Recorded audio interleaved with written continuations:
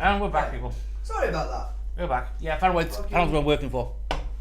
What? I found what panels we're working for. What was that? OBS crashed. Ah. You had a crash notification hidden behind the screen. Were we even like live for any of that then? Yes, we were. Alright, it was actually broadcasting, right, cool. Yeah, but I had to fix the crash notification. I was going to that stream later on. Yeah. Shut down to just restart it. Right. So we're back, people. Sorry about Did you change the title again? Back to like what I had it. that. I don't know what we had it for 2024 years president election. Fuck it, close enough, it'll do. What do you have it like? Just election day. It's fine, it's close enough. Right, fuck off. Let me sign it. Pause the thing. Fuck off with the live chat. I don't need the live chat, I just want the share button. Thank you. Through Messenger.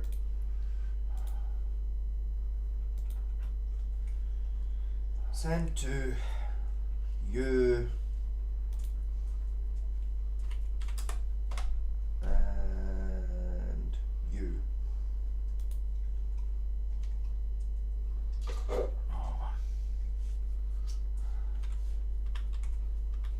Sorry folks, I'll be fully back in action in just a moment. I'm Wrong just one. fucking about. I'll fuck it up later.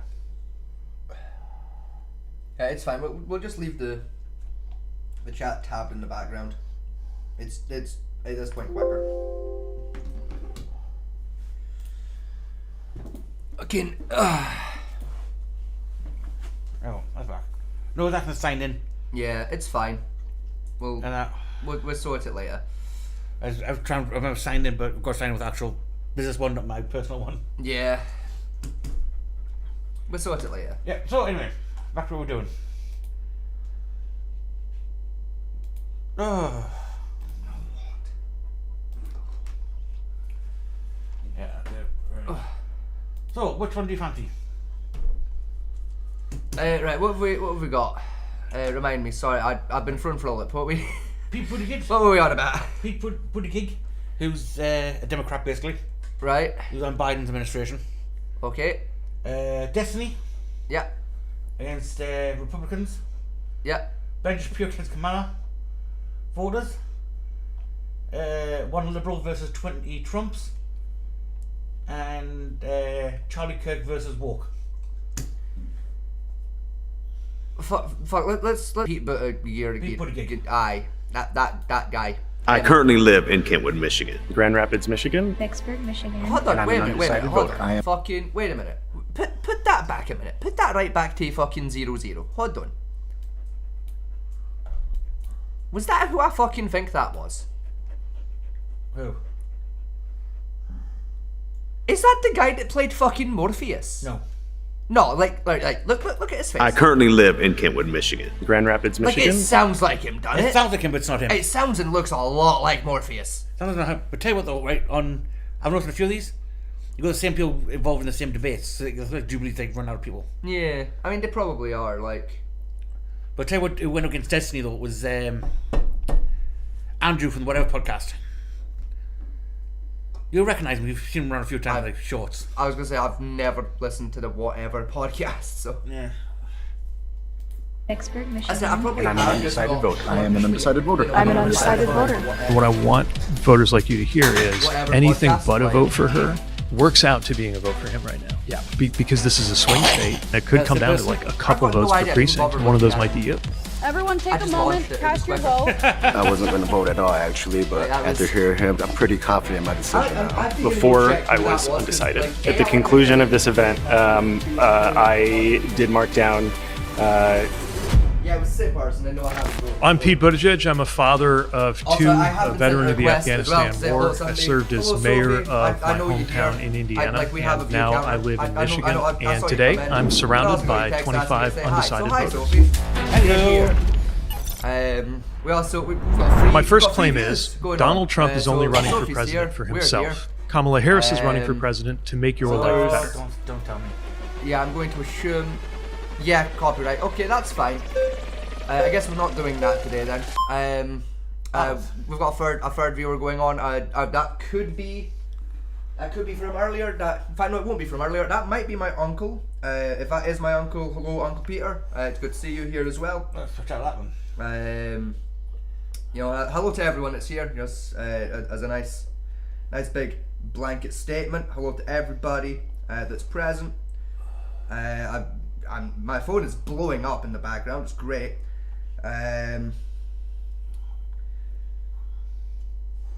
Yeah, we'll address that in a bit. That's fine. By which I mean, figure that out yourself in a bit. So we got things going on. In the background here, it's grand. It's fine. Everything's good. Yeah, it seems like YouTube's been a dick. Yeah, YouTube does that a lot. In fairness, Fat Man T, we've been doing this long enough to know that. As a pair. I wonder if I'm gonna wait till a warning goes away. I gotta say, I'd wait till we've got up to 4 views. Oh. Yeah, only one current viewer, which I think's us. Probably, but still, 4 views. We're doing well. We're doing okay.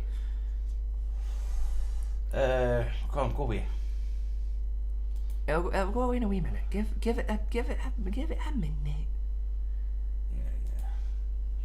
So I guess I'm gonna try. Are we still? Yeah, we're still running. Yeah, we're still live. It's fine. Nothing to worry about. Let's try this. Pop you up there.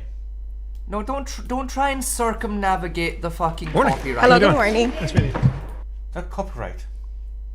It's not technically anyway. That's literally the shout we're getting from fucking YouTube is, hey, that's copyrighted material. Like, Yeah, hang on, let's see if this works first. no, let's not fuck around and find out. Hang on. Like, let's just take the bollocking and move on. How would I do this again? Update that.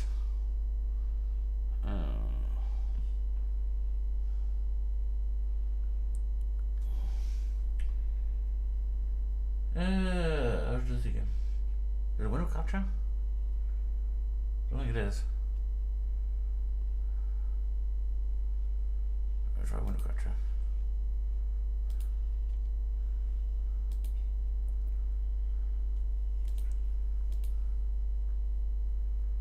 No, that's not what I want. No, that's not what I want. Yeah, so I'm going to do that one. Ew. There's a weird caption. I can't remember how I do it now.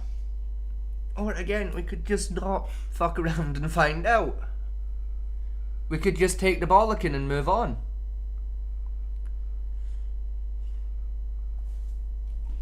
Like, that makes more sense. Rather than, getting the stream taken down again. Fine.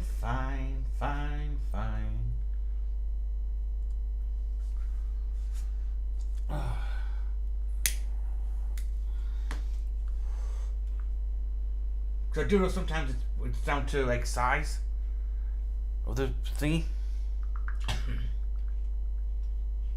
Hang on.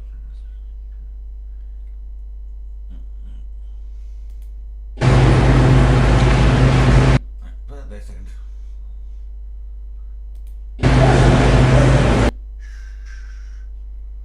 Pop that out.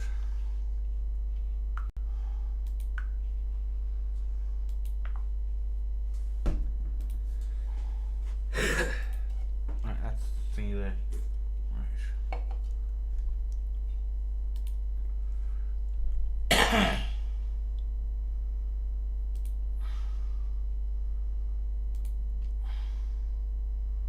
No, it's Yeah, not. that's local file sources that does. Yeah. How to do this again?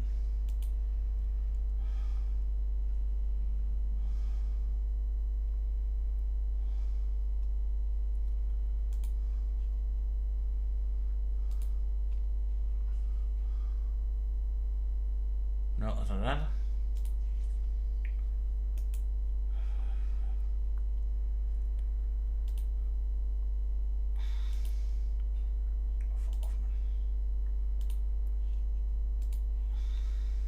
Just mid-episode, just try something new bits. Yes. Sorry, people. The height of entertainment for the good people at home here is we just fuck around with trying to get a thing to work. It's thanks OBS for making it really easy for us to do that.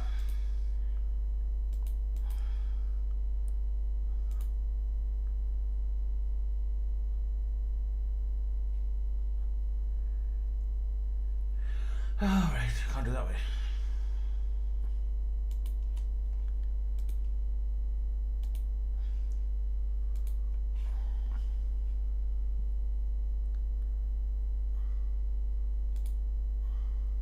There you go. Just play it that way. It's easier. Fuck it. I don't know that. I'm going to try and work this out because I know there's a way of doing it.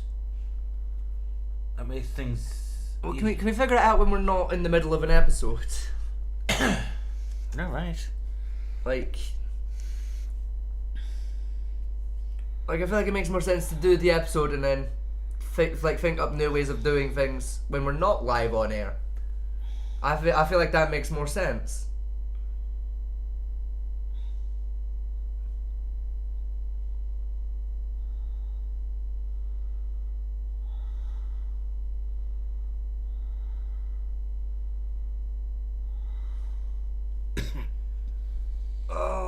Put the. Why?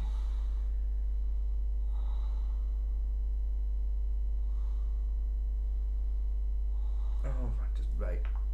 Right, translate. Right. What?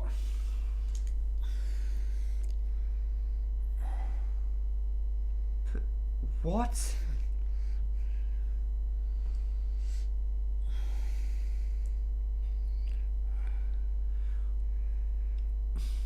I think we speed up the video so they don't strike it.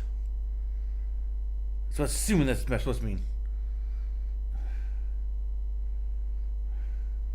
No, we're not doing that. Could both Fatman and the people at home stop trying to give us ways to circumnavigate the copyright, please? I would very much enjoy it if we didn't fuck around and find out. I'd like it if we made it to 2025 without getting fucking copyright struck again. Please. Behave, all of you, you fucking gremlins. My god. It's like herding cats with you people.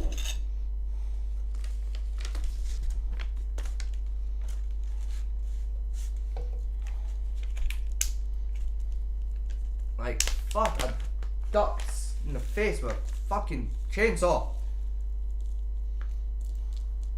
And for the love of God, stop texting me. Just put it in the chat where we can see it and we can all address it. Like, bejesus.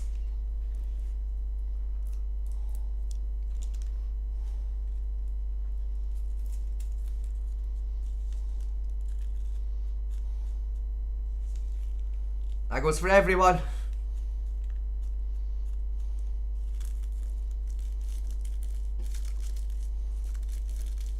Hammond now checking his emails in the background, doing his thing.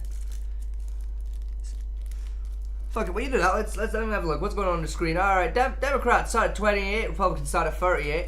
That's a 10-point lead to the Republicans, who are the red team, who I believe are Trump's team. That's the Senate you're on about there. I could be wrong. That is the Senate vote, yes. But still, it's the only thing we actually have stats on currently on the screen.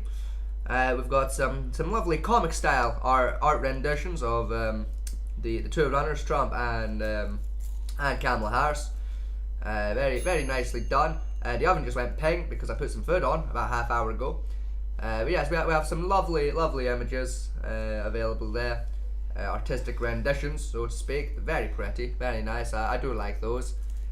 What else have we got going on? We've got a man in a hat casting his vote. We've got a man wearing, I believe that is a Wu-Tang hoodie in the background there. For he is a member of the Wu-Tang Clan, I believe.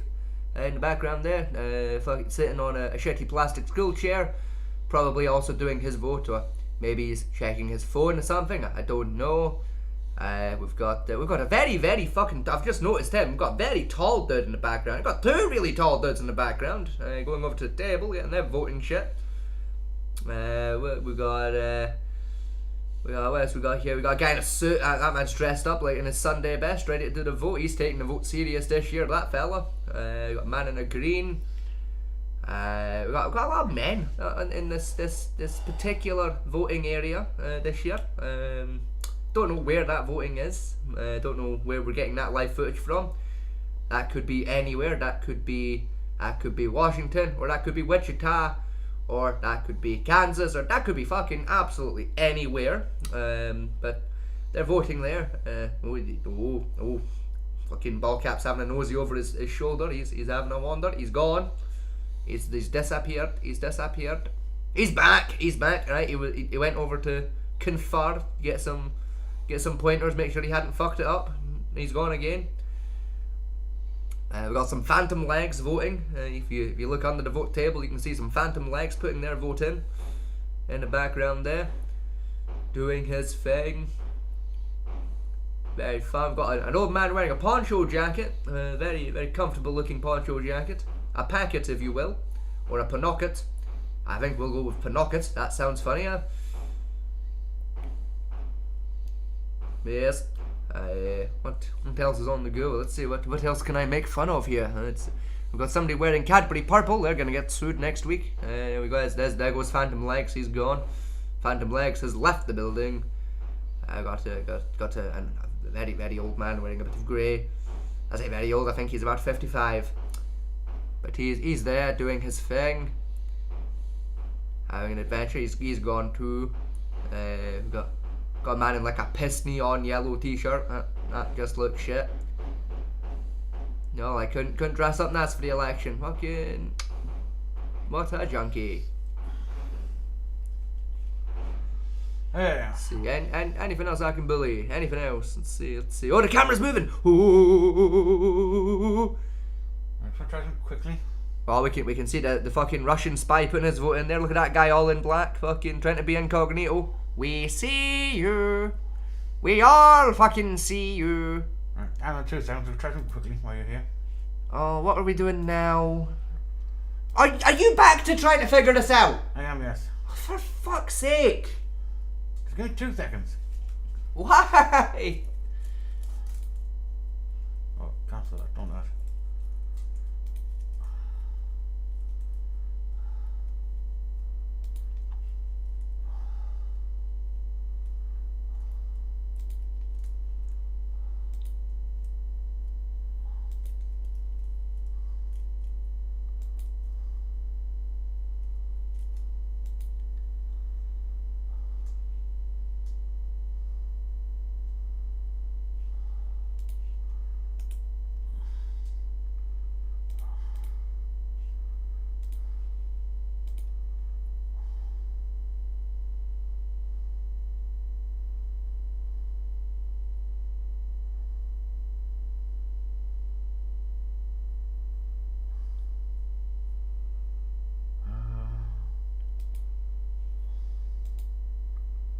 That's the whole display, isn't it, there? Yeah. So everything you do on that monitor will show up. Yeah. No, I don't want that. I don't want that.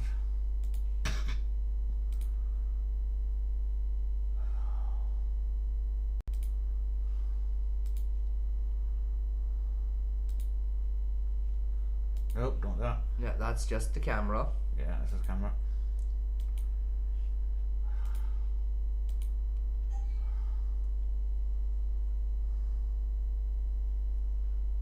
That's thing.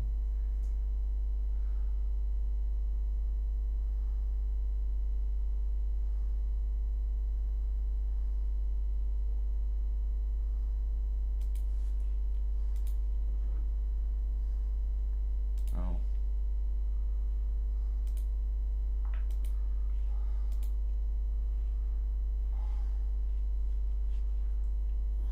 We'll get back to things in a minute. When Sorry folks, I'm trying to work this something out in my head. Here. I can once again request that we do it when we're not live though. Hi.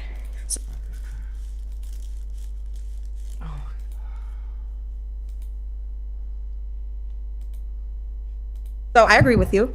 I think that Trump is very selfish. I don't think he's doing it for the people. He wants to do it for his own personal needs or Not really sure why, but I do agree. Kamala is a prosecutor, so she tries to do it by This book, works, okay? and she wants to bring justice. She wants to bring equality, and she wants to do it for others. It's not really Fine, about her. if you get us copyright so struck, I'm not I dealing think with it that this time. with Kamala, she's Moving really around anyway. good, but there's things that have happened in the U.S. that it's like bringing really big conversations due to the fact of Like, if the- some if the people not entire agreeing stream with episode things that gets she's taken allowed. down, I'm, like, not trying to I feel like there's a different way on how we can appeal do about it. things. You're doing it Just this because time. the U.S. is in debt, 35.7 trillion. I'll I do just the feel same, like don't worry. the way that we make decisions when it comes to money and economy, every American in the U.S. should agree with. Sometimes decisions are made and money is being spread out in different countries or in different ways, and the people from the U.S. we're still in debt. We're still struggling. We're still paying those taxes. So I just feel like we should meet each other in the middle somewhere, because our opinion really matters. With Trump, though, he never cared. So So I feel like kind of what I'm hearing you say is you agree that Trump is in it for himself and that she's in it to make things better. Yep. But that still might not decide how an election ought to go because of frustration about how things are right now. Is that Exactly. fair? I think part of what I would say, I don't I'll read a second to make sure. Yeah, it's the content ID of the video that's flagging it. It's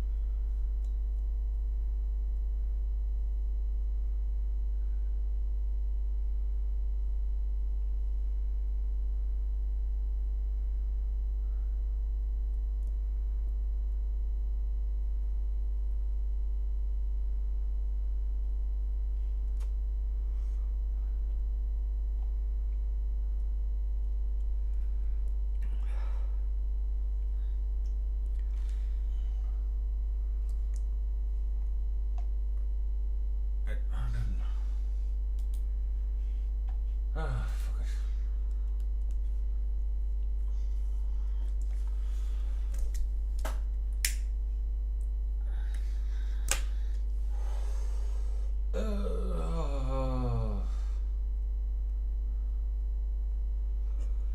I'll go back that one. There we go. Yeah, 90 days. I said it seems, kind of closing that loop. My faith in this country has been so restored. I said when I sat in a room like that, I never thought I'd be in Harrisburg at a diner with folks, and how familiar they feel to me, like people I grew up with, people in Mankato, people in St. Paul. And I think that's the beauty of this thing. I think it's lost in all of the noise and all of that is. This is truly a remarkable thing we do every 4 years. I would argue we could probably do it better, but those are questions for other things, how elections, but it's democracy, it's messy, it's beautiful, it's the people, and for me, just my confidence in how things go. So, What are you watching for as you watch the results tonight? Are there specific counties or demographics? Voters? Look, the team does that, and I think the team that knows me, that's something I've never done. I feel like as a candidate, my job is to talk to everybody. I understand how it works, whatever. There's data people that will know this, and Steve Kornacki gets paid to do it, so I'll run it on the rest of it. I'm simply going to go now. We're going to go do some more radio calls. I'm going to take a big long run and then get back together, and then our team will start putting those numbers together. But look, I would end with this and tell people, this will be won by 1 or 2 votes per precinct in places like Pennsylvania. This is a time when there's a privilege to live in this country and a responsibility. Get out and vote. Exercise that freedom. Exercise that vote, and choose what you know is right. I would ask people that the opportunity of hopefulness, unity, forward-looking versus this absolute chaos of Donald Trump. We're going to turn the page here. So thank you all. Grateful.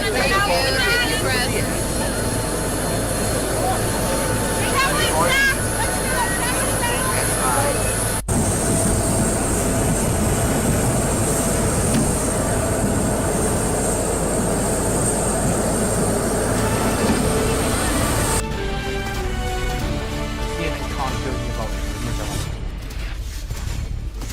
I've heard that before.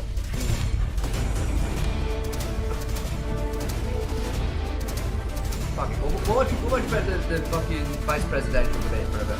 Yeah. It was time. Fuck it. YouTube, don't be cunty. only meeting between the two men who hope to become vice president of the United States, Democratic Governor Tim Walz of Minnesota and Republican Senator J.D. Vance of Ohio. Now, this is likely the final debate of this election cycle, and voting is already underway in 20 states. CBS News polling shows this remains a race either presidential candidate could win. The CBS News vice presidential debate starts now.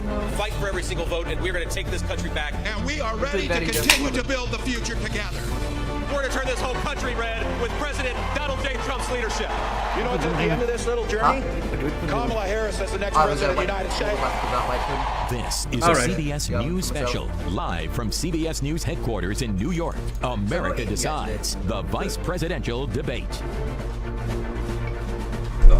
Good evening, I'm Nora O'Donnell, and thank you for joining us for tonight's CBS News Vice Presidential Debate. We want to welcome our viewers on CBS, on other networks here in the U.S. and around the world. We have a consequential night ahead, and our focus is the issues that matter to you, the voter. Let's introduce the candidates. Minnesota's Democratic Governor Tim Walz and Ohio's Republican Senator J.D. Vance, tonight meeting for the first time. I'm Margaret Brennan. In order to have a thoughtful and civil debate, these are the rules that both campaigns have agreed to. Questions will be directed at one candidate, who will have 2 minutes to respond. The other candidate will be allowed 2 minutes for rebuttal. Then each candidate will get another minute to make further points, with an additional 1 minute each at the discretion of the moderator. The primary role of the moderators is to facilitate the debate between the candidates, enforce the rules, and provide the candidates with the opportunity to fact-check claims made by each other. CBS News reserves the right to mute the candidates' microphones to maintain decorum. We have not shared the questions or topics with the campaigns. The stage is set. Governor, Senator, thank you for joining us. Let's get started. Tonight, our country is facing several unfolding crises. The Middle East is on the brink of war. Americans are suffering from the catastrophic impact of Hurricane Helene. And now a labor strike as 25,000 dock workers from Maine to Texas are picketing. We're going to begin tonight with the Middle East. Margaret. Thank you, Nora. Earlier today, Iran launched its largest attack yet on Israel, but that attack failed, thanks to joint U.S. and Israeli defensive action. President Biden has deployed more than 40,000 U.S. military personnel and assets to that region over the past year to try to prevent a regional war. Iran is weakened, but the U.S. still considers it the largest state sponsor of terrorism in the world, and it has drastically reduced the time it would take to develop a nuclear weapon. It is down now to 1 or 2 weeks' time.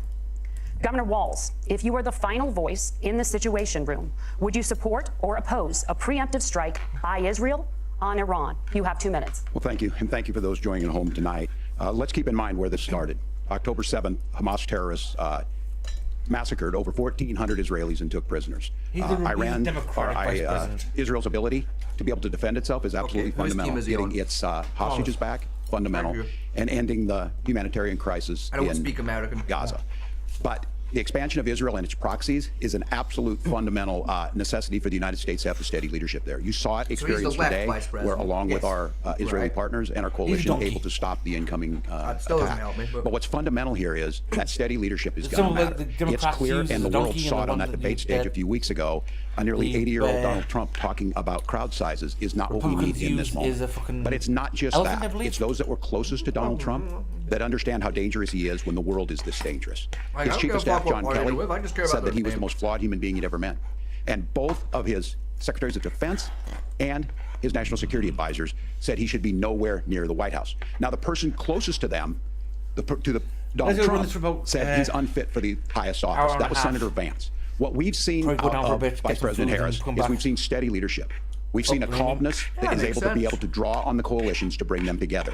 Understanding that our allies matter. When our allies see Donald Trump turn towards Vladimir Putin, turn towards North Korea, when we start to see that type of fickleness around holding the coalitions together, we will stay committed. And as the Vice President said today we will protect our forces and our allied forces, and there will be consequences. Governor, your time is up. Senator Vance, the same question. Would you support or oppose a preemptive strike by Israel on Iran? You have 2 minutes. So, Margaret, I want to answer the question. First of all, thanks, Governor. Thanks to CBS for hosting the debate. And thanks most importantly to the American people who are watching this evening and caring enough about this country to pay attention to this vice presidential debate. I want to answer the question, but I want to actually give an introduction to myself a little little bit because I recognize a lot of Americans don't know who either one of us are. I was raised in a working class family. My mother required food assistance for periods of her life. My grandmother required Social Security help to raise me, and she raised me in part because my own mother struggled with addiction for a big chunk of my early life. I went to college on the GI Bill after I enlisted in the Marine Corps and served in Iraq, and so I stand here asking to be your vice president with extraordinary gratitude for this country, for the American dream that made it possible for me to live my dreams, and most importantly, I know that a lot of you are worried about the chaos in the world and the feeling that the American dream is unattainable. I want to try to convince you tonight over the next 90 minutes that if we get better leadership in the White House, if we get Donald Trump back in the White House, the American dream is going to be attainable once again. Now, to answer this particular question, we have to remember that as much as Governor Walz just accused Donald Trump of being an agent of chaos, Donald Trump actually delivered stability in the world, and he did it by establishing effective deterrence. People were afraid of stepping out of line. Iran, which launched this attack, has received over $100 billion in unfrozen assets thanks to the Kamala Harris administration. What do they use that money for? They use it to buy weapons that they're now launching against our allies, and God forbid, potentially launching against the United States as well. Donald Trump recognized that for people to fear the United States, you needed peace through strength. They needed to recognize that if they got out of line, the United States global leadership would put stability and peace back in the world. Now, you asked about a preemptive strike, Margaret, and I want to answer the question. Look, it is up to Israel what they think they need to do to keep their country safe, and we should support our allies wherever they are when they're fighting the bad guys. I think that's the right approach to take with the Israel question. No. Thank you, Senator. Governor Walz, do you care to respond to any of the allegations? About Donald Trump was in office. You'll sometimes hear a revisionist history, but when Donald Trump was in office, it was Donald Trump who we had a coalition of nations that had boxed Iran's nuclear program in, the inability to advance it. Like, Mike Gamer, I'm already on program and put nothing else in its place. Iran is closer to a nuclear weapon than they were before because of Donald Trump's fickle leadership. And when Iran shot down American aircraft in international airspace, Donald Trump tweeted, because that's the standard diplomacy of Donald Trump. And when Iranian missiles did fall near U.S. troops and they received traumatic brain injuries, Donald Trump wrote it off as headache. Look, our allies understand that Donald Trump is fickle. He will go to whoever has the most flattery or where it makes sense to him. Steady leadership like you witnessed today, like you witnessed in April. Both Iranian attacks were repelled. Our coalition is strong, and we need the steady leadership that Kamala Harris is providing. Senator Vance, the U.S. did have a diplomatic deal with Iran to temporarily pause parts of its nuclear program, and President Trump did exit that deal. He recently said, just 5 days ago, the U.S. must now make a diplomatic deal with Iran because the consequences are impossible. Did he make a mistake? You have 1 minute. Well, first of all, Margaret, diplomacy is not a dirty word, but I think that's something that Governor Walz just said is quite extraordinary. You yourself just said, I'm going to get this one because this one still annoys me to the wind. Go for it. The Iranian, so-called Iran deal, where they stopped making nukes for a while. Yes. Didn't stop them enriching uranium. Correct. But they just said it was for nuclear reactors, what they claimed it was for. Mm-hmm. And part of the deal was they didn't make nukes. The US will pay them, I think it was $12 billion a year. Something like that, yeah. In perpetuity, and for as long as they don't make nukes. Yes, I would fuck back to that fucking nukes. That's a shit deal. Yeah. There's plenty of other countries who said, no, you're not making nukes. And they go, okay, we're not going to make nukes. Yeah. Like, it's not that difficult. To be honest, I'm going to go about the idea of nuclear war. Mm-hmm. I think only about 15, 16 countries have nukes across the world. Something like that. And most of the ones that have them don't have like fucking intercontinental capabilities behind their missiles. I mean, fuck, look at North Korea's attempts. Yeah, I think it's sad. I mean, I think like India, China. Even India's got like 5. No, India's got about 1,000 heads. Yeah, so about 5. India, China, Pakistan, I believe. I think Pakistan's got a couple, yeah. They developed some.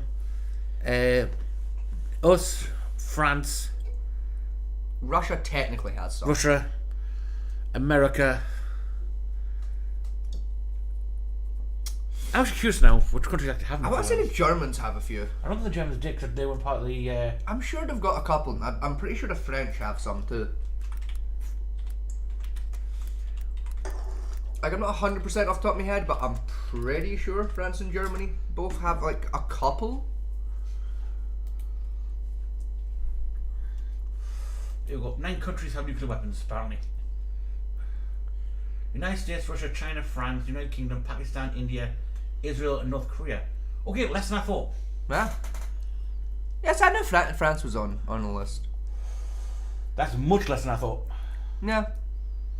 To be honest, only 9 countries. Is that a map of it? Yes. Yeah.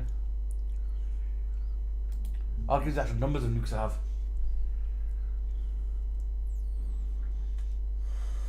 Let's have a look.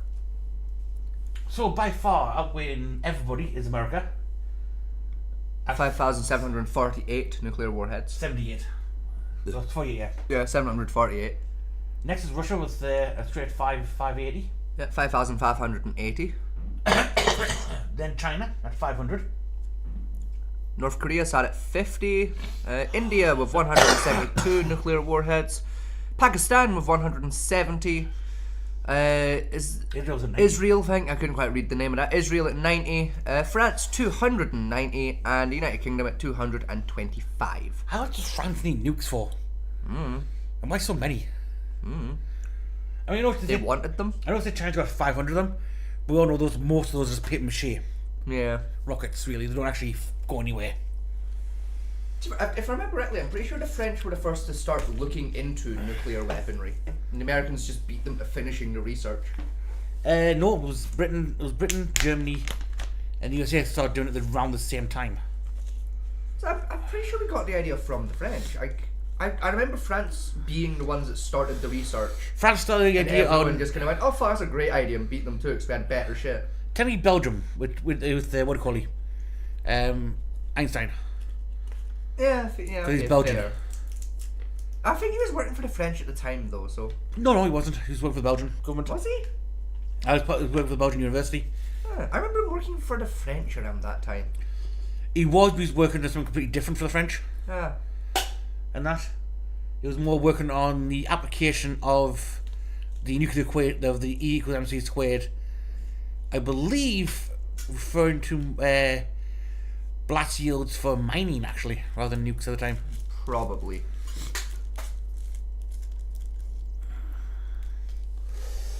But yeah, there we go. Let's have nukes. There's only one on that. Iran is as close to a nuclear weapon today as they have ever been. And Governor Walz, you blame Donald Trump. Who has been the vice president for the last 3.5 years? And the answer is you're running mate, not mine. Donald Trump consistently made the world more secure. Now, we talk about what the sequence of events that led us to where we are right now, and you can't ignore October the 7th, which I appreciate Governor Walz bringing up. But when did Iran and Hamas and their proxies attack Israel? It was during the administration of Kamala Harris. So Governor Walz can criticize Donald Trump's tweets, but effective, smart diplomacy and peace through strength is how you bring stability back to a very broken world. Donald Trump has already done it once before. Ask yourself at home, when was the last time, I'm 40 years old, when was the last time that an American president didn't have a major conflict break out? The only answer is during the 4 years that Donald Trump was president. That's like a good 2-week ordeal. Margaret, thank you. Let's turn now to Hurricane Helene. The storm could become one of the deadliest on record. More than 160 people are dead and hundreds more are missing. Yeah, maybe we don't tell people live on YouTube how to build a nuclear warhead, though. Like, maybe, but before you continue this idea, maybe I'll just put a little pin in that. CBS News polling, 7 in 10 Americans and more than 60% of Republicans under the age of 45 favor the U.S. taking steps to try and reduce climate change. Maybe, and hear me out here, we don't want to be accused of helping terrorist cells across the globe. You do realize I'll give you 2 minutes. Sure. So first of all, let's start with the hurricane because it's an you think I give a human fuck? tragedy. I just saw if today those actually 9 channels jumped off a bridge on a roof with a 6-year-old child, and would it was the last you go photograph jump taken off of them a because bridge? the roof collapsed and those innocent people lost their lives. Like, I'm sure Governor Walz joins me and saying our hearts go out to those innocent people, our prayers go out to them, and we want just because the other children are doing it doesn't mean you do. To save as many lives as possible, and of course afterwards to help the people in those communities rebuild. I mean, these are communities that I love. Some of them I know very personally in Appalachia, all across the southeast. I'll fucking find a box and I'll put you in to do their job, and I commit. Yes. When Donald Trump is president, yes, I will. the government will put the box. citizens of this country first when they suffer from a disaster. Now, Nora, you asked about climate change. I think this is a very important issue. Look, a lot of people are justifiably worried about all these crazy weather patterns. I think it's important for us, first of all, to say Donald Trump and I support clean air, clean water. We want the environment to be cleaner and safer. But one of the things that I've noticed some of our Democratic friends talking a lot about is a concern about carbon emissions. This idea that carbon emissions drives all of the climate change. Well, let's just say that's true. Just for the sake of argument, so we're not arguing about weird science. Let's just say that's true. Well, if you believe that, what would you want to do? The answer is that you'd want to reshore as much American manufacturing as possible, and you'd want to produce as much energy as fucking behave. Speaking of the box, I like this job. Speaking of the box, Did you hear about the settler experiment they did on, I think it was preschoolers? Back in the 90s. Potentially, I'm going to need you to narrow the fuck down. I know several experiments of, like, lots of other countries conducted against fucking preschoolers around that time period. It was Britain and America, this particular one. Do you have any idea how little that narrows that field down? Basically what they'd done was, they wanted to see how well authoritarians worked on the child mind, and if it could be molded to be more in line with terribly authoritarianism. And what they'd done was, they basically just drew 4 lines on the floor on the playground. Yes. Then put the child in and saying you cannot leave these 4 lines. Yes. Right? Now what the experiment showed, most of those children would have almost immediately left those 4 fucking lines. Actually they didn't. Most children would. Unless you're presenting it as a game, they're gonna fuck around. And even then, they're probably gonna fuck around. No. Because what they said was, you cannot leave these 4 walls. If you do, worse punishment will happen. Yeah, they're gonna do it. Right? No, 8% of the children actually stayed within the 4 lines. No. Right? But what they found was, when when they were watching the experiment, is about at least half children developed PTSD over the lines. Yeah, no, I'm gonna go ahead and say that it was either bullshit or a very poorly fucking developed idea. They either lied their fucking asses off about the findings, or it was a very, very different experiment that was conducted and they lied their ass off about what they were doing.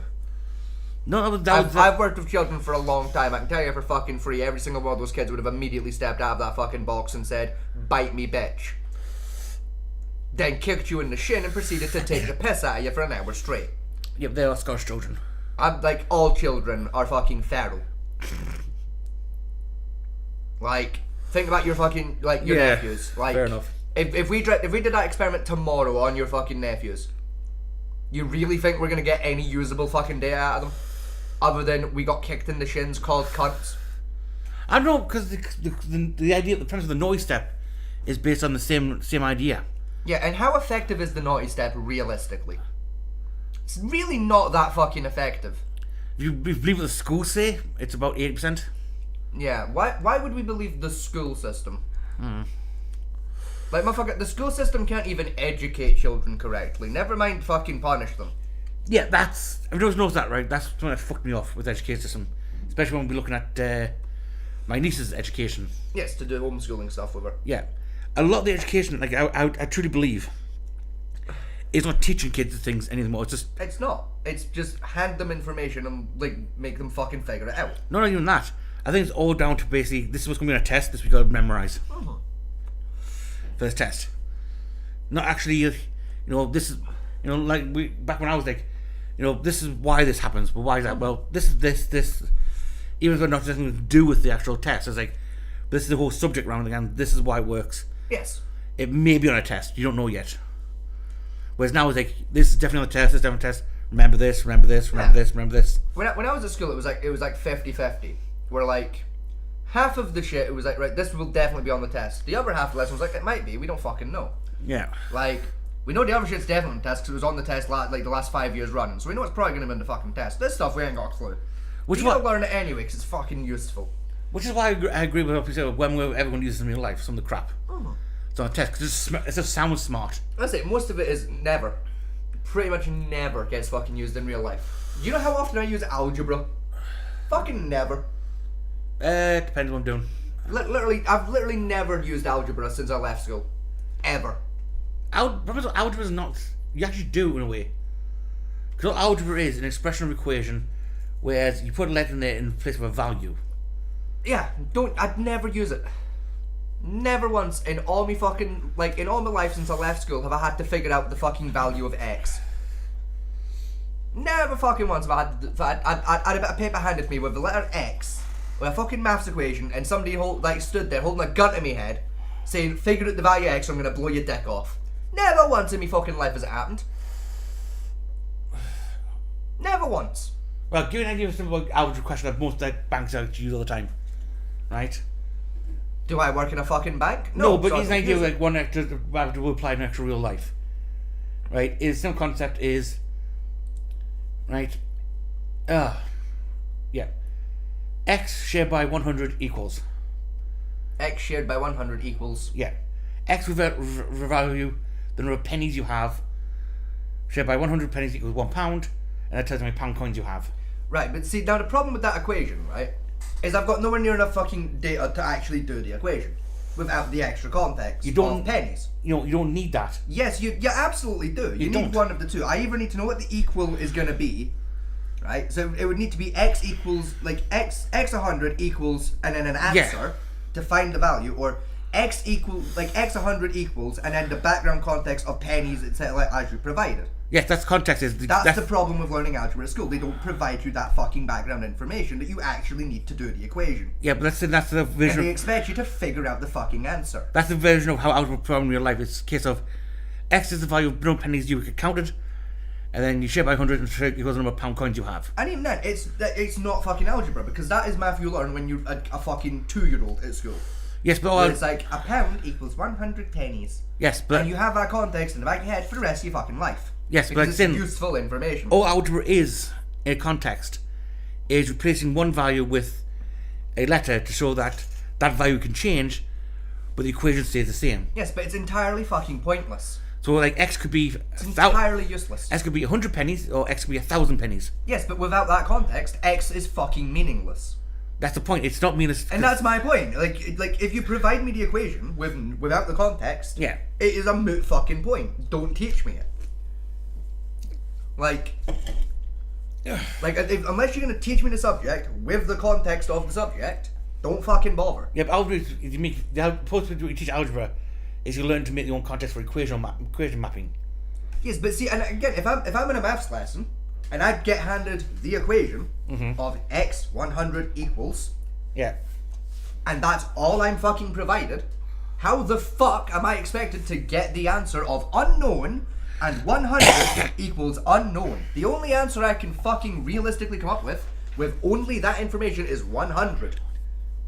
Because I have no fucking information to work with outside of 100, unknown, and unknown. Yeah, in the math lessons, yes, I can understand your point. It's completely fucking pointless. Yes, but it is a waste of every student's time. It's not, because what I'm trying... It fucking is. Yes, in that context we are about, without knowing the context of the equation. Yes. Yes, it's pointless. But in actual everyday life, you can use algebra to manage things in an easy way. I agree. Like, in everyday life, you could theoretically use algebra to figure out those problems. 2 points. 1, you're not taught to do that at school. No, because 2, and this is important, you taught easier fucking ways to figure it out earlier in your school career. Yes, but this is for recurring. I'm oversimplifying the equation. It's meant for like large, more complex equational systems. Even then, it's fucking pointless. I do agree with you that high school maths is taught like fucking fiends. Yes, because what high school has a habit of doing, especially in England a lot lately now, is pass the exam. Yes. And then we just hand you the college and they'll teach you college. Yeah. How to do it. Which the colleges are getting fucked off at, because it's like, a lot of people going to college saying, I got an A in maths. Oh, great. Here's the equation. Now, how this expression helps with this problem? What the fuck is he written on the board? Yeah. It's a bunch of gobbledygook. Fuck. Yeah. You're not taught algebra with in a manner where you're taught to find the context. Yeah. You're not given the context to find. Each question generally has a context. Like each question, like even like some of the big math equation, like the three bubble problem math equation. Yeah. The context of that is trying to find out the gravitational effect of three celestial bodies moving around each other. Exactly. Like if you give me the algebraic equation, right, to figure out if a planet is fucking life compatible, right? Mm-hmm. You give me that equation on its own, I don't have a fucking clue what it is. I don't know how to fucking figure that out. I don't know. Because I've got no fucking information to work with other than numbers and letters. Yes. You give me that equation, and then the fucking corresponding contextual information to tell me what the fuck is going on. Yeah. Oh, all of a sudden now, I can read that, look at that and go, oh fuck, right, okay, I understand now what the fuck is being asked of me. Because I can now proceed with this task because I have a clear goal and a clear set of instructions of this is what you're actually being asked in a fucking clear layman's terms description that isn't numbers and fucking letters. Yes, because they say in the equation, like say you could have P equal the mass of the planet, C equals the gravitational constants. D equals the radiant heat of Yes, the local star, that type of stuff. If Yeah. you're not given the information that that's what those letters fucking mean, Yes, I can understand what your the point fuck there. are you supposed to do?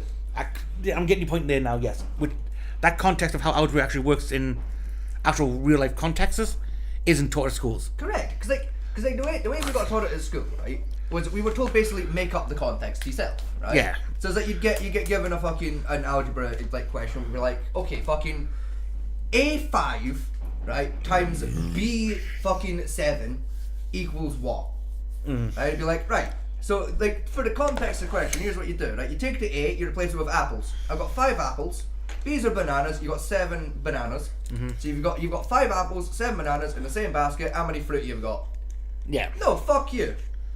Fuck all, because like, yeah, like in that context for that question, that will be the correct answer. But if the original context of the question isn't apples and fucking bananas, Yeah, it could be kiwis or it'll be a kumquats. completely different fucking answer. Because the question will no longer be asking how many fruit do I have? It could be what is the gravitational mass of this random fucking planet we found, which is not going to be fucking 5 plus 7, because that's why there's a times there. Yeah. It's actually fucking asking you what 5 times 7 is. Like the change in context in the algebraic equation can completely change the fucking answer by quite a large amount. Yeah, and you don't get told that. The way we did algebra at school when I was doing it, And it annoys me. was what context we got was you got an equation say like C plus 7, right, equals 15. What is C?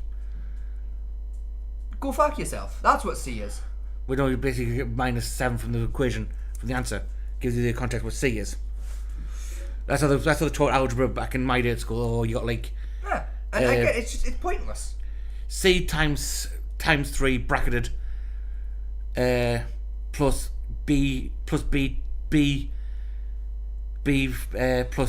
8 shared by C minus 23 equals whatever number. Right, but once again, if we're not being provided the context of what those letters fucking are, how am I supposed to figure out the fucking answer? If I don't know what A, B, and C fucking well are, how am I going to answer the fucking question? That's the problem with people. What I think with school system is Instead of putting a C there, what if, and hear me out on this fucking idea, put the number that it's representing there, please.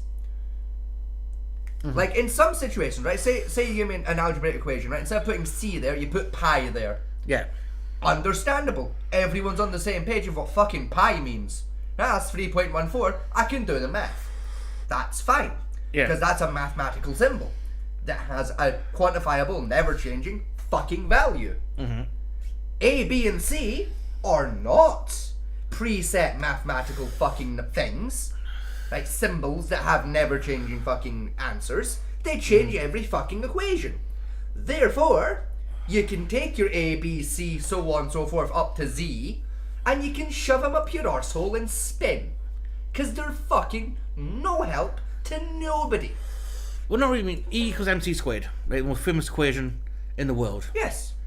right? Energy equals mass squared. Yes. Which, again, like, with the context of this is what the E means, this is what the M Yeah. means, this is why there's a C there. That's, like, if you didn't need the context of squared, you would have already learned that that's squared. Yes. Right? With all that like, extra context, yeah, okay, I can figure out what's being asked of me. Because I'm being given the context of E is your energy, so you take your energy, you put the value of energy there, and you can, it's basically the building blocks of here's how you figure out how that works.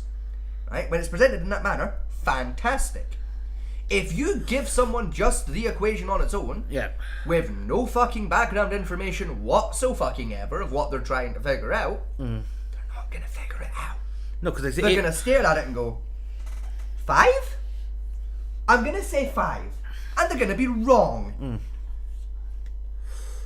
That's the thing though. When they teach algebra in school, all they do is teach you to find the value of what letter they replace, what letter is in the equation that doesn't have a number value for it yet. Yeah. Instead of teaching you what algebra is actually used for. Yes, which is, like, that letter will have a context behind it that is, which gives you its value to work off of. Yeah, right. This equation is purely designed to find how many bags of sand can come through this tractor in an hour. Yes. Right? And S is the quantity of sand. Time, for example, or or sand, or sand on the beach, length of sand on the beach, or something like that, something like that. Or speed of the tractor. Like, algebra is completely pointless and useless without previous context being applied to it. Algebra just on its own is fucking useless. Which they teach the context of they teach what the use of algebra is, and the context of it, at the college level.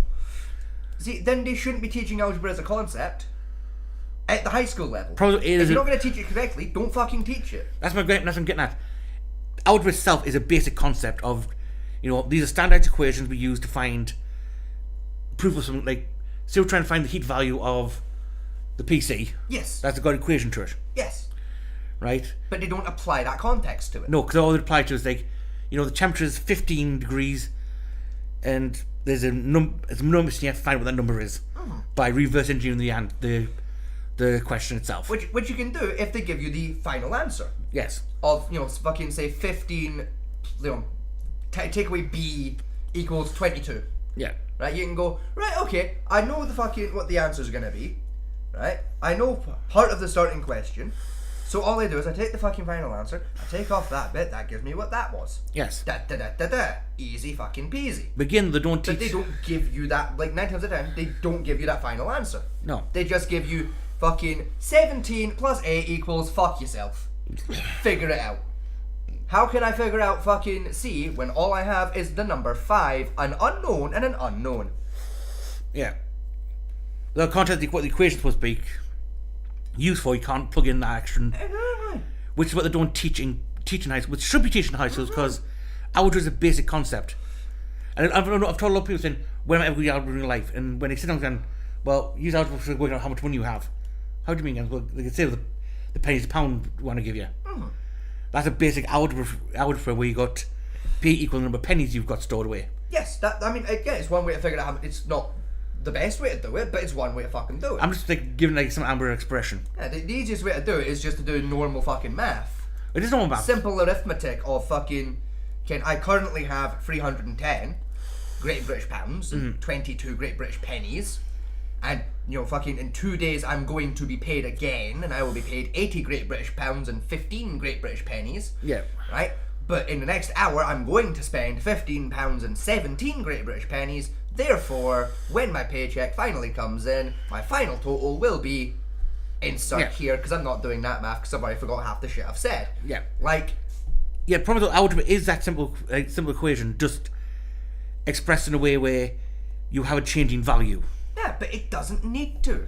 If you're doing figuring out your financial situation, you don't need to do it as algebra. Yeah, your financial situation. It's fucking pointless to do it that way. It's the less efficient way of doing it. Yeah, I'm just doing the financial as a basic everyone understands. Yes, I get what you're doing. I'm just saying it. Yeah, but it makes sense to do it that way. Algebra equations are generally more applied to a larger scale, low tension on a bridge. They've got a set equation for that, where you measure length of the bridge, weight of materials, and possible traffic on it, which then plug into the values for A, C, and D, work out the equation, and get your final answer. I see, and this is part of my problem with the education system and how the fact it teaches algebra at the high school level. Right? Is it's all well and good saying if you go off and you do say bridge engineering, you need algebra for that, right, to figure out if your bridge will survive or not, right? That's fair. Or at least it would be fair if you were only taught it if you went to college to become a bridge engineer. Yes.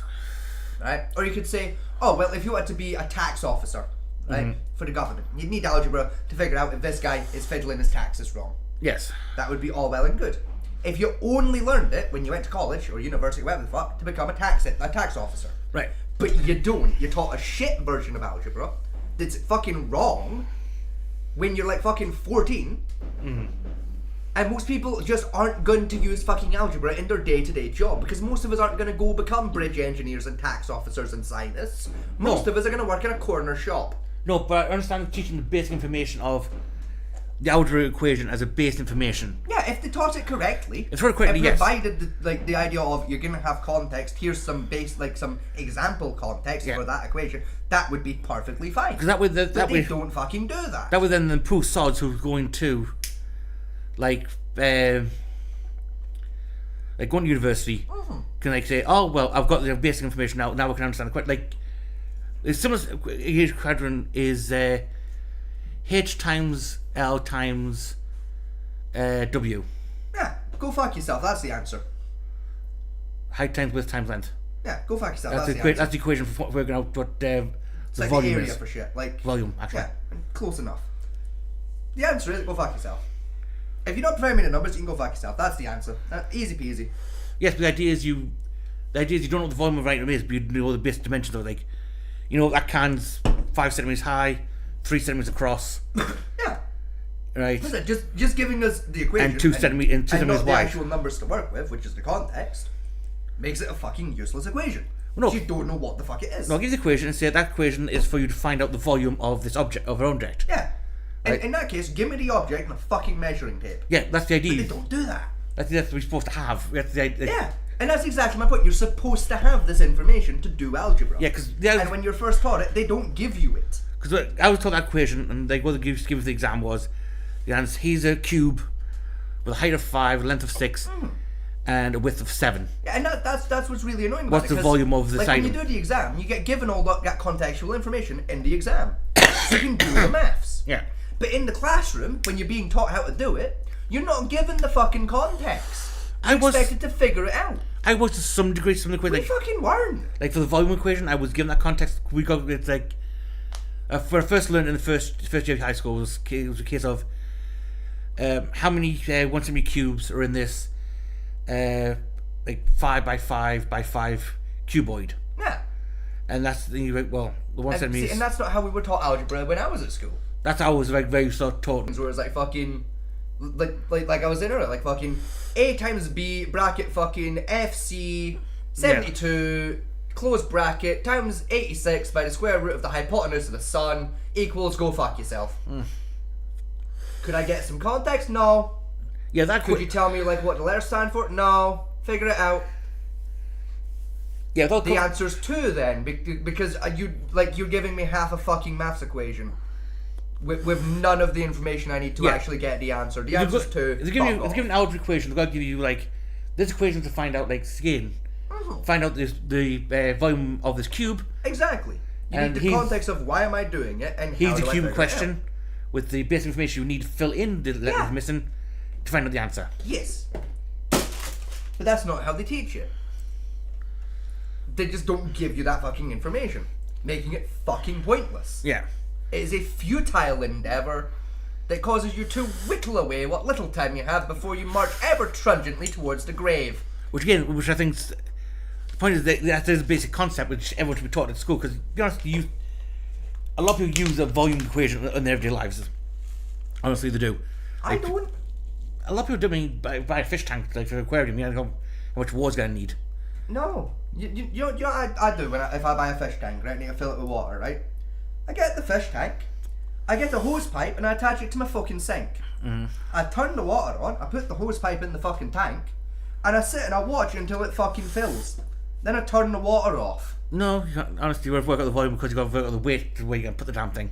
Yeah, I put it on a big fucking stand. I got a dedicated big fuck off metal stand that'll hold the fucking thing. Probably because like 9 to 10, you buy a fish tank, it comes with a fucking stand. It'll be like, yeah, if you fill it to the top, it'll hold. It's fine. Fuck. You know the problem is I've seen people buy aquariums before, right? I've seen a lot of my friends bought one in a flat once. Yeah. Got a flat and he decided to get a massive 10 foot by 5 by 6 tank. You're talking it's a massive monster of a tank. Yeah, it'll go through your fucking floor. If you live in a flat, it's going through your fucking floor. It did. Yeah, you don't have to be a fucking rocket scientist to figure that out though. You don't need to do algebra to figure that out. It's big, it's heavy, you live in a council flat, it's going through your fucking floor. Like, you don't need to do algebra to figure that out. But a lot of people don't realise like the roof swimming pool. Yeah. That was on the news a while back. Where someone put like one of the massive like Walmart swimming pools on top of an apartment block. Yeah, it's going through the fucking roof. And people saying, well, why are you taking it down for? Why are you taking it down for? It's like, because of like best part of like 58,000 gallons. Yeah. On that roof. Or like 30 ton. You know, that's going, the roof's not designed to take that kind of weight. Yeah, but we stand there having barbecue chance. Yes, you'd weigh less than that fucking pool does. 50 of your friends weigh less than that goddamn amount of water. You know, like you have to be a fucking genius to figure that much out, but you don't need to do the math to figure that out. You know, you buy a normal fish tank, like a normal fucking bird. Right? You got a little fucking bowl about yay big and you throw a fish in it. It's not fucking hard. It's not rocket science. And we're going to rant about out, aren't we? And it's just, we say, it's, we want to educate other ones in science. Right? Science was teach you the idea of discovery and understanding the scientific method of notion. Again, it's not taught that way anymore. It's basically, even back in my day when I was doing it, was like, this is the experiment you're going to have to fill out. Well, can I make our own experiment? Like, one was definitely like, find resistance for wire. Yeah. Okay then, right. I need to work out how I'm going to do this. No, here's the whole setup. Just remember this. Yeah. And That's it's all like, you need. so what's the point?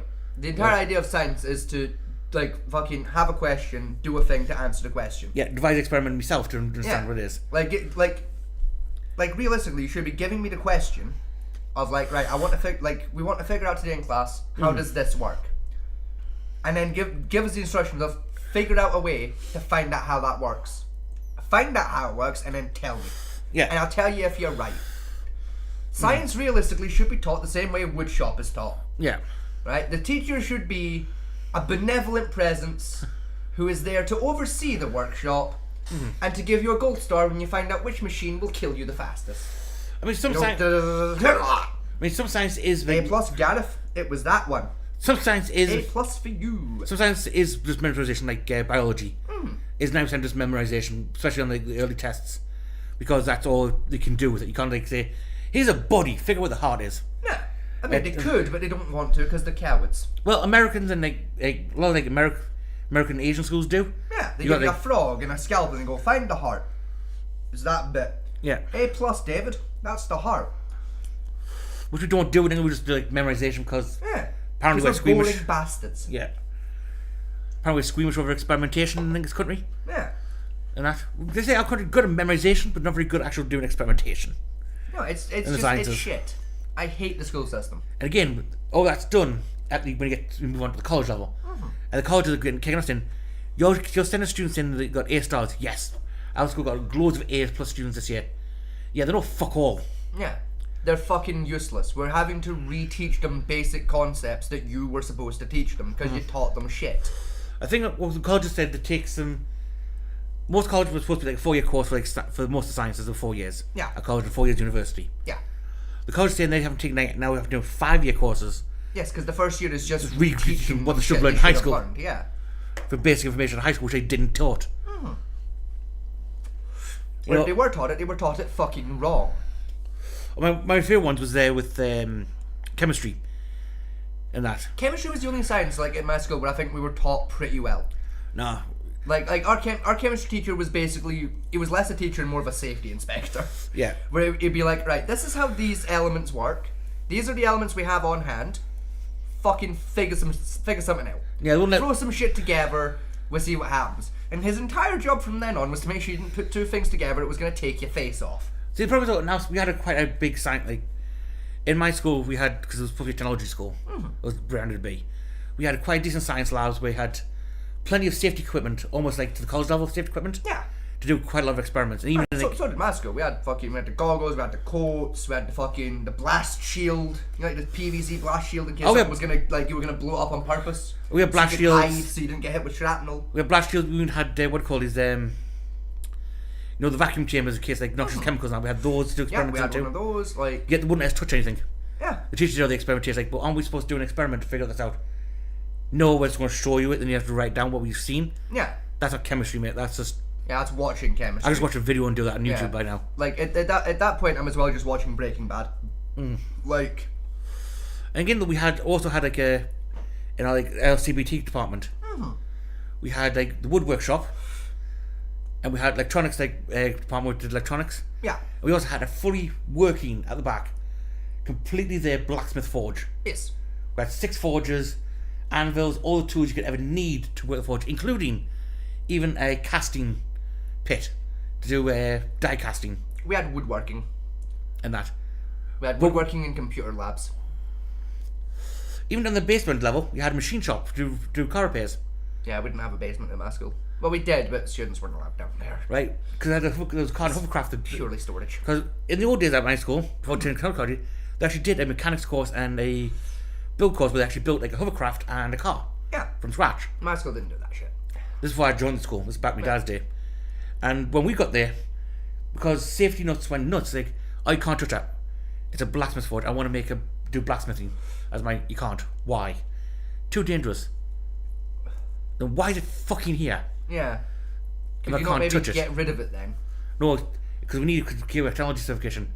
I'm going to stab you with something. I'm going to forge something and stab you with it afterwards.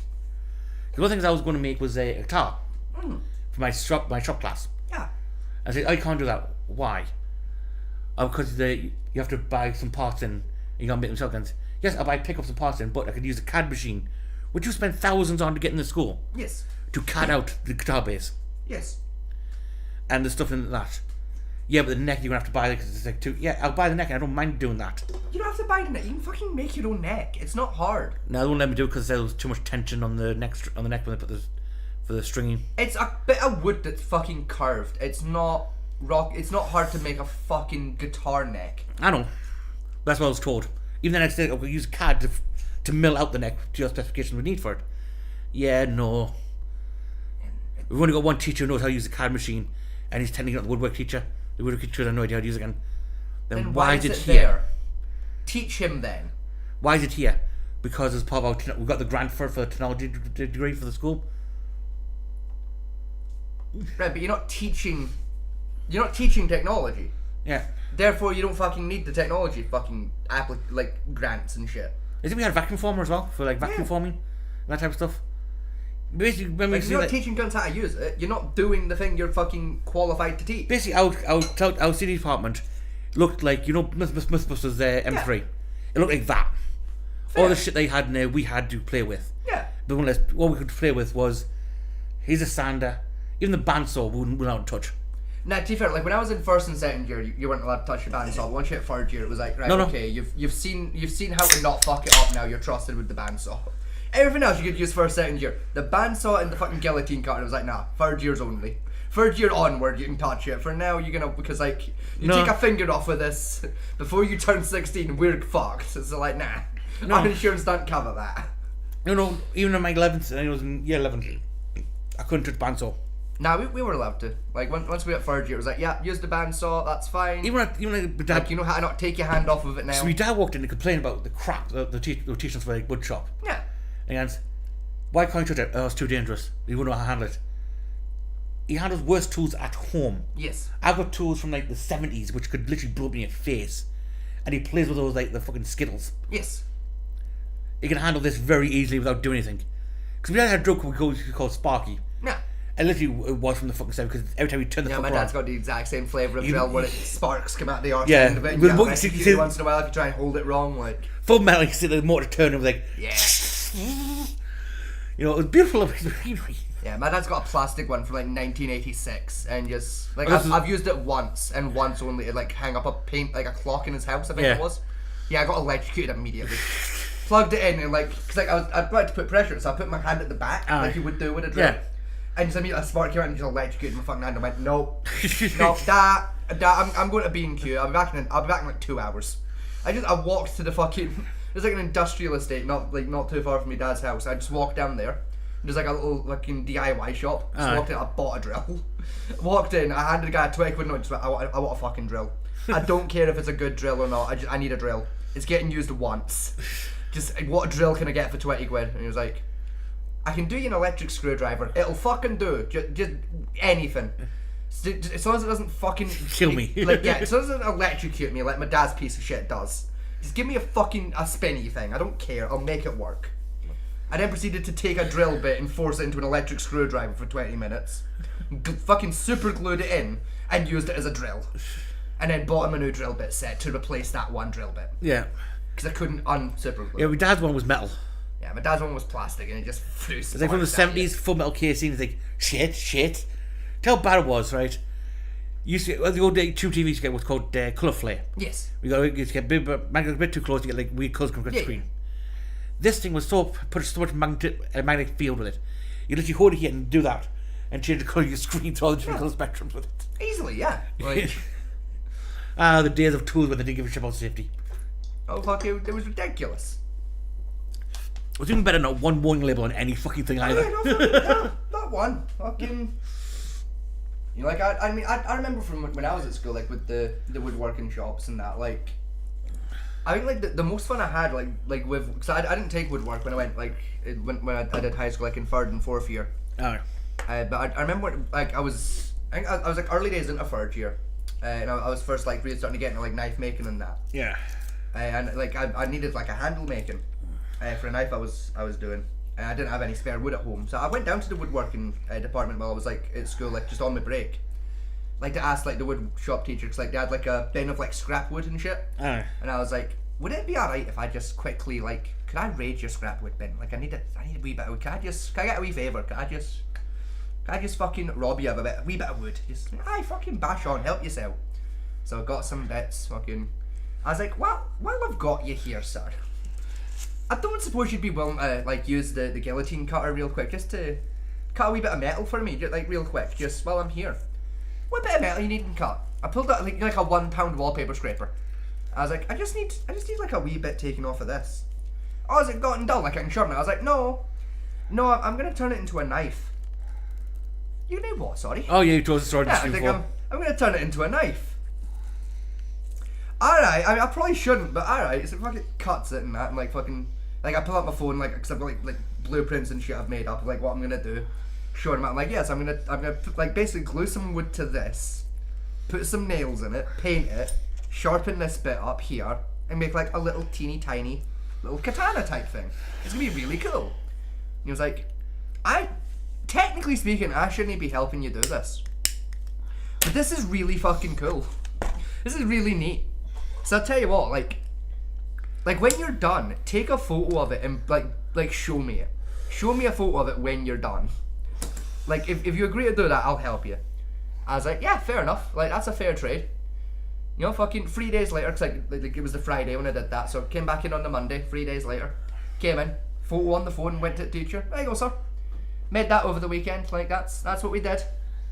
You know, like, it was really chill. Like, it was great fun. Like, even let me borrow the fucking belt sander. Like that Monday, like, fucking, like, help get the first, like, good sharp on it.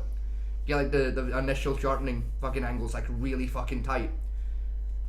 Because honestly, using his belt sander was way better than trying to do it with a piece of shit grindstone that I found in my shed that was about a decade old. The first poll closed at midnight tonight for us. Hooray! Going to this because 3 hours 45 minutes. It's about 8:15 now, so yeah, about midnight. Yeah. Anyway, so we've got a decent amount of time to try and murder. Like I say, we're going to watch a bit more of this, the Vice President debate. Then we're probably going to like shut down, make some food, then come back. I mean, rather than shut down, we'll just turn the microphone off and put up like a bit of royalty-free music or something, just save us an effort. Or do some gameplay footage or something like that. Yeah. Even that could be an idea in fairness. Like we could just put up Steam and just take turns doing fucking Helldivers or something while we eat. Fucking. I think I'm going back on Starfield, like, but can't do that if you want. Yeah, fuck it. Like, it kills time, doesn't it? Or do 7 days. That's what. Cause like, nah, hear me out, right? Because like, if we do Helldivers, right, we can do a bunch of Donald Trump jokes, and then it would be 10 times funnier if Donald Trump actually wins. You know what it is? I so wish your PC could handle Helldivers. So do I, because I really do want to like play Helldivers like a lot. Yeah. Because it is really fun. I really want to get into it and like really sink my teeth into it. It's gonna sound stupid. I can't do that when I'm using someone else's account. It's like if I change something and you don't like, it's like hard to unchange, and you don't like that change, I'll feel like an asshole. Yeah. Like if I change like how your Helldiver character looks. Because they don't have a loadout button. Where you press one button, it changes back to a different loadout that you've preset. You can't set up like 3 different sets. There's not a button for that yet in the game. Like if I changed up your armor... There's not a whole lot of like cosmetic or things you can do with the game, to be honest. Even still, like... See what I do for a good gag would be, right?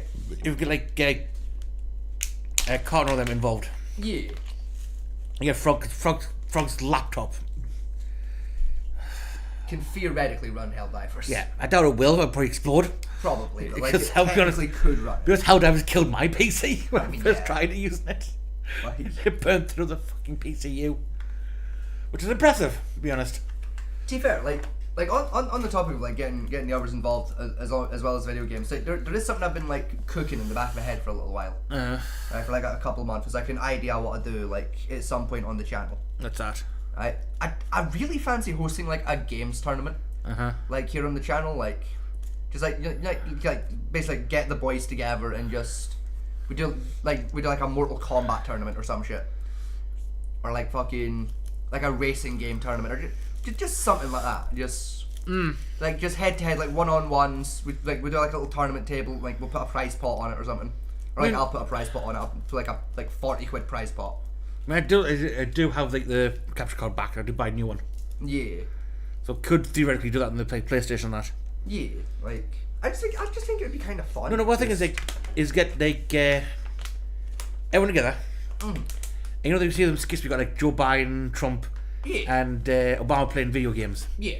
We do similar skit. We each take a persona. I would play Helldivers. To be fair, we all already have a persona, but I know what you mean. Yeah. I think I do Trump very well. You probably do more better Joe Biden. Nah, I'm not good at doing his accent. Like his voice is like from my ear, like it's hard for me to pick up Joe Biden's voice and go with it, you know? I think you do quite well actually. What's his face? Oh, LPM at the time. Oh, I forgot his name now already. Boris Johnson? That's one. Again, I struggle to pick his voice up. I'll do Prince Charles. Again, I'm not good at their voices. They're very bumbly, and I struggle to pick up bumbly. I mean, Charles, you just like bring your boys back like this, and it's yes. I would have some biscuits, please. Yeah. I used to have a good Prince Philip when I was younger. I used to have a pretty good Philip. Well, Prince Philip says, "Wee, Liz, look at me, I'm a penny." Wee, you know, like it was. Those were very nice tits. Yes. Yeah, it's like Philip was always easy to do because it was just talk with your throat and get excited. It's not hard, you know, like. He was his special flavour of king. He was a fucking nutter, and it was great fun. I love that he was the only king I know of that actually pissed off the royal court so much that he was like, "Fuck it, I'm not dealing with him."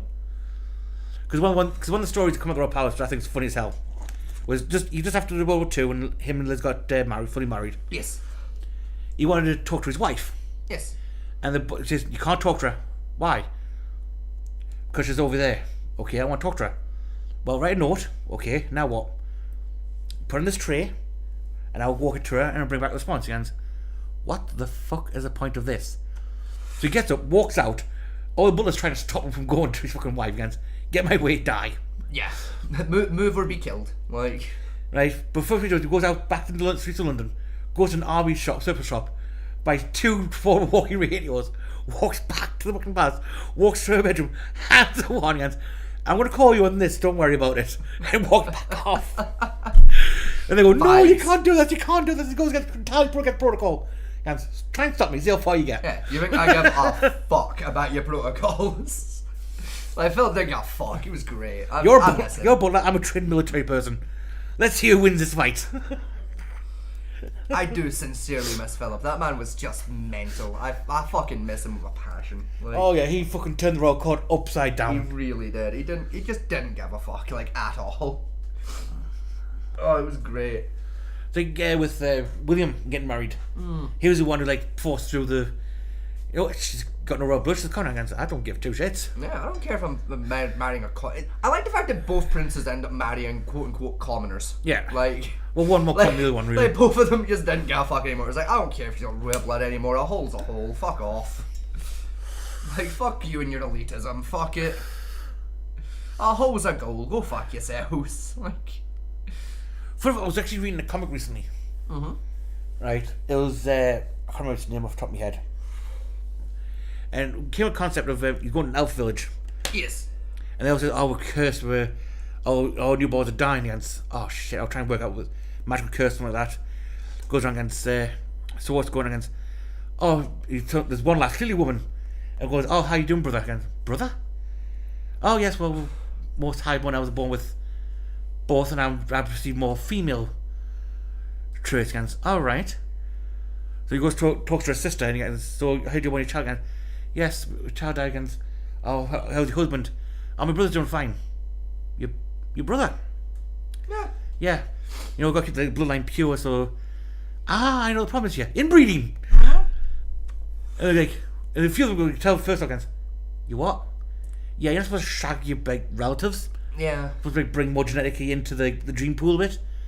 Yeah, but the other elves won't take that because all they're trained is to keep the bloodline pure against. How am I going? Well, we find God we pray to. They could convince them.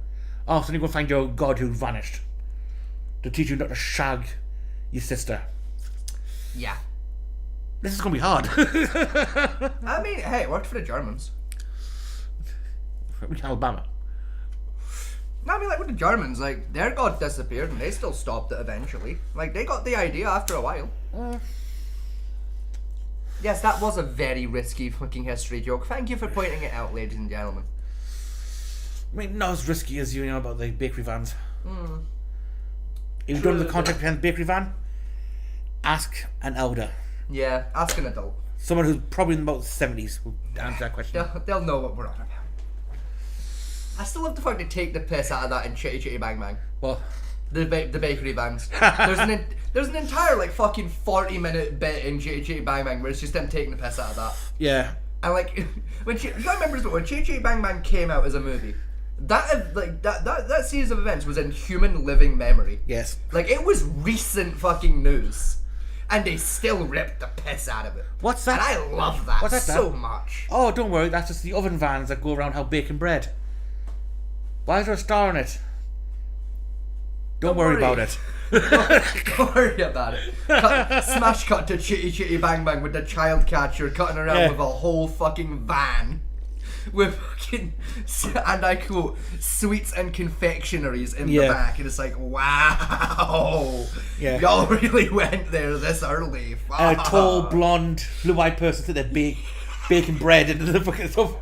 It's like, someone woke up on the spicy side of it today. Fucking, That would never get past senses now. Today, no, you would not get away with that.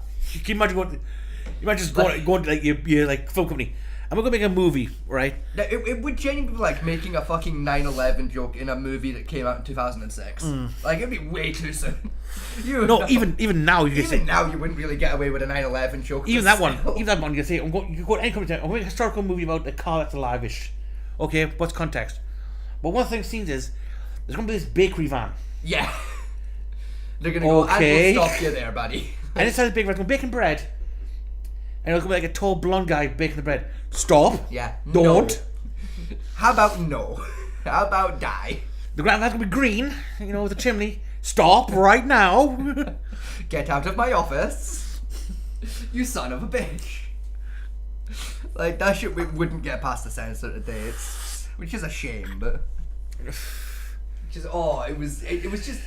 I just can't believe they did it in Chitty Chitty. I can't believe they did that joke in Chitty Chitty Bang Bang. Like, it's...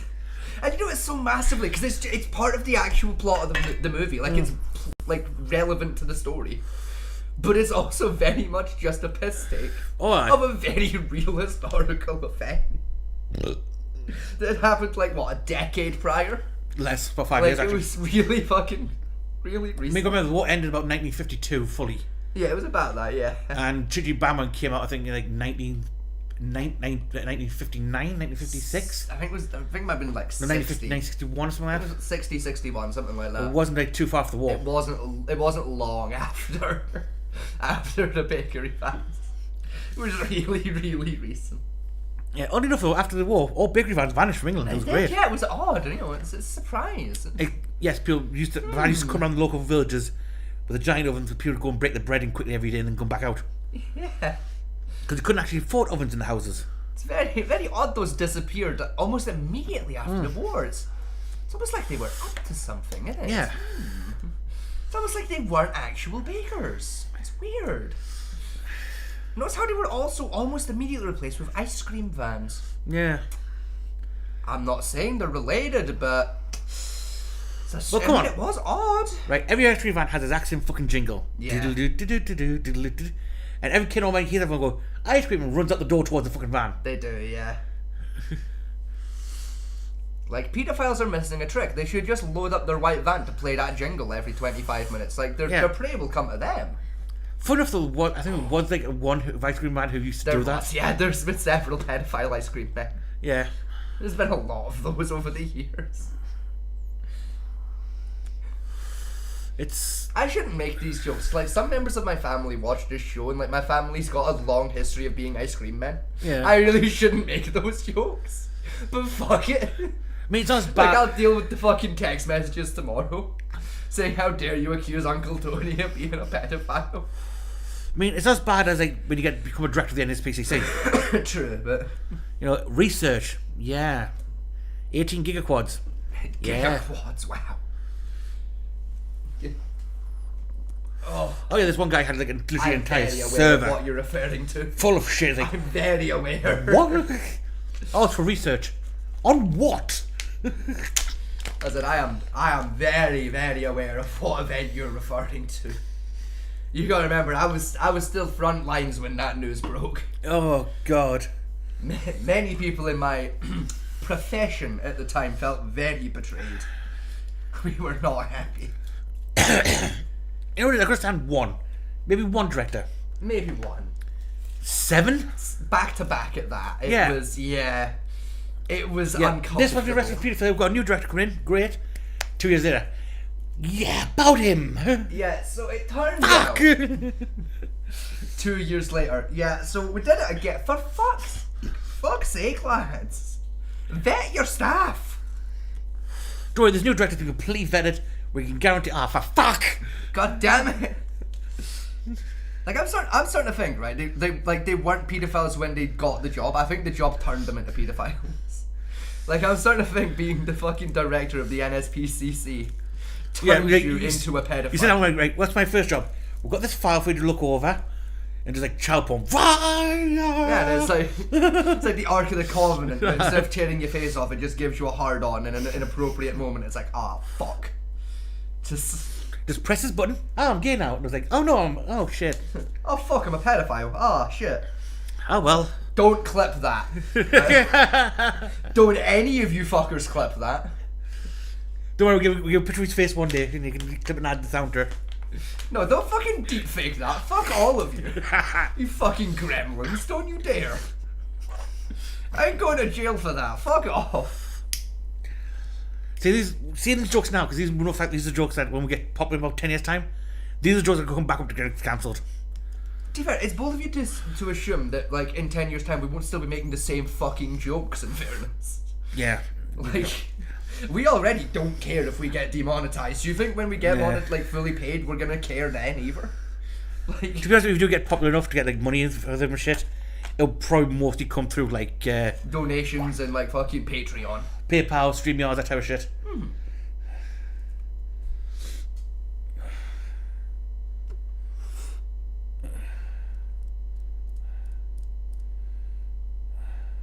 I don't care. Oh, it's a political channel part of. Yeah, it's that thing that doesn't matter. Yeah, it's just a political channel. Anyway, let's get back onto this. As possible in the United States of America because we're the cleanest economy in the entire world. What have Kamala Harris's policies actually led to? More energy production in China, more manufacturing overseas, more doing business in some of the dirtiest parts of the entire world. And when I say that, I mean the amount of carbon emissions they're doing per unit of economic output. So if we actually care about getting cleaner air and cleaner water, the best thing to do is to double down and invest in American workers and the American people. And unfortunately, Kamala Harris has done exactly the opposite. Okay, Governor Walz, you have 2 minutes to respond. Gonna rant about climate change. Yeah. The ozone layer is real, I promise. I know it's real. There are holes in it, we swear. Yeah, I know you can't see them, but they're there, we promise. Oh, don't worry, I'm not denying climate change is happening. Don't get me wrong. I'm not denying it at all.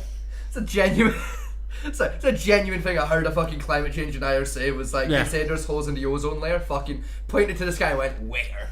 And it was like, fucking put me on my arse, because like, you can't even argue with that kind of street smarts, can you? Like, fucking, you can't even argue with that, can you? Like, man's kind of got a point, but it's not the correct point. Like, it's so fucking stupid. If it one, A, they're over Antarctica over the North and South Pole. Yeah. B, that so far we won't go fucking see them anyway.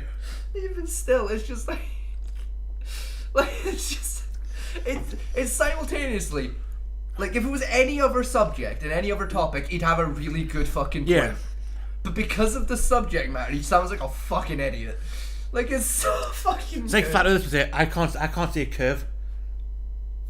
That's because there's a building in the way, Derek. No, I've There's a looked building out and the a ocean. forest in the way. As far as I can see, I can't see the curve. It's right there. Yeah. What's that? The horizon, you moron. Notice how you can't see France right now. You know how if you stand like right at the ocean, how you can't see Ireland? I fucking ponder, could that maybe be because... You know, I still love the idea of like, well, spirit levels don't curve. Oh, for fuck's sake! You don't teach how to build buildings on a curve. Yes, they fucking do. There's a buildings you build on big enough. Yeah.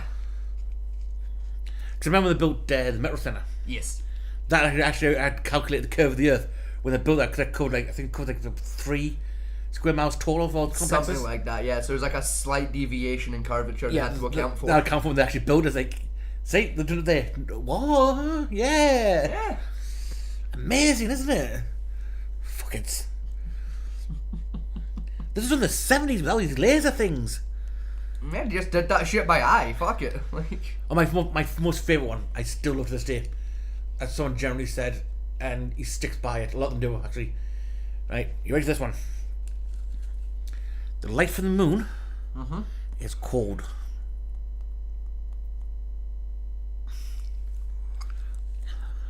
You know, right, okay, hear me out when I say, like, yeah, it is, though. Because, like, it's cold at night, so, like, yeah, it is cold light. It's colder light. Yeah. It obviously has a temperature. I'm not saying it's, like, sub-zero light. No, but, like, it is colder than... Because nighttime's cold. So, like, yeah, like, it is kind Yes, of. but probably- I understand what they're saying, yeah. Probably the light reflected off the moon isn't UV rays, which is what I know, the heat but, comes like... from. The best Like, part I is... know the radiance, but at the same time, they are technically correct. No, the best part about this one... They're not technically wrong. No, what they say is the light from the moon actually cools things down. And the way they test this one, and I swear to God, was a guy got like one of them laser thermometers, pointed it at a tree in the shade. Right? As you know, tree shade is going to be warm under there because it's covering. You then move the thermometer and point at the grass in front of the moon. Yeah. Look, it's 2 degrees colder here. Like,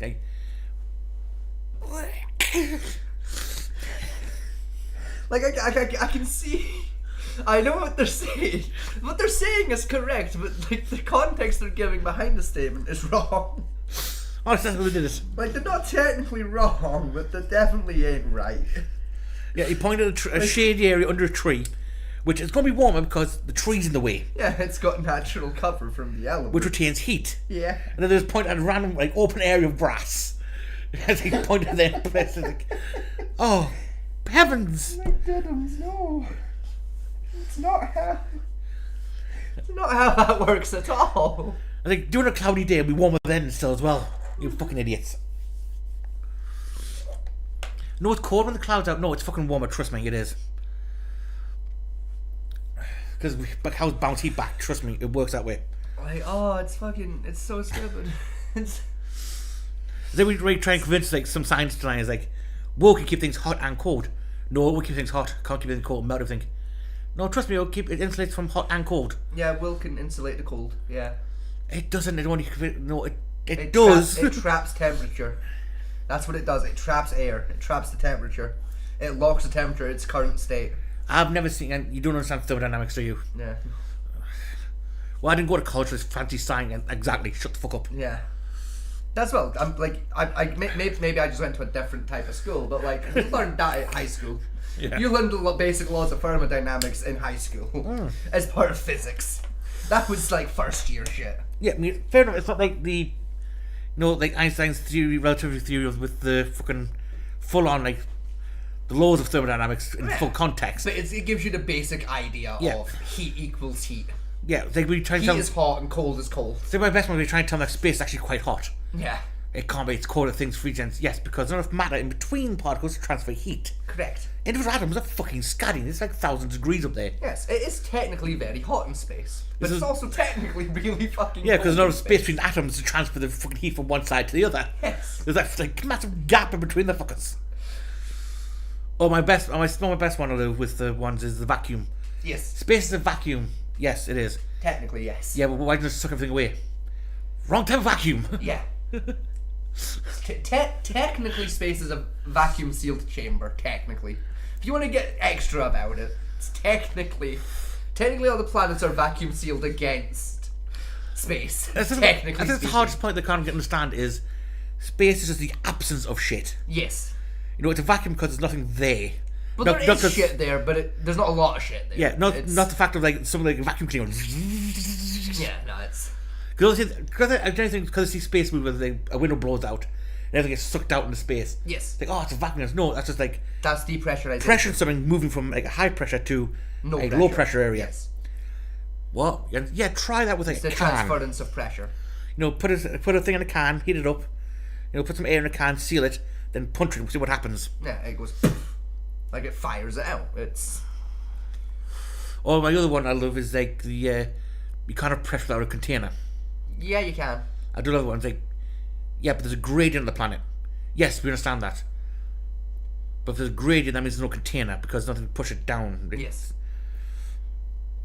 Yours actually the same oxygen amount with Everest is at the base level. Come on, let's think about this. Let's go. No, it's not. Like oxygen is leaving the planet at all times, but it's also constantly being replaced because we have this wonderful thing called a tree. Well, no, it makes more of it for us. It's not like technically leaving because our gravity pulls in. What happens gets thinner and thinner the further we go, where the particles then are held in a low density state. To get up there in the first place, it has to be going out that way. It has to be leaving to get up there in the first place. Well, yeah, because the wind current blows around. I'm not technically wrong. You're not technically wrong, but it's. I'm technically right, but like in layman's terms, I'm not technically wrong. It's slightly more complicated than that, but it's technically a lot more complicated than I'm describing. But you're probably still like 5 times smarter than a flat earther is. Yeah. So well, it's not hard to be smarter than a flat earther for me. Like they are gaggle fucks. Anyway, climate deniers and climate change. Who are also gaggle fucks. Yeah. I'm not denying climate change is happening. Yes. What I am saying is, us cutting down on shit is not going to help one fucking iota. The damage is already done. Yeah. Like realistically, we need to be looking at rather than further damage prevention, damage repair. Humans aren't very good at like stopping shit. Yes, we're better at fixing. We're better at adapting at it. So, well, sea level's going to rise. Build a seawall. Yeah. What? Put a wall there. Put a wall, and like, you know, like you do with like fucking levees. You know. Yeah. We have the technology. We've had it for 1,000 years. Yeah. Okay, it's possible to do. Because remember someone said about in England about it. Guys, you have the Thames fucking barrier. Yeah. Yeah. That's designed to stop floodwaters killing London. Yes. What? Yeah, it raised up and blocks water rising into London. Does it? How do you not know that? Again, most ports in England have what's called the piers are coming out in Kirtle the Bay. Yes. Again, that's purely there to stop the tides from fucking like the just bay. Flooding the place. Yeah. Yes. We've done because unlike our friends in America, which have like nice calm waters. Yes. Around there, we have the fucking North Sea. Yeah, which is just. I mean, we've shown footage on the show before of the North Sea. It's fucking insane out there. Yeah, I'm still not happy about a car race track. Neither am I, but still. Yeah, the North Sea's. When they say the sea's a crew mistress, they're on about the North Sea. Yeah, it's the North Sea that's the mean bit of the fucking the ocean. Yeah. That's the bit that'll take your ship out for you underneath you. I mean, there's been like I remember reading some like the internet maritime stories that go like, oh, the Cape of Hope and Fear, where you know ships vanish, and like one captain wrote in the journals like, Cape of Hope, not a problem. I'll steer that any day we can come on, no problem. North Sea, fuck off. Yeah, never. No, there's not enough money in all the fucking world to make me sail that shit. Fuck no. Yeah, because you got commissioned to go north, up and around. I think it was Netherlands at the time, to go into Russia at the top end. Yeah, like not happening. Yeah, no. On your sailor ship against, I'll go south and I'll go around the world and go back up. No, it's quite quick against. Not happening. Yeah, no. I'm going south. I'm not dying, but I'm not dying. I don't care. I don't care what you've got to say. I'm not doing it. Fuck I think off. it took him eventually. He took out the I think it was a Royal Advisor. Yeah, took on his boat, took him to like 5 miles out into the North Sea, just shy of Scotland. Yes. And apparently the advisor shit himself that bad, you had to turn around and bring him back. Yes. Because he wouldn't let go of the mast. Which is fair. Like, there's not a lot else you can really grab on a ship that's safe, is there, to be fair? Like, the rest of the sailors walk around like this, but wobbly, like, shit, this guy. No! That timed to the mast eventually. You guys are like, back and port we go! Spin it round, Dave. Spin it round. We've made our point. That's why when sailing for an adventure on the big blue wet thing. Yeah, that's why tall ships never really went north in the North Sea. They always went south around to get to fucking like India and shit. Yeah, because the North Sea just isn't safe. Even modern ship standards, it's not that safe. Yeah, even modern ship captains look at that shit and go, nah, no thanks. Like, nah, I'm good.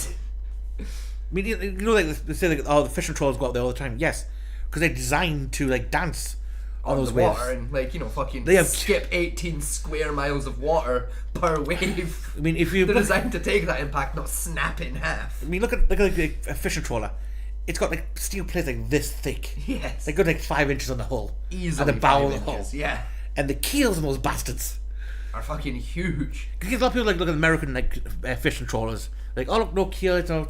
Yeah, American trawlers are completely different to what we have over here. Yes, because those sail on nice, calm, gentle Arctic water. Ours have like 5 decks of just like steel and ballast just to keep the fucker upright. Yeah. I mean, you've ever again, so that when like a rough wave comes in, sending you 60 feet into the fucking air, and you've got a solid 30-second gap before the next one's gonna catch you, and you land at Mach 2 onto the water, fucking dick first. Your ship doesn't snap in half. Remember that fishing program about the North Sea was on, I think it was Channel 5. Mm-hmm. And a lot of people come in, I know the very show you're on about, but I don't remember its name. Yeah, and I think it was called Fisherman or something. Something like that, yeah. And there's a couple of videos where they've seen them hanging on Yeah. to the wheelhouse, like the legs like this down from the end, hanging up for dear life. Ship's sailing at this fucking like a 92-degree angle. I believe most Americans said that's impossible, that would never happen. It does, all the time. Yeah, it does happen. The poor bastard, like one of my uncles like worked on the fishing trawlers here, and he'd go out into the North Sea like every once in a while, like on the fishing trawler. He wasn't captain or anything, like he didn't have a choice really, but again he did a few stints out in the North Sea, and like he'd tell stories once in a while where it's like, yeah, the boat was literally at a 92-degree angle for about an hour and a half. For an hour and a half straight, we all thought we were dead. We all believed that was it. We were fucked. We were gone. We were dead. The ship was gonna sink. And then at the last possible goddamn minute, the ship would go back to a normal fucking angle. And we'd all sigh of relief. And then it would immediately tilt 92 degrees downwards. The other fucking way. It would go to the left now. And we'd spend an hour and a half shitting ourselves. And then it would go back. And then we'd drop 60 feet. I tell you, for our American brothers and sisters, if you want to get an idea what we're about, the film Perfect Storm. Yeah, that's a great example. Where you see that ship go over that giant wave and eventually they'll die. Yes. Right? That's the North Sea on a Tuesday. It's like, you know the scene in Pirates of the Caribbean at World's End, right near the end, where they're having the big ship battle with Davy Jones in the whirlpool? Oh, yeah. Yeah, that is an average day at the office for the North Sea sailor. Yeah. That's called Monday. What's worse, I can remember them saying, it's like what's the most worry about is like, all calm, and it's just gently chugging along, right? And all of a sudden, look out the window, like, fuck. Fuck, there's a rogue wave about to hit me square in the deck. Oh, bugger. A 30 and 90-foot rogue squad just comes screaming at them, it's like, it's like the meme of just the fucking guy sailing the ship, and just, Captain! What? Look! Just a big fucking wave, just, oh, fuck. Granted, in the meme, it's like another ship, but it's just like, fuck. Oh, God, fuck. Only difference is in this one, you got the captain saying, yep, just turn left. What? Hook turn it into the left way. hard. You know, the poor like newbie's like, you know what? Just don't worry. This is the fun turn part. Into it. Let's go. This is the fun part. Come on. Take the fucking wave head on. It's one of those concepts about sailing, right? Until it gets explained to you why it works, it sounds fucking insane, doesn't it? Try and ride on top of the wave. It's just like if you see a big rogue wave coming towards you at 100 miles an hour, sail it directly into it nose first. Yeah. And it's like, what? Fuck off, I'll die. I'm gonna take it side on. It's like, no, that's what kills you. Yeah. You take it side on, you're giving it a bigger fucking area to hit so it flips you. You take it head on, it's got less area to hit, so it doesn't flip you over. Not because it rolls. You go over it. Side on it rolls the ship. It does, yeah. It just flips. When you take it head on, over. you actually catch the water stream. Yeah, and you go over it. Basically, cut through it. They say how is the best way to survive a tsunami? It's like, if I haven't crested yet, I'll get the fastest boat and I'll go right over that bitch. Yeah, just fucking sail into it head on. Doesn't matter if it's 100 meters or not, just sail up it, go, as long as the wave has started cresting over. Yeah. And people know what I mean when they surf, when you see that the wave starts curving over the top itself. Yeah. That's called the crest. As long as it hasn't done that, you survive it. Once it crests, you're fucked. Nah, you'll be fine. Just cut through the crest. Fuck it.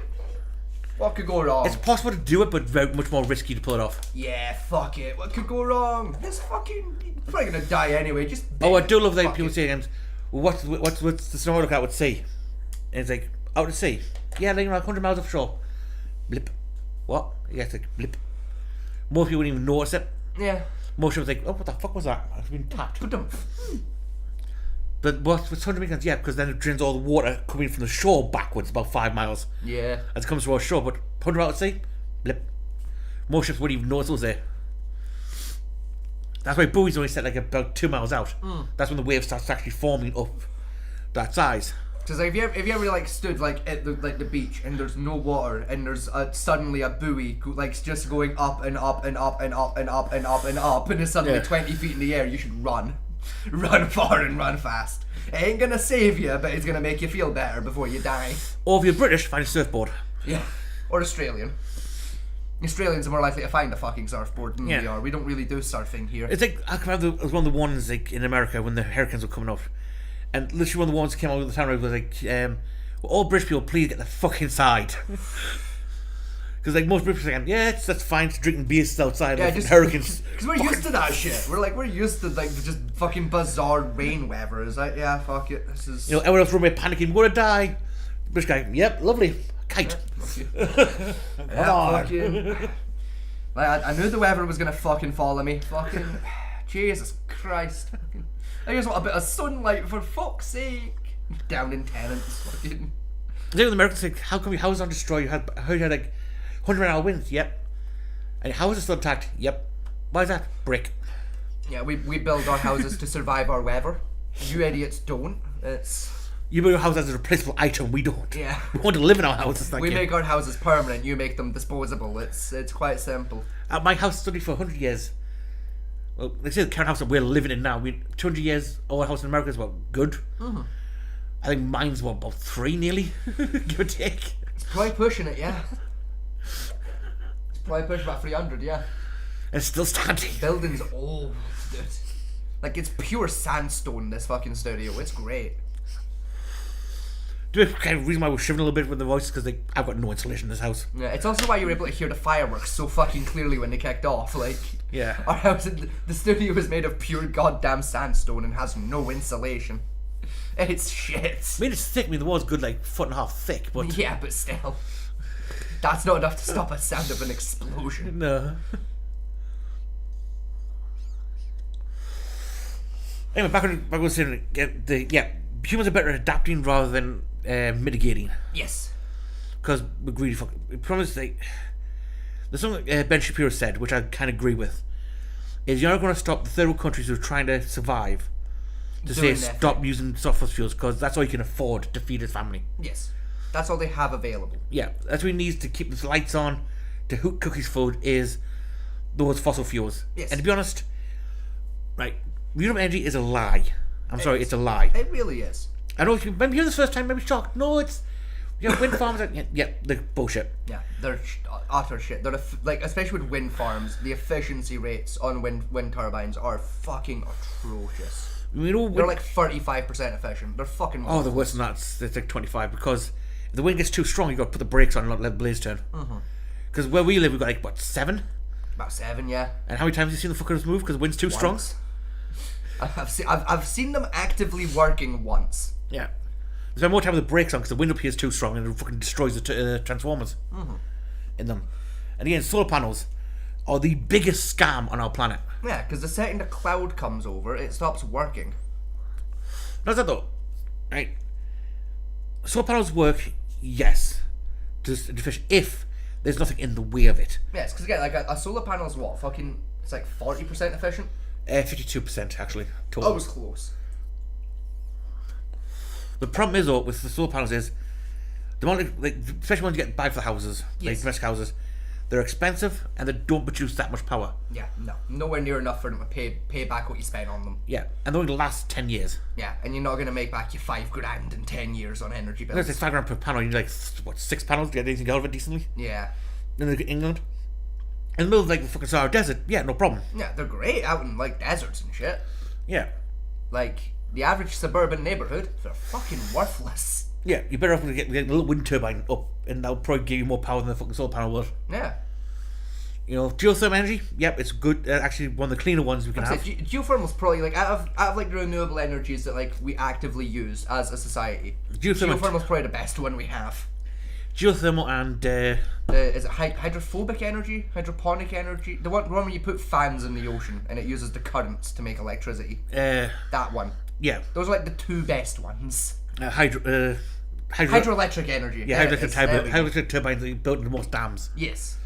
Yeah, those are the best ones you got because they're actually the two best ones. They've got decent efficiency rates. They're hard to break. Yeah. And they work 92% of the time you're using them. Yeah. It's rare they're not usable.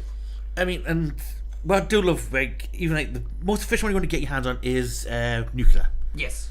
Right, because people won't believe this. They say, oh, the waste, the damage. Like, yeah, you know how much waste a nuclear reactor actually produces? It's like 0.2 grams a year. Your entire life, from birth to death, would fill a standard Coke can. Yeah. That's it. And the amount of like actual like damage that like radioactive material would do is none. Yeah. Because all of its radioactive properties have been harvested out of it to make electricity. No, still some radioactive properties to it, but the difference is with that waste is its half-life is very short and it cannot be recycled. Exactly. I mean, we turn into heavy water, which can be used to power up once it gets already figured out, fusion reactors. Yes. That type of thing. But you also got like, what I do love about people don't understand about nuclear reactors is this giant steam kettles, essentially. Pretty much, yeah. It's basically a nuclear kettle. Yeah, they use the hot rods to heat up boiling water, put the boiling water over the steam over turbines, and put it back. It's a closed system kettle. That's all it is. Pretty much, yeah. Actually, it's really stupid, but it works. It's fine. Yeah, most power plants are, in theoretical terms, they're just basically kettles. Yeah. Technically, they're closer to like a still, I would argue, but like it's the same general concept. Yeah, boil water, create fucking steam, put steam on fan turns, creates electricity. Yeah. You know, that's all essentially all power plants do. Right, now the reason I'm going about this is like Germany went completely green energy, shut down all their fossil fuel power plants. Yes. And they're buying electricity from the countries because they don't have fucking enough. They have nowhere near enough to run the country. Nowhere near enough to run the country. Even America now with all of its power, nuclear power plants, coal power plants, and all that going on, it does not have enough power to run its country. It doesn't, no. Like, they're having to buy from outside sources. Well, no, they just turn the electricity off. That's what they have. They are doing that as well. They do rolling blackouts as well. Everyone, especially in the summer, they have rolling back. Texas is fucked half the time. Rolling. Oh, yeah. Like, most of Texas just gets shut down. I mean, that's the problem with electric cars we have as well. We're producing about 6% more energy than we actually need right now. Yes. If everyone starts driving electric cars, we're going to have an energy deficit of 35%. Easily, yeah. And like I say, my biggest problem with electric cars is range. Yeah, they just don't have the range behind them yet. Yeah, I mean, I went to Scotland to visit Vegas up that way to do the Gay Pride. Yes. If I took that trip in an electric car, even the best one in the world, which is the Tesla for range. Yes. Right, pure electric, that would took me 3 days. Easily, yeah. Just to get to you where you live. Very easily, yeah. Didn't mind driving around where we had to drive around. Yeah, you'd have been fucked driving around those back roads. Yeah, instead it cost me 60 quid of diesel, and I got there and back. Yeah. Also, again though, I could run my diesel car for the next 20 years and still not do the same amount of damage a fucking Prius does to get built. I mean, yeah. In this fucking world. Oh. Right, are we doing? I'm just gonna check the lecky here, just to make sure we've definitely got enough lecky to see us through. We're probably on family shit by now. We've got £1.34. That should see us through. Ugh. Anyway, let's put back on this. God, he looks. I paused at the wrong time. Look, he looks like a fucking fridge. It's a frog. To be fair, like, The guy that's running like to be Trump's vice president. He's really young, isn't he? He's in his 50s, actually. He doesn't look it. He looks like he's about 35. 35, 40. He looks really young. I think he's going to not going to Texas. Florida, maybe? I can't remember which one he is. Well, we got close to an agreement because all those things are happening. Look, first of all, it is a horrific tragedy with this hurricane, and my heart goes out to the folks that are down there in contact with the governors. I serve as co-chair of the Council of Governors as we work together on these emergency managements. Governors know no partisanship. They work together to solve. The governors and the emergency responders are on the ground. Those happen on the front end. The federal government comes in, makes sure they're there that we recover, but we're still in that phase where we need to make sure that they're staying there, staying focused. Now look, coming back to the climate change issue, there's no doubt this thing roared onto the scene faster and stronger than anything we've seen. Senator Vance has said that there's a climate problem in the past. Donald Trump called it a hoax and then joked that these things would make more beachfront property to be able to invest in. What we've seen out of the Harris administration now, the Biden-Harris administration, is we've seen this investment. We've seen massive investments, the biggest in global history that we've seen in the Inflation Reduction Act, has created jobs all across the country. 2,000 in Jeffersonville, Ohio, taking the EV technology that we invented and making it here. 200,000 jobs across the country. The largest solar manufacturing plant in North America sits in Minnesota. But my farmers know climate change is real. They've seen 500-year droughts, 500-year floods back to back. What they're doing is adapting, and this allows them to tell me, look, I harvest corn, I harvest soybeans, I harvest wheat. We are producing more natural gas and more oil at any time than we ever have. We're also producing more clean energy. U.S. officials are reacting fast to foreign interference is to continue to move forward that climate change is real. Reducing our impact is absolutely critical, but this is not a false choice. You can do that at the same time you're creating the jobs that we're seeing all across the country. That's exactly what this administration has done. We are seeing us becoming an energy superpower for the future, not just the current. And that's what absolutely makes sense. And then we start thinking about how do we mitigate these disasters. Thank you. Senator, I want to give you an opportunity to respond there. The governor mentioned that President Trump has called climate change a hoax. Do you agree?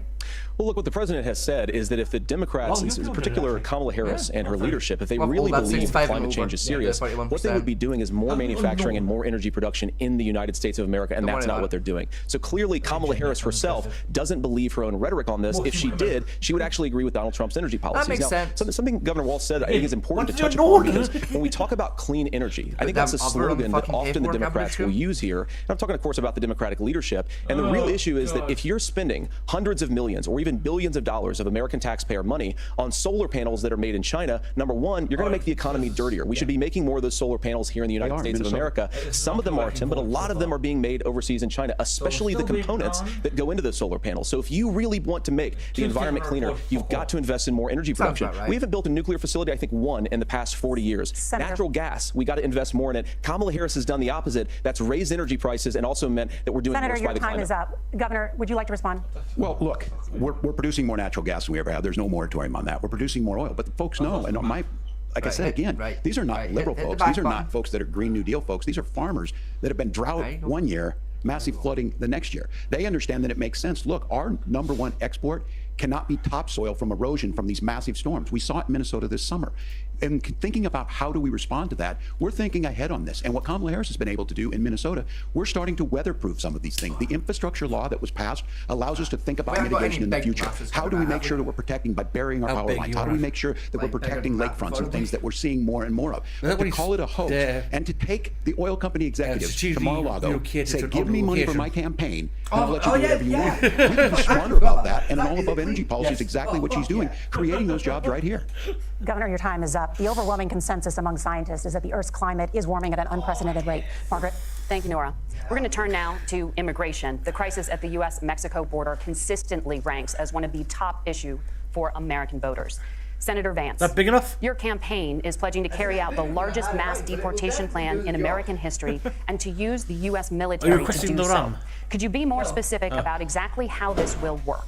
For example, would you deport parents who have entered the U.S. illegally and separate them from any of their children who were born on U.S. soil? You have 2 minutes. So first of all, Margaret, before we talk about deportations, we have to stop the bleeding. We have a historic immigration crisis because Kamala Harris started and said that she wanted to undo all of Donald Trump's border policies. 94 executive orders suspending deportations, decriminalizing illegal aliens, massively increasing the asylum fraud that exists in our system. That has opened the floodgates. And what it's meant is that a lot of fentanyl is coming into our country. country. I had a mother who struggled with opioid addiction and has gotten clean. I don't want people who are struggling with addiction to be deprived of their second chance because Kamala Harris let fentanyl into our communities at record levels. So you've got to stop the bleeding. You've got to re-implement Donald Trump's border policies, build the wall, re-implement deportations, and that gets me to your point, Margaret, about what do we actually do? So we've got 20, 25 million illegal aliens who are here in the country. What do we do with them? I think the first thing that we do is we start with the criminal migrants. About 1 million of those people have committed some form of crime in addition to crossing the border illegally.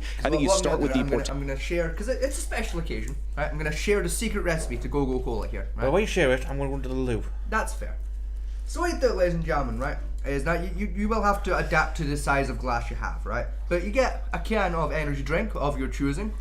Normally I would use Euro Shopper, just the plain knockoff Red Bull stuff that you usually get. Today I'm using some Mango Loco Monster to do the job, because it's what I've got on hand. So if you're using a regular sized sort of like bar drink glass, you do about a shot's worth of your energy drink.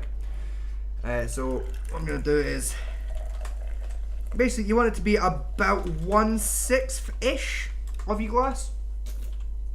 Like a little bit less than a quarter worth of energy drink, and then you're just gonna go ahead and you're just gonna top it off with a cola of your choice. Today we're using Diet Coke because it's what I have on hand. Granted, I could go over to the stairs and get some regular cola, regular knockoff cola, but I can't be bothered.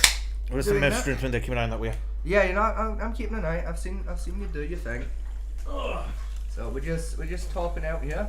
For the size of glass I'm using, I've gone for a can and a half of Diet Coke to do my top off work, and it basically turns a small amount of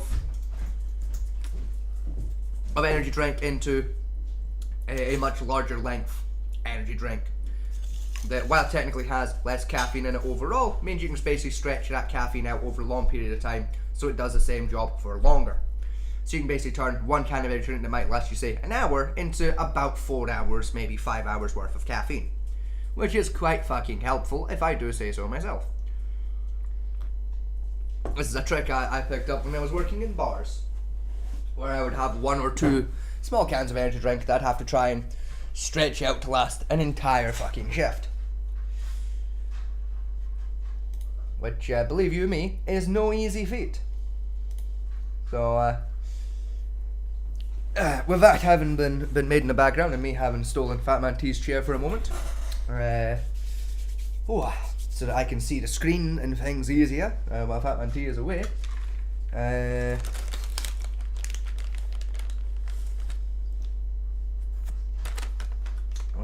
yeah, we'll get some things done. So, biltong. Now, have a nice big sip of my Mango Go-Go Cola. It does taste like shit when you use the mango one, but again, it's a necessity here to stretch caffeine rations. So we'll take it. Alright, now, if I just do that, does that? Yes, it does. Fantastic. So in the background, I'm just getting something ready for later in the show. Preempting something for later. There we go. I'll just put that back to full screen mode. And right, let's see what these gaggle fucks have to say for themselves. On those folks. And then I think you make it harder for illegal aliens to undercut the wages of American workers. A lot of people will go home if they can't work for less than minimum wage in our own country. And by the way, that'll be really good for our workers who just want to earn a fair wage for doing a good day's work. And the final point, Margaret, is you ask about family separation. Right now in this country, Margaret, we have 320,000 children that the Department of Homeland Security has effectively lost. Some of them have been sex trafficked. Some of them hopefully are at homes with their families. Some of them have been used as drug trafficking mules. The real family separation policy in this country is unfortunately Kamala Harris's wide open southern border. And I'd ask my fellow Americans to remember, when she came into office, she said she was going to do this. Real leadership would be saying, you know what, I screwed up. We're going to go back to Donald Trump's border policies. I wish that she would do that. It would be good for all of us. Governor, do you care to respond to any of the specific allegations? That, closing the border wouldn't be better. Like, he makes a pretty solid case there. Like, he's not technically wrong. You know, like, don't get me wrong, I believe people should be allowed to move to the United States of America, and they should be allowed to move out of. But they should have to do it through a legal manner. You know, they should have to, you know, get visas and whatnot, and have passports, and, you know, like, they should have to do it through the legal means. Right? We shouldn't be, you know, if we're gonna just let people, you know, smuggle themselves into the country with zero repercussions, then what's the point of having the rules in the first place, you know? Like, I don't think it's an unfair standpoint for people to take. Now, I am just in the background quickly. I'm just going to... I don't think we have it tabbed anymore. We do! Right, that's fine. So I was just tabbing that to see if the chat was working properly. It is. I thought I'm as well making sure that that's doing its thing. Now, in a brief moment, I'm going to grab my phone in a brief moment, so as to check something on my phone. So I will be briefly silent. I'm going to take a little 2-minute break here to check a thing, and once I've checked the thing, we'll be back in action. So do hang tight for a brief moment, ladies and gentlemen, while I check this thing, because it's vaguely important. It's not very important. It's just vaguely important, and only really important to me.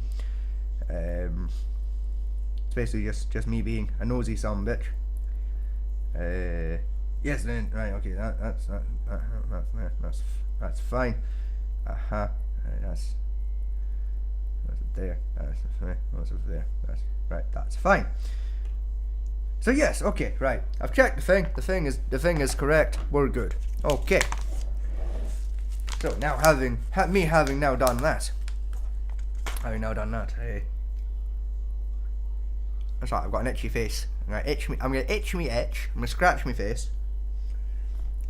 I'm gonna light me cigarette. I'm gonna also apparently go for puberty again. I'm gonna light me cigarette, and we'll get right back into the action here.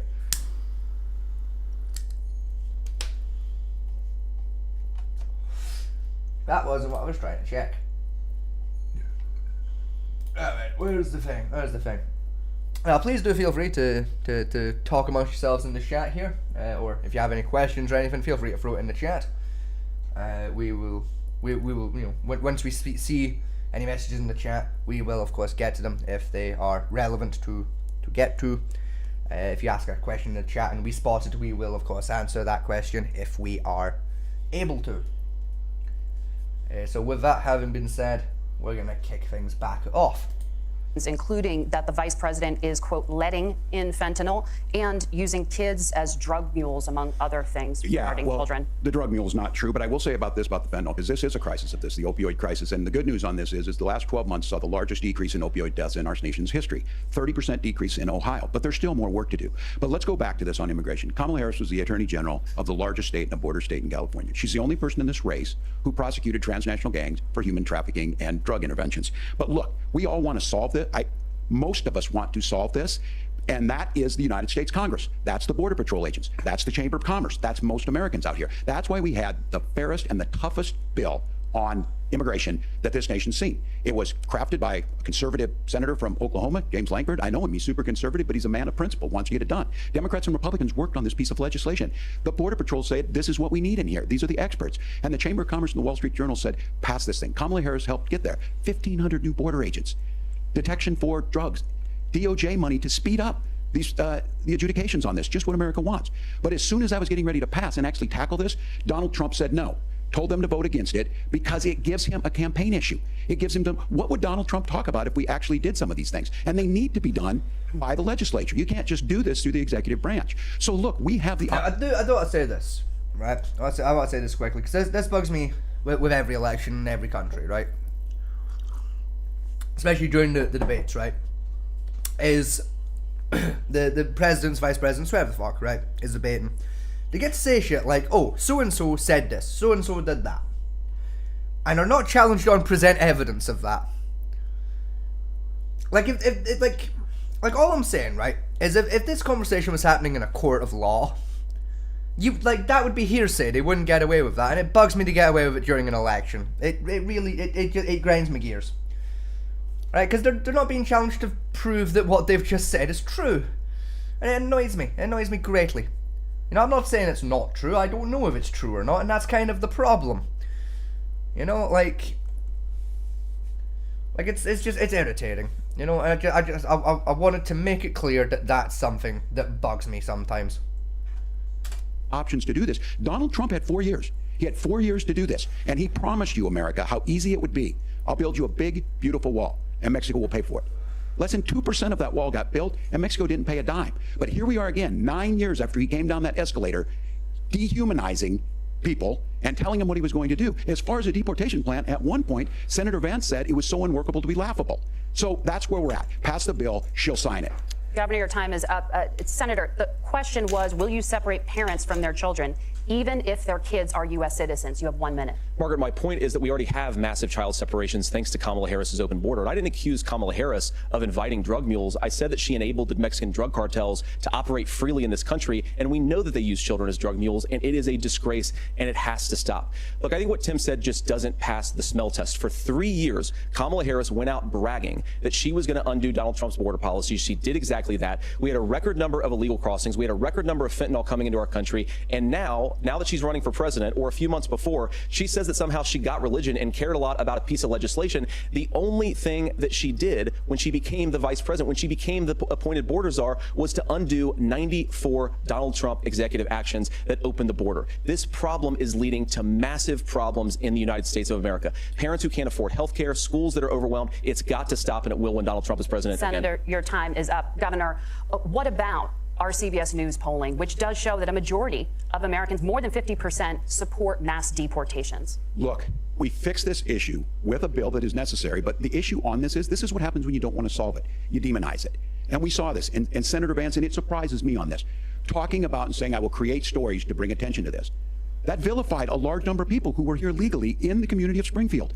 The Republican governor said, it's not true, don't do it. There's consequences for this. There's consequences. We could come together. Senator Langford did it. We could come together and solve this if we didn't let Donald Trump continue to make it an issue. And the consequences in Springfield were the governor had to send state law enforcement. Now, I have to disagree. I do have to disagree there. Like, because part of politics, especially like solving issues politically, is that everyone needs to be on the same page about the issue, right? And that includes not just the politicians, but the civilian population as well. If you're not making news stories about the issue is not being brought to the public attention. Meaning the public isn't going to give a shit about the problem because they don't know it's there yet. Like, the majority of people aren't on the front line of the problem. You know, that's true for every problem, right? Unless it's an economic crisis, most of the civilian population aren't seeing it happen. They're not actively dealing with it. Therefore, they don't know it's a problem. If you've not got it in the news, and you've not got people talking about it, especially politicians, news broadcasters, celebrities, whatever the case may be, you're not bringing attention to it, therefore the problem cannot be solved. Because people can't vote on legislations and plans to fix the problem in an informed manner. Like, if you're not giving the people the information for the issue, the people are essentially voting blind, meaning they're voting on things they don't know that will or will not fix the problem. The people don't know if that solution is going to work because they don't know what that solution is trying to fix.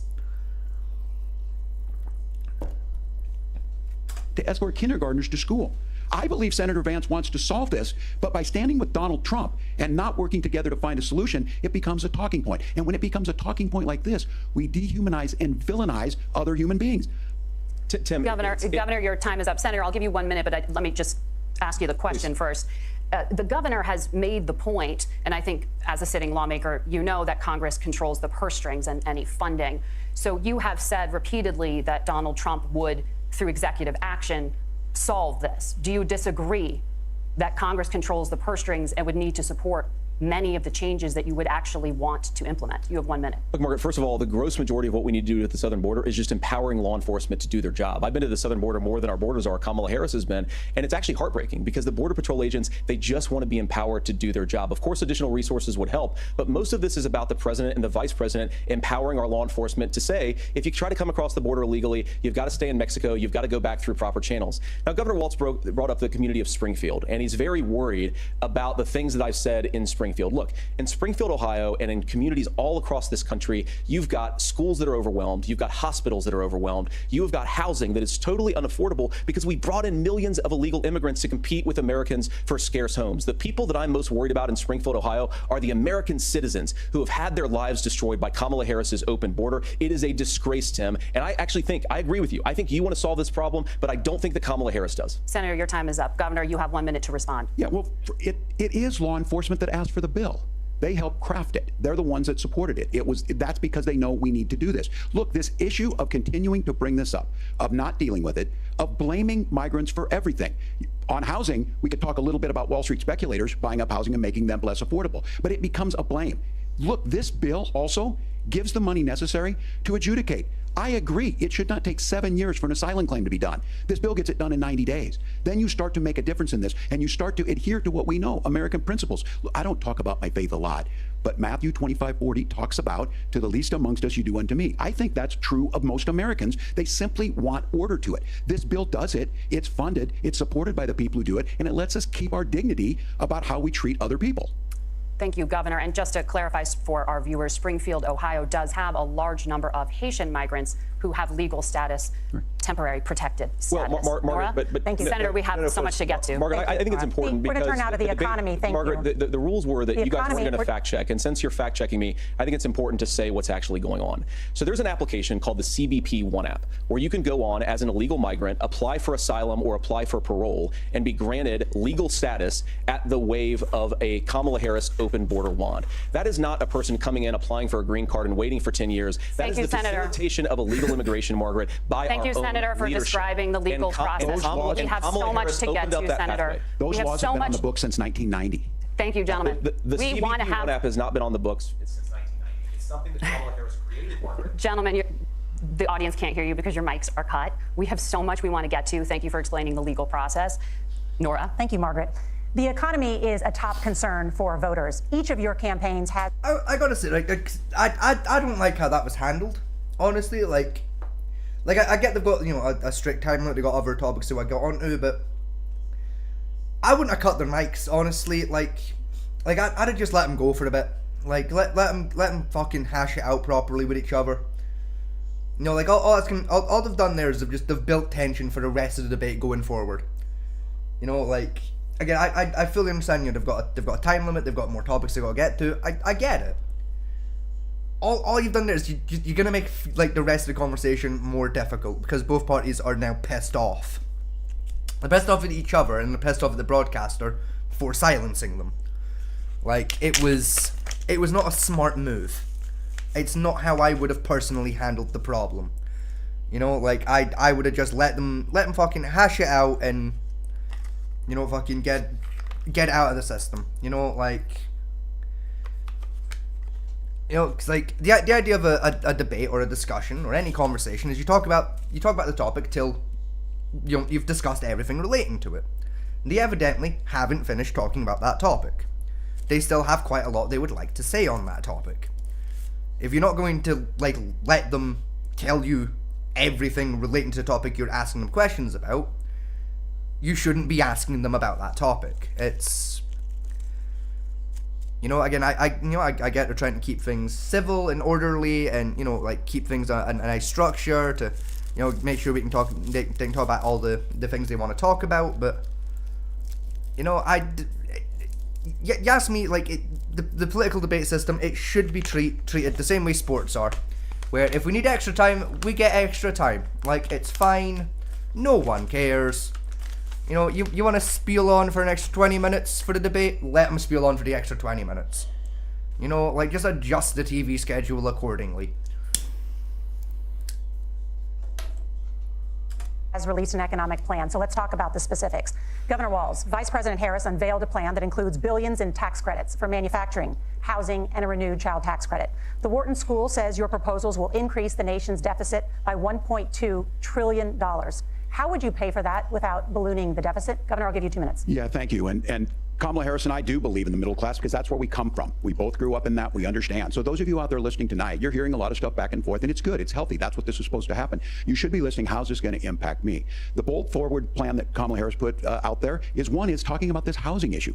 The one thing is there's 3 million new houses proposed under this plan with down payment assistance on the front end to get you in a house. A house is much more than just an asset to be traded somewhere. It's foundational to where you're at. And then making sure that the things you buy every day, whether they be prescription drugs or other things, that there's fairness in that. Look, the $35 insulin is a good thing, but it costs $5 to make insulin. They were charging $800 before this law went into effect. As far as the housing goes, I've seen it in Minnesota, 12% more houses in Minneapolis, prices went down on rent 4%. It's working. And then making sure tax cuts go to the middle class. $6,000 child tax credit, we have one in... I'm sorry, like, both this governor and Kamala Harris, when they're asked about, especially like economic questions, they've got a really bad habit, I should say, of not answering the fucking question whatsoever. They were asked, how are you going to do what you plan to do without increasing the national deficit, which is essentially the country's debt? And he's not answering that fucking question. All he's done is explain what a house is and where he's from. Like, answer the fucking question, you dick. Minnesota reduces childhood poverty by 1/3. We save money in the long run, and we do the right thing for families. And then getting businesses off the ground. The law as it stands right now is $5,000 tax credit for small business, increasing that to $50,000. Now, this is a philosophical difference between us. Donald Trump made a promise, and I'll give you this. He kept it. He took folks to Mar-a-Lago, said, you're rich as hell, I'm going to give you a tax cut. He gave the tax cuts that predominantly went to the top pass. What happened there was an $8 trillion increase in the national debt, the largest ever. Now he's proposing a 20% consumption or sales tax on everything we bring in. Everyone agrees, including businesses, it would be destabilizing it, it would increase inflation and potentially lead to a recession. Look, this is simple for you. Where are we going? Kamala Harris has said to do the things she wants to do, we'll just ask the wealthiest to pay their fair share. When you do that, our system works best, more people are participating in it, and folks have the things that they need. Senator, I want to give you a moment to respond on that. But similarly, the Wharton School has done an analysis of the Trump plan and says it would increase the nation's deficit by $5.8 trillion. My question is the same for you. How do you pay for all that without ballooning the deficit? I'll give you 2 minutes. Well, first of all, you're going to hear a lot from Tim Walz this evening, and you just heard it in the answer, a lot of what Kamala Harris proposes to do. And some of it, I'll be honest with you, it even sounds pretty good. Here's what you won't hear, is that Kamala Harris has already done it. Because she's been the vice president for 3.5 years. She had the opportunity to enact all of these great policies, and what she's actually done instead is drive the cost of food higher by 25%, drive the cost of housing higher by about 60%, open the American southern border, and make middle-class life unaffordable for a large number of Americans. If Kamala Harris has such great plans for how to address middle-class problems, then she ought to do them now. Not when asking for a promotion, but in the job the American people gave her 3.5 years ago. And the fact that she isn't tells you a lot about how much you can trust her actual plans. Now, Donald Trump's economic plan is not just a plan, but it's also a record. That's a spicy take. Like, damn. Like, man went for the jugular on that. Fucking hell, that was... I mean, it's a good point. He's making a very good point, but also that was mean. That did no fucks given. Straight to the jugular. It's an excellent point, but Jesus, it was mean. Well played, good sir. A lot of those same economists attack Donald Trump's plans, and they have PhDs, but they don't have common sense and they don't have wisdom, because Donald Trump's economic policies delivered the highest take-home pay in a generation in this country, 1.5% inflation, and to boot, peace and security all over the world. So when people say that Donald Trump's economic plan doesn't make sense, I say look at the record. He delivered rising take-home pay for American workers. Now, Tim admirably admits that they want to undo the Trump tax cuts, but if you look at what was so different about Donald Trump's tax cuts, even from previous Republican tax cut plans, is that a lot of those resources went to giving more take-home pay to middle-class and working-class Americans. It was passed in 2017, and you saw an American economic boom unlike we've seen in a generation in this country. That is a record that I'm proud to run on, and we're going to get back to that common sense wisdom so that you can afford to live the American dream again. I know a lot of you are struggling. I know a lot of you are worried about paying the bills. It's going to stop when Donald Trump brings back common sense to this country. Governor, do you want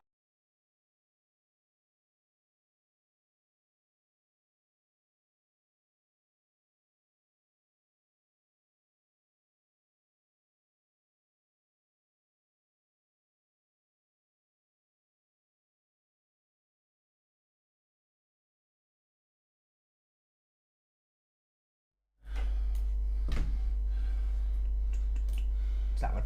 There we go. Sorry about that, folks. I had to put us on mute for a minute there. We are back. I thought my tea was coming back, and he was struggling to get the phone to stop making noises. So I didn't want to deafen anyone that's using headphones or accidentally advertise something because they didn't really know what the sounds were. So I popped us on mute for a brief moment. No message from. Yeah, he put a message back in. He's gonna give it a skip tonight. Is he? Yeah. He's got to get offline early. So I'm gonna let you do things for a minute because I'm gonna go for a pee. I'll be right back. No what? Don't break anything and don't upset anyone. The Jews. I want to respond to that. What has Kamala Harris done for the middle class? Yeah, well, Kamala Harris's day one was Donald Trump's failure on COVID that led to the collapse of our economy. We were already before COVID in a manufacturing recession, but 10 million people out of work, largest percentage since the Great Depression. 9 million jobs closed on that. That was day one. Whether it was the Infrastructure Act or other things we moved. Now, you made a question about experts, said this. I've made a note of this. Economists can't be trusted. Science can't be trusted. National security folks can't be trusted. Look, if you're going to be president, you don't have all the answers. Donald Trump believes he does. My pro tip of the day is this. If you need heart surgery, listen to the people at the Mayo Clinic in Rochester, Minnesota, not Donald Trump. And the same thing goes with this. And I ask you out there, teachers, nurses, truck drivers, whatever, how is it fair that you're paying your taxes every year and Donald Trump hasn't paid any federal tax in the last 15 years, and the last year as president? That's what's wrong with the system. There's a way around it, and he's bragged about that. We're just asking for fairness in it, and that's all you want. You have a minute. Governor, you say trust the experts, but those same experts for 40 years said that if we shipped our manufacturing base off to China, we'd get cheaper goods. They lied about that. They said if we shipped our industrial base off to other countries, to Mexico and elsewhere, it would make the middle class stronger. They were wrong about that. They were wrong about the idea that if we made America less self-reliant, less productive in our own nation, that it would somehow make us better off, and they were wrong about it. And for the first time in a generation, Donald Trump had the wisdom and the courage to say to that bipartisan consensus, we're not doing it anymore. We're bringing American manufacturing back. We're unleashing American energy. We're going to make more of our own stuff. And this isn't just an economic issue. And I've got 3 beautiful little kids at home, 7, 4, and 2. And I love them very much, and I hope they're in bed right now. But look, so many of the drugs, the pharmaceuticals that we put in the bodies of our children are manufactured by nations that hate us. This has to stop. And we're not going to stop it by listening to experts. We're going to stop it by listening to common sense wisdom, which is what Donald Trump governed on. Senator, your time is up. Governor Walz, can you address that? I mean, voters say they trust Donald Trump on the economy more. Why? Well, if you're listening tonight and you want billionaires to get tax cuts, you heard what the numbers were. Look, I'm a union guy on this. I'm not a guy who wanted to ship things overseas, but I understand that, look, we produce soybeans and corn. We need to have fair trading partners. That's something that we believe in. I think the thing that most concerns me on this is Donald Trump was the guy who created the largest trade deficit in American history with China. So the rhetoric is good. Much of what the senator said right there, I'm in agreement with him on this. I watched it happen too. I watched it to my communities, and we talked about that. But we had people undercutting the right to collectively bargain. We had right to work states made it more difficult. We had companies that were willing to ship it over, and we saw people profit. Folks that are venture capital in some cases, putting money into companies that were overseas. We're in agreement that we bring those home. The issue is Donald Trump is talking about it. Kamala Harris has a record, 250,000 more manufacturing jobs just out of the IRA. May I respond to that? Yes. So appreciate that. So if you notice, what Governor Walz just did is he said, first of all, Donald Trump has to listen to the experts.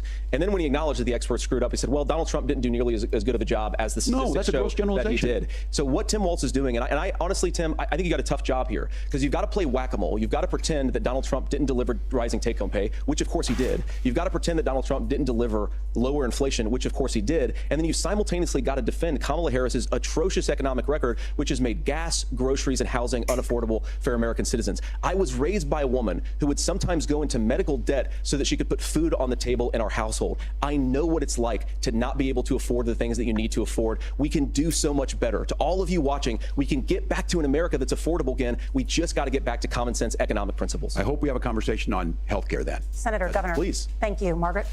We have a lot to get to ahead, gentlemen, on many topics. But right now, I want to talk about personal qualifications. The vice president is often the last voice the president hears before making consequential decisions. We want to ask you about your leadership qualities. Governor Walz, you said you were in Hong Kong during the deadly Tiananmen Square protests in the spring of 1989. But Minnesota Public Radio and other media outlets are reporting that you actually didn't travel to Asia until August of that year. Can you explain that discrepancy? Yeah, well, and to the folks out there who didn't get at the top of this, look, I grew up in small rural Nebraska, town of 400, town that you rode your bike with your buddies till the streetlights come on, and I'm proud of that service. I joined the National Guard at 17, worked on family farms, and then I used the GI Bill to become a teacher, passionate about it, a young teacher. My first year out, I got the opportunity in the summer of '89 to travel to China. 35 years ago, be able to do that. I came back home and then started a program to take young people there. We would take basketball teams, we would take baseball teams, we would take dancers, and we would go back and forth to China. The issue for that was to try and learn. Now look, my community knows who I am. They saw where I was at. Look, I will be the first to tell you, I have poured my heart into my community. I've tried to do the best I can, but I've not been perfect, and I'm a knucklehead at times. Once but again, it's always not been about actually that. Those answering same the people fucking question. elected me to Congress for 12 years. And in Congress, I was one of the most bipartisan people, working on things like farm bills that we got done, working on veterans benefits. And then the people of Minnesota I don't know were about you, able to family, elect it's me to bugging governor me. Like, twice. motherfucker keeps getting asked questions and then not answer them. It's bugging me. Does it bug you too? Does it bug you too? This son of a bitch, just like Kamala Harris's boss, gets asked fucking questions and doesn't answer the fucking question. Yeah. Like, at least with that one, he answered some of the question. He almost answered the question. And then immediately went off in a fucking spiel. He had a spiel, he half answered the question, and then spieled again. Motherfucker, answer the question. God damn you. The answer to the question technically was, during the time of Tiananmen Square incident, Hong Kong was in Asia. Yeah. It was still part of the British Isles. Like, that would have been good enough. Just answer the question, you motherfucker. God damn it. That's the common theme with that guy. Get used to it. I know it's like the second time I complained about it. It's like the fifth time it's pissed me off. Like, that's the standard for him. He basically gets asked a question that he can't answer. So he just starts spieling. So I am just in the background. I'm just gonna check how the fucking vote's going.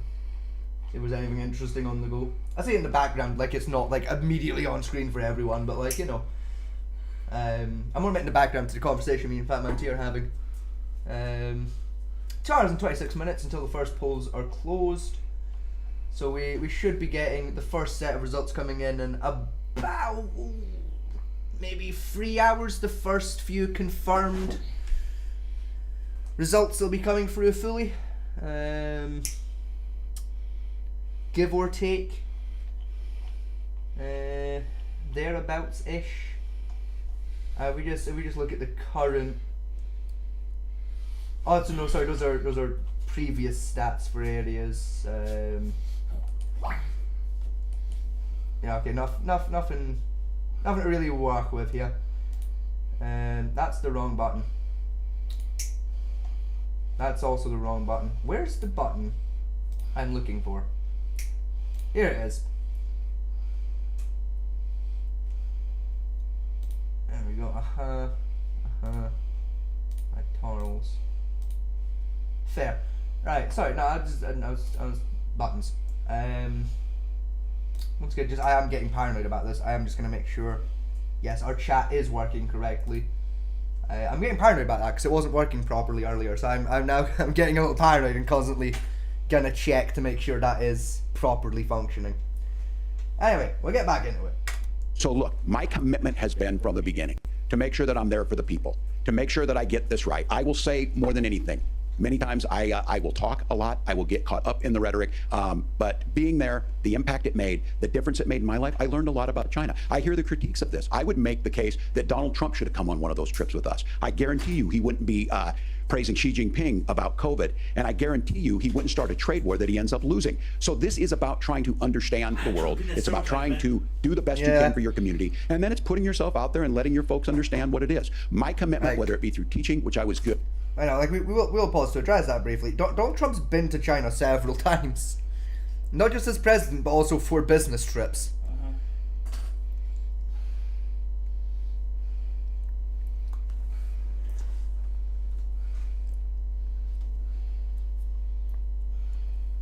Good at, or whether it was being a good soldier or was being a good member of Congress. Those are the things that I think are the values that people care about. Governor, just to follow up on that, the question was, can you explain the discrepancy? All I said on this was I got there that summer and misspoke on this. So I will just, that's what I've said. So I was in next time, Hong Kong just and no, China. Fuck you. Next time, just say that and nothing else then. Like, motherfucker.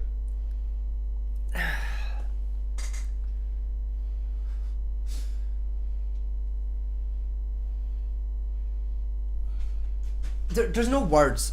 I don't even have the words. Like, son of a bitch. Just answer the question then. Don't answer the question. Don't answer the question and spiel. Just answer the fucking question. Keep it fucking short and sweet, you gaggle fuck.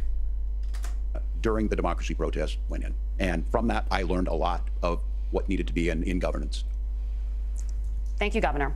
Senator Vance, in 2016, you called your running mate Donald Trump unfit for the nation's highest office, and you said he could be America's Hitler. I know you've been asked many times, and you've said you regret those comments and explained you then voted for Donald Trump in 2020. But the Washington Post reported new messages last week in which you also disparaged Trump's economic record while he was president, writing to someone in 2020, quote, Trump thoroughly failed to deliver his economic populism. You're now his running mate, and you've shifted many of your policy stances to align with his.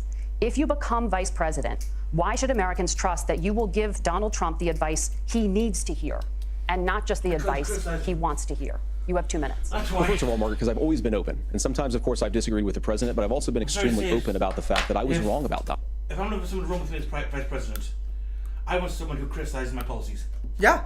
Like someone that can fucking tell you when you're being a dickhead. Yeah. Last thing I want is a yes man who's just like, yes sir, yes sir. No sir, yes sir. Yes, excellent idea, sir. Yes, fantastic. Yes, let's nuke Iran. Excellent idea, sir. Yes. A fabulous plan, sir. I suppose America has a history of that kind of crap. They really do, yeah. What's with the bag?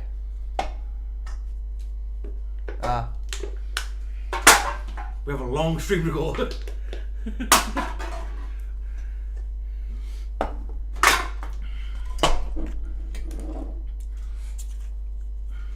Is that your can, or?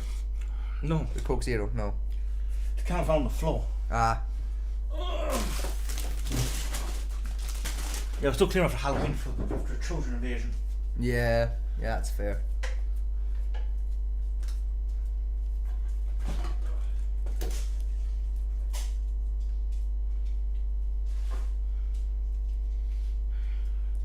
you want to do this professional stream? Professional stream happening in a professional studio. Yeah. This is not Gavin's basement. It's definitely not Fat Man T's fucking living room, we promise.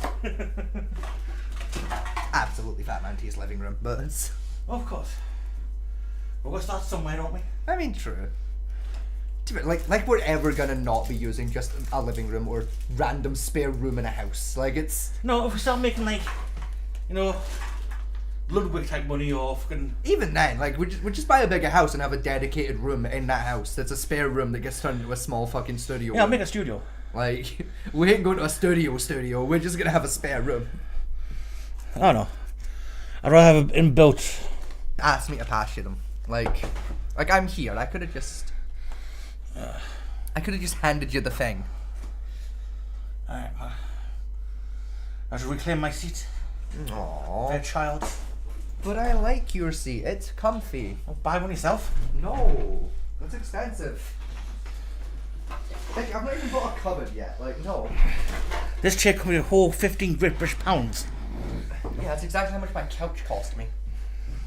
I know Americans that's like about $15,000 for you.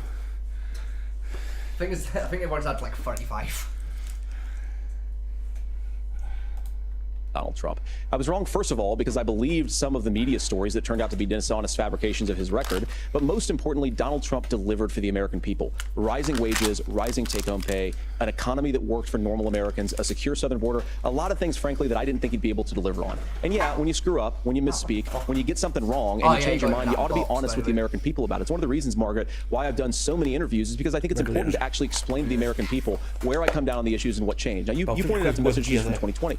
Margaret, I've been extremely consistent that I think there were a lot of things that we could have done better in the Trump administration in the first round if Congress was doing its job. I strongly believe, and I've been a United States Senator, that Congress is not just a high-class debating society. It's not just a forum for senators and congressmen to whine about problems. It's a forum to govern. So there were a lot of things on the border, on tariffs, for example, where I think that we could have done so much more if the Republican Congress and the Democrats in Congress had been a little bit better about how they govern the country. They were so obsessed with impeaching Donald Trump, they couldn't actually govern. And I want to talk about this tariff issue in particular, Margaret, because this. Tim just accused this of being a national sales tax. Look, the one thing, and you're probably surprised to hear me praising Joe Biden, but the one thing that Joe Biden did is he continued some of the Trump tariffs that protected American manufacturing jobs. And it's the one issue, the most pro-worker part of the Biden administration, it's the one issue where Kamala Harris has run away from Joe Biden's record.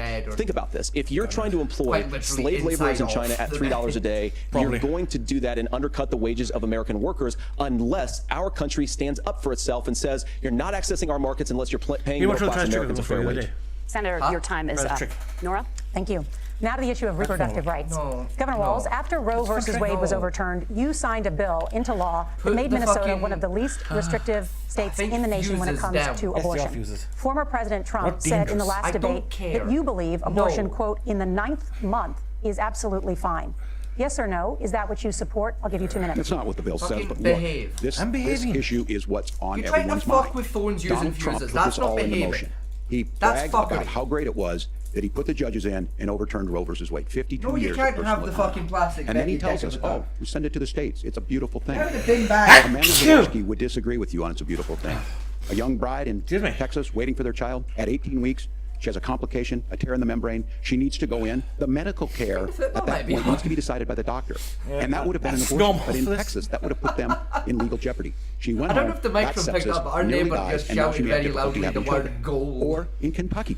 Like at all the legal hardware age, just a 12-year-old child raped and impregnated by her stepfather. I think the football Those are might be horrific. on. Now, when God asked about that, Senator... I'm not an expert, but I think the football's on. Hang on, I'm going to back up that one.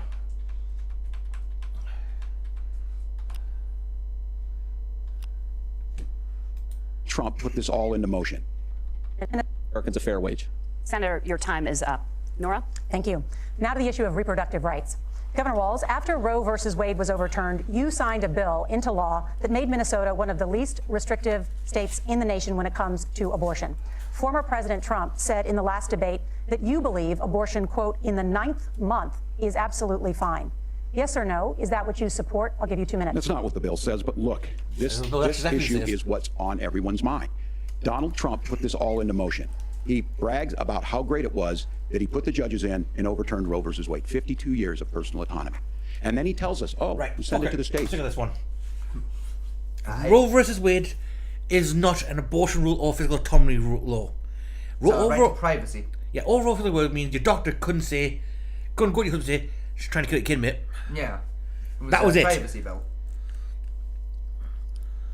Had nothing to do with reproductive rights or any fucking thing like that, for fuck's sake. That has nothing to do with the fucking 14th Amendment. So get that out of your fucking little heads. Which one was the 14th Amendment? It's basically giving blacks the right to be human. That took 14 amendments to get done? Wow. Yeah, that's... And people call us racist. Yeah, because that technically didn't get put into the Constitution until the 1910, I think. Wow, and people call Britain racist. Like, we gave the blacks their rights back in like the 1560s, like...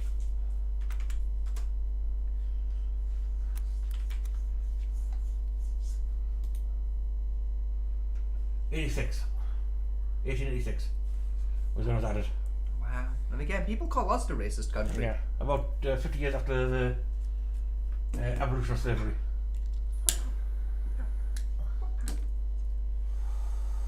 Yeah, citizenship, equal rights protection under the laws to qualification of someone from office, expanding civil rights of the Americans. So yeah, everyone links like Roe versus Wade as a right to abortion under the 14th Amendment. It has nothing fuck all to do with the 14th Amendment. It's like saying, oh, the right to carry fucking pepper spray is the same as the fucking Second Amendment. I mean, I'd argue it technically is, yeah. Because Second Amendment doesn't explicitly say firearms. It just says bear arms. Yeah, it is which is weaponry. Yes, but technically pepper spray falls under chemical weaponry, which it doesn't fall under arms. It's still a weapon. I count it. Wait, aren't chemical... Wait, hang on, wait a minute. If pepper spray is a chemical weapon... Yeah. Surely then pepper spray should be a war crime, right? Yes. So you tell me in America civilians are allowed to use a war crime on each other for self-defense? That's fucking amazing. Because most pepper sprays Holy shit.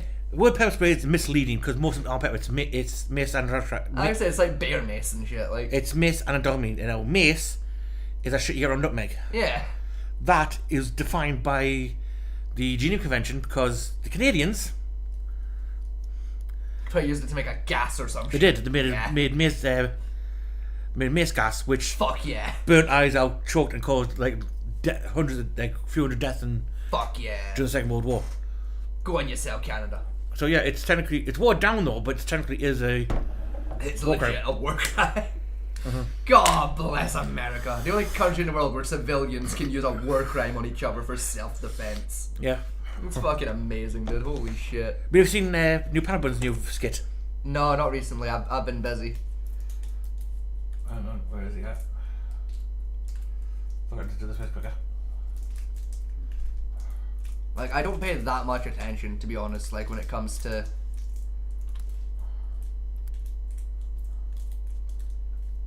When it comes to, like, YouTube stuff, I don't really pay attention to people anymore.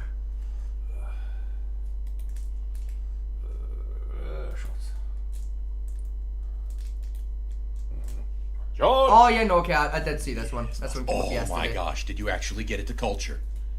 Yeah, they're still pretty small, but it looks like I got a few active cultures of whatever it was the client wanted us to grow. Oh, may I please? He will do anything for money, won't he? Yeah, which fair. Okay, now that it's in your hands, can you please tell me why I went through the trouble of growing all that? This is Propionibacterium acnes, the main bacteria responsible for acne vulgaris. So I just grew acne in auger. Why? Well, it's kind of wibbly-wobbly, timey-wimey, but the client's roommate stole her fiancé about a year and a half ago. They're getting married in about, I'd say, a month and a half, and she wants to put all these active cultures in the roommate's skincare products so that she's ripe for the wedding. Hold on, she's using biological warfare against her roommate? Oh, come on, boss. I know you've heard the adage, all's fair in love and war. Yeah, I've heard that, but I also know that bacteriological warfare is a war crime. Oh, well, if it is a war crime, we're covered. She's Canadian. John! It's true. Yeah. Sorry, can you pass my tobacco over, please? I've left it over there. Thank you. Thank you, sir. Right, let's have a look. Anything happening here?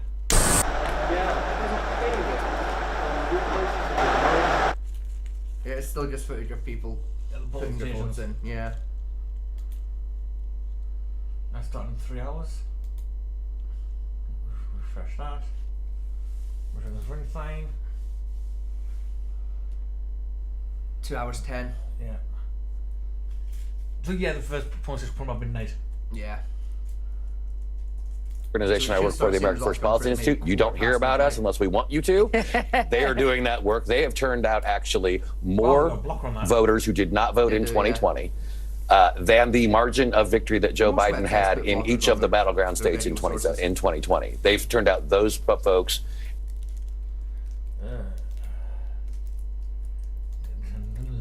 Down low. Let's have a look. We are joined by White House correspondent Laura Barone-Lopez. Laura, thank you for joining us today. Good to be here. Laura, first, can you describe to the viewers where you're at and what the ambiance is like right now? Well, so I'm at Howard University right now, which is where Vice President Kamala Harris is going to be tonight for her election night event. There's really no one here right now other than press so far. And so they will start probably letting people in around 8 p.m. Eastern time. Harris is expected to address the crowd closer to 11 p.m. When we start to get more and more results come in through the evening. And can we talk, I know it's her alma mater, but can we talk a little bit about the significance of her hosting this at Howard University? That's right, Dima. It is her alma mater. It is a historically black Asian elected. And throughout her campaign, she has really leaned into her background as attending a historically black college in the country. And I hope she has. She has no personality or anything else. Right, you can fuck off now.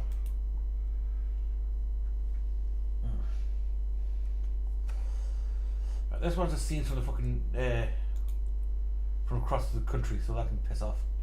It's actually show anything decent. Fair. And that. Holy shit, Santa's voting. Did you see that there? Fucking Santa was at the photo table there. Did you see that? You know what's even worse about this though? Right? Technically, this camera position is a crime. Mm-hmm. Yeah, because about 4 people, like, while I was watching it earlier, straight up flashed the fucking camera what their fucking voting results were. Yeah. which is a crime. Yes. You can fuck off because you're giving me absolute fuck all. To be honest, the red wave is coming. It brings me joy to hear the neighbours shout at football. I'm glad I'm not the only one that gets excited about shit. Oh, hang on, we've got a fat electrician video just dropped. No tax on tip. Alright. Should I watch it?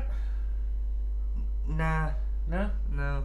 It's got less than fuck all to do with what we're doing. Apparently, Trump and I can't agree, so. Still, I don't give a fuck.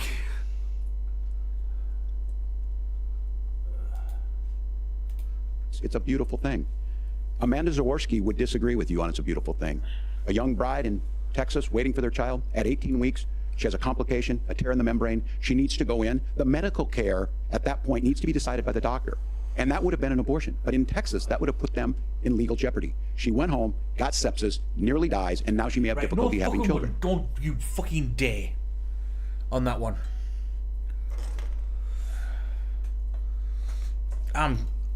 Yeah, that's just... No, it would have.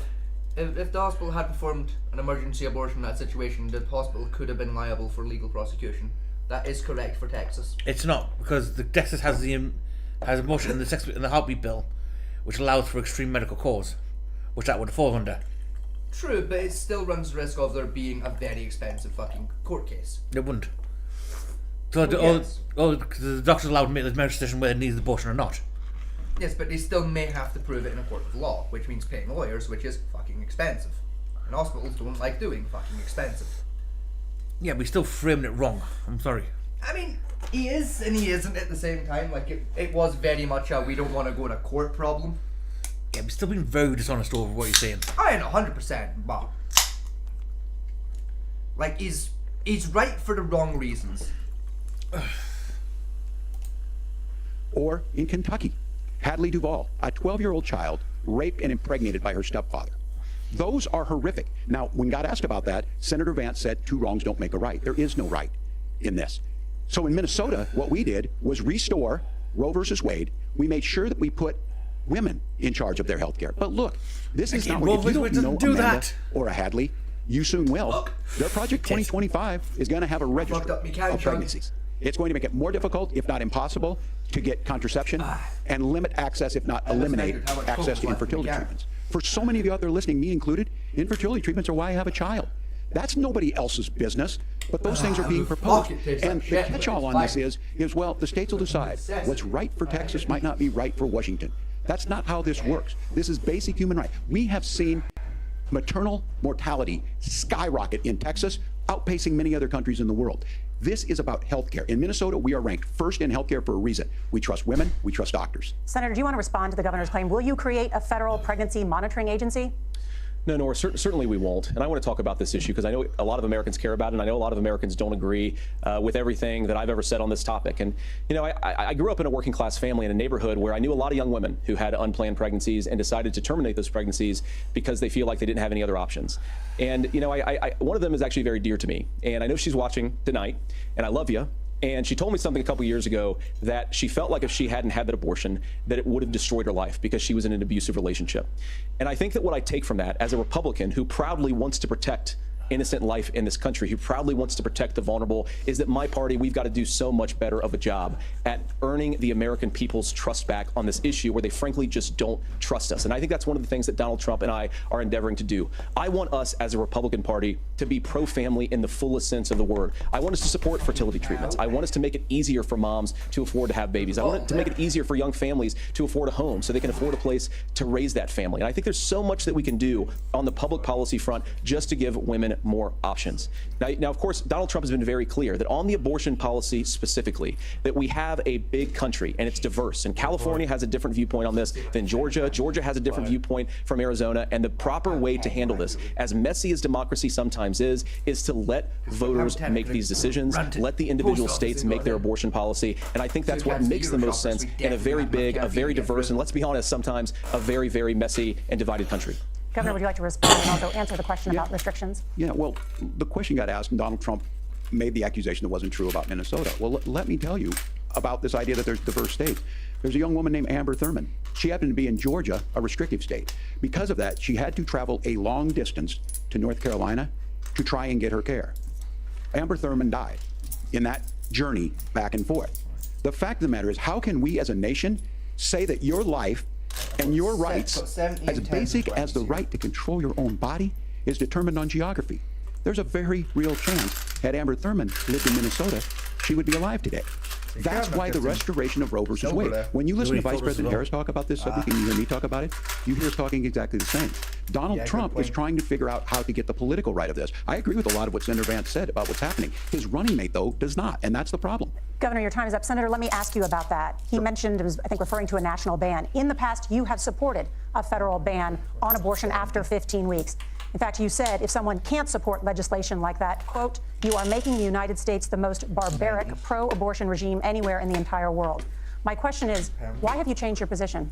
Well, Nora, first of all, I never supported a national ban. I did when I was running for Senate in 2022 talk about setting some minimum national standard. For example, we have a partial birth abortion ban in place in this country at the federal level. I don't think anybody's trying to get rid of that, or at least I hope not, though I know that Democrats have taken a very radical pro-abortion stance. But Nora, you know, one of the things that changed is in the state of Ohio, we had a referendum in 2023, and the people of Ohio voted overwhelmingly, by the way, against my position. And I think that what I learned from that, Nora, is that we've got to do a better job at winning back people's trust. So many young women would love to have families. So many young women also see an unplanned pregnancy as something that's going to destroy their livelihood, destroy their education, destroy their relationships, and we have got to earn people's trust back. And that's why Donald Trump and I are committed to pursuing pro-family policies, making child care more accessible, making fertility treatments more accessible, because we've got to do a better job at that, and that's what real leadership is. Governor, your response. I'm going to respond on the pro-abortion piece of that. No, we're not. We're pro-women. We're pro-freedom to make your own choice. We know what the implications are to not be that. Women having miscarriages, women not getting the care, physicians feeling like they may be prosecuted for providing that care. And as far as making sure that we're educating our children and giving them options, Minnesota's a state with one of the lowest teen pregnancy rates. We understand that too. We know that the options need to be available, and we make that true. We also make it, we're a top 3 state for the best place to raise children. But these two things to try and say that we're pro-children, but we don't like this, or you guys are pro-abortion, that's not the case at all. We are pro-freedoms for women to make their choices, and we're going, and Kamala Harris is making the case, to make options for children more affordable, a $6,000 child tax credit, but we're not going to base that on the backs of making someone like Amber Thurman drive 600 miles to try and get health care. Senator? May I respond to that? First of all, Governor, I agree with you. Amber Thurman should still be alive, and there are a lot of people who should still be alive, and I certainly wish that she was. And maybe you're free to disagree with me on this and explain this to me, but as I read the Minnesota law that you signed into law, the statute that you signed into law, it says that a doctor who presides over an abortion where the baby survives, the doctor is under no obligation to provide life-saving care to a baby who survives a botched late-term abortion. That is, I think, whether you're pro-choice or pro-abortion, that is fundamentally barbaric. And that's why I use that word, Nora, is because some of what we've seen, do you want to force Catholic hospitals to perform abortions against their will? Because Kamala Harris has supported suing Catholic nuns to violate their freedom of conscience. We can be a big and diverse country where we respect people's freedom of conscience and make the country more pro-baby and pro-family. But please. Yes, Governor, please respond. Look, this is one where there's always something there. This is a very simple proposition.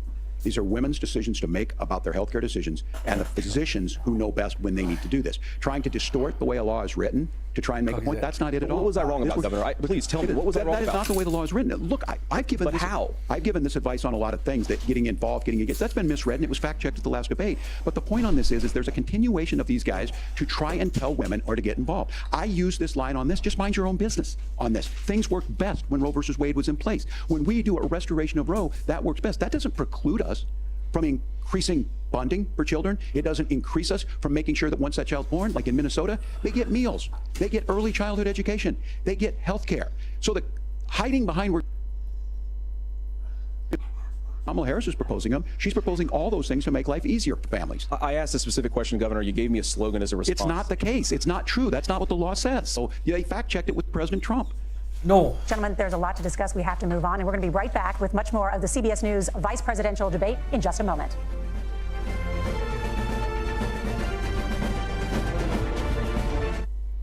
Comedy on CNN has arrived. We look at the news of the week and ask questions like, what is a comedy show doing on CNN? And the people have spoken. Yes. I have something racist to say. You go to hell. Moving on. That's straight up freestyle. That's too much fun. Landslide. I want Donald. Now, Next day on. Ellen put her entire career at stake. She could. Gay. Everyone. To keep Staying.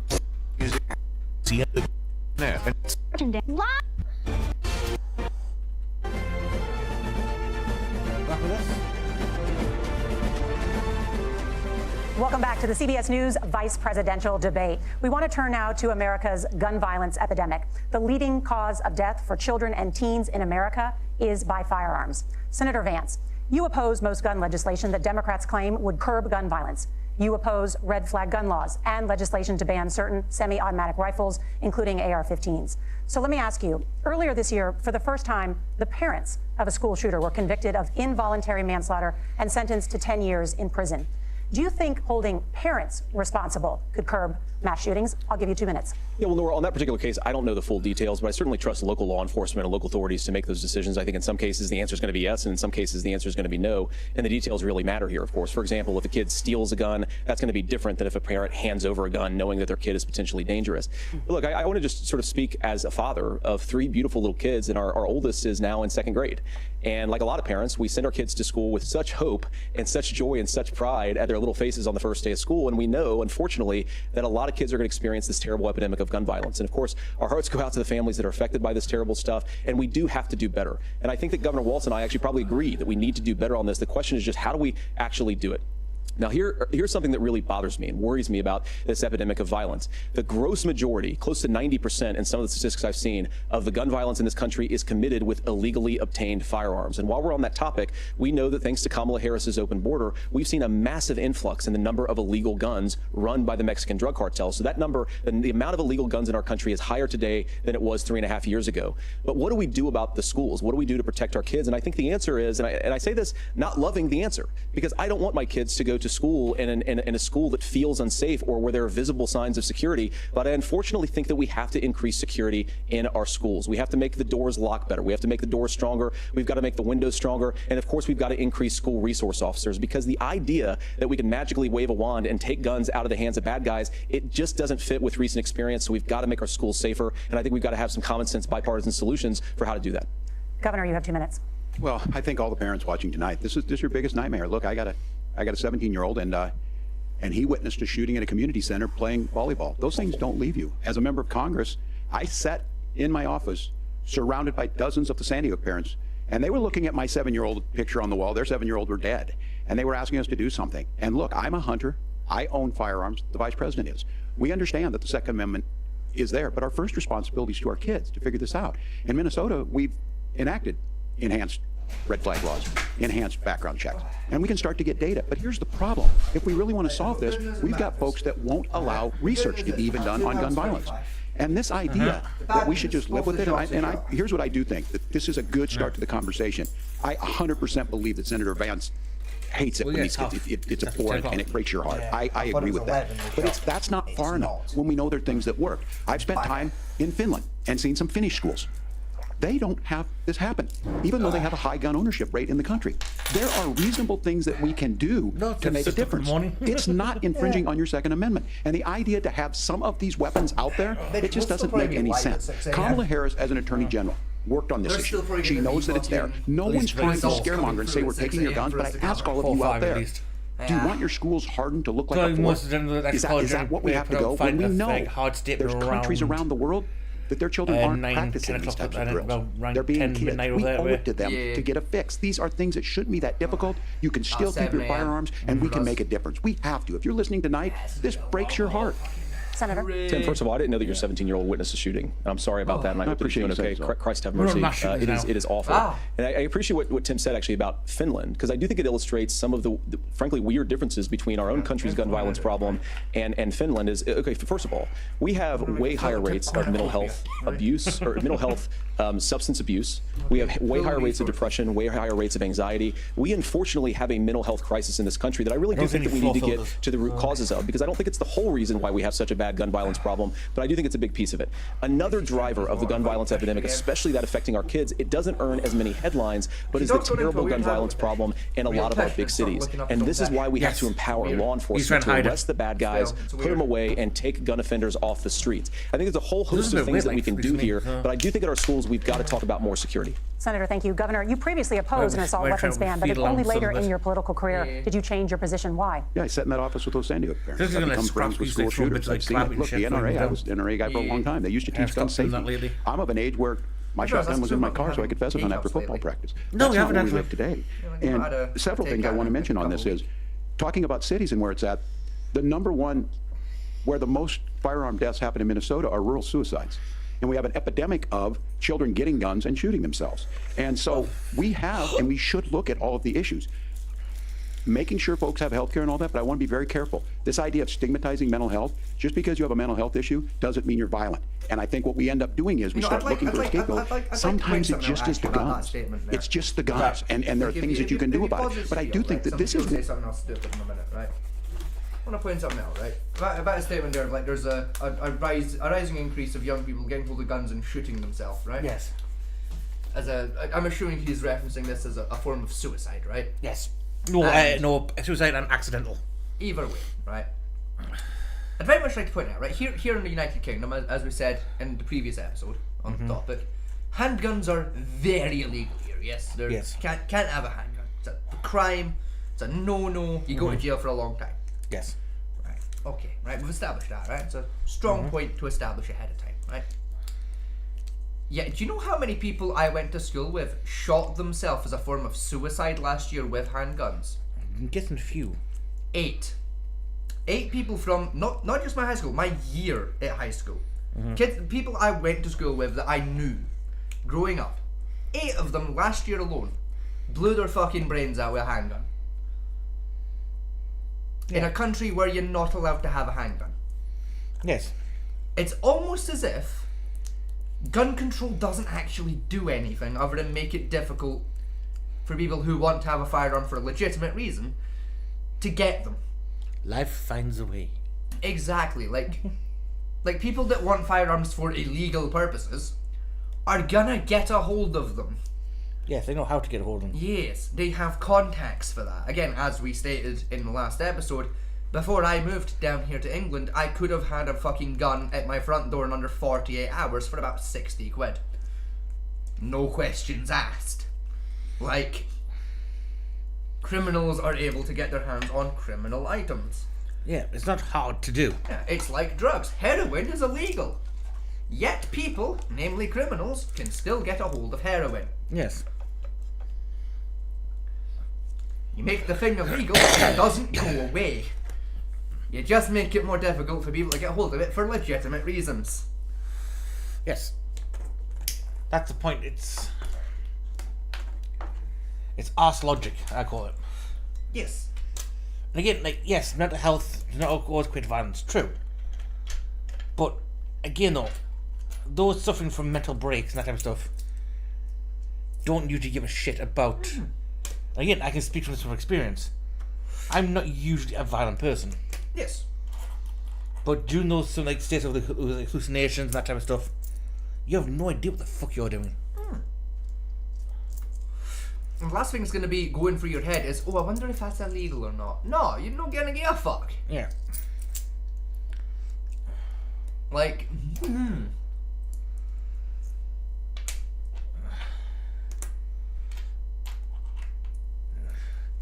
Should there be more checks and balances put on mentally ill people? Yes. Yes. It should be difficult for someone who's got mental health difficulties to get a hold of a gun. I do agree, but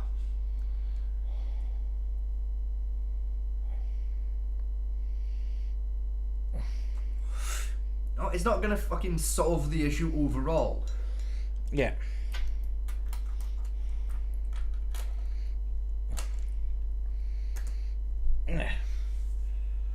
One, and I think this is a healthy conversation. I think there's a capacity to find solutions on this that work, protect Second Amendment, protect our children. That's our priority. Gentlemen, thank you. Margaret? Thank you, Nora. Let's turn now to the top contributor to inflation, the high cost of housing and rent. There's a shortage of more than 4 million homes in the United States, and that contributes to the high housing prices. Governor Walz, the Harris campaign promises a $25,000 down payment assistance for first-time home buyers and a $10,000 tax credit. They also promise... So I didn't actually catch that. What? All I heard was 45%. What? 25%, 25 grand down payment allowance for everyone who wants to buy a house. No, that's the thing that caused the housing bubble in the first place. When people said, "Oh, don't need down payment for the house. Just give us 20 quid and here's your house." Yeah. I mean, in fairness, like when my mum bought her house, like the British government was running a similar scheme. Yes. And to a very successful scheme. Like it did do wonders to help people who otherwise wouldn't have been able to get, like mortgages or down payments on houses and that to get a house. Yeah. Very successful scheme. However, the way it worked, it wasn't like, oh, we'll just give you the money. It was, you still have to front a decent amount of it. Remember, I think it was like you have to front about a quarter of it, and they top up the rest. And I think like you slowly pay it off as part of your mortgage payment. Yeah, your mortgage payment goes a little bit higher because a little bit of it gets siphoned back off to the government to pay it back. They tack on an extra like $5,000 to your housing payments. So you pay for map, you have to pay back some of it to show that. Yeah. You at least had to save some amount to show that he could. Because like I said, in England, I think our average down payment is about 10 to 15% of the total value of what you plan to buy. It's about that, yeah. You know. Now a lot of people say, "Oh well, how dare someone rent a house to me? You're scummy landlords." Two things about that, people. One, he bought the house with his own money. Yes. Fuck you. Secondly, yes, he's making a profit off it. Again, fuck you. It's a business. Thirdly, right, he has front bill for you wrecking the place, damaging things, damaging the plumbing, the wallpaper, stuff like that. He's going to get shouted at if you actually be actual total dicks. Yes. In that place. He's also one that's on line for any maintenance costs. Like if your transformer blows overnight, and like your fuse box goes bang overnight and you can't fix it yourself, he's the one on the hook to fucking pay an electrician to come fix it. Yes. Like. You don't have that cost. It's the entire it's supposed to be the entire benefit of renting is, while yes, it's more expensive long term, but it's more affordable short term. Is you're not the one on the hook when shit goes wrong. Yes. You have someone you can fall back on when shit stops working, whose responsibility is to make it work again. Get rid of those in England who do it. Right, first thing you want to look at yourself out, right? You want to try and work out, is this the right choice for me to be a mouthy little cunt or this? Find out how much it costs to buy a new boiler and get it put in your house. Yes. A lot. Try start there. I think the cheapest I've ever had a boiler quote be for a brand new boiler was about 10 grand. Yeah. Like. Most brand new boilers cost about 2 or 3 grand a piece. Yeah. And then the installation cost is fucking astronomical. It's insane. I mean, which is fair, because like, it is fairly dangerous installing a new boiler. That shit shouldn't explode for fun, but. Because you need 3 people. You need electrician, the plumber to do the water, and the plumber to do the gas. Yes. And it's a gas engineer that does gas, but yeah, like. And again, at all stages of the process, it could explode for no fucking reason. Yes. Like, it's quite dangerous in work, so fair enough it's expensive. And I guarantee there's someone already sitting there with the keyboard going, well, I don't have to buy a new boiler because mine will work fine. Yeah. Yeah. You won't be saying that when your boiler suddenly becomes a ballistic missile. To give you that context, most boilers last about 10 years at best. Yeah, if you're lucky. Then the efficiency rating is so terrible that you might as well just not have one. And like I said, like, after you start approaching like the 6-year mark, the odds of random bits of it just breaking, which turns it from a boiler into a ballistic missile, the odds of that happening start going up by quite a large amount. Oh, you want something a bit of a thing? Oh, well, boiler. Price of how much it costs to replace a window. Yeah, oh god, right. Window replacements, right, if you ask me, they're the biggest fucking scam in Britain. Right? How the fuck does about a PVC and or wood and a plane of glass cost 10 grand? Fuck off! I can buy all the shit I need to make a window from B&Q for 40 quid. How is it 5 grand to replace one window? Fuck you. Yeah. It doesn't make sense. It's ridiculous. Yeah, but they say if you want to try and work out the cost, just think, how often does windows get broken? Yeah. I mean, I've never had a broken window before, but I'm not betting it will never happen to me at some point. You know what I mean? Exactly. I mean, like, I can actually count on one hand the amount of windows I've broken in my life. Yeah. And in fairness, it was like door windows, a window in a door. It was a one of them, and it was my parents' fault because they hung my dartboard on that door, and I missed the dartboard. I was like 7, right? I threw a dart, I wasn't really paying attention, I was in the middle of a conversation while playing, and I completely missed the dartboard, and it went through the fucking window. Into the outside door. Yeah. So like it was like while I was living in like an old dairy cottage, like a dairyman's cottage. So Yeah. I had like the internal door, a little gangway, and then like a big heavy outdoor door. And then just went straight through that wee window into the outdoor door. Just poof. Dartboard fucking fell, fucking. And again, the one of the other thing that annoys me at the most at the moment, yeah, there are some like big companies which are just scumbags with the housings and that type of stuff. Yes. Right, but that little like old grandpa who's like 34 houses he bought in the 80s because he was actually being intelligent. Yes. About how to save his money. You know, don't give him grief, for fuck's sake. And yes, you're allowed to make a fucking profit people to actually live off. To build 3 million new homes. Where are you building these homes, and won't handing out that kind of money just drive up prices higher? No, it's not handing out. First, let me say this issue of housing, and I think those of you listening on this, the problem we've had is that we've got a lot of folks that see housing as another commodity. It can be bought up, it can be shifted, it can be moved around. Those are not folks living in those houses. Those of you listening tonight, that house is a big deal. I bought and owned one house in my life. My mom still lives in the house where I was. And when I think of a house, I'm thinking of Christmas services after midnight mass where you go with your family. We need to make it more affordable. The problem we've had is that we've got a lot of folks that see housing as another commodity. It can be bought up, it can be shifted, it can be moved around. Those are not folks living in those houses. Those of you listening tonight, that house is a big deal. I bought and owned one house in my life. My mom still lives in the house where I was. And when I think of a house, I'm thinking of Christmas services after midnight mass where you go with your family. We need to make... He's made my exact point, hasn't he? Yeah. Yeah, he's got what I'm on about. Yes, houses are commodities. That's how they're built. They are a product. Yes. That gain and decrease in value. Yes. Over time. Depending on how well you treat it. Yes. Make it more affordable. And one of the things, as I said, this program that the Vice President is pushing forward and bringing a new way of approaching this is something we're doing in Minnesota from that lead. We in the state invested in making... That went about own your own house. Yes. Right? Something my generation has long accepted we'll never be able to do, but yes. You can actually. It's actually... Nah. Our generation's proven time and time again with the current economic status worldwide, it's not going to happen until there's a housing crash. And even then, we're going to be unlikely to afford our own homes. No. My generation's doomed to rent. No, there's a way of doing it. It's a very simple way of doing it, actually. Yeah, it's called to have a revolution and completely reset the world economies, but that's not really a viable option. No, because there's one thing that's still fairly cheap-ish and has multiple uses of, and that's land. Oh yeah, no, if you just buy land and build your own house, then but even then, my generation's fucked. Yeah, because your generation can't do anything more than just play Xbox. No, it's more a case of the current economic status in the country, right, is like minimum wage hasn't changed in the best part of what, fucking 22 years? 5. Last time got increased was 5 years ago. Okay, even then, right? Even if we go off that stuff, it went up 5 years ago. It didn't go up anywhere near as much as inflation went up. No. And it's still nowhere near where inflation is. You can bear, because Mother Goose even proved this point with our fucking kids the other month there. Yeah.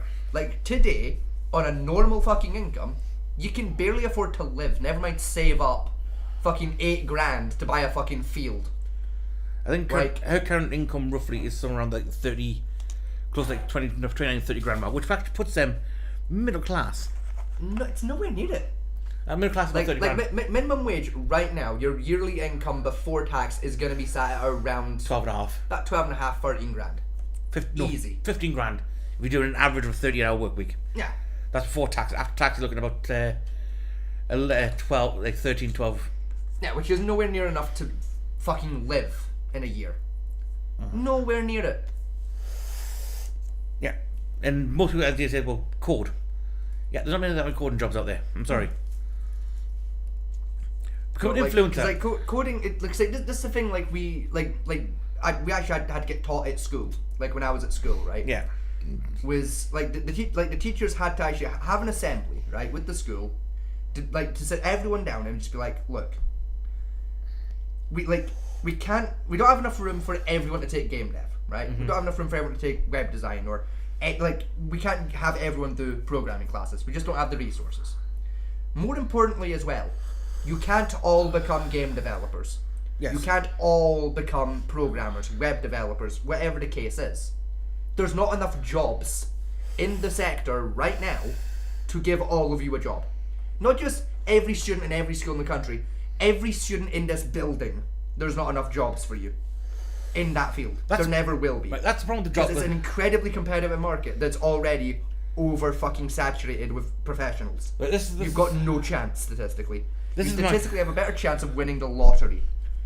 Well, this is my point here at the moment, where a lot of where school and a lot of careers are. Yes. Right. Everyone's supposed to pushing like, oh, you want this like corporate job, you know, cushy, set in a corner office. That's what everyone's aiming for. Yes. Right. And now because not everyone can achieve it though. No near everyone can achieve it.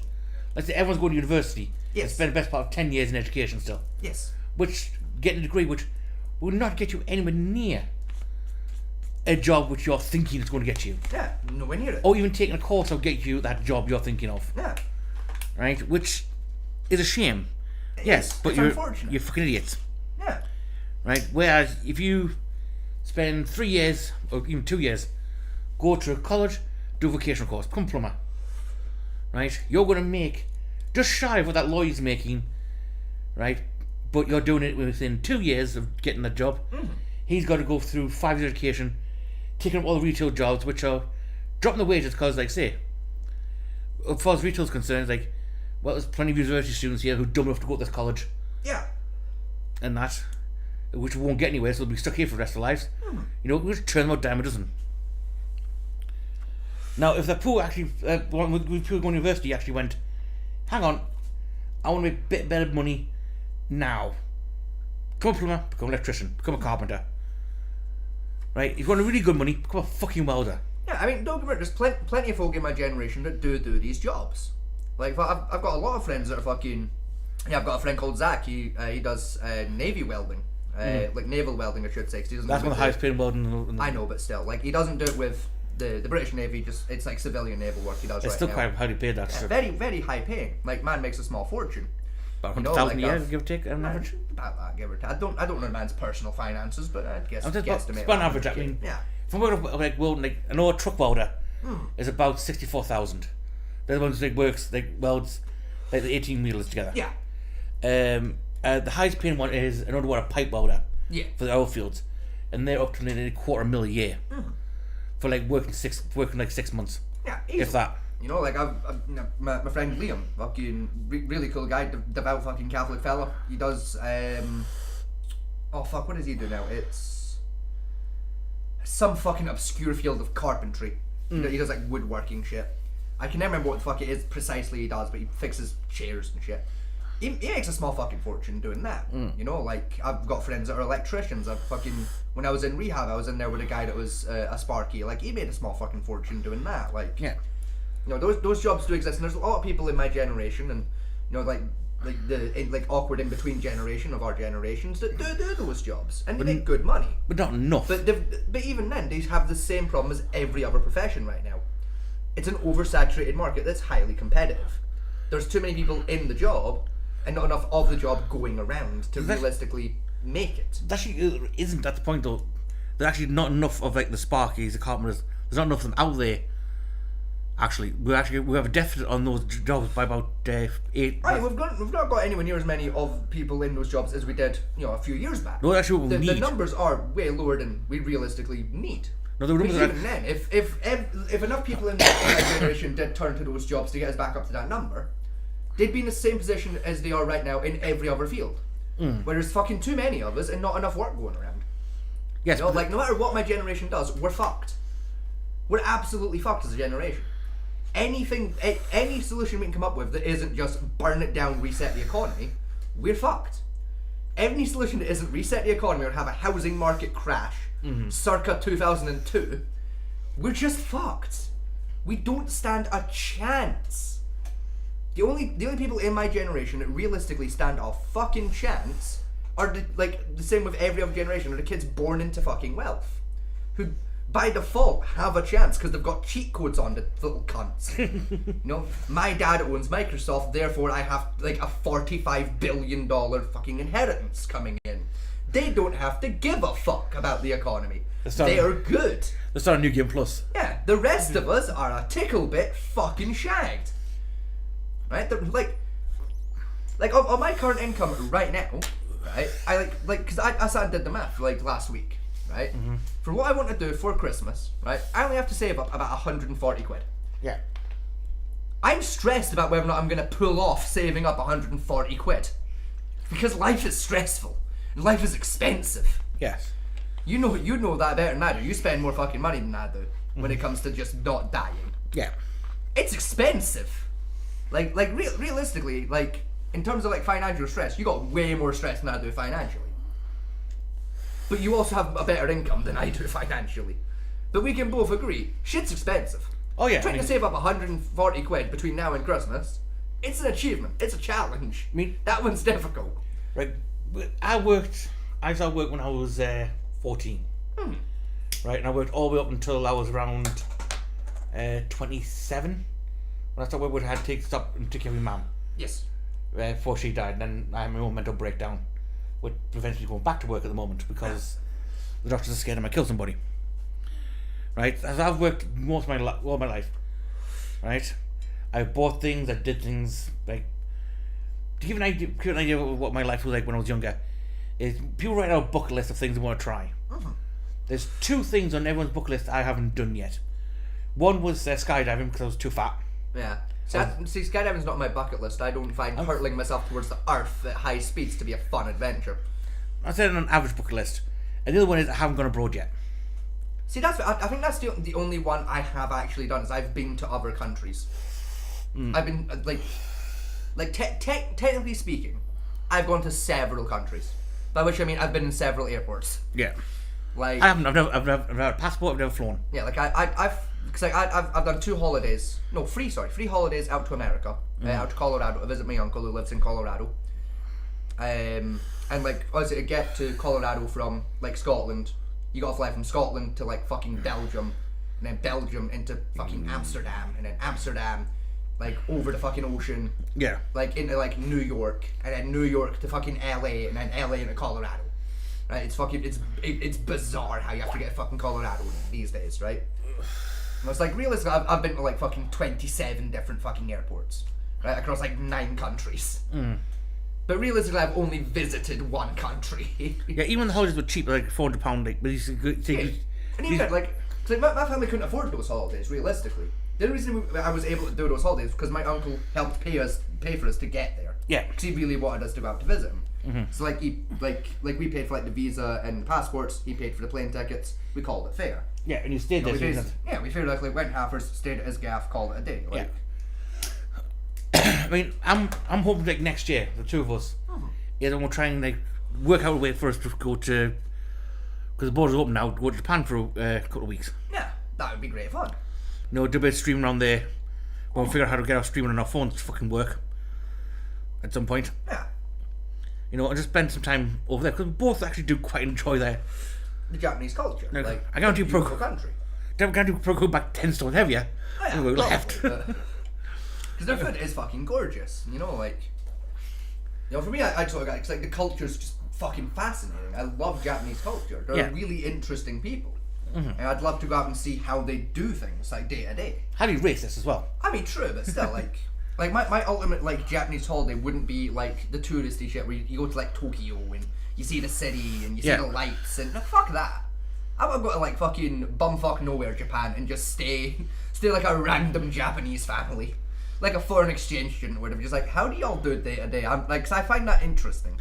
How different cultures do their day-to-day shit. The problem with getting to do that is actually quite difficult. And that's really tricky, but still, like... Yeah. I mean, I do want to go to Tokyo. I want to go, like... I'm not saying I don't want to do Tokyo. I'm just saying my ideal, perfect Japanese holiday would have been... See, the problem is, like, a lot of the people that go to Japan end up paying for one of these, like, so-called Japanese tours. Yeah. Which you go fly there and they start moving about on a shuttle bus and all that place.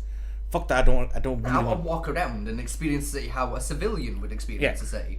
I don't want to get the fucking VIP treatment. I want to get the day-to-day how does a normal cunt see this city? Yeah. You know, like... We're not after. It's more interesting. I mean, at some point we're actually going to have to learn Japanese because they don't speak English at all, for the most part. Yeah, I'll let you learn Japanese and I'll just have you translate fucking... You're actually good at learning languages. I'm fucking shit at it. Like, do you know how long I've been trying to learn Polish for? Do you know how much Polish I know? Go on then. Like, I've been trying to learn Polish for about 5 years. Right? Like, I started trying to learn Polish just before lockdown. Like a year before lockdown, started trying to learn Polish. Some of my cousins married a Polish woman and some of her family don't speak English. So, you know, try to be nice, you know. I'll learn some Polish. I know technically 2 sentences in Polish. Right? I know ja jem jabłko, which is I am eating an apple. And ja jem jabłko, which means I am an apple. That's all the Polish I know. Right, do you know honestly how I learned most of my bits of Japanese phrasing I have? Most of it, I'm assuming, is just picking it up by watching anime and reading the subtitles and going, oh. Yeah, when you watch it as long as I have, you can sort of half hear it to some degree. You then go what's that is anime Japanese on animes. It was called urban speak, which isn't exactly what you'd use. Yeah. In everyday talking to a random fucking stranger. Yeah, it's more kind of formalized Japanese rather than day-to-day Japanese. No, it's not. No, I assume it's more technically this is the correct way to speak it rather than the actual way it's spoken. On animes, it's more a case of how I'll talk to you. Oh, okay, it's more localized rather than... Yeah, it's more like how you talk to a friend. Right. It shows things like context, respect and stuff there, but it's more a case of how you talk to someone close or... Yeah. Slang term, a slang way of speaking, accent way. In the day stuff, is far more... Formalized. You talk to Queen's proper English, so to speak, but in Japanese. Like I say, most, if context is weird, is the general insult you hear a lot is baka. Yes. Which is roughly translated to idiot or moron. Yes.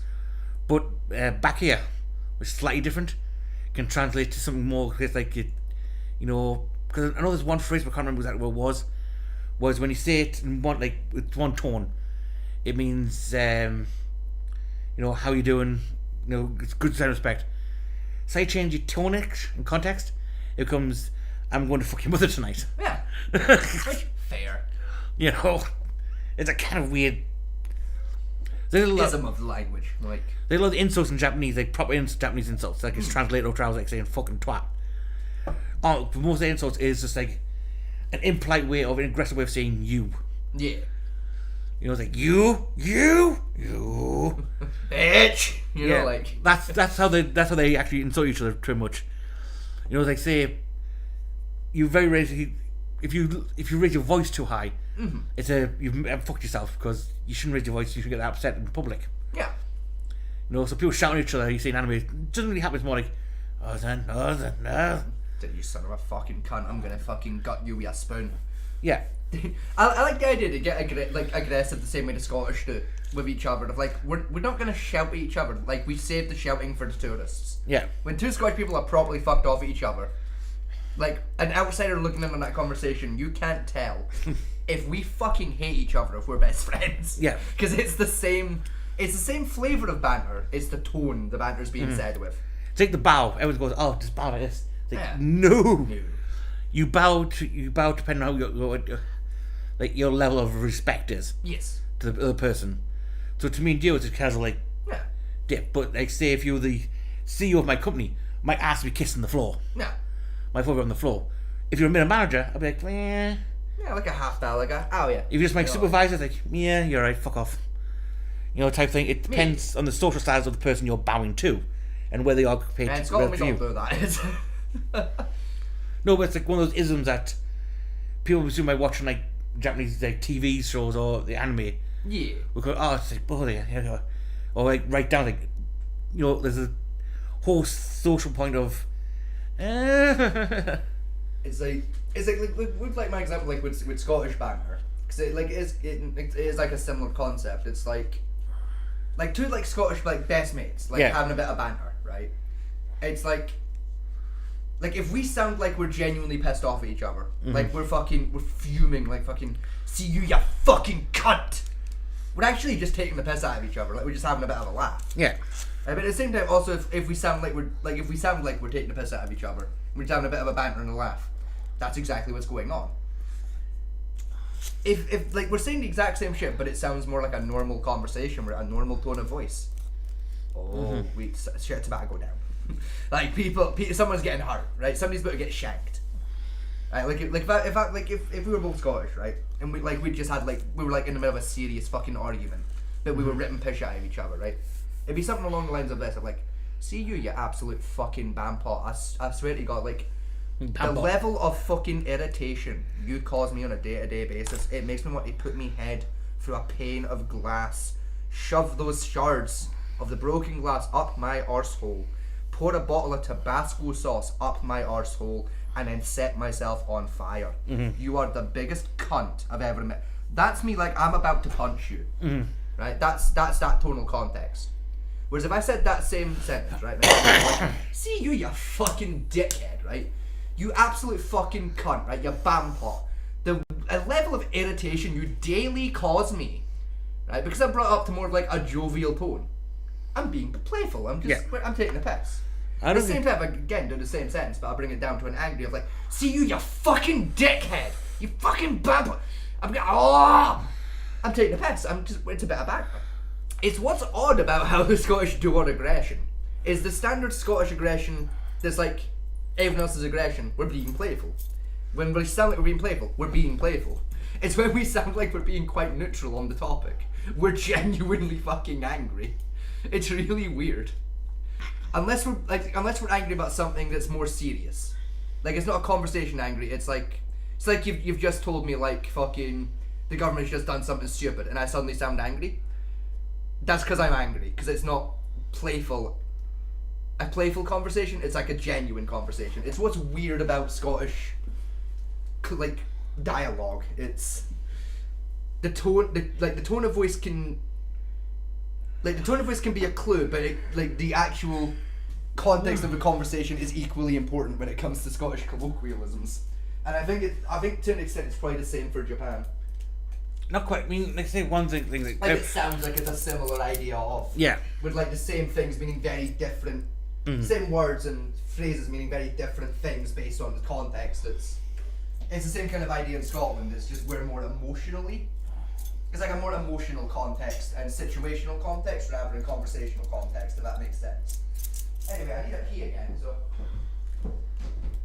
Making sure our housing was the biggest investment that we'd ever made in housing. It starts to make it easier. We cut some of the red tape. Local folks, look, we can't do it at the federal level, but local folks make it easier to build those homes. And then that down payment assistance. I can tell all of you out there, certainly for me, using the GI Bill was one thing, but a veteran's home loan, the big thing about a veteran's home loan is you don't have to pay the down payment. Those are things that make it there. Now look, you're gonna pay it back and you're gonna pay your mortgage. Those are things that we know in the long run, the appreciated value, the generational wealth that's created from it. And I will give Minneapolis an example. Minneapolis is the one city where we've seen the lowest inflation rates. We've seen a 12% increase in stock because we've put some of these things in, and we're implementing a state program to make sure we give some of that down payment assistance. We get it back from people because here's what we know. People with stable housing end up with stable jobs. People with stable housing have their kids able to get to school. All of those things in the long run end up saving our money. And that's the thing that I think we should be able to find some common ground in, but we can't blame immigrants for the only reason. That's not the case. It's happening in many cities. The fact of the matter is that we don't have enough naturally affordable housing, but we can make sure that the government's there to help kickstart it, create that base. Governor, your time is up. Senator Vance, as far as your campaign's position, the promise is to seize federal lands to build homes, remove regulation, provide tax breaks, and cut back on immigration, which you say pushes up prices. Where are you going to build all the new homes you're promising, and what part of any of this plan will provide immediate relief? You have 2 minutes. Well, first of all, Tim just said something that I agree with. We don't want to blame immigrants for higher housing prices, but we do want to blame Kamala Harris for letting in millions of illegal aliens into this country, which does drive up costs, Tim. 25 million illegal aliens competing with America. Watching this debate, right? Every 2 or 3 minutes, you can see fucking the guy in blue look over like he's about to fucking jump the other guy. You see him with pure disdain go, "You fucking said what? How fucking he's so... He always looks so pissed off. He just goes, huh? How dare you? He's about to hop the stage and just fucking deck a cunt. I love it. It's brought me a lot of joy the entire debate to just watch him just go I tell you, one thing about Trump. One thing about Trump. I'll get back to this. Is a lot of people have told like people to say, "Oh, I'm going to go to Japan. I'm going to buy myself a authentic Japanese katana." No, you're not. You're going to get scammed. But not said that though. Two things. One, you could buy it definitely. Yes. Good luck getting it past customs. Well, yeah, good luck getting out the country because it is actually illegal to export an authentic Japanese katana. Yeah. Outside of Japan. It is, yeah. It's also illegal to bring one in to Japan. It is, yeah. Which isn't Japanese steel. Yeah. Because they classify it as an art form to make them. Yes. So each one by law can't leave the fucking country. Yeah. I love people saying, "Oh, I'm going to go buy one and take it home." You watch like, yeah. Yeah, good luck getting it out of the country and good luck not getting your shit scammed off. Mm. Like, cause most of them just go at like this shit fucking guy, like they do in America. They go to like this shit weapon dealer at the mall and you're given a piece of shit. Yeah. Like they get charged like $2,000 for something that's gonna snap immediately. Like you try and unsheath the fucking thing, it just goes tink. Oh fuck! I've just got a handle. I mean, I've got one, but it's up my sister at the moment. It's probably in a knackered condition now because it's been in the loft for God knows how long. Yeah. It's probably fixable though. It doesn't work, and that's actually full on Tamahagi and Damascus steel. Yeah, Tamahagi. It's been bugging me the whole conversation. Like, what's the name of that fucking steel? Tamahagi. That's it. Yeah, it's basically that's been bugging me. They use a powdered steel form Yeah. when they make the like all straight in to melt down. They powder theirs first, then smelt it. Yeah. Into usable ingots. And it's it's good steel, but the West suppressed that steel quite early, like around the 1700s, I think. That's what flux powder is, isn't it? It's just powdered steel, isn't it? No. No? That's what flux powder was. No, flux is actually a plant. It's a plant extract. Is it? Yeah, that heats up, that creates an oil which strips out the. It's like an acidic oil which strips out the impurities, like the rust, like the flux scale. that he uses like an adhesive on like forged in fire. That powder. It's an adhesive. Yeah, they use it like when they're doing folding to like help it stick properly. It does not stick. What it does is flux, when it heats up, releases like almost like a stick base, which strips the forged scale out from between the sheets. Because what happens with because a lot of people when they do Damascus, just plank together dirty metal, and try and hammer them. Then they get inclusions and stuff like that that won't stick. Because you need clean metal. Yeah. Not about when you hammer away and you get against splits. They seem to try to reset them welds. Yeah. Is because cool, as you know, when you do forging, you get forged scale on the outside of your work. Yes. Where you cooled and hammered and you get those little flakes off. That happens in between your layers. Right. And the flux powder, when you put it on, it melts down, and it dissolves those layers in the heat and pulls them out. So you don't end up with a scale in between your layers, so you don't get damage and inclusion in. Okay, that makes sense. Fair. Yeah, it's not actually a glue or anything like that. It's purely there to remove like the burnt metal scale out of your work, so you get clean metal on metal to reheat and compress back down. So I was right in what it does, but in the wrong way, if that makes sense. Like it helps it to stick, but not because it's an adhesive. Yes. It's because it gets shit out of the way. Mm-hmm. That makes sense, in fairness. Like I was technically right in the wrong manner. Because you see a lot of people like in Forge fights, early on, where they had to do the Forge pattern molding. Yeah. You see a lot of them how it happens, like just getting the steel, bang together, weld it, and try to go straight in the forge. Yeah. And you see the ones that didn't, they go with the grind, very quickly to strip down the. It's why I've been saying, like, since I moved in, we've been talking about like setting up the forge. Like, if I'm ever doing Damascus, I don't care what the client says. I'm doing twist. I'm doing braided Damascus. I'm not fucking around like that. Right? I'm not fucking around doing this bullshit of fucking. Oh yes, it needs to be like folded 18,000 times, right? And it's like the Japanese do it because there's a better skin, so it can come from like the fabric of the reality. Fuck off. Yeah. Fuck you. Touch grass. Speak to a woman. Go fuck yourself. I'm doing it my way. In reality, fuck off, you nerd. In reality, what he's on about the reforging hammering process to get impurities, to get pure steel. Yeah, you can all fuck off. I'm braiding it. I don't care. My way's quicker and better. Scientifically, you do the process twice. Yeah. So do it 4 layers, and that's all the impurities gone already. Yeah, to make it the hardest one to be. I don't care. I'm doing it my way. My way gets the same result faster. Go fuck yourselves. I'm not doing your stupid folding bullshit. Why would I fold it when I can braid it?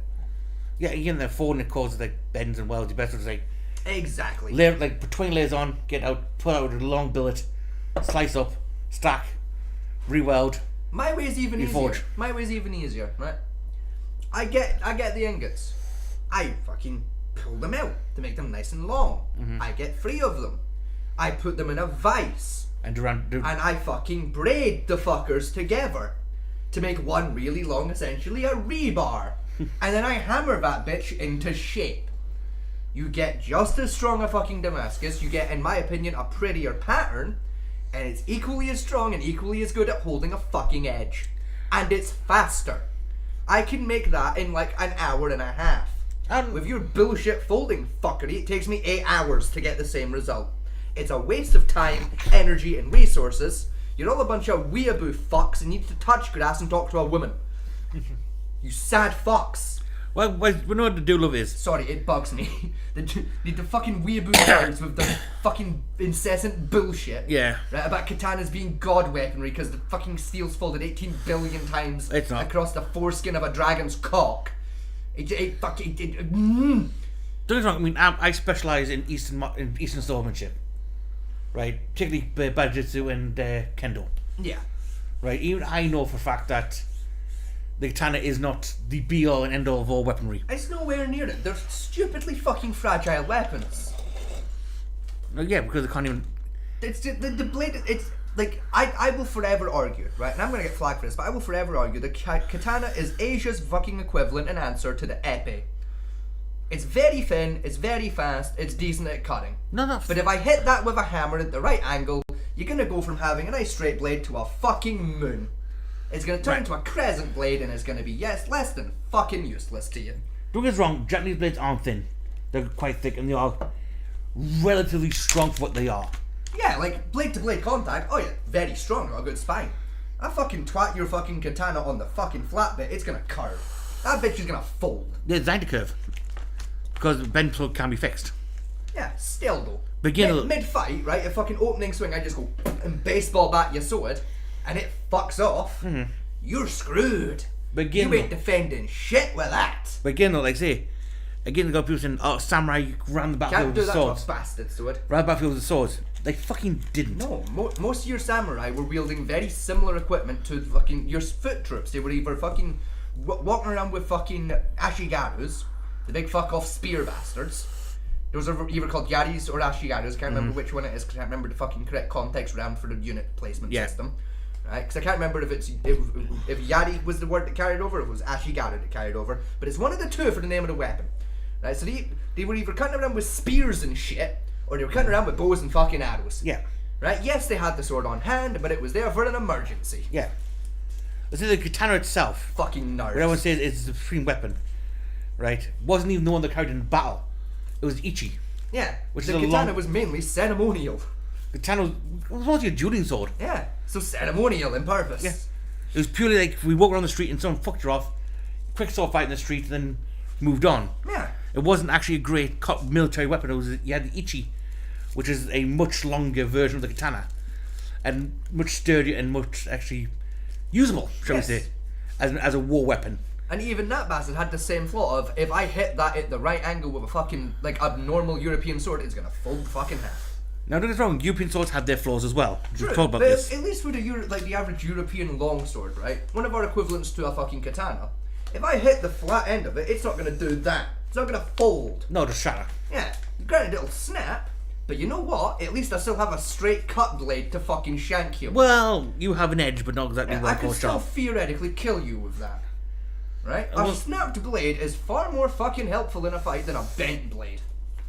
You know, let's be honest. Once you got to like plate mill combat, really in the medieval period, the swords were no longer sharp. Really, they're just it was heavy. Essentially just a hammer, but still, like.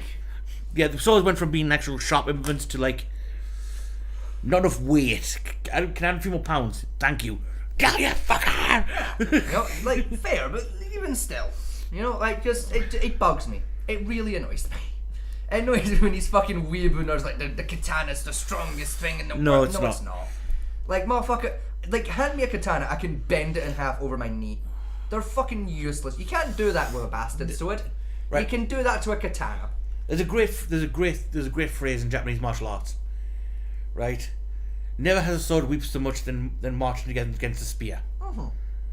Because the way the Japanese always say it in most martial arts is the sword will beat the average sworder, knife wielder. A sword will beat a sword. Yes. A sword won't beat a spear. Which is true. Like, universally, it's why spears were invented.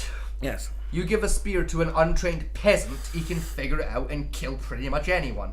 Yeah. You hand a sword to the same peasant, he's dead immediately. Like... Yeah, swordsmanship is a long process to get right. Untrained chuckle fuck with spear has more advantages than the well-trained guy with a sword does. Especially this is what the Spartans did for the spear and shield combo. Because it was very effective at guarding positions and moving forward. Yes, and it's a bitch to fight against. Yeah. Because they've got a good strong defensive system with a shield, big fuck off bit of fucking metal and wood to protect them from your bullshit, and a big pokey stick. Which, isn't a scary weapon, but also it's hard to fight that weapon because... Range. When you're in range of their attacks, they're a good, fucking 8 feet out from where you could hit them. You're fucked. You ain't getting past that. Let's be generous, right? Even with, a katana, a good strong katana, right? Even with my arm length and my ability to strike, at best, I've got 5 foot circumference range. Yeah, and even then, if I got handed a spear, which is a weapon I'm not too comfortable with, right? I'm not that well versed in using a spear. Yeah. Statistically, I've got a better chance in that fight than you do. Yes, because you've got an extra 5 foot of range. Yes. Pokey. I've got a better chance of kicking your shit in that fight. Yeah. And you're way better trained than I am. No, I'm not saying that there's no a swordman can't beat a spearman. That's not what we're saying here. We're just talking on battlefield tactical. Yes, a swordsman can theoretically beat a spearman. It is possible. It's statistically unlikely, though. You have to be a very well-trained swordsman. I mean, an expert spearman, an expert swordsman would have a decent fight where the swordsman could come out top. But what we're on about is an average melee combat. Right, on the battlefield, the spearman is going on 9 out of 10, just go poke, win, and move on. Because that's the entire point of the spear. Is it's there to jab, get through the thin bits of your armor. You got fuck all fucking protection, where your lung lives. Thunk, you're dead. And if you've got, say I've got a shield wall of spearmen, right? Fuck it. Let's just say I've got a normal infantry line of spearmen, right? No fucking shields, just spears. Yeah, phalanx. You have cavalry. I'm winning that fight.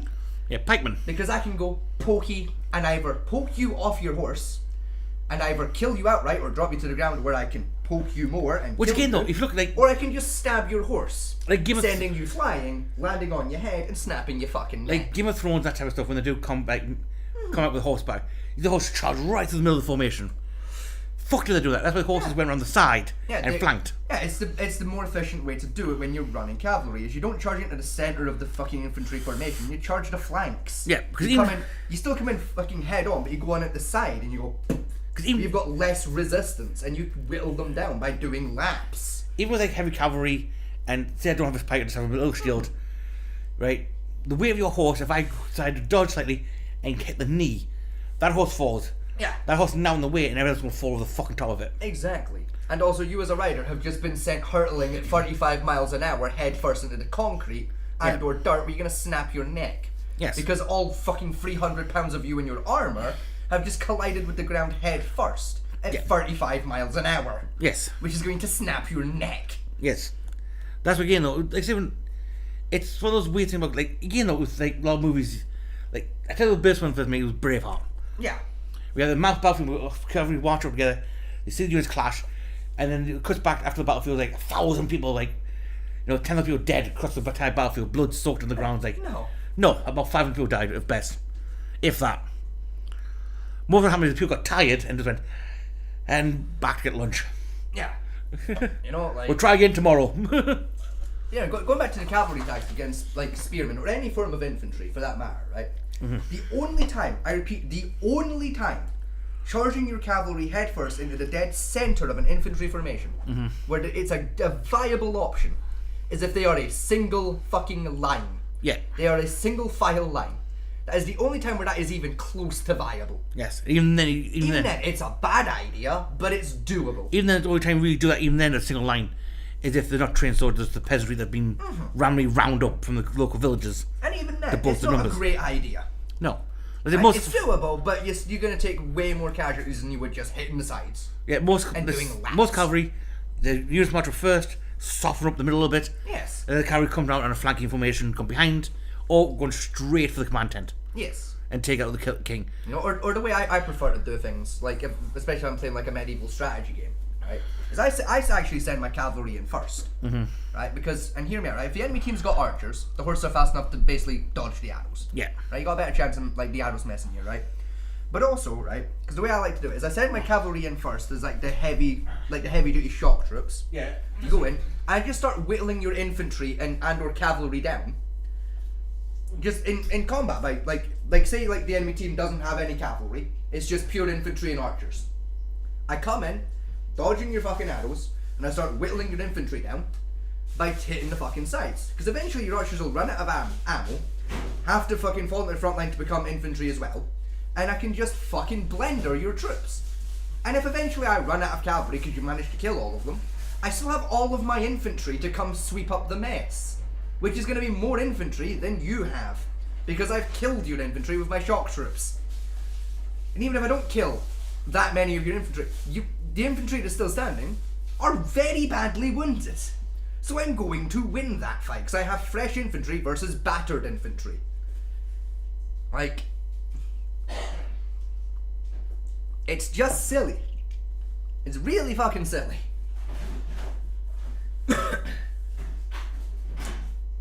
Right? Range plus mobility equals victory. That's the moral of the story. Let's get back on the lecture because we talk about military tactics. That's fucking interesting. I mean, yeah, we really could, but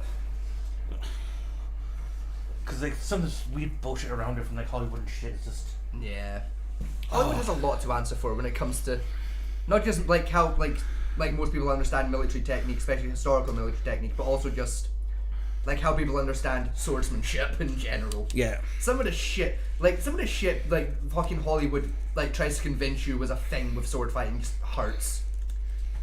And the most egregious one utter gaggle fuckery. The most egregious is like reverse grip. Yeah. Like don't get me wrong, right? I'm partial to reverse grip, right? I like it personally, right? I do genuinely think there are some situations where reverse grip could be quite useful. Yes, no. Right? I do feel like as a swordsman, right, even in a one-on-one duel, if you gave me reverse grip, I could do okay for myself.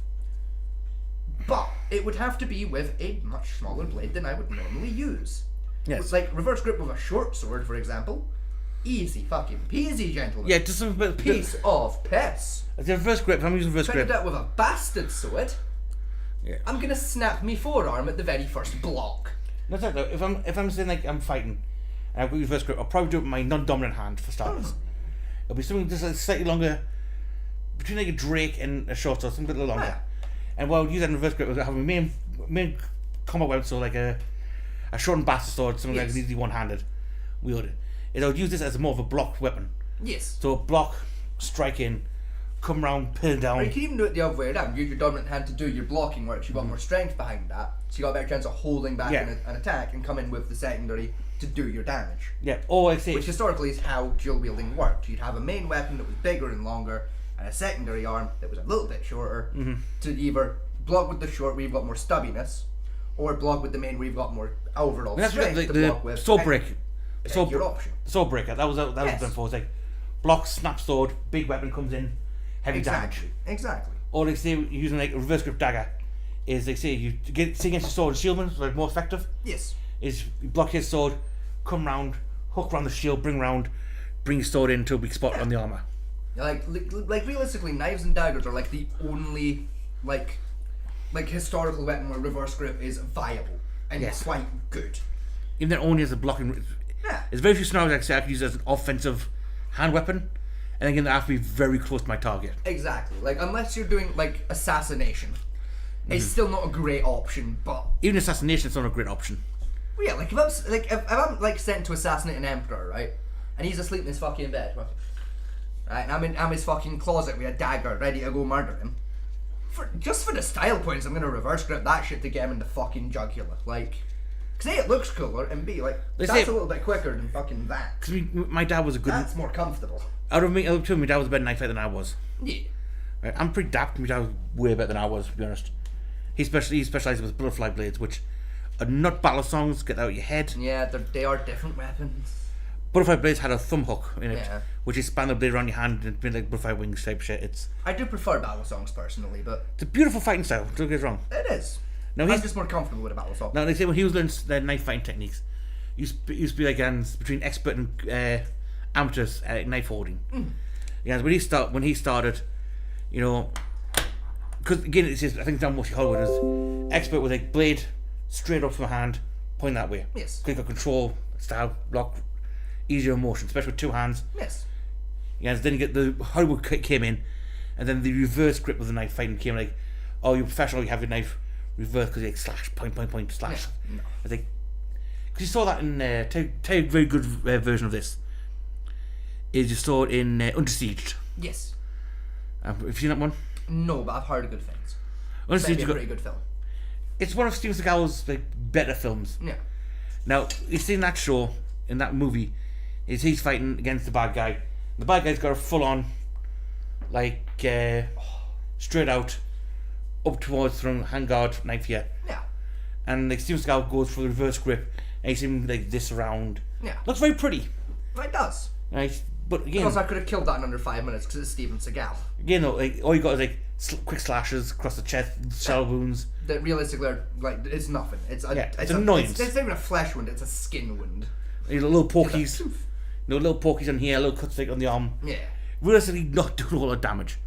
Whereas you got the blade point upwards, you coming with a little pokey like. Yeah, you can actually get some depth going. Yeah. Know? Like if I'm doing reverse grip this way, right, doing like similar positions, I can get in with the same kind of range. But that's not how they do it in Hollywood. They go dead quick, like basically doing knife jabbing. It's like no, you're not jabbing, right? This isn't Rocky, right? You need to be going fucking in, right? Stab, not jab. Stab, not jab. Yeah, again, though, it's one of the things is, what you assume for like power from reverse grip is when you drop your hand like that, you get more power than if you try and do it like that way. Yeah. But again, that's not the motion you do in a fight. In a fight, you're pushing forward. Exactly. Like, you know, you try and push forward that way, you get more power. If you try and push forward like this. Yeah, which you know, for me, fairly simple. I can get similar power going out that way. But yeah. But in a fight motion, you got more chance of you exerting all your force from the shoulder and the hip, coming in a straight punch outwards. Yeah. It's similar. I think we get the Indian things. Oh, the fucking curvy fucking. No, almost, they're almost like fucking knuckle dusters, but it's a sword. The long blade knuckle. Yeah. Oh fuck. It's like India's version of the push dagger. It's like a whole fist. You just punch people with it. Yeah, they're really fucking neat. I can never remember what the fuck they're called, but they're really cool. I know. It's going to annoy me. Fuck it. It'll come to one of us in about an hour and a half and go, oh!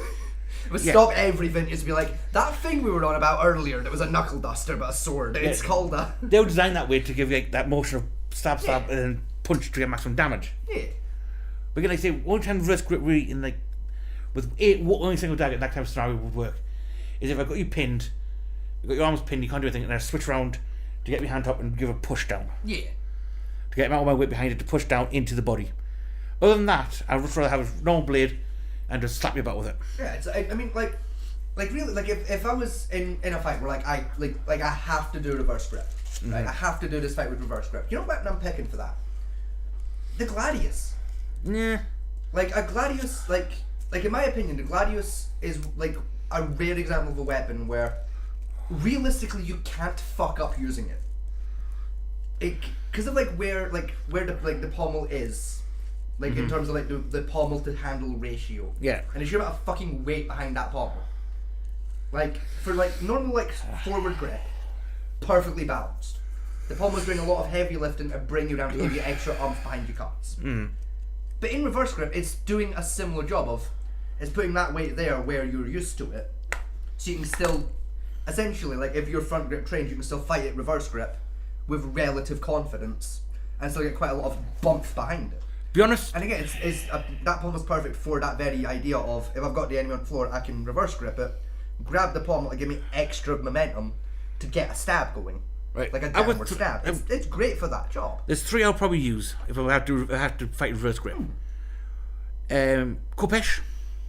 Khopesh should be good for that job, yeah. Because you got the belly, which can give a good retro slash, and you got the back where you can hook down. Yeah, because essentially, especially like with the slashing with the Khopesh, you've got the same advantage with a normal slash with a Khopesh of it's quite misleading because of the shape of the blade when it comes in. Mm-hmm. Like, 'cause you see this bit first, and the rest of it, as I bring it out like this, do the slash, because it comes in a curve. It's kind of, you're not seeing it till it's hitting you, essentially. Mm-hmm. It's a nice little trick of the eye. So even in reverse grip, you've got the same advantage just coming the other way on attacks. Yeah, and again, they're quite steel version, not bronze one, but still quite light and quite usable. Second one would probably something more like no,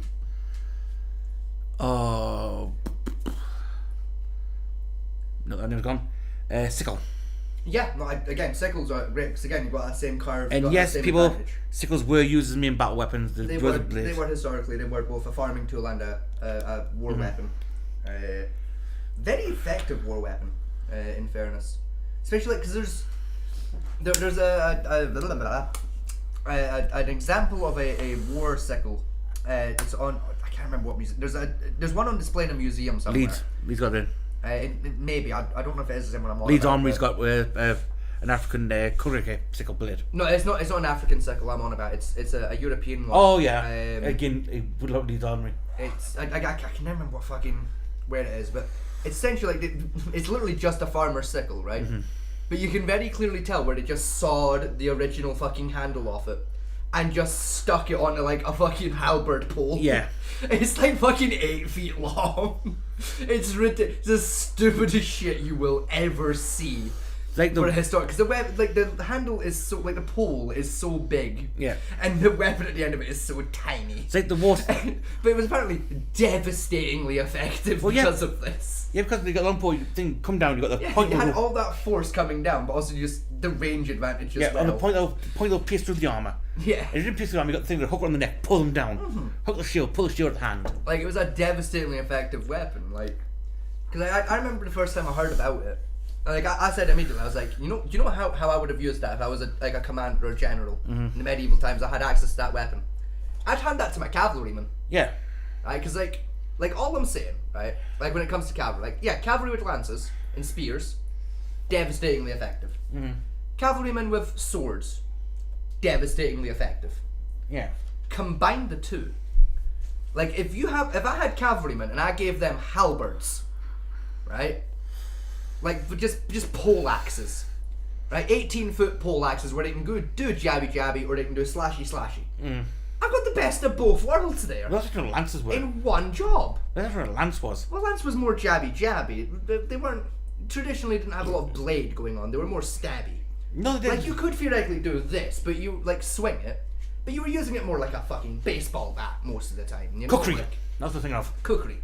Was the third blade I would use? Yeah, I could reverse grip a cookery. It wouldn't be quite as comfortable, but yeah, I could do it. Like you can't. The problem is actually designed because you got that curve point out, which allows you to go in and up or down and bring a good slash on it. Yeah, it would have not quite as effectively, but it would still have the same general benefit as the Khopesh and the sickle, where you've got that curve. When you reverse grip cookery, like catches you off guard a little bit from where the blade is, but Karambit, remember they designed like reverse grip cookery.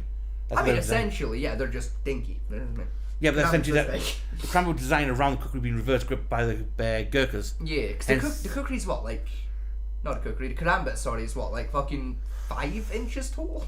5-6 inches in curve? Like, you got like 4. Like handle the blade's about 6 inches. But the it's a tiny little blade, a little bit that big. About 3-4 inches handle with a finger ring, and the blade comes out about there on average. Yeah, it's about what? About 3-4 inches, 7 inches total. Yeah, about 7 inches total. Like they're a 7 inches little blade, but they're very fun. Yeah, because they're designed to be like reverse grip again, to counter block and like just pierce inwards. Yeah. Or pierce upwards into like targets. Not designed to be like. Yeah, it's more of a Yeah. Yeah, because it's gonna sound stupid. A great example of how a Karambit. I'm going to keep getting them mixed up. A Karambit is designed to be used is in Call of Duty Black Ops 1. Yeah. There's a mission in that game where you got to go infiltrate a base. And fucking, it's like a Russian base. and there's a bit in the mission where like you sneak up on a guard, right? You pop up behind him, and your guy just hooks him. Yeah. Like this, like grabs him back now, and then just rams the fucking kukri in reverse grip style, just into the back of his head. And it's a perfect example of like exactly how you would use that weapon in reverse grip. That's what it was designed for. Was like that stealth and just straight that perfect upward, just bump right into the fucking brainstem. Job done. No mess. No noise. No nothing. That's what it's designed for. Was that infiltration mission where you had to go sign where you go in straight or like I'm not just on like the sense of like using a selfie. I just mean in general. That's how you would stab with that weapon. Like it is again. It's why I'm saying it's a perfect example of how the weapon would be used. Or like into the heart where you got the ribcage in the heart, you pierce round straight in, like, and pull out with most amount of damage. Yeah. It's all those weapons where you see like on like Forge of Fire or Double Kai uses. You get certainly you see him use like a knife, but it's stashing away at it. Yeah. It's not what it was designed to do. It was more for stabbing. Which is why I think some of the tests he does with some of the weapons, like for the kill tests, some of them are a little bit unfair. A lot of them are they're not like he doesn't always design the test around what the weapon was designed to do necessarily. Don't get me wrong, he's a good fighter. He's a great fighter. Like honest, like I wouldn't want to fight Doug Marcaida. Like, the guy scares the shit out of me sometimes. He did Filipino blade knife fighting techniques, which allows him to essentially use a lot of different blades. Yes. But you know, some of the historical weaponry in particular.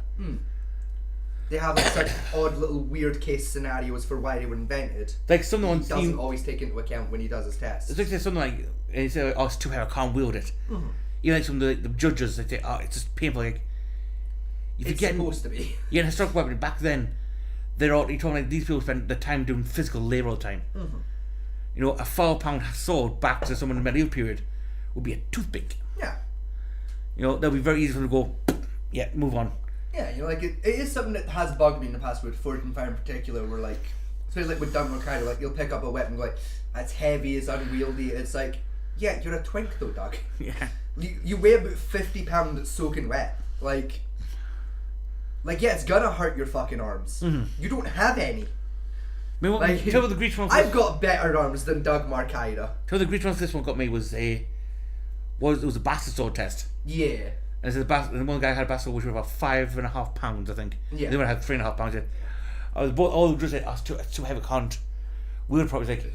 Hand me the sword. 5.5 pound, easy peasy, hand it over. Well, the average weight of a bastard sword was between 5 and 7 pounds. Yeah. Historically. Technically, he should have won because he had a more historically accurate rendition of the weapon. Yeah, because it wasn't designed to be like cutting weapon. Again, it was one of those ones that was developed as cheap to go bash away at the armor to. Yeah. The idea of the bastard sword was it could cut when appropriate, but it was more designed around the idea of cave-in armor. Yeah, to crush the lungs in and that sort of stuff. To be able to basically do both jobs. It's why it was designed to be a hand-and-a-half weapon as well, to be versatile for if you're trained in one-handed weaponry. Yeah. You can use it comfortably with the benefits of an extra bit of range. Whereas if you're trained in a two-handed weapon, you can use it comfortably and use those same techniques with just a little bit less range than you're used to, but still enough range to give you the advantage over most soldiers. Yeah. That was the entire premise of the bastard sword. It's why they were incredibly popular with knights and royalty as a weapon, because it basically gave you all the benefits of both worlds with less of the downsides of both worlds. Also didn't chip or break very easy because again it was a little bit of steel. Because they were quite chunky blades compared to like a one-handed longsword or a two-handed fucking Zweihander. Compared to both weapons, they were considerably chunkier. So they were a lot harder to snap the fucking two. Yeah, and easier to mass produce as well. Exactly, because they required less finesse to develop. It's the one thing I will always give Game of Thrones credit for. Most of the lords and ladies in Game of Thrones that have swords have a bastard sword. Yeah. Which is very accurate historically for the time they're aiming to emulate. Again, the long swords were, although eventually became a common night weapon. Yeah. But it still took a long time to train between the difference between the bastard sword where it's like, and 4. Yeah, it was basically a slightly short baseball bat of and fuck yeah. Ooh shit. Where the bastard sword, where the long sword required a bit more ting finesse. and Took a little bit of finesse, a bit of finagle, a bit of snootiness, so to speak, on the battlefield. You know, you had to be a bit of a posh cunt fighter to use one. Yeah. Much like the épée or saber. Yes. Anyway, what for a pass again? Americans for scarce homes is one of the most significant drivers of home prices in the country. It's why we have massive increases in home prices that have happened right alongside massive increases in illegal alien populations under Kamala Harris's leadership. Now, Tim just mentioned a bunch of ideas. Now, some of those ideas I actually think are halfway decent, and some of them I disagree with. But the most important thing here is Kamala Harris is not running as a newcomer to politics. She is the sitting vice president. If she wants to enact all of these policies to make housing more affordable, I invite her to use the office that the American people already gave her, not sit around and campaign and do nothing while Americans find the American dream of homeownership completely unaffordable. Now, you asked, Margaret, what would immediately change the equation for American citizens if you lower energy prices? As Donald Trump says, drill, baby, drill. One of the biggest drivers of housing costs, aside from illegal immigration, is think. Okay, we have some early polling results in.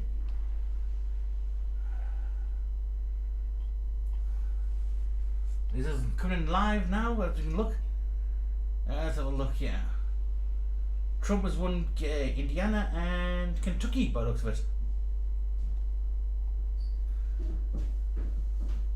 We've got 2 more states in. Okay. Trump is ahead by 65.4%. Now it's down to 33.4 so far. We have 2 states in, looks like. We've got Indiana has come in. Indiana and Kentucky. About 63 to 64. 68 to 64. The Trump, 30 to 33 for Harris so far. I've rounded that 33 up to 34 because it's 33.9. Yep, so Trump is currently winning with 65% of the votes. Yeah, at 36,000 votes to 80. Holy shit! Mm-hmm. That is quite a... I mean, it's an early lead. Like, anything can happen still, but fuck me, that's a lead. And Trump's already got... There's already 2 Republicans in the House already. Fucking hell. He's winning in the Senate as well currently, 38 to 28. Yeah. He's winning the Senate by a factor of 10. To be honest, these are early numbers. And the the aim score is 50. 50 to win. It's 38 to 28.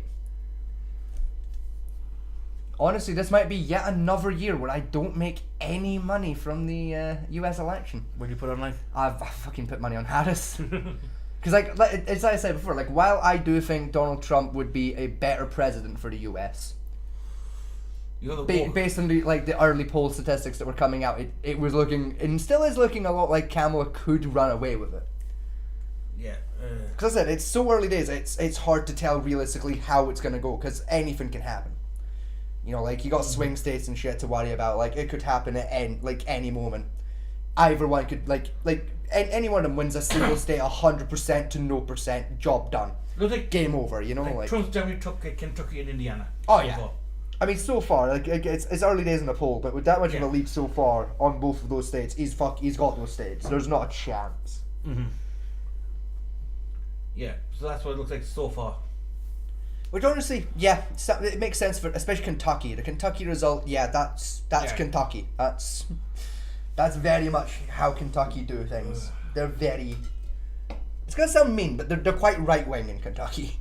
They're very simple folk who like things to be quite straightforward and simple, and I appreciate that. FBI investigating non-credible bomb threat in MI, WI, in Georgia, in GA. Michigan, Wyoming, and Georgia. I can never remember if WI is Wyoming or Wichita. Yeah, it's Wyoming. And what do we do? That's Wyoming. Yeah, because Wyoming's WY. WI. Wisconsin. That makes more sense, yeah. Well, the DTS server's working again then. No, I've checked. They're still getting fucked. No, Wyoming is basically the living version of GTA. Oh, I see what you mean, right. Most of the body cam footage we get is from, like, Wyoming. And Ohio, to be fair. A lot of it comes from Ohio. Like Wyoming and La Crosse, Wisconsin. They seem like the 2 main GTA servers in the world now. Again, Ohio. A lot of the body cam footage we've watched on this show has been Ohio. So far, Trump's gained 50,000 votes to Trump, 24 to Harris.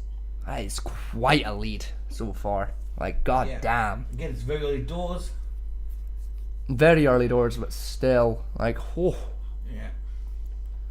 It's not like a good 40 minutes for the poll. Hang on, what is that? Drag queen featured negatively in Trump ad says family voted for former president. Ugh. Oh, that's so unfortunate. Oh, babe. Oh, what a shame. Harris for Harris. Hottest is for hottest. Yeah. Oh, no, hon. Hello, the family. Instagram.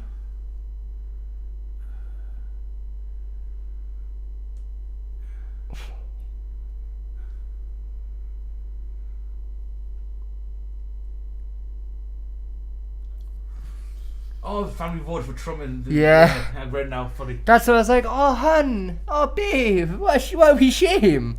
Your own family fucking ratted you out. What a shame. Let's see. Fucking betrayal. Oh, that's it. The live. Can win the White House as well. I'm so proud of Kamala Harris and the response that we have seen to her message of a message to go forward. Just the economic message that she has is one that again attracts people to vote. So I think she will win too. But you asked me about the House. Hakeem will be Speaker. You did also mention January 6th, and we have talked a lot about the possibility of political violence, about what to expect. Experts we talked to say it's really the time between Election Day and when the votes are certified or when the race is called, if that takes a few days, that they are most worried about. You have seen former President Trump has come out targeting you specifically as well. He had awful things to say about you at a rally even last night. Are you specifically worried about your own safety? And how do you look at the landscape of whether there could be some kind of violence if it takes time between Election Day and a call being made? Well, let me just say about elections, it's the time leading up to the election, Election Day, and then the count after that. And that's normal. Now, to just remind that 4 years ago when the former president was making all these challenges, the Democrats won over 60% of the court cases, just about all of them. And so far, we have won 20 of the cases in the time leading up to the election and going forward. Am I worried about my safety? Yeah, I am. 2 years ago, right this past week, my house, the sanctity of our home was invaded. The safety of my husband was violated. He's still suffering from some of that, and I'll abstain, thank you. by person going in there, echoing the voice of January 6th. Where is Nancy? Where is Nancy? To punish me for what I have said about Donald Trump. So yeah, I think he knows that that's provocative when he says what he says. The sad part of it is that when he says he's there to protect women, whether they like it or not, I consider that violence against women. That's not what you say to women, and that's not what you say about what he said about Kamala Harris, what he said about me, what he said about the former First Lady, Michelle Obama. So it is it is provocative, and that's I don't know why people just think that's funny. When my husband was attacked, he made a joke of it. He made a joke of it. His family made a joke of it. The governor of Virginia, current governor of Virginia, made a joke of it. Musk, whatever it is, he made a joke of it, and it's not funny. And that has no place in a political process. So am I afraid? Yeah, but apart from that, it's not about me. It's about other people who want to engage in politics. If you wanted to run for office, you would not want to think that you were jeopardizing the health or well-being of your family. That's just not what our system is about. But you know what? We don't agonize, we organize. And we're organizing in a very positive way. Natural. So look here, we're going back to the votes. Trump's still ahead by 60%. Is that 110? 110 to 64. 66. Oofed. So it looks like for Indiana and Kentucky, yeah, it's a 60% of the bit vote. of a runaway in those two states so far. According to there's only 4%, 3% in so far. Yeah. On those two states. So.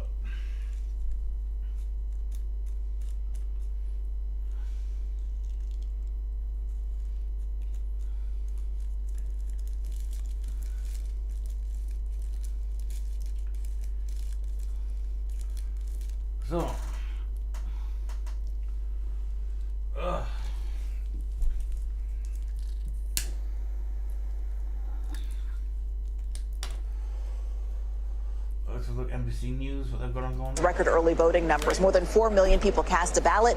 That led to very short lines today. In fact, I've got to say that between me and my amazing producer, Charlie Guile, we went around to about 15 or so different polling locations throughout a couple of let's do NBC News, shall we? Yeah, fuck it. That's our stream. That's CNN. There you go.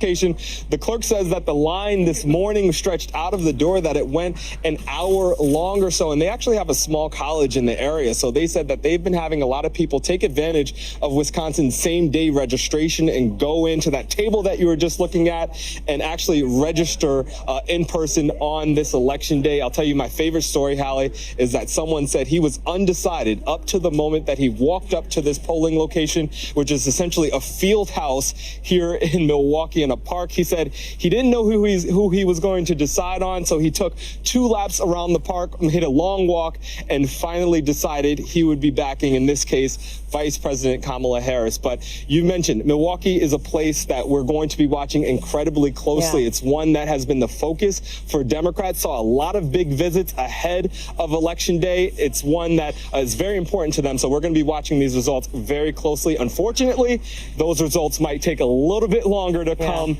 and to be produced because of that little snafu downtown. Shaq Brewster talking with who may be the latest late decider in the polling place where you are now. Shaq, thank you very much. Appreciate that. We are just about now 35 minutes away from polls closing in Battleground, Georgia. Not too long from now, you can see the other states where polls close at 7 p.m. Georgia is the one to watch. You've also got 7:30 poll closings in North Carolina. Ohio is interesting as well. There's a key Senate race there, and you can see the swing states that you need to be circling on your map at home, and I'm sure you have one, as our special coverage here of Decision 2024 continues tonight. Savannah Guthrie and Lester Holt will pick up right after a break. They are going to take you all the way to 2 a.m. Eastern and potentially beyond. I'll be there too with exit poll data, joined by Chuck Todd, Kristen Welker, and Tom Yamas. See you in a minute.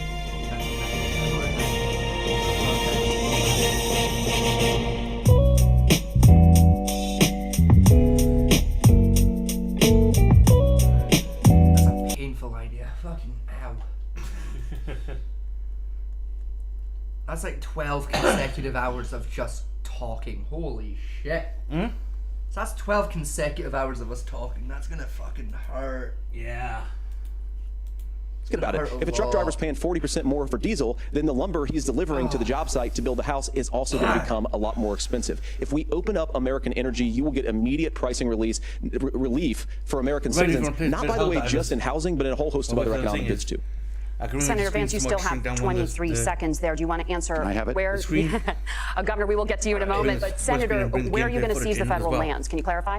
Well, what Donald Trump has said is we have a lot of federal lands that aren't being used for anything. They're not being used for national park. They're not being used, and they could be places where we build a lot of housing. And I do think that we should be opening up building in this country. We have a lot of land that could be used. We have a lot of Americans that need homes. We should be kicking out illegal immigrants who are competing for those homes, and we should be building more homes for the American citizens who deserve to be here. Senator, your time is up. Governor, I do want to let you respond to the allegation that the vice president is letting in.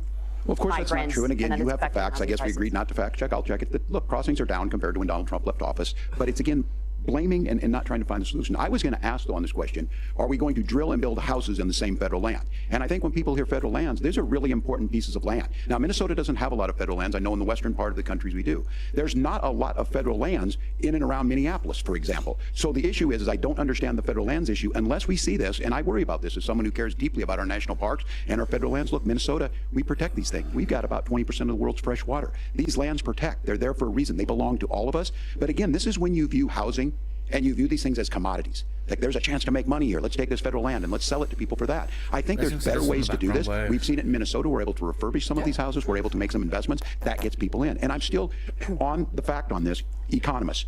Senator Vance, you said you don't like the economists. Which economists are saying that it is immigrants that's adding to the cost? Governor, your time is up. But Senator, on that point, I'd like for you to clarify. There are many contributing factors to high housing costs. What evidence do you have that migrants are part of this problem? Well, there's a Federal Reserve study that we're happy to share after the debate. We'll put it up on social media, actually, that really drills down on the connection between increased levels of migration, especially illegal immigration, and higher housing prices. Now, of course, Margaret, that's not the entire driver of higher housing prices. It's also the regulatory regime of Kamala Harris. Look, we are a country of builders. We're a country of doers. We're a country of explorers. But we increasingly have a federal administration that makes it harder to develop our resources, makes it harder to build things, and wants to throw people in jail for not doing everything exactly as Kamala Harris says they have to do. And what that means is that you have a lot of people who would love to build homes who aren't able to build homes. I actually agree with Tim Walz. We should get out of this idea of housing as a commodity. But the thing that has most turned housing into a commodity is giving it away to millions upon millions of people who have no legal right to be here. What are you trying to do here? Regulations. I deal with this as a governor.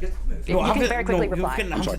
I get this as a governor, and I don't necessarily disagree with that. That in some cases, many of those are local, many of them are state. I don't know which ones are federal, but I think whenever we talk regulations, people think they can get rid of them. I think you want to be able to get out of your house in a fire. I think you want to make sure that it's fireproof and those types of things. So which are the regulations? Because the vice president's not responsible for those. Congress writes those. Governor, thank you, gentlemen.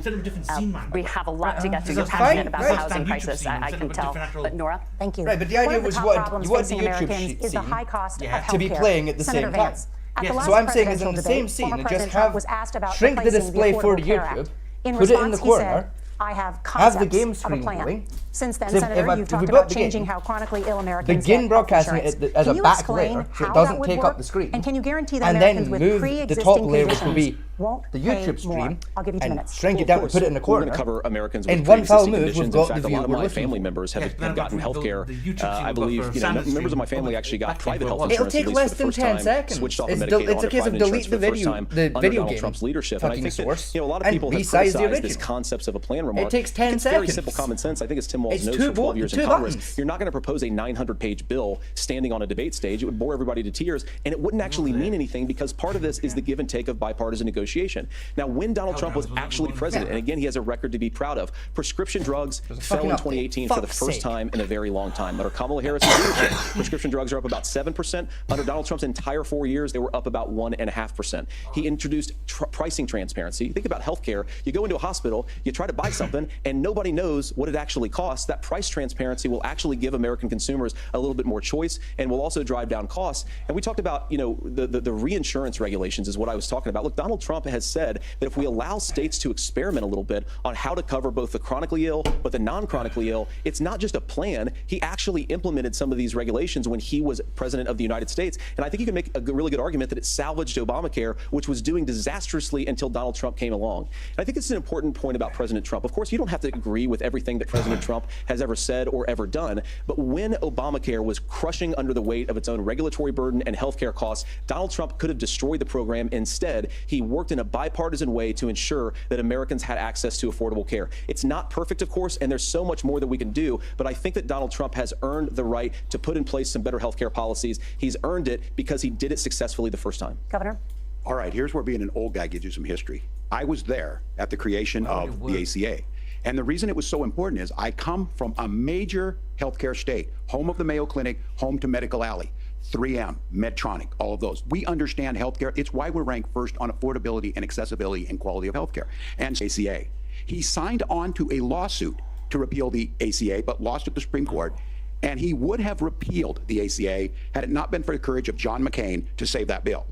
Now, fast forward, what that means to you is you lose your pre-existing conditions. If you're sitting at home and you got asthma, too bad. If you're a woman, probably not. Broke your foot during football, might kick you out. Your kids get kicked out when they're 26. Kamala Harris negotiated drug prices for the first time with Medicare. We have 10 drugs that will come online, the most common ones that'll be there. But look, this issue, and when Donald Trump said, I got a concept of a plan, it cracked me up as a fourth grade teacher because my kids would have never given me that. But what Senator Vance just explained might be worse than a concept, because what he explained is pre-Obamacare. And I'll make this as simple as possible because I have done this for a long time. What they're saying is, if you're healthy, why should you be paying more? So what they're going to do is let insurance companies pick who they insure, because guess what happens? You pay your premium, it's not much. They figure they're not going to have to pay out to you. But those of you a little older, gray, got cancer, you're going to get kicked out of it. That's why the system didn't work. Kamala Harris will protect and enhance the ACA. Governor, thank you. Senator, you have not yet explained how you would protect people with pre-existing conditions or laid out that plan. Well, look, we currently have laws and regulations in place right now that protect people with pre-existing conditions. We want to keep those regulations in place, but we also want to make the health insurance marketplace function a little bit better. Now, what Governor Walz just said is actually not true. A lot of what happened and the reason that Obamacare was crushing under its own weight is that a lot of young and healthy people were leaving the exchanges. Donald Trump actually helped address that problem, and he did so in a way that preserved people's access to coverage who had pre-existing conditions. But again, something that these guys do is they make a lot of claims about if Donald Trump becomes president, all of these terrible consequences are going to ensue. But in reality, Donald Trump was president. Inflation was low, take-home pay was higher, and he saved the very program from a Democratic administration that was collapsing and would have collapsed absent his leadership. He did his job, which is govern in a bipartisan way and get results, not just complain about problems, but actually solve them. Governor, did enrollment under the Affordable Care Act go up under the Trump administration? It's higher now that we've seen it go up. Look, people are using it. The system works. And the question about this of young people or whatever, that's the individual mandate piece of this. And Republicans fought tooth and nail saying, well, Americans should be free to do this. Well, then what do you think the individual mandate's a good idea? I think the idea of making sure the risk pool is broad enough to cover everyone, that's the only way insurance works. When it doesn't, it collapses. You are asking pre-ACA where we get people out. Look, people know that they need to be on health care. People expect it to be there. And when we are able to make it, and we are making it this way, when we incentivize people to be in the market, when we help people who might not be able to afford to get there, and we make sure then when you get sick and old, it's there for you. Because I heard people say, well, I don't want to buy into Medicare or whatever. Good luck buying health care once you get past 70. So look, the ACA works. We can continue to do better. Kamala Harris did that. The way she made everything better was negotiating those 10 drugs on Medicare for the first time in American history. Thank you. Margaret, can I address that? I apologize. We're out of time. We have a number of subjects to discuss. Margaret. Let's talk about families in America. There is a child care crisis in this country, and the United States is one of the very few developed countries in the world without a national paid leave program for new parents. Governor Walz, you said that if Democrats win both the White House and Congress, this is a day one priority for you. How long should employers be required to pay workers while they are home taking care of their newborns? You have 2 minutes. Yeah, well, that's negotiable, and that's what Congress worked. But here's what the deal is. Americans sitting out there right now, you may work for a big company. Look, we're home in Minnesota to some of the largest Fortune 500 companies. Kamala Harris knows that in California. Those companies provide paid family medical leave. One is, I think they're moral and they think it's a good thing, but it also keeps their employees healthy.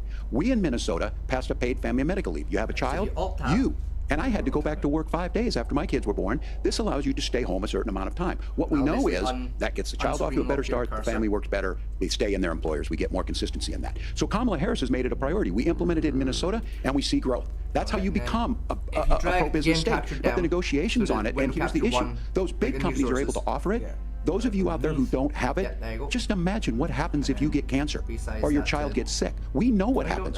You end up staying home. In some cases, that means no paycheck because you've got no protection on that. This is the case of an economy that Donald Trump has set for the wealthiest amongst us. He's willing to give those tax breaks to the wealthiest. He's willing to say, bust those unions up, do whatever. What we're saying is the economy works best when it works for all of us. And so a paid family medical leave program, and I will tell you, go to the families or go to the businesses and ask them. As far as childcare on this, you have to take it at both the supply and the demand side. You can't expect the most important people in our lives to take either our children or our parents to get paid the least amount of money. And we have to make it easier for folks to be able to get into that business and then to make sure that folks are able to pay for that. We were able to do it in Minnesota, and I'm still telling you this. We were listed as the best state. We're still in crisis on this. A federal program of paid family medical leave and help with this will enhance our workforce, enhance our families, and make it easier to have the children that you want.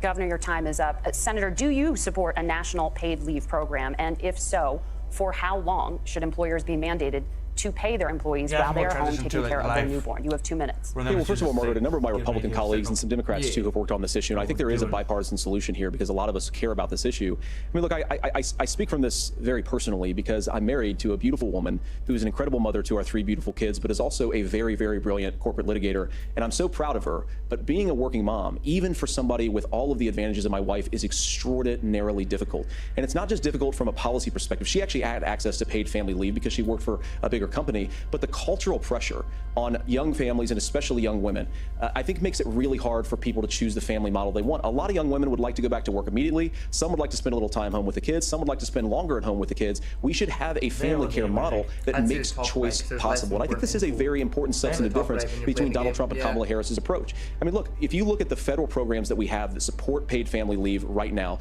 the Community Development Block Grant, and there's another block grant program that spends a lot of money from the federal government. These programs only go to one kind of child care model. Let's say you'd like your church maybe to help you out with child care. Maybe you live in a rural area or an urban area and you'd like to get together with families in your neighborhood to provide child care in the way that makes the most sense. You don't get access to any of these federal monies. We want to promote choice in how we deliver family care and how we promote child care, because look, it is unacceptable. And of course, Tim and I have been on the campaign trail a lot the past 7 or 8 weeks, and one of the biggest complaints I hear from young families is people who feel like they don't have options, like they're choosing between going to work or taking care for their kids. That is an incredible burden to put on American families. We're the only country that does it. I think we could do a heck of a lot better. Senator, thank you.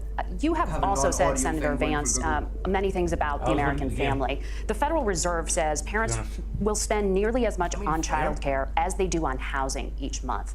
So I want to get your thoughts on this. President Trump recently said, as much as child care is talked about as being expensive, it's relatively speaking not very expensive compared to the kinds of numbers we'll be taking in. Is President Trump committed to the $5 per credit that you have described? You have 1 minute. Well, what President Trump said, Margaret, I just want to defend my running mate here a little bit, is that we're going to be taking in a lot of money by penalizing companies for shipping jobs overseas and penalizing countries who employ slave laborers and then ship their products back to our country and undercut the wages of American workers. It's the heart of the Donald Trump economic plan. Cut taxes for American workers and American families. Cut taxes for businesses that are hiring and building companies in the United States of America, but penalize companies and countries that are shipping jobs overseas. That's the heart of the economic proposal. And I think what President Trump is saying is that when we bring in this additional revenue with higher economic growth, we're going to be able to provide paid family leave, child care options that are viable and workable for a lot of American families. Can you clarify how that will solve the child care shortage? I'm learning more and more. As Tim said, a lot of the child care shortages, we just don't have enough resources going into the multiple people who could be providing family care options. And we're going to have to, unfortunately, look, we're going to have to spend more money. We're going to have to induce more people to want to provide child care options for American families. Because the reason it's so expensive right now is because you've got way too few people providing this very essential service. It's like, why try and focus on two ticket sources? Also has some child care tax credit when you proposals. Focus on one audio do you think visual Congress and one will agree visual? to the $6,000 credit for newborns and $3,000 credit for children over the age of 6, as your campaign has promised? Is that realistic? Well, if these members of Congress are listening to anybody, I can tell you. I'm talking from our perspective. This is the biggest issue. Everybody listening tonight knows. I'm sure they were shocked to hear it's not that expensive. And let's be clear, whether it's 5,000 or 6,000, that plays you about 3 or 4 months. Let's be clear where we're at on this. It's because we got out of an imbalance on this. We thought we were going to get by not paying people. I don't think Senator Vance and I are that far apart. I'm not opposed to what he's talking about on options. We've done scholarship types of things. I think we need to be open to making the case. But the issue here is, the question you ask is, you're not going to pay for it with these tariffs. That's just adding another $4,000 on the family and taking less. So not only do they not get the money to pay for that, they're $4,000 in the hole. That boarding school, that's his alma mater. And so I think the issue here is, those members of Congress, I can't believe they're not even when I go to businesses. Sure, they'll talk about taxes sometime. You are. Healthcare, and they will lead with housing. Honestly, because we know the problem is, especially in a state like Minnesota, we need more workers because our economy is growing. We need the workforce. Governor, thank you. We're having a domestic. Let's talk about the state of democracy, the top issue for Americans after the economy and inflation. After the 2020 election, President Trump's campaign and others filed 62 lawsuits contesting the results. Judges, including those appointed by President Trump and other Republican presidents, looked at the evidence and said there was no widespread fraud. The governors of every state in the nation, Republicans and Democrats, certified the 2020 election results and sent a legal slate of electors to Congress for January 6th. Senator Vance, you have said you would not have certified the last presidential election and would have asked the states to submit alternative electors. That has been called unconstitutional and illegal. Would you again seek to challenge this year's election results, even if every governor certifies the results? And something important happens election-wise, like say first of all, I think that we're focused on the future. We need to figure out how to solve the inflation crisis caused by Kamala Harris's policies. If I flick make housing affordable, make groceries affordable, and that's what we're focused on. But I want to answer your question because you did ask it. Look, what President Trump has said is that there were problems in 2020, and my own belief is that we should fight about those issues, debate those issues peacefully in the public square, and that's all I've said, and that's all that Donald Trump has said. Remember, he said that on January the 6th, the protesters ought to protest peacefully. And on January the 20th, what happened? Joe Biden became the president, Donald Trump left the White House, and with now, of less course, of a pause unfortunately, of we have us all of the translating negative policies that have come from the as we Harris-Biden process administration. Yeah, but I believe that we actually do have a threat to democracy in this country, but unfortunately, it's not the threat to democracy that Kamala Harris and Tim Walz want to talk about. It is the threat of censorship. It's Americans casting aside lifelong friendships because of disagreements over politics. It's big technology companies silencing their fellow citizens, and it's Kamala Harris saying that rather than debate and persuade her fellow Americans, she'd like to censor people who engage in misinformation. I think that is a much bigger threat to democracy than anything that we've seen in this country in the last 4 years, in the last 40 years. Now, I'm really proud, especially given that I was raised by two lifelong blue-collar Democrats, to have the endorsement of Bobby Kennedy Jr. and Tulsi Gabbard, lifelong leaders in the Democratic coalition. And of course, they don't agree with me and Donald Trump on every issue. We don't have to agree on every issue, but we're united behind a basic American First Amendment principle that we ought to debate our differences. We ought to argue about them. We ought to try to persuade our fellow Americans. Kamala Harris is engaged in censorship at an industrial scale. She did it during COVID. She's done it over a number of other issues, and that to me is a much bigger threat to democracy than what Donald Trump said when he said that protesters should peacefully protest on January the 6th. Of gaining information. Well, I've enjoyed tonight's debate. I think there was a lot of commonality here, and I'm sympathetic to misspeaking on things, and I think I might have with the senator. But there's one though that this one is troubling to me, and I say that because I think we need to tell the story. Donald Trump refused to acknowledge this, and the fact is that I don't think we can be the frog in the pot and let the boiling water go up. He was very clear. I mean, he lost this election. Well, the viewers aren't paying attention. 140 police officers were beaten at the Capitol that day. Some with the American flag. Several later died, and it wasn't just in there. In Minnesota, a group gathered on the state capitol grounds in St. Paul and said we're marching to the governor's residence and there may be casualties. The only person there was my son and his dog who was rushed out crying by state police. That's two fucking audio sources. That issue, and Mike Pence standing there, they were chanting, "Hey, Mike Pence." Mike Pence made the right decision. So, Senator, it was adjudicated over and over and over. I worked with kids. I know we get up this. I said as a football coach, sometimes you really want to win, but the democracy is bigger than winning an election. You shake hands and then you try and do everything you can to help the other side win.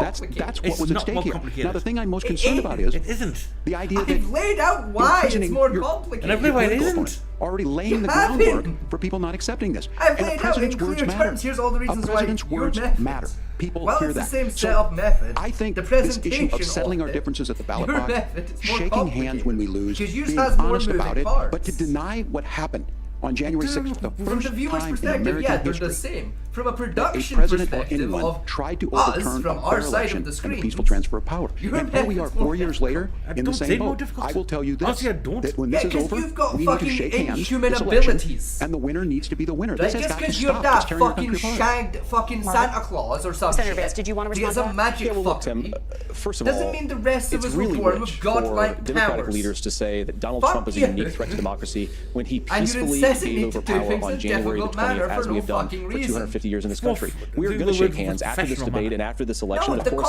I hope that we'll win, and I think we're going to win. But if Tim Walz is the next vice president, he'll have my prayers, he'll have my best wishes, and he'll have my help, whatever he wants it. But we have to remember that for years in this country, Democrats protested the results of elections. Hillary Clinton in 2016 said that Donald Trump had the election stolen by Vladimir Putin because the Russians bought like $500,000 worth of Facebook ads. This has been going on for a long time. And if we want to say that we need to respect the results of the election, I'm on board. But if we want to say, as Tim Walz is saying, that this is just a problem that Republicans have had, I don't buy that. I don't understand why. Governor. January 6th was not difficult.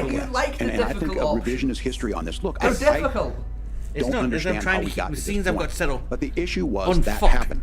Donald Trump can do it, and all of us say there's no place for this. It has massive repercussions. This idea that there's censorship to stop people from doing I remember to do it. That's not censorship. Censorship is book banning. We've seen that. For a solo stream later on or something like that. I just think everyone tonight, and I'm going to thank Senator Vance. I think this is the conversation they want to get, and I think there's a lot of agreement. This is one that we are miles apart. We have like another 9 hours of this. In a way that we had not seen. Right. I would indulge in a little bit of weird fuckery to try and get this thing I want. He is still saying he didn't lose the election. I would just ask that. Did he lose the 2020 We always have to. Tim, none of us work. Did Kamala Harris censor Americans have from all speaking day, their mind in every the day wake other of the than the 2020 times we're live COVID to fuck situation? around and figure out That is a damning non-answer. It's a damning non-answer for you to Which not was talk my about previous point censorship. earlier in Obviously, the night Donald of Trump and why I are think that you there were problems in trying 2020. to set We've up the talked thing about when it. we're I'm happy to already talk about like, it you want to further. set But that you up. guys attack Why us didn't you for say not to believing me, in democracy. The like most sacred yesterday right or under the something, United States for, like, to democracy be like, is the hey, First before you Amendment. try and You go yourself left have for it, said you can there's set no it up First to Amendment do right to that. misinformation. And it would Kamala have Harris been wants to kind of threaten bad powers for of government Because they're also and trying to protect to silence people from speaking their mind. That is a threat to democracy that will long outlive this present political moment. I would like Democrats and Republicans to both reject censorship. Let's persuade persuade one another. Let's argue about ideas, and then let's come together afterwards. You can't yell fire in a crowded theater. That's the test. That's the Supreme Court test. Tim, fire in a crowded theater. You guys wanted to kick people off of Facebook for saying that toddlers shouldn't wear masks. Senator, the governor does have the floor. Fire in a crowded theater. That is criticizing the policies of the government, which is the right of every American. Senator, the governor does have the floor for 1 minute to respond to you. Indiana? I don't run Facebook. What I do know is I see a candidate out there who refused, and now again, and I'm pretty shocked by this. He lost the election. This is not a debate. It's not anything anywhere other than in Donald Trump's world. Because look, when Mike Pence made that decision to certify that election, that's why Mike Pence isn't on the stage. What I'm concerned about is, where is the firewall with Donald Trump? When we're showing and talking about it. Where is the firewall if he knows he could do anything, including of us showing other people showing and vice president's not going to stand to it. That's why what we're asking you, America. Will you stand up? Will you keep your oath of office, even if the president doesn't? And I think Kamala Harris would agree. She wouldn't have picked me if she didn't think I would do that. Because of course that's what we would do. Yes. So I think you've got a really clear choice on this election of who's going to honor that democracy and who's going to honor Donald Trump. Governor, that's our job, is to be funny. Gentlemen. It's our job to look at the information and present it in candidates. The CBS News vice presidential debate continues. Why show other people doing that job and then comment on that job when we should just do that job? People were watching, and then it makes more world sense. Changed. Whoa! It had an explosive reverberation. TV on the Edge, Sunday at night. Because to be honest, because like polling data we've got there is can work, yes. Yes. But does not get all the context of what's going on in the individual rooms, where you get that from the news broadcast, which gives you some more context of like absentee ballot votes we're going to recount or that kind of stuff, which isn't shown in that polling system, that data there. Which, like, fair enough. Which is raw data. That's why I wanted to run the news thing aside, so we can actually get more up-to-date information on problems that have occurred with like recounting votes. But is it realistically that important a piece of information? It can because it doesn't really change the outcome. If they're going to recount it, we'll know what the count is anyway. Because it'll come up once it gets counted on the raw data. Yes, but I'd like to know what's going on with the whole election overall, rather than just focus on the raw data. Hence, part of covering the election stream is like, you get, because even amongst the raw data, you get some people they kind of doing like random like other speeches in between the data, which we're going to miss if we just look at the raw data. Yeah, but if I'd also argue, if we're in the middle of playing a video game and that happens, we're also probably going to miss quite a lot of that context anyway. Because we might not necessarily hear Kamala Harris say something stupid, because at that exact moment she tried to say that, an airstrike happened in the video game. We're still right. I'm not going to do it. We're going to do this way regardless. So, like, either way, we're losing some context. I don't care. We're going to do it this way. Right? Like, I'm not saying you're wrong. I'm just saying it's like a strangely complicated way of doing things. It might be a strange, complicated way, but it's the way more professional way of getting ground information and that type of stuff. So that's what we're doing. Fine. Plus, my food's done. Do you want to go crack first? Sure. I'll roll a fact first. Again, though, people at home, I apologise in case any buffering shit happens. It will probably happen. It's probably happened, but this is our first time attempting this. To double it up. Yeah. I haven't actually run like one of my games on OBS before yet. Since I got the new graphics card put in. Exactly. Before I go into the game, I'm going to make one subtle, small, tiny change. What's that? See the tab I've got on like for YouTube for the stream. I'm gonna untab it from the main Google so I can look at it without it. You know, like if I want to quickly check, just like, is that still working over there on the stream side of things? I can pull it up without it disturbing the little corner footage. What do you want, the polling data? No, the you know, like the tab I have of just our stream from the viewer's perspective. That one. My plan is just to untab that, so if I need to pull it up for any reason, I can do so without it fucking up what's on the screen. Yes, I know I can just look at it via the phone, but that's not the point. Perspective. That one. Again, yes, I know I can just pull it up on a phone. Very aware of that. But also, there you go. Like, having it on the big screen is just, it's equally as fucking simple. I guess it's my same point of fucking 2 sources of information easier than 3. Much how 1 is easier than 2. Less is easier than more is my point realistically. You want to consider a 3rd screen? You just have. It's called your phone. No, I have to be safe about 3rd screens in there.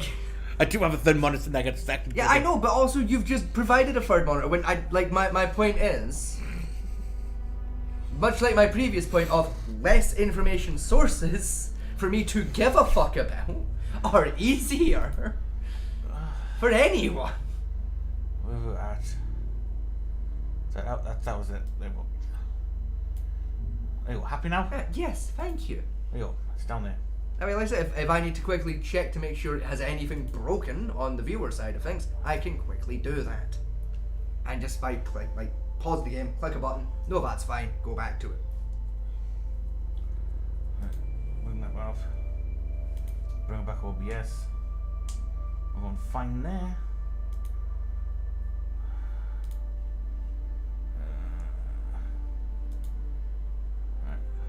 That starts at 1, so you've got that an hour. Hour left on that one, yeah. Which one we're going to go for? PBS or NBC? It's up to you. I do not mind. Wasn't NBC actually running the poll tracker we're using? Should we go for NBC? Would be as well.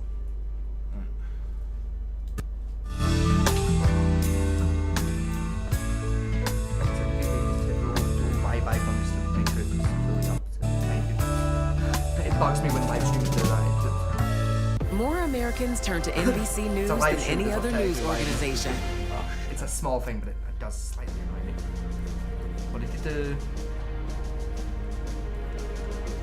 You forget to tab OBS properly so you can see. Yeah, there you go.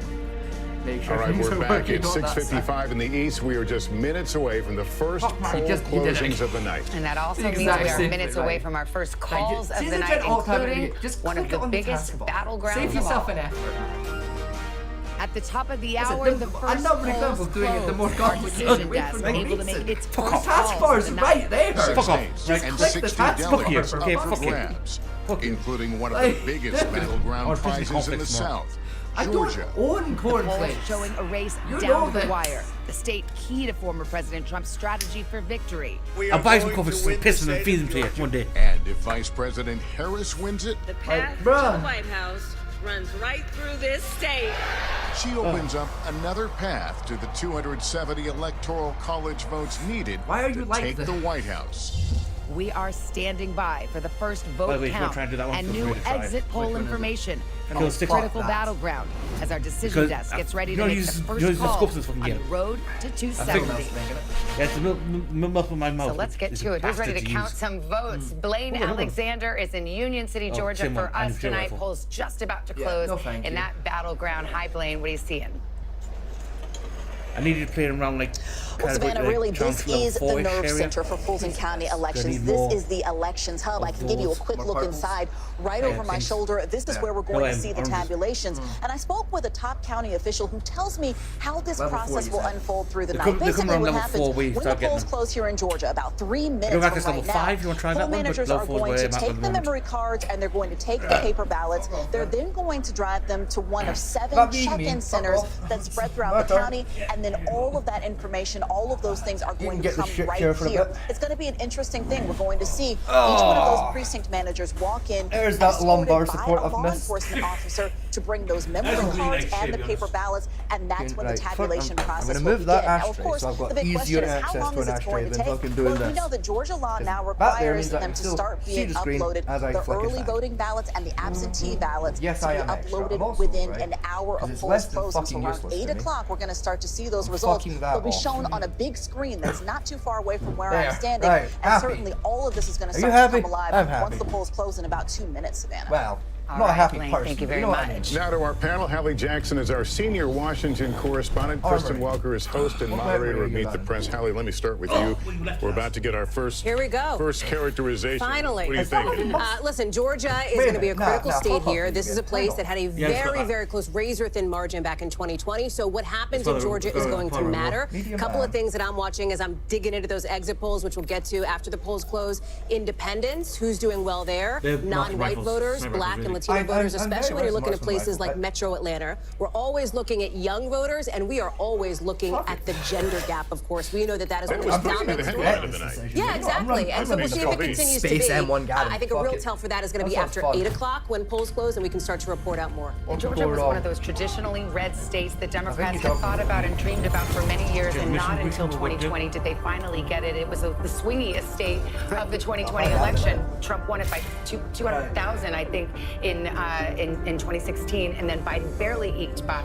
So what do you expect tonight? Well, I think there has been so much focus on African-American voters and black men in particular. I think about former President Barack Obama, who was out on the campaign trail with that very blunt message for black male voters. Don't sit on the sidelines, get out and vote. So we will see if in a place like Georgia, the Atlanta suburbs, that paid off. All right, we are have an election alert now as we approach the top of the hour, and things are about to start getting interesting.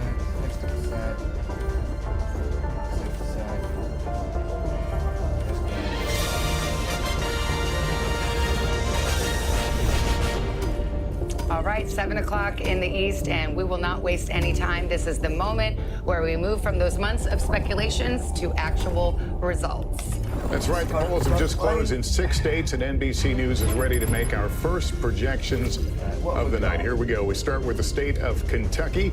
NBC News projects that Donald Trump will win in Kentucky tonight. Let's move to Vermont. NBC News projects that Vermont will go in the Kamala Harris column this evening. This is where it brings us on the road to 270 right now. The early start, Donald Trump out in front with 8 electoral votes, 3 for Harris. A long way to go to get that 270, but that's where we are right now. Well, polls closed in a handful of states, and these are the ones we haven't called yet: Indiana, South Carolina, Virginia, and that all-important state of Georgia. And here's how we're projecting it right now. Perish with Too early to call. It may come tonight, but it's not coming this exact moment. So we will continue to watch. We don't have any results yet to show you out of Georgia. It is simply too early to call, but Georgia is one of the faster states to count. So as I go over to Tom Llamas, who's starting to pull up the big board there and looking into some of the states that we're looking at. See, you've got Kentucky up on your map. Why is that? This is the earliest data we're having so far. We have called Kentucky for former President Trump so far. I'm just trying to get a lay of the land to see, how is it looking compared to 2020. Again, a lot of that vote is still out, but we were able to make the projection as we explained to you. I also want to talk about Indiana because we're getting some vote data here.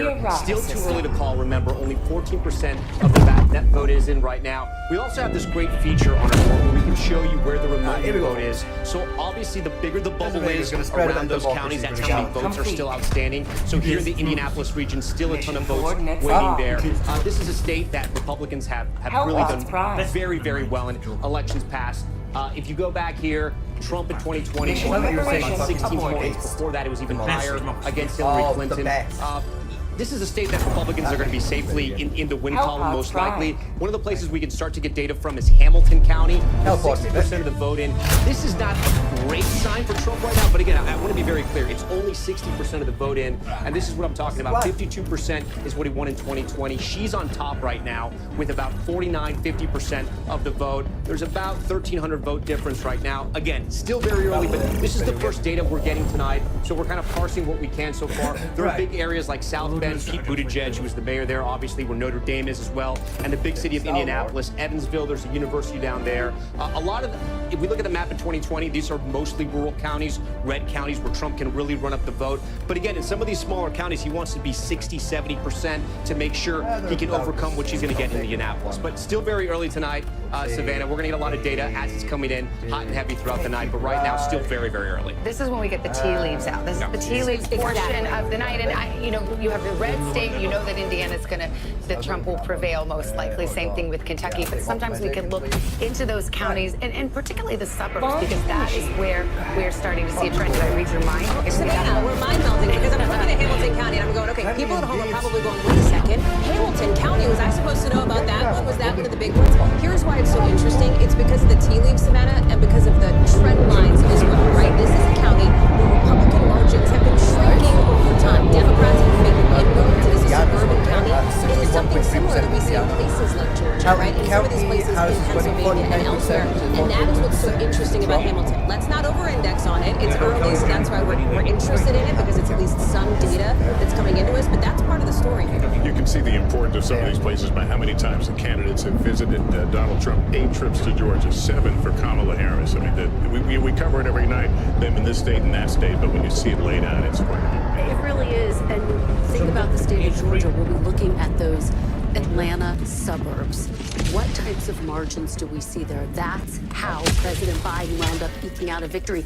And then the exurbs. That's where Donald Trump does well. Forsyth, Cherokee. Can he run up the margins there? If he's going to win the state of Georgia, he'll do it. Let's take it a step out because these are themes that will run throughout the night. Kamala Harris has to get the turnout up in the city. She has to get her margins even higher in the suburbs for the rural vote that is expected for Donald Trump. And he has been very good in past elections at finding these voters who aren't traditional voters who come to vote for the first time. Absolutely. That's where the ground game is so significant. And tonight will be to some extent a test not only of their campaign, but of the ground games. Was the Trump campaign able to get out some of those voters who don't typically go out and vote? One note about Pennsylvania, one of the biggest states we're going to be watching throughout the course of the night. Joe Biden won it, not just by running up the margin in Philadelphia, but in the suburbs. That's our Bucks County in the house, folks. Yeah, what do the exit polls tell you? Okay, so let me disengage myself from the data here. Let's start to get into some of the vote breaks here in Georgia. And here's what's really interesting. We've talked about people who identify as independents. This is a category, right, of voter that Vice President Harris really extended an olive branch to. She wanted to win the match. But look at this. Based on our exit poll data, it is Donald Trump winning independents, nearly a double-digit margin over Vice President Harris in the state of Georgia. Here's your grain of salt caveat. These are early numbers. They may shift a little bit throughout the night, but this is really interesting here. And if you're wondering, well, how does this compare to 2020? Let me pull that up here because he is overperforming. Donald Trump is overperforming his numbers with independent voters in Georgia this cycle than he did last cycle by a significant margin, by about 10 points as well. The other piece of this, too, let's look at the gender gap in Georgia. The gender gap, it exists here, folks. We are seeing, and we'll pull up this board in a second here, Kamala Harris winning with women, Donald Trump winning with men. And I'll tell you, as I walk back over to the table here, that is something else we'll be watching here throughout the night. She's got to do really well with women. He wants to do really well with men. And in my conversations with campaign sources just in the last couple of hours, they're looking at that as well. You called this election perhaps the battle of the sexes election, so we'll see how that plays out. I think we've got a winner to announce. Key projection in the state of Indiana. And no surprise here, Donald Trump will win that state again. Here's the data that's just coming in. See if we can get some numbers. And you now know, because we've taken you inside the decision desk, how is it that we can project this with just 15% of the vote counted? It is because we're confident that the margin is sufficient to make that call. So let's go to 270 now. We'll do this a lot and we'll start to fill in some of the gray. Indiana red for Donald Trump. Let me go right over to Tom Yamas, who's actually looking at Florida. Is Florida not poll closed? Or is it about to poll close? Yeah, they closed. We have some voting data. Okay. And we have in Osceola County. I wanted to show this why this is important. So here in Florida, we have the I-4 corridor, right? And this is kind of the central part of the state. It cuts right through here. When you think about Florida, you can think about it in 3 parts. The Panhandle, it's very red. That's Trump country in a lot of those counties. South Florida, usually reliably Democratic, but Republicans have made some inroads. And it's this I-4 corridor that is really the swing region. It's also the area where you find a large number of Puerto Rican voters as well. So when we come into Osceola, I wanted to highlight this because we have 71% of the vote in. This is usually a reliably blue county. for Democrats. Again, not all of the vote is in. It is still early, but you can see Harris is underperforming in what is historically a blue county for Democrats. 56 for Joe Biden in 2020, 51 for Harris right now with 71% of the vote in. Again, it's still very early. So how is Trump doing? Well, in a county that he usually does very well in, Volusia County on the East Coast here, 56% in 2020, 7% of the vote in. He's now at 59%. So he's overperforming. Again, still a lot of vote out. Still a lot to do here. Let's see where the vote is going. But those are good signs for the president. Listen, Florida has been trending red. Trump won it in 2016. He won it in 2020. Actually, in 2016, when that political earthquake happened, it really happened once we started calling Florida. 30 electoral votes. The map gets very, very hard for Trump if he doesn't win Florida. Without Florida, his sort of strategy in the blue wall and everywhere else kind of collapses. He needed this in the win column. Still very early right now statewide. Only 18% of the vote is in. We can find out where that remaining vote is tonight. So you can see in the major cities, Tampa, we're still going to find out how that hurricane, both Milton and Helene, affected voters there. Pinellas County, just to the west of that, a big swing county. Orlando, that's a hub for Democrats. Duval County, we actually have some vote in Duval County. I want to take a look at this. This is Governor Ron DeSantis' old district and his representative. This has been a swing county. Biden won it, but Trump won it in 2016. She's doing, look, Harris is doing pretty well. In 2020, Biden was at 51. She's now at 50%. 66% of the vote is still out. This is a county that Republicans had hoped to flip. We're going to have to wait and see. But again, that vote's trickling in, but we can start to kind of read those tea leaves, Savannah and Lester, and kind of see where the vote's going. Again, still very early, but this is going to be, this has to be a win for Trump. If not, it's going to be a very long night for Republicans. And a rapid pace there as well in the county. We're seeing that in some places tonight. We anticipate, of course, as Tom was saying, Florida is a good state for Donald Trump. It is also the first test of Trump's strength. So that is why all of those areas that Thomas just laid out. These are very early data so far, but significant nonetheless, because it will help us once we get in more understand how strong he is. Fun fact for those who remember the hanging chads of 2000, Florida, in the wake of that debacle, has some of the fastest vote counting in the country. So I tell you, we'll not be waiting for Florida for very long tonight. They really get that vote counted very, very quickly. They have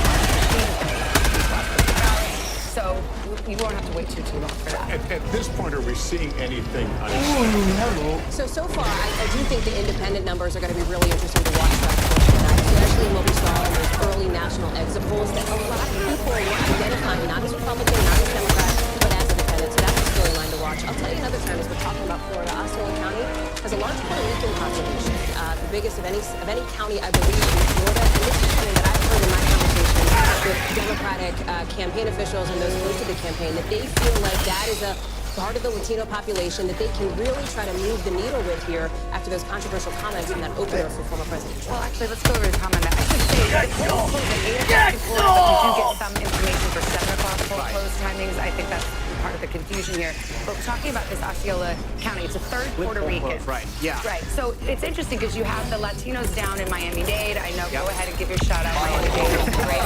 Just the greatest county where people and I can keep going. But obviously this is, Latinos come from different backgrounds and have different voting patterns. Yeah, it is not monolithic, just like really every minority. It is not monolithic. Puerto Ricans have tended to vote more Democratic. Cuban Americans, Venezuelan Americans have trended lately more towards the Republican side. But I do want to remind you, too, during the Obama years, Obama was able to pull back some of that Cuban American vote. It has changed in recent years. We're getting more data. As you mentioned, Florida's very fast in putting their data out. So we were talking about Osceola again there. Big Puerto Rican population. The same with Orange. This is Orlando. This is a big Democratic stronghold here. Again, 60% in. Look, I don't want to draw too many inferences from this, but you have Biden at 61. Harris is at 58. You could say she's sort of underperforming, but I also want to say it's only 60%. And a bigger number that's coming in that I think is more important, guys, we're going to talk about right now is Broward County. This is just north of Miami-Dade. Think about Fort Lauderdale, think about Sunrise, all those areas and those big cities that have been growing over the years, especially post-pandemic. This needs to be a place where Democrats really drive up the vote, right? Hillary Clinton won big here, 66%. Biden did the same at 64. Tonight, Harris is at 60. Again, I always point to this number, all the votes not in, but if you were to call it right now, she is slightly underperforming. All right, Tom, thanks very much. We are just minutes away from polls closing in Ohio and battleground North Carolina. We're standing by to make some new calls in the race to the White House. Stay with us.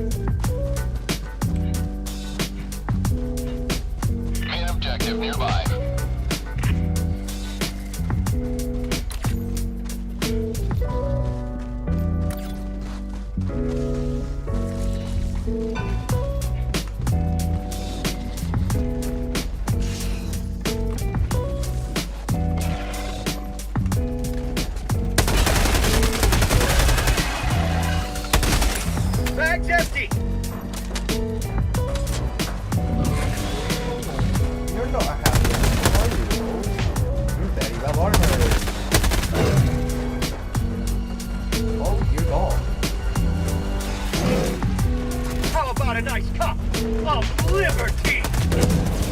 Mission at 30 minutes remaining.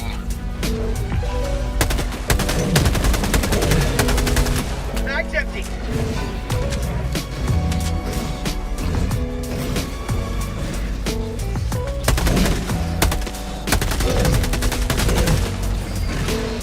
It has friends.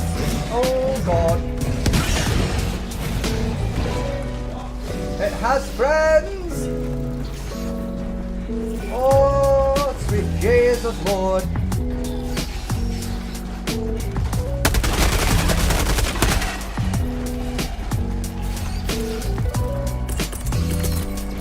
Not there. Deploying sentry.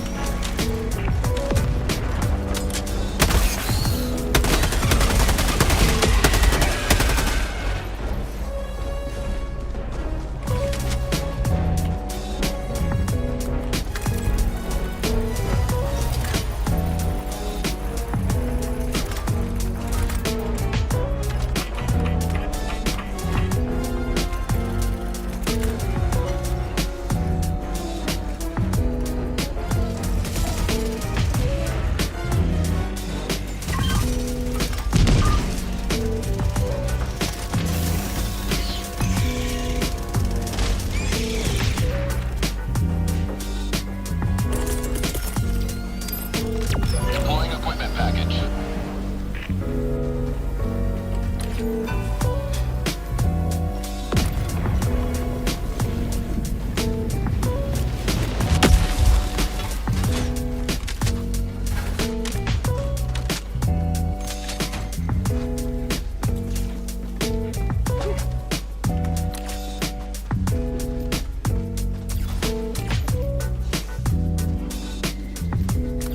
Closer to the Gaza border. A story of resilience and hope. Please take care of yourself and each other. Protect us! Welcome back. We're going to be taking you to this view and these numbers here as we continue throughout the evening on the road to 270. Donald Trump out to the early lead with 19. Harris with 3. Let's look at a couple of races that have uncalled so far. We'll start with Virginia, 13 electoral votes. Just a percent in there in Virginia. You can see Donald Trump is widespread right now. That's, of course, the first big prize in among the swing states right now. Donald Trump with 90,000 votes. Kamala Harris, 86,000 votes. Early to call. We have some of our first poll closings. We await Arizona in a couple of hours from now. 11 electoral votes. We've got Gotti Schwartz there in Tempe, home to Arizona State University. Big lines there. A real split that you're seeing, that gender divide. Reinforcements have been launched. Absolutely. Big lines, big turnout here at ASU. This is the 75-foot line. That's where the line starts. And let's take a walk, because this line is about 7 minutes long. If you're looking at the app, the line extends all the way down. We're seeing so many students turning out. You were just talking about that gender gap. We've been talking to a lot of the students here, a lot of the female students. They say they've been driven to the polls by the issue of abortion and the issue of how they think Donald Trump treats women. And then you see a lot of males in this line, young guys here at ASU, many of them wearing those MAGA hats that have been given out along this line from organizers here. And they have been telling us that the reason why they are turning out is because of the economy, because of masculine identity. And they've also said, interestingly enough, people have been talking about the podcast wars here in this line, and Joe Rogan, that Joe Rogan podcast, the appearance. We were talking to a couple of guys just a little while ago. They said that they were open to the possibility of voting for Kamala Harris, but when the decision was made not to sit down with Joe Rogan, that influenced their vote. So it wasn't necessarily economy for them, but it was the idea that that Harris was not going to sit down, not going to show what they said was her true personality, and so that's why they decided to vote for Trump. Thank you. Both candidates have been courting Latino voters, a huge voting bloc, more than 36 million in the U.S. We have Hallie Jackson here, who's been looking at the exit polls and can drill down on that a little bit. And the reason we're talking about Georgia here is because that is a state where the polls have closed, so we can report out some of this exit poll data. Again, 600 polling places all across the country. It's early vote, it's mail-in vote, it's in-person day up, but it is early, right? So these numbers could shift a bit. But what we're seeing in Georgia on the Latino vote is interesting. It is Kamala Harris who is winning the Latino vote, 56%, to Donald Trump at 42%. But interestingly, if you look at the comparisons, former President Trump is doing slightly better with Latinos in Georgia than he did in 2020. He is slightly overperforming with that demographic group. And Jose, you know, and Savannah and Lester and Kristen, this is something the Trump campaign talks a lot about. They think that Donald Trump is going to do better than he did in 2020 with these demographic groups, including Black and Latino voters. Well, let us bring Jose Diaz-Balart, our colleague, into this conversation because, you know, this effort to try to win over more Latino voters on behalf of the Trump campaign, it's never been about can we win the Latino vote. It's can we cut into her margins enough to make a difference, and are we beginning to see perhaps that strategy pay off? So I think the course set for the future of America tonight will have been charted by Latino America. And we're not talking just about places like Nevada and Arizona, where 25% of the population, the eligible population to vote is Latino. But we're talking about Georgia, for example, 400,000 eligible voters are Latinos. We're talking about Pennsylvania, more than 500,000 eligible voters are Latino. And then, you know, Tom was just talking about Florida, 3.3 million Latinos are eligible to vote there. I think that it's a situation where it's the Latino population, but 36 million strong, is participating maybe in historic numbers tonight by a landslide in the American Democratic experiment. He's got plenty of time before. And what's driving that? I think what's driving that is that there is no Latino vote. There are Latino voters, each with their own individual American dream, with vicissitudes and barriers into what they see as the best future for their children and for themselves. And so I think that what we're going to see in Pennsylvania tonight will have a direct impact on what Latino come out to say. And in Arizona and Nevada, yes, but also in Georgia and in North Carolina. Yeah, it's early on, but we're starting to see this flesh out a little bit. Jose, stand by with us. We're moments away now from another round of poll closings in big states at stake, including that former battleground, Ohio, and one of the newest battlegrounds, North Carolina. We are moments away from the polls closing over 3 more states, including battleground North Carolina. President Trump has won this state twice. We're going to win North Carolina. We're going to beat Kamala Harris. But this year, North Carolina! we will win. Kamala Harris is making a serious run for its 16 electoral college votes. North Carolina, it all comes down to this. Plus 2 major wild cards. Hurricane Helene decimating the western part of the state. And the Trump-supported candidate for governor. Imagine the candidates rocked the governor's race in North Carolina and could have national implications. Possible drag on the Republican ticket. We are standing by for the first vote count and new exit poll information for the Tar Heel state as our decision desk gets ready to make new calls on the road to 270. So that sets us up for nicely Sam Brock, hard-hit Asheville, North Carolina. This was the part of Western Carolina that were really hurt by Hurricane Helene. And you're in Asheville now. What are you seeing there? Sure, Savannah. So where we are right now in Buncombe County, which is the home of Asheville, certainly this is one of the most directly impacted areas by the storm. They're starting to pack up now. Just about an hour or two earlier, there was large applause here because they reached 1,000 people voting in person here at this precinct. And what's so interesting about this particular location is that it wasn't intended to be the voting site. In fact, the church that was supposed to be had helicopters delivering supplies, which is why they had to shift it. It's one of about 17 different locations in this county, Savannah, that had to shake things up. And as I talked to residents today, they had a lot of confidence that the communication was good. They were able to find their location. And in Buncombe County alone, we got 116,000 people early voting, and then 25,000 more today. These were record numbers. Overall presence in the western part of the state of Nevada, you see outperformed the rest of North Carolina early voting. There was a 56.7%. Oh, fuck me gently. in different counties that exceeded 60% before people even came on election day. And I say all of this as you see cases of water over my shoulder, right? People are still doling out supplies. And just to give you a snapshot of what's going on the ground right now, people don't have potable water. They're staying in hotels where families are still displaced, and they are just wondering when are they going to get their loans for their businesses, will their employees be able to have security. These are all the things that are on folks' mind as they're still voting. Now, we talked about North Carolina as a wild card, as it projects strength in terms of some of the turnout here in the rural communities. You also have a scenario where women, 52%. Everybody gets to the magic school bus. You're fucking leaving. There's a big gap so far in early voting of women who are voting. And the conversations I'm having, many of them tell me that they do think abortion is front and center for them. We'll see how that plays out here in North Carolina, part of the region that improved so much, and yet so many people came out to exercise their right to vote. I want to go over to Tom Yamas, because this is the battleground in 2020 that Donald Trump actually won and wants to try to hold on to. Savannah, it was the only one that he won in 2020, but it was his closest margin of victory. Let's take a look at North Carolina right now. They'll take you back to elections past. So as we just mentioned, Trump wins here, but barely, right? He won it in 2016, get a higher margin there. We go back to Romney. I want to go all the way back to Obama's first race. Obama won North Carolina, right?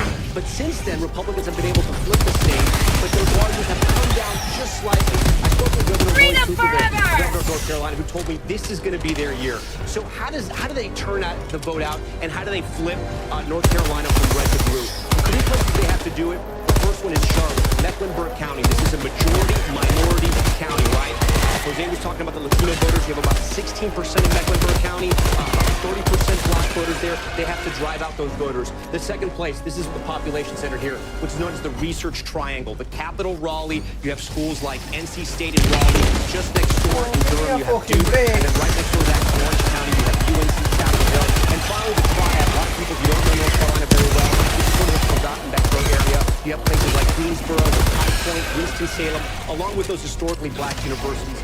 These are the areas, guys, where they have to run up the vote. How does Trump win? Well, look at the state. You see how red it is. And here's the issue. It's one of the most rural battleground states. So Trump has to run up that rural vote. And we were just talking to Sam Brock about the issue of hurricanes. Those are the hurricane counties right there. A lot of them are Trump country, with the exception of Asheville, Buncombe, where we got Appalachian State over here, where Boone is.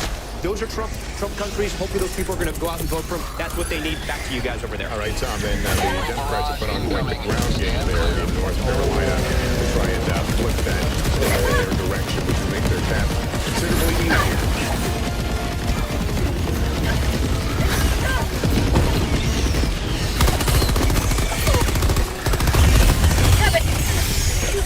Away from me, you bugfuck.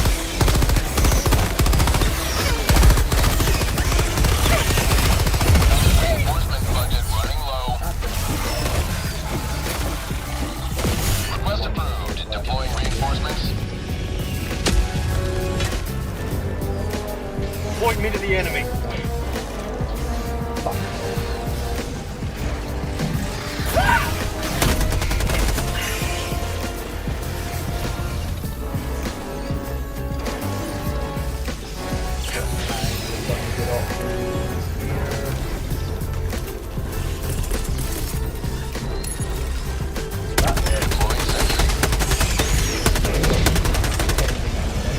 Fire in the hole! Mag's empty. Reinforcement budget depleted. Request approved. Reinforcements have been lodged. I was wrong. I was very wrong. That's what I wanted to hear. I was very, very wrong.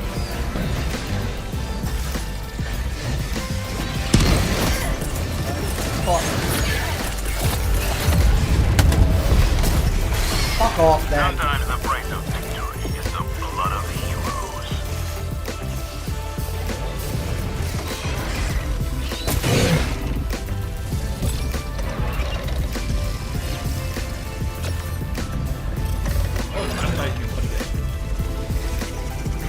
You know, the thing is, that would have been quite doable if the game had been nice enough to give me some fucking back. If another player had hopped in, that would have been quite doable. But I just got my shit wrong.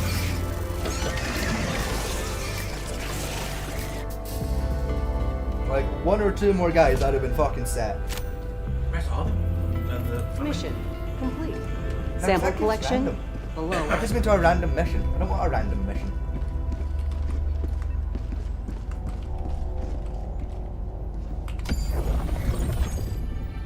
Hey, fuck it. Objective complete. It's fine. What we got? Organized again. Spread democracy.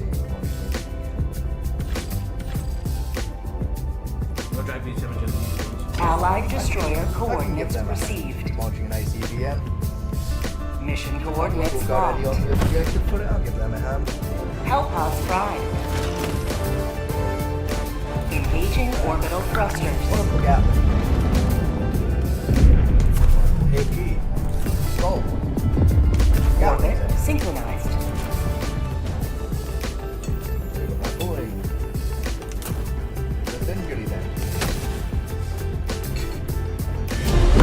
Good morning begins with hope and optimism, a chance to start fresh. We want to welcome you in to share a moment that brightens your day, because every day deserves the best of it. You know, I've just realized. What a pair of idiots.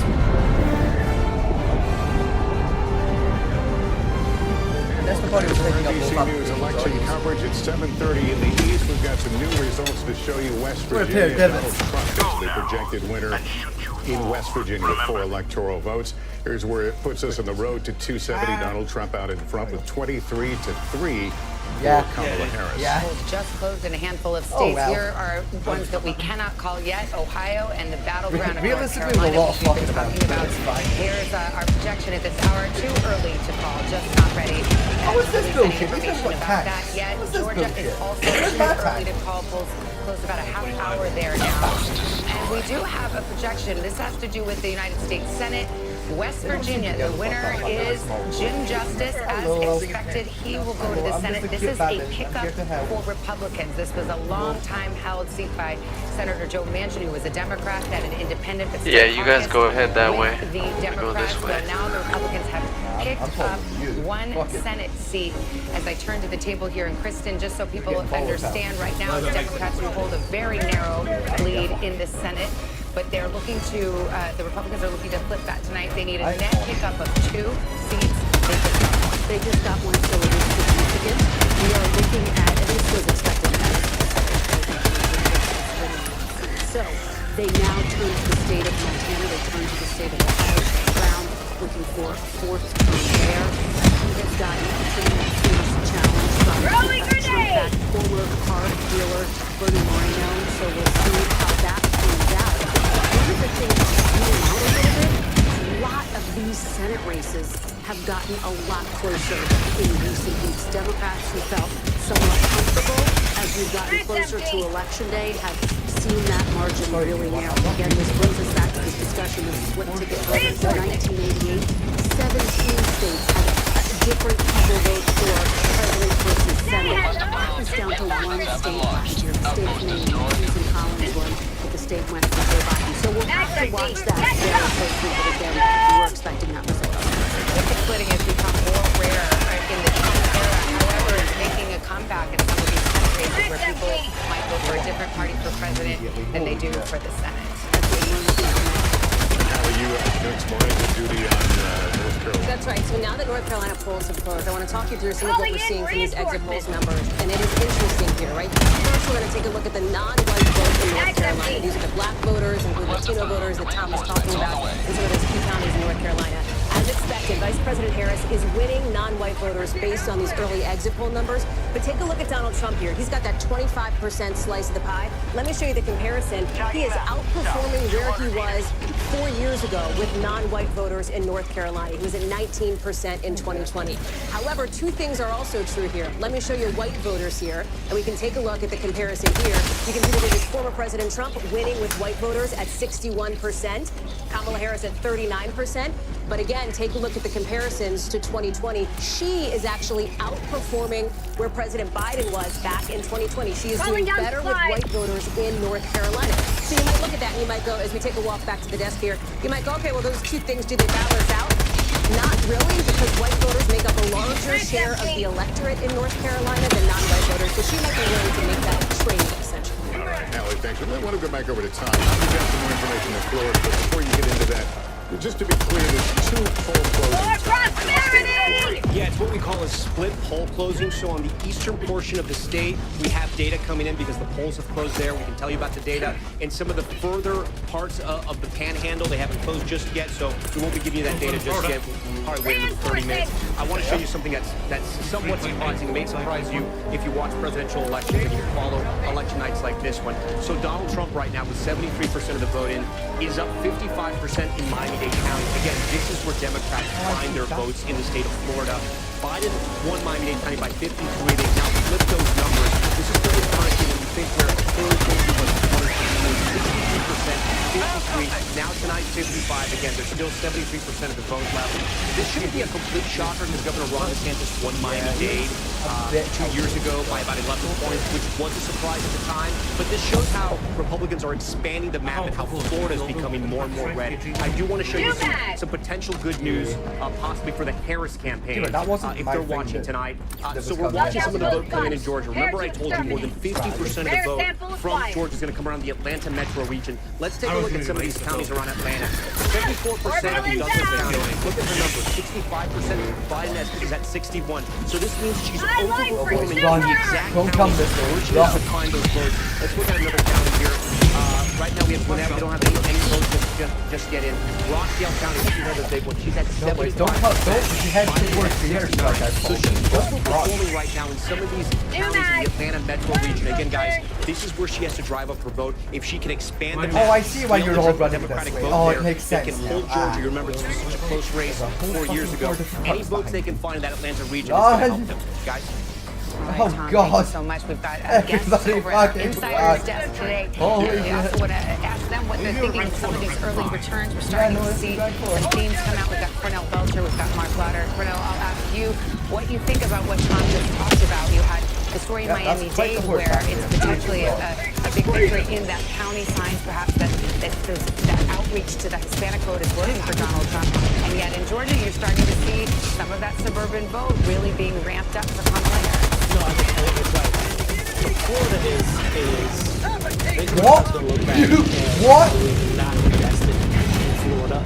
And Ford, you crazy bastard. I worked on the Obama campaign. Jesus Christ, dude. Well, and Florida like a country is really pretty much right on top of himself, yes. I think we've taken those races and moved them more to battleground states like Georgia, fucking dangerous, North Carolina. yes. See a sort of difference, but Florida, because I think that the Democrats did not invest a lot of money in, did not run a lot of advertising, and it showed. Director of Strategic Communications of the Trump 2020 re-election campaign, former spokesperson for Vice President Mark, give us your view as we wait for a fall in North Carolina. What is the Harris camp right now thinking? Right now, they're looking at turnout, I think. And really, for both sides, it's going to be all about turnout. Do you get your voters out? I've seen some, and heard anecdotally from some of my colleagues on the campaign, that turnout is not where it needs to be in the urban areas for Kamala Harris. It's overperforming in some of the rural areas, including the hurricane-impacted areas. So I think that's a good sign for President Trump, but we're going to have to see how that plays out. Another thing I'm watching, and I know Tom alluded to it with Miami-Dade, but I also looked at Hillsborough County, Tampa Bay in Florida. It was both Hillary and Biden, both +7. Right now, it's only Kamala +1. Hillary Clinton actually did some campaigning there for this particular election as well. Mark and Cornell, thank you. We'll be back early and often as we go along here. And we will take a break. Calling in reinforcements. In the make or break state of Pennsylvania. Get ready to close there. Northwest of town, reinforcements on the way.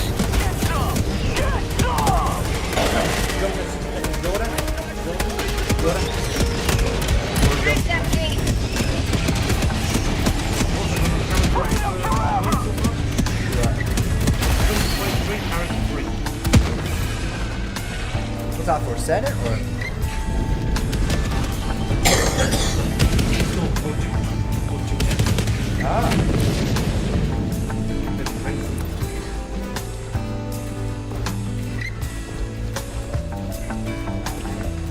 The Senate southeast. Hostile spotted.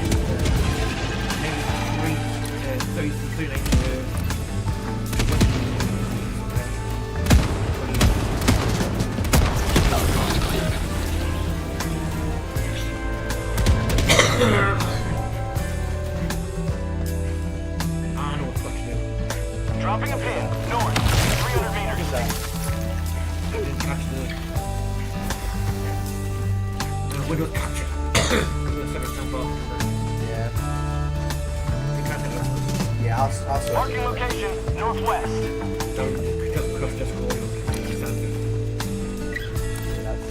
I don't know what he's going. What's not set up now? In the future.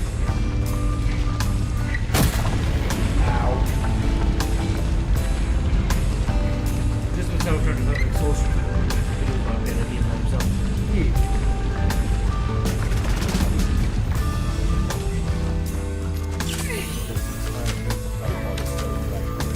New mag!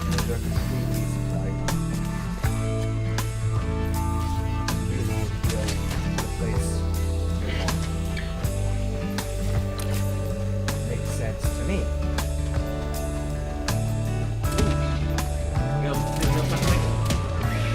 That yellow flash, right? That one, yeah. Yes, I was heading towards it anyway because I could see it on the map. You see. That was a tower up front.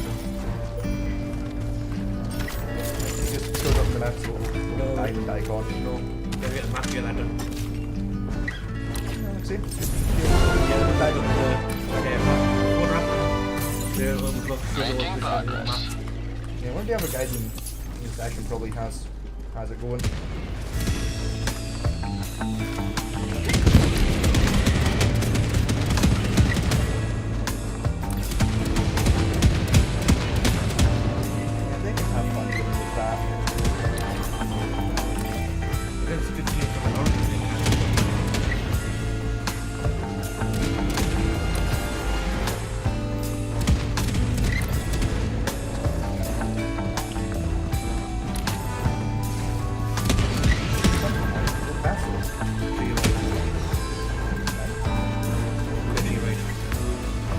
Oh, there it is.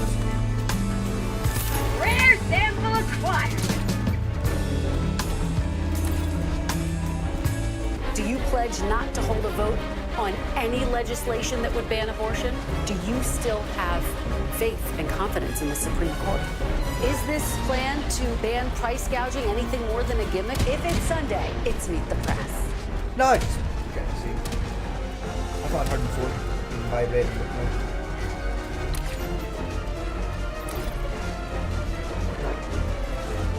We're back with our election night coverage, and with Tom Yamas at the paper, we're talking about the road to 270, waiting for North Carolina right now. The poll is closed there. But how long is that to either candidate in terms of making their path to 270 easier or tougher? Let's start with former President Trump, because he really needs to hold North Carolina. It was the only battleground state he won in 2020. So let's give him North Carolina. If he holds North Carolina, he flips Georgia and Pennsylvania, he gets 270. That's his easiest path.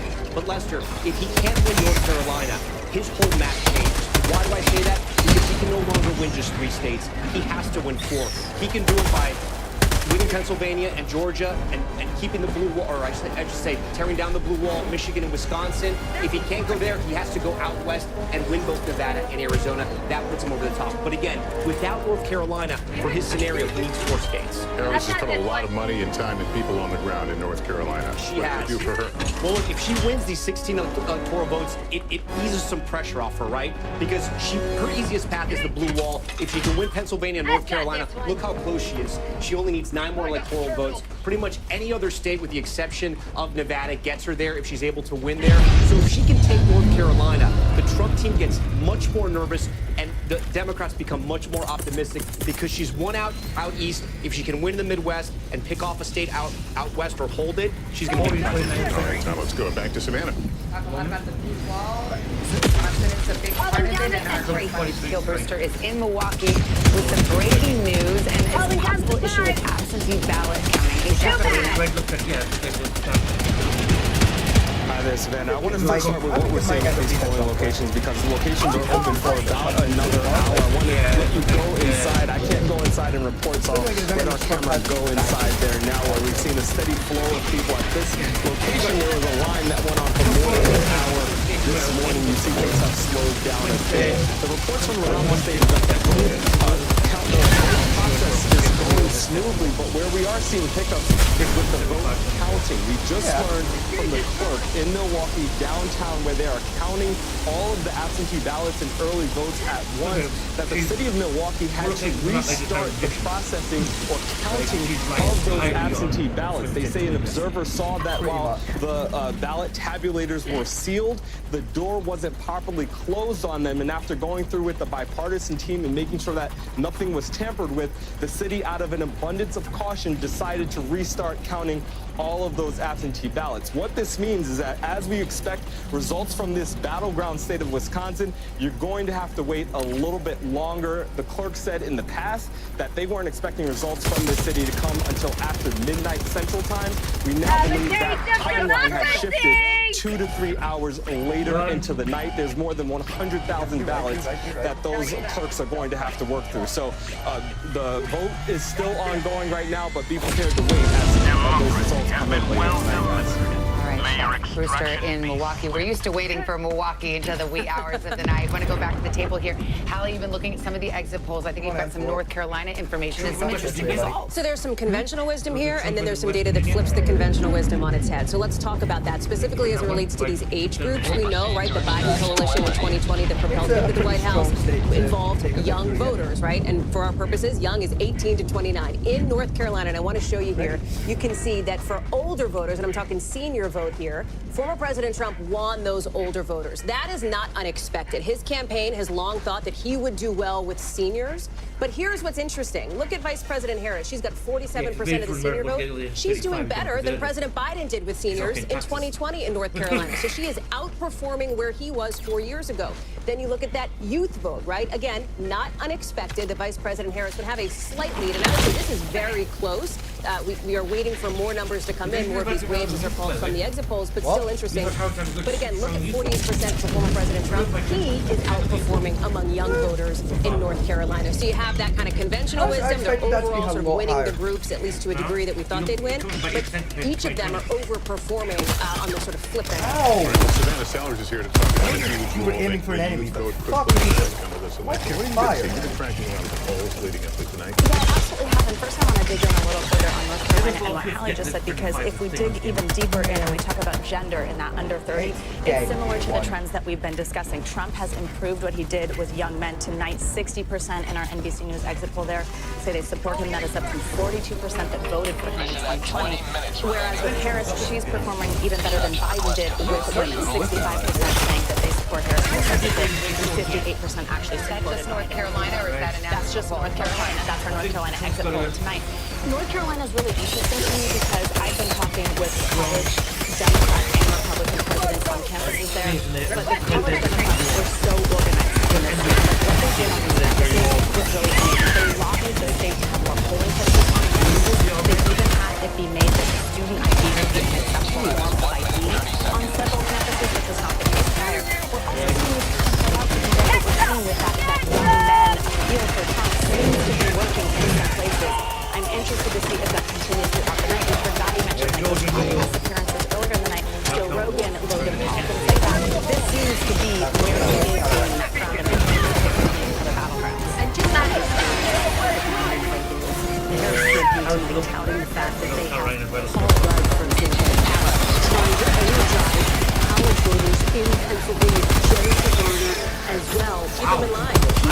Stay in line. Mark Cuban is exactly voters in a 4-hour line at Exactly. It speaks to how close this race continues to be as these results are clear. On the other hand, you have the Trump campaign saying, hey, we're seeing good turnout in Philadelphia. Yes, in the Trump areas. We'll have to see how that actually bears out when we start to get results in Philadelphia. But it does speak to the fact that there's a real focus on this episode. And the we talk about young men in particular, and to the point that you're making here at the table, that the Trump campaign has really looked to turn those young men out. They're not typically the people who show up to the ballot box every 4 years. They're what's called those low propensity voters we've been talking about. I will tell you that the Trump campaign feels like they've been doing a pretty good job trying to turn those, not always voters into voters at least this cycle, because for them, that's one of the big keys. If they can get this demographic out to the ballot box to actually show up, whether that was early or whether that's now, they're feeling like they're going to have some step back. The story of this election is the gender gap. It's the battle of the sex election, and whether you want to say it's young men or senior men, it's men and women. It just turns out more men who win. The Kamala Harris turns out more women. It's kind of as simple as that. No doubt about it. And what's so fascinating is that the Trump campaign tried this unusual, unconventional tactic to get out of votes, which was it's just a record.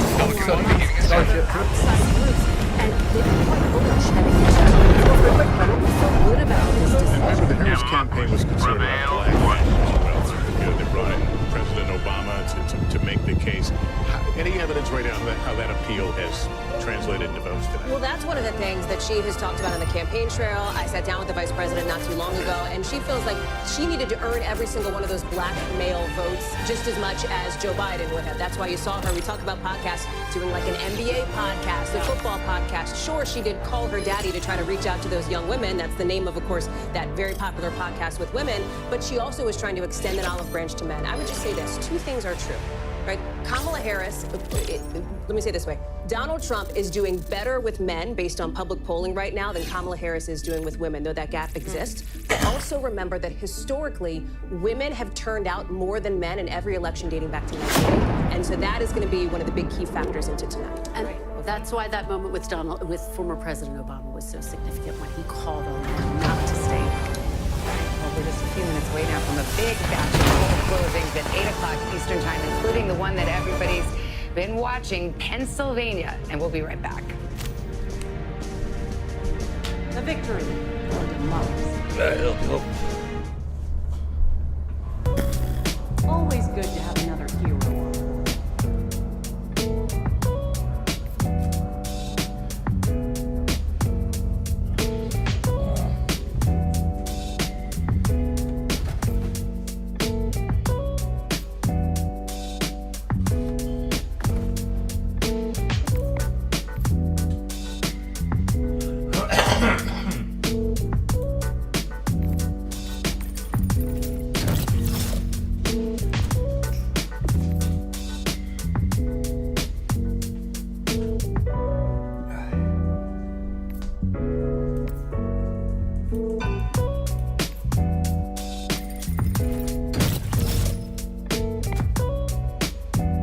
Shotgun or don't you grenade?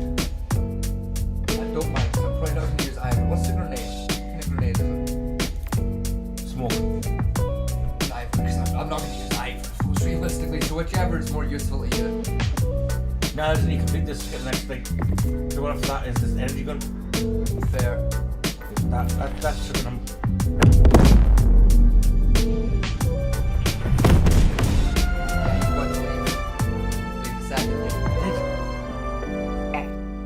Are you on your own ship? I have no idea. Like, come back to the menu a minute. It's an easy way to find out. That's right. No, you didn't. You didn't come out of the... Welcome aboard, Helldiver. We can never have too many Want to drop in? Yeah, me as well.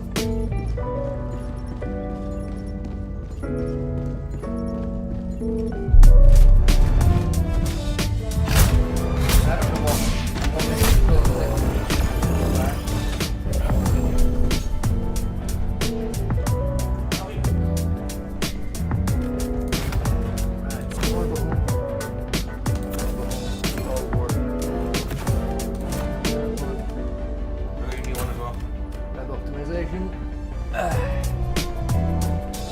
Fucking hell, my shoulder.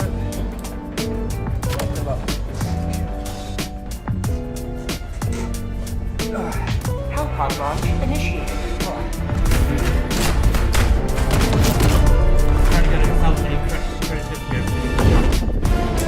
Fair enough.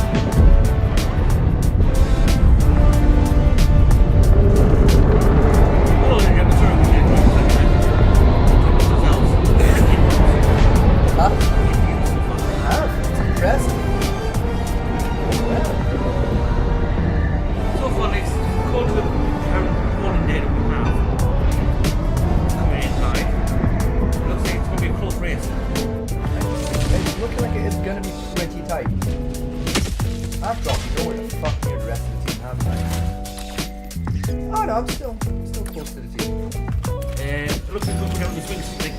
shit. More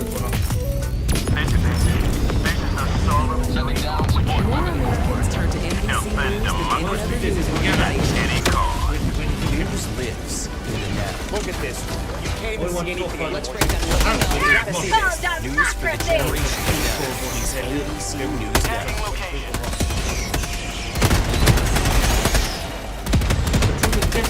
That's empty. Ahead so far, I would say this election. Welcome back to our live election night coverage. We're coming up on the 8 o'clock hour here in the East. You are looking at vote counting centers across the country in this historic election. Some polls have closed, and some places people are still voting. They are indeed. We're about 6 minutes to the next poll closing, where we'll get our first look at the real vote count from the biggest battleground of all, Pennsylvania, which we've been talking about, states that have been moving quickly. Moments away from the polls closing in 16 states and the District of Columbia. 71 electoral votes. The biggest poll of the night. Florida, 30 electoral votes. Big poll of the evening. What may be the most important prize this election, Pennsylvania. All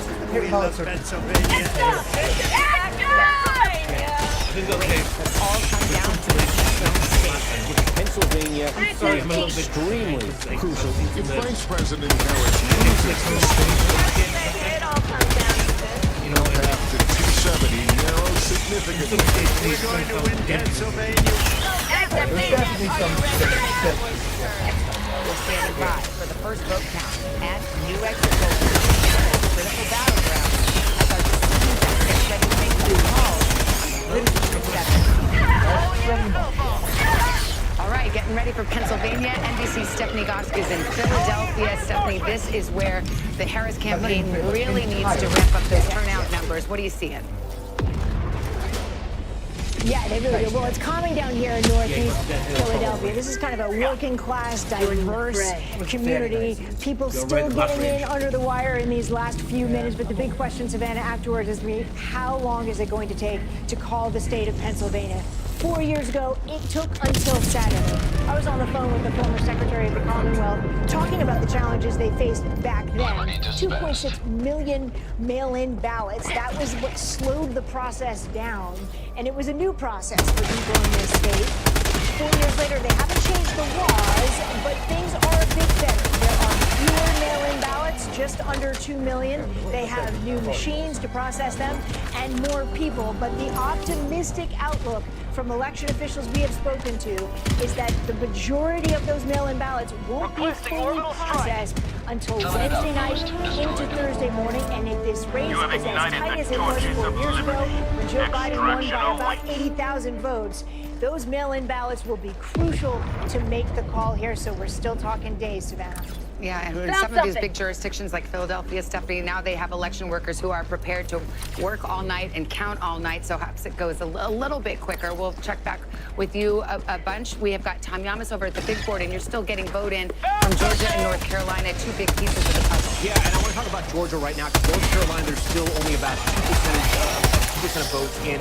Let's look at Georgia, because I think what is happening there, when we talk about Kamala Harris and her chances, she's overperforming Biden in the metro area. I'm going to move the map over this way, because I'm going to bounce around. Here on this side, on the right side, this is where Biden was at 2020. Here's where Harris is tonight, 76% in. You can see she's overperforming there. We come to this other county, Clayton County. Again, these are the suburbs of Atlanta, those ring counties around Atlanta. 84% for Biden, 85%. She's holding that high water mark. We move over to Rockdale. Look at this. 69% for Biden, 75% tonight for Harris.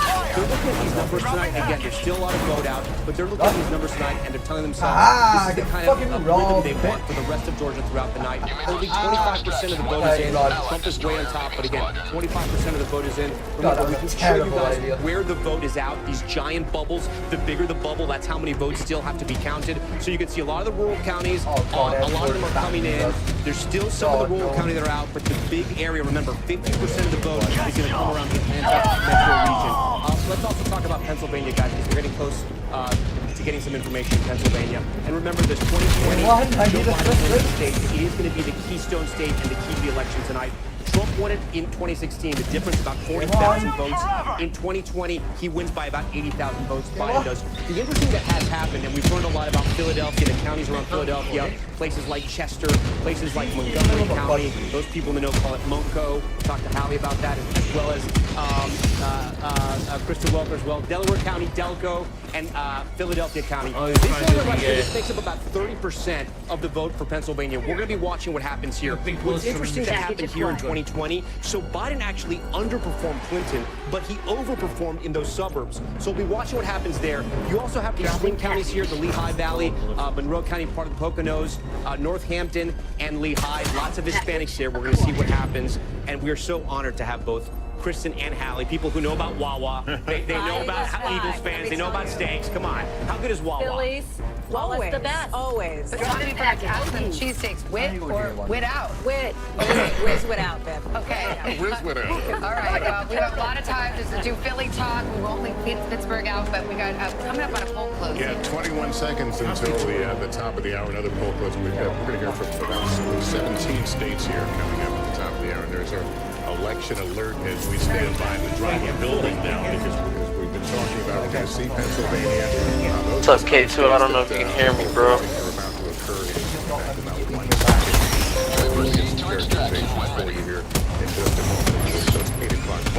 Here's an NBC News projection. State of Florida. NBC News projects that will win Florida. Just stay close to me, bro.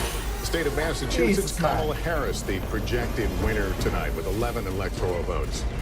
Donald Trump, the projected winner in Tennessee tonight. 11 electoral votes there. In the state of Maryland, NBC News projects that will go in the Kamala Harris column. We move on to the state of Missouri. NBC News projects that Donald Trump is the victor K2. in Missouri when all the Come votes on, bro. are counted. Here's what Alabama looks like. You don't have to fight them all. To Donald Trump. State of Oklahoma, this will be projected to go to Donald Trump. And in D.C., District of Columbia, 3 electoral votes at stake. NBC News projects that Kamala Harris will win there. So where does it leave us now on the road to 270? There it is, 90 for Trump right now, 27 for Harris, 270, of course, the magic number and the keys to the White House. Well, we await calls in those all-important battlegrounds, and there are still outstanding states. Just as polls closed at 8 o'clock, we will wait for New Jersey, Illinois, Connecticut, and, of course, Pennsylvania as well. Let's show you what we can right now in Pennsylvania. No surprise here. It is too early to call. North Carolina, same story. They do count fast there, but not fast enough to call it. It's still too early to call. Just 5% of the vote in. And in Georgia, we're seeing a lot more of the vote, but still too early to make a projection.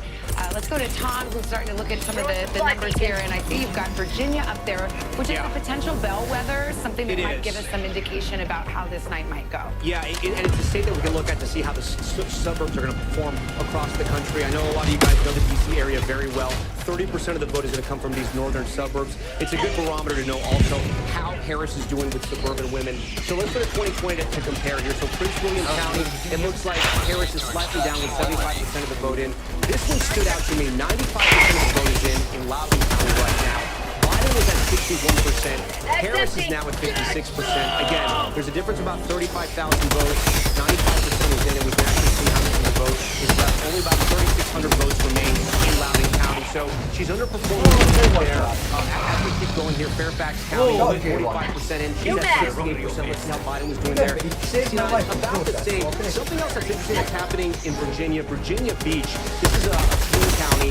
Trump won it in 2016. Biden was able to flip it. Tonight, Trump is on top, but only about 20% of the vote is in. A lot of the western part of the state, as we know, is going to be more rural. Some of that coal mining country, it's going to resemble West Virginia. We have some of the vote in a county like over here, Wise County. This is a good Trump barometer. He's at 78%. He was at 80% in 2020, but 41% of the vote is out. He's underperforming slightly. I guess the thing that sticks out to me, which it's too early to know if it's a red flag, but Loudoun County, again, you know, this is a place where Democrats want to run up those votes in Virginia. Not that Virginia is in danger for Democrats because they were able to run up the score in 2020, but Trump in 2016 got close. He got within 5 points. A number like this, it's going to worry them a little bit, but I know you guys know much more about that area than I do. Well, actually, we're honored to have a resident of the Commonwealth of Virginia with us, Chuck Todd. So, I mean, you look at that, you know those suburban color counties around Washington, D.C. very well. Is that a warning light if Kamala Harris is not performing as well as Biden did in some of those suburban, exurban counties. It could be if we're going to see that if it's moving. You know, Virginia is sort of the gateway now to the north rather than being, I always joke, it's sort of seceded from the Confederacy, right? It is the one southern state that has been consistently a Democratic state, not even a swing state anymore. So if that is consistent, yes. One thing I've learned, though, with the Northern Virginia vote, you may have 95% of the vote in, that 5% can account for a lot more uncounted vote than people realize. So, and there is a good sense. So that's a wait and see. Look, the bigger thing that I've taken away so far is we are seeing, we're in the middle, we've been in the middle of a political realignment for a decade, and every one of these presidential elections, we're like, hey, look at this. The fact of the matter is Donald Trump's makeup of his electorate this time is much different than it was in 2016 or 2020. And I think we're seeing it both break and geographically. So it looks like that Donald Trump's going to be stronger in the Southeast. Why? Because he is doing better in Hispanics. And there is a larger population of Hispanics in the Southeast and the Southwest than any other part of the country.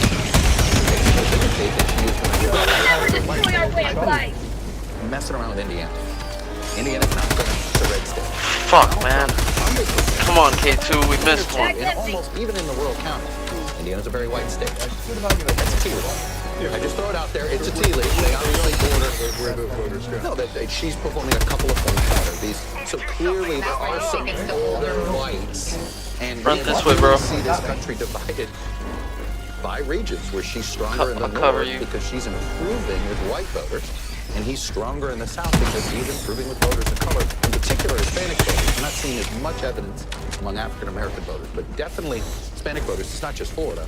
I think Georgia we're seeing it as well. Well, we're seeing it nationally, too. When you look at some of the numbers here, he is plus 10 specifically with Latino men, according to our exit poll nationally, a demographic group that Joe Biden was plus 23 with 4 years ago. So it is definitely a shift, and it is definitely one of the headlines that we're watching as we're seeing these exit polls come in. And we see that, I mean, the Latino vote is not just concentrated in the Southwest. That's exactly right. It's not just the Southeast. It's also in Pennsylvania. There's a huge Latino population in Pennsylvania. We have been talking about the ground game quite a bit. It's been heavily focused in Pennsylvania on trying to energize Latinos on both sides. Kamala Harris and former President Donald Trump really focusing on that in places like Allentown, in places like Reading, Pennsylvania, trying to make sure that they are getting them out to vote and flipping them if necessary. And let's not forget Kamala Harris wrapped up her campaign last night in Philadelphia, showing once again demonstrating the importance of that state, as we are going to find out here in the hours to come, perhaps days.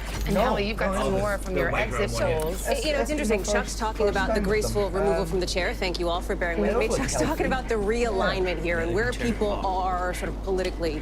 One of the things we're watching on that front is this idea of independent voters. We know that they are going to be potentially a crucial voting bloc here. Vice President Harris had made overtures to this group in the closing weeks of her campaign, really trying to win them over, to get them over to her side. Look at how they're breaking nationally here. She is winning independent voters now, 51%, Donald Trump 44%. Here's the thing. Nationally is not how you win or lose the White House. You win the White House in the battleground states. And look at the state of states, Pennsylvania, right? The most key battleground this year. In Pennsylvania, it's the opposite. It's former President Trump. All right, let's go get the big boy. Independents over Vice President Harris in this really important state where the margins could be really close here. You can see it here. He's at 50%. She's at 44%. Again, that's in Pennsylvania. So you might ask, okay, well, how does that compare to how he did 4 years ago? He is overperforming generally with independents now in Pennsylvania. You see in 2020, 44%. He's doing a bit better now in 2024, 50%. And Savannah, Lester, Chuck, Chris, and I'll toss it back to you at the table. This could be really interesting as we watch this develop throughout the course of the night, not just in Pennsylvania, but in some of these other key battlegrounds as well, like Michigan and Wisconsin. Actually, I think Chuck wanted to weigh in. No, I just think we are seeing something else happen, which is you have a country that's really sour about our politics, sour about the direction of the country. And we now have fewer people identifying with the two major parties. What's already dead? It's a huge development. Independents are the no, we did the main. It's very rational. You don't like the direction of the country. You don't like what's happening. You think there's a threat to democracy. Do you have a lot of faith in the two major parties? But the lowest share of major party people identifying with the two major parties in at least 4 elections, it means these independent votes are going to be the whole country. They're going to decide of Columbia. who's president. We are keeping a sharp eye on the state of Georgia. We can show you where things stand. We just had a change of characterization here. Our characterization from the decision desk now is that this is too close to call. You can see about a 267,000 vote difference between the two, with 37% of the vote in. But again, the NBC News characterization at this point, too close to call in Georgia. We've got a lot of contributors lined up to talk to you tonight. We've got Senator Claire McCaskill, I believe, over at our Insider's desk. And Senator, I wonder what you thought about that. What some are seeing is something of an alarm bell. This Loudoun County, suburban Washington, D.C., Northern Virginia, where it seems that Kamala Harris is underperforming. And as you well know, the suburbs in the battleground states are key to her victory. Yeah, listen, this is the witching hour. You know, this is when it is very early. We have exit polls. And by the way, if exit polls were correct, I would be governor and John Kerry would have been president. And Hillary Clinton would have been president. So I think we've got to take all of that with a big, giant grain of salt and wait for the actual numbers to come in. Because as we all know, these come in from different places. Typically, rural places come in before urban locations. So I think she's going to be fine in the suburbs. I think, and I don't think the exit polls will actually reflect accurately what will happen with independent voters. I'm not saying she's going to dominate independent voters, but I'll be very surprised if there aren't a whole lot of women that call themselves independents that don't vote for Donald Trump. At what point in all this do you begin to let out a sigh of relief here? Listen, I think depending on what happens in Georgia and North Carolina, if by any chance she wins those two states, then I can breathe again. If she does not, then obviously Pennsylvania becomes even bigger.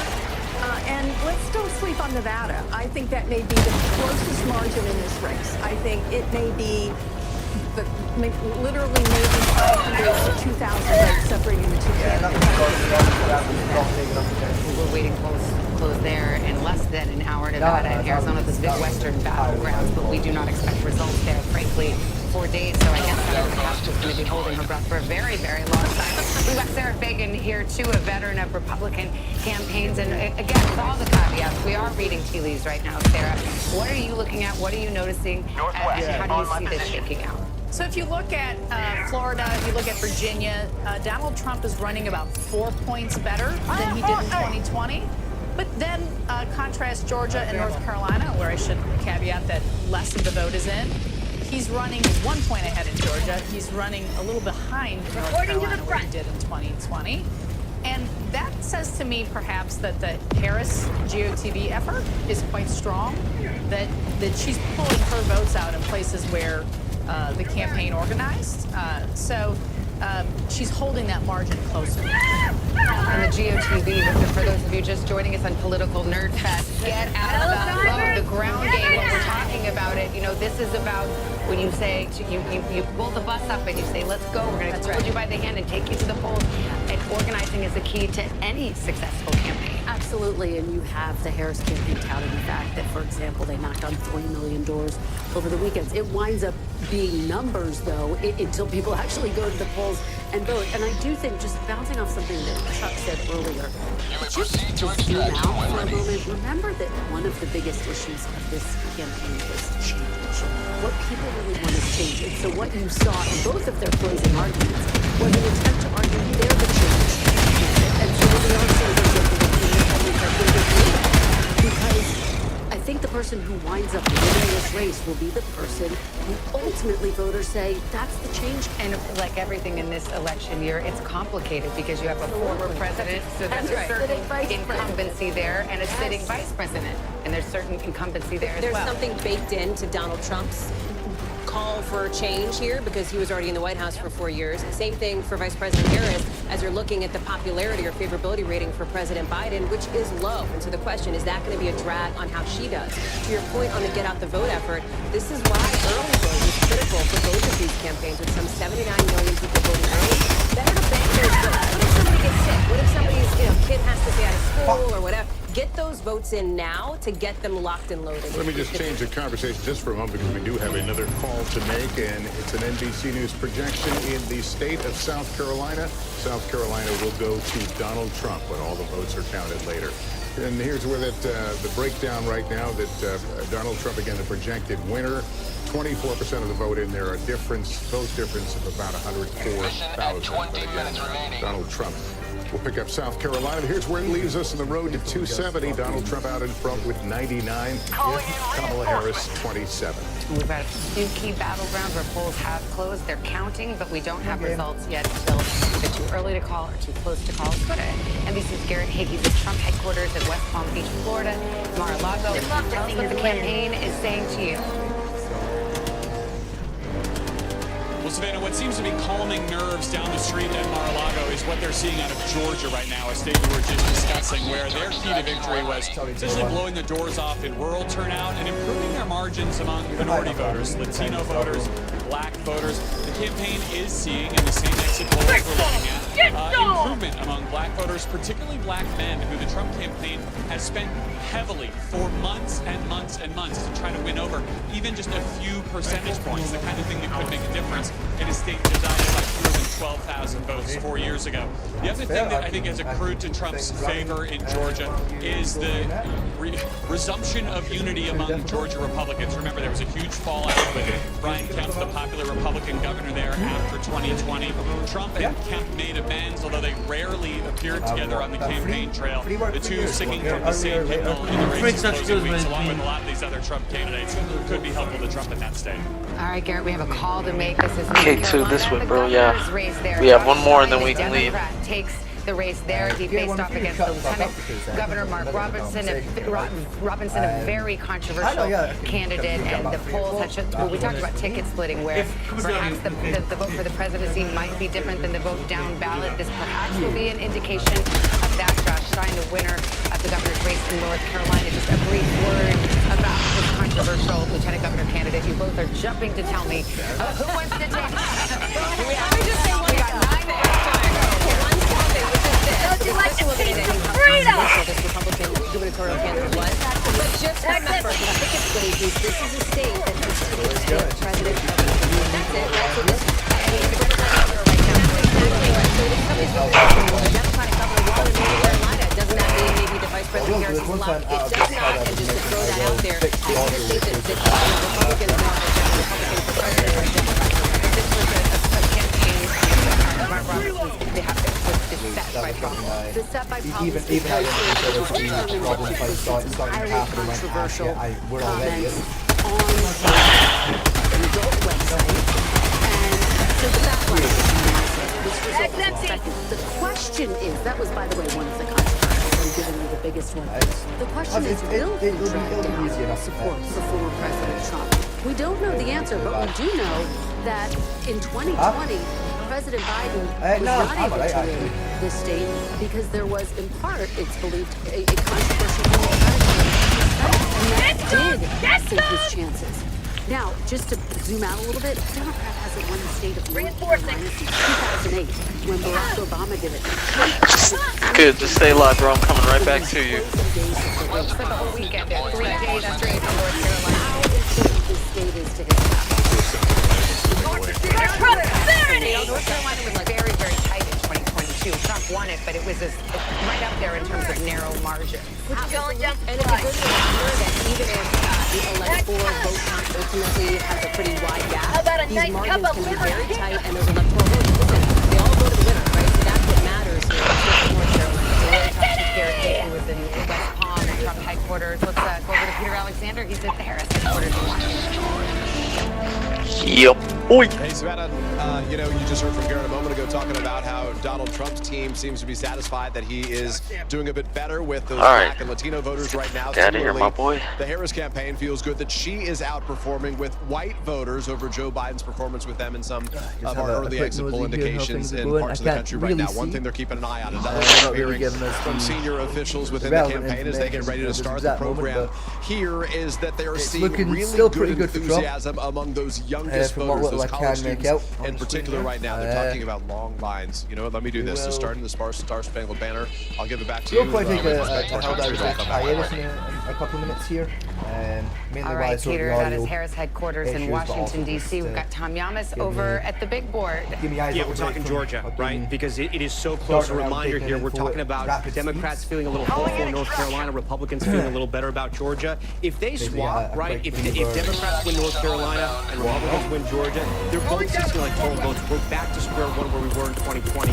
Let's talk about Georgia tonight, because what we're seeing is both camps are overperforming, so it's going to be a nail-biter. Remember, in 2020, it came down to about 12,000 votes, a little under that. Let's start in Atlanta, the metro region. Cobb County, 50% of the vote in.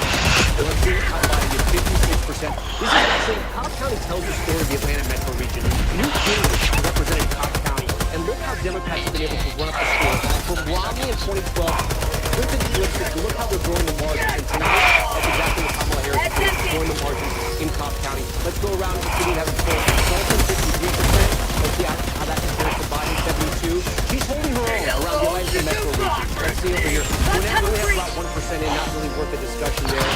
Clinton County, 70% in. Slightly overperforming Biden. That's pretty good. We'll keep moving. Henry County, 1% in. This is one of those swing counties where we talk about what was it in? I don't know how much we're going to be able to say that.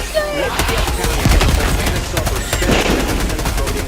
She's overperforming there. Okay, that's Harris. That's the Democrat. Let's go with Blue Raven, 95% in. Trump at 78. 78 right now. You can see he's holding his mark.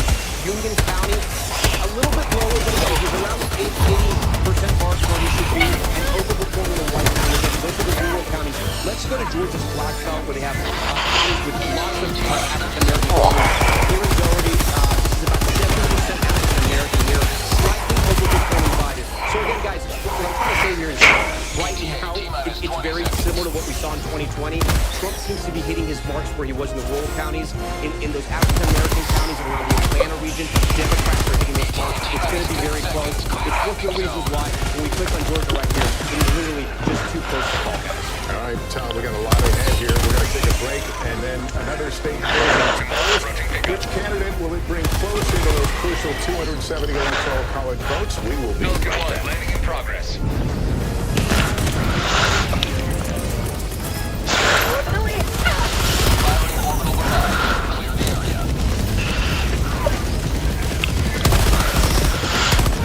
Countdown initiated. Stand by for takeoff. Extraction complete. Pelican 1 beginning ascent.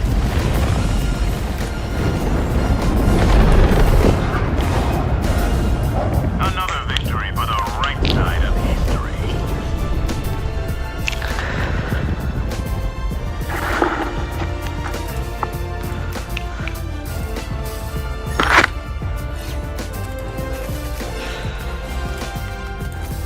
Get things going to get in just a second here, folks.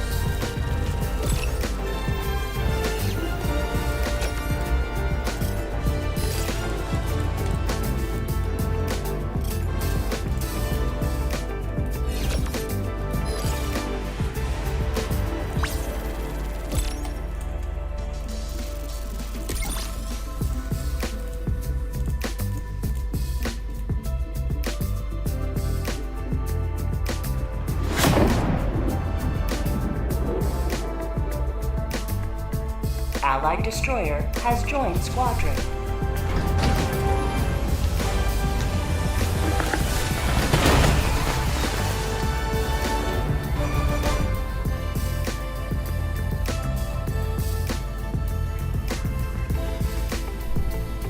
Come on, video game. Nice to have you along with us, whether you're at home or on our plaza. We're just glad you're with us this morning. News lives in the now. It's coming at us every second. News is more now than ever. This monster and historic storm is set to make landfall. Now is raw. What was your initial reaction? Devastating. All right. Now is real. Voters are voting. It's here. It's happening. Now is constant. Future is now. News for the generation of now is NBC News Now. I'm going to alt-tab the game for a second here. just go back to 8:20 in the east, 5:20 in the west. We've got some major battlegrounds closed there, polls, and the votes Trump's are at being 99, counted Harris as we to speak. That's the road to 27, 270, filling out a bit with some predictable wins and losses in this country. But let's go to the battlegrounds. Virginia is too early to call, just 33% of the vote in. We'll continue to watch it. Ohio. The polls have closed there. It is too early to call, although that once battleground is now more a reliably red state. We'll see how that shakes out. Pennsylvania. Stop me if you've heard Pennsylvania very much during this campaign season. It may all hinge on the Commonwealth. Too early to call there. And in Georgia, we have characterized this as too close to call. So we are about halfway through the vote counting there, 50% in. And though you see that margin, depending on where the votes are coming from, it is our expectation that right now this vote in Georgia's 16 electoral votes just too close to call. All right, let's go over to Hallie Jackson with some new exit polling information on the gender gap. So this has been a storyline we're talking about all night, right? We say it, Savannah, Lester, you both said it, the battle of the sexes, men versus women. It gets a little bit more complicated at that point. The audio problems for that are resolved for the time being. So that's good for us. I'm just gonna have a check here how things are going. They're going fine on your side, ladies and gentlemen. Things appear to be going fine for you. I'm gonna move that to there for the time being, where I have easy, simple access between everything. Because that makes more sense to me. Now, I'm gonna do it. I'm just gonna pull up the election map here. Have a look how it's doing on this side of things. We'll give it a reload. Alright, so 270 to win the election. Trump currently sat on 99, Harris at 27. A lot of the mid-east of America, American Middle East, is voting quite nicely Trump heavy. Which is very nice to see, very nice to see. Trump taking Florida quite handily so far, Alabama, South Carolina, Tennessee, Kentucky, West Virginia, Indiana, Missouri, and Oklahoma all coming in as Donald Trump. Meanwhile, Maryland and Vermont Maryland, Vermont, and Massachusetts, sorry, all coming in quite heavily. It's Harris, which is quite pretty good to see so far. Like I said, both parties have got plenty of time to fuck this up yet. Plenty of time indeed, but that's how things are currently shaping up. These are my peeps, right? Are those the shy Harris voters? College-educated older women. Yes. I live in that place. Is this the battle of the sexes, or is that being overplayed? Well, I do think that college-educated women are a critical, if not the critical, voting bloc in this election. And Hallie, you pointed out that according to the exit polls, it's 53% of the electorate. In 2020, it was 52. Now, 1 point doesn't seem like a lot, but if Kamala Harris drives up her results among women in these close contests like Georgia and Pennsylvania, like that could be a deciding factor. I can't believe we haven't actually talked about it yet tonight. Reproductive rights. This is the first presidential election post Dobbs, the decision that overturned Roe versus Wade. We've seen the potency of that issue. Abortion rights measures have passed every time they've been on the ballot since the Dobbs decision, but we haven't yet had a presidential election. Do you think that issue still has its potency and is a weak? Now I've realised, incidentally, ladies and gentlemen, that I am in fact a silly goose. Because you can't actually hear the audio of what we're watching, younger women, which I can only apologize for that. That was a mistake, and that's been like that for a while. I do apologize. Is that the main issue they're voting on, or is that that was very much a mistake on my part. I didn't realize quite what I'd done there. If Kamala Harris wins the presidency, we're going to talk a lot about how the women got her there, but I don't think we should ignore the fact that college students are playing a big role today. The lines, the overperformance at college campuses right now, whether you're in North Carolina or Pennsylvania or Wisconsin or Nevada, on the ground, I've talked to the team that's running the ground game in all of these states. They have never seen this kind of response on college campuses. So we may have a divide there between kids in college that are voting age and kids who aren't in college that are voting. Is that playing out just in a few states or across all the states?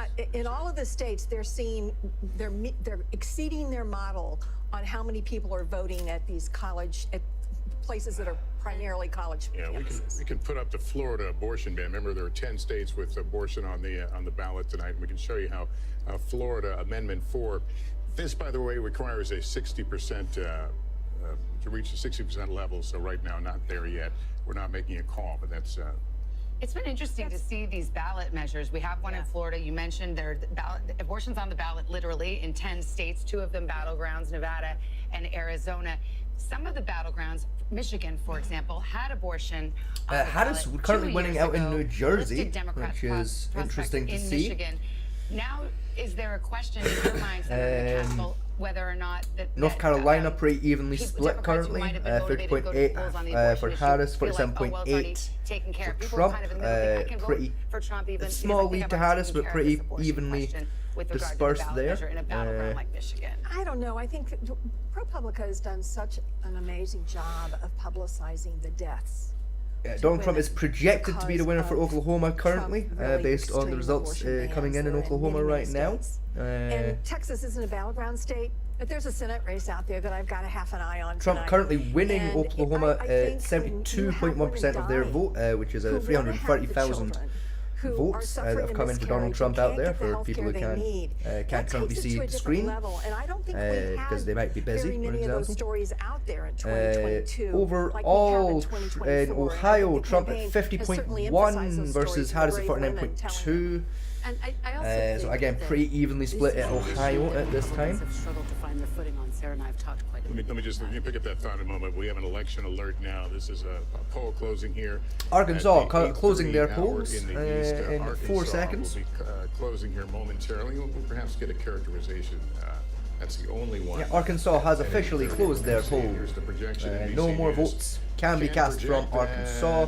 They are now purely counting. Donald Trump will win in the state of Arkansas when all the votes are counted. 6 electoral votes. Here's where we are on the map to 270. That leaves Donald Trump at 99 electoral votes. 27 for Harris. Again, the goal, 270. All right, let's go to the battlegrounds. Georgia's race for president too close to call at this hour.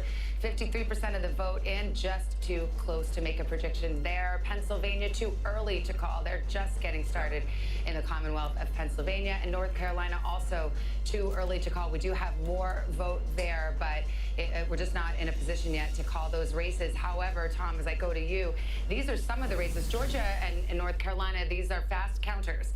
And we may be able to make a call by the middle of the night or in the early hours this morning, and that would be quite telling. Yeah, our decision desk guidance is that Georgia and North Carolina both improving the way they tabulate votes. We should have a projected winner some point tonight. Those will be the 2 first battlegrounds that we hope to project and we hope to call at some point earlier tonight. But we'll have to wait and see. We're ready for anything. We could be surprised by anything. I want to talk about Virginia for a little bit, and a caveat here, as Chuck Todd reminded us. Northern Virginia, the suburbs, they do sort of report late. That vote is still coming in, but we still see some troubling signs for Kamala Harris, at least in some of these counties. So Biden was at 61%, 95% of the vote is in, and I just want to highlight this. There's only about 2,800 votes remaining, so not a lot of votes going to come in. She's at 56%, 57%. 61% was where Biden was. As we keep going around, my team flagged another county. Fairfax County, she's doing fine. Prince William, though, underperforming here as well. 80% of the vote is in. Biden was at 62. She's at 58. Again, these are suburban women, highly educated, college degrees, sort of your establishment Democrats. These and a growing area of Virginia as well. A lot of people move here for the jobs, to work in government as well.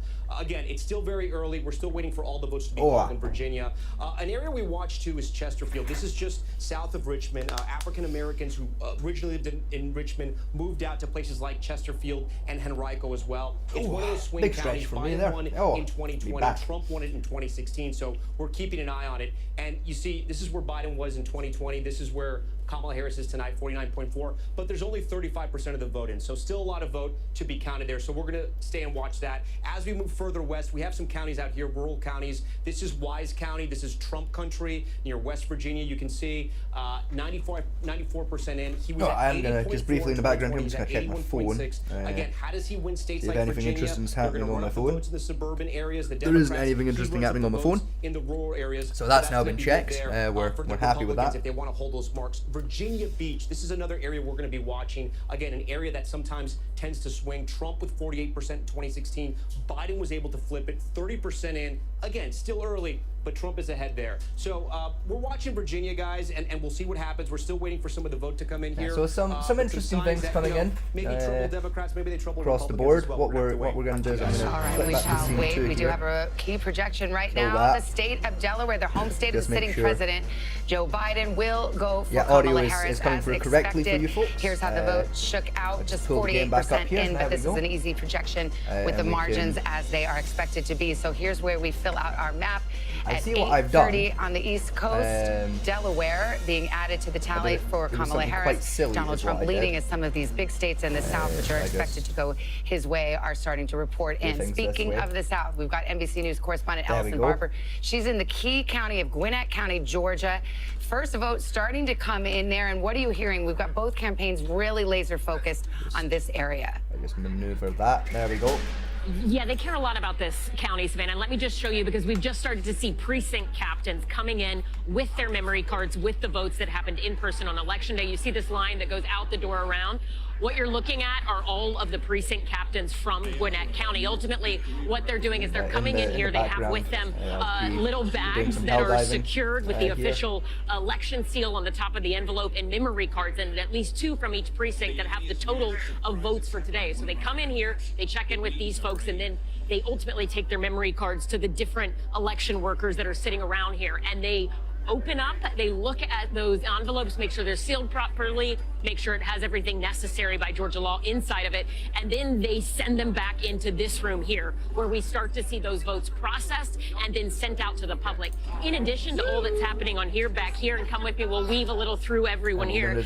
There's more counting going on in the back. You mentioned this county is really important to both political campaigns. I will tell you why. This is a rapidly growing county in the state of Georgia. It's also incredibly diverse. It leans blue, but back in 2020, Donald Trump carried about 40% of the vote in Gwinnett County. And ultimately, what Republicans in the Trump campaign were looking for tonight is to see if they could increase turnout just enough where they run up the margins by a few percentage points and hold on to Republican strongholds in the state, and then are maybe well positioned to carry the state.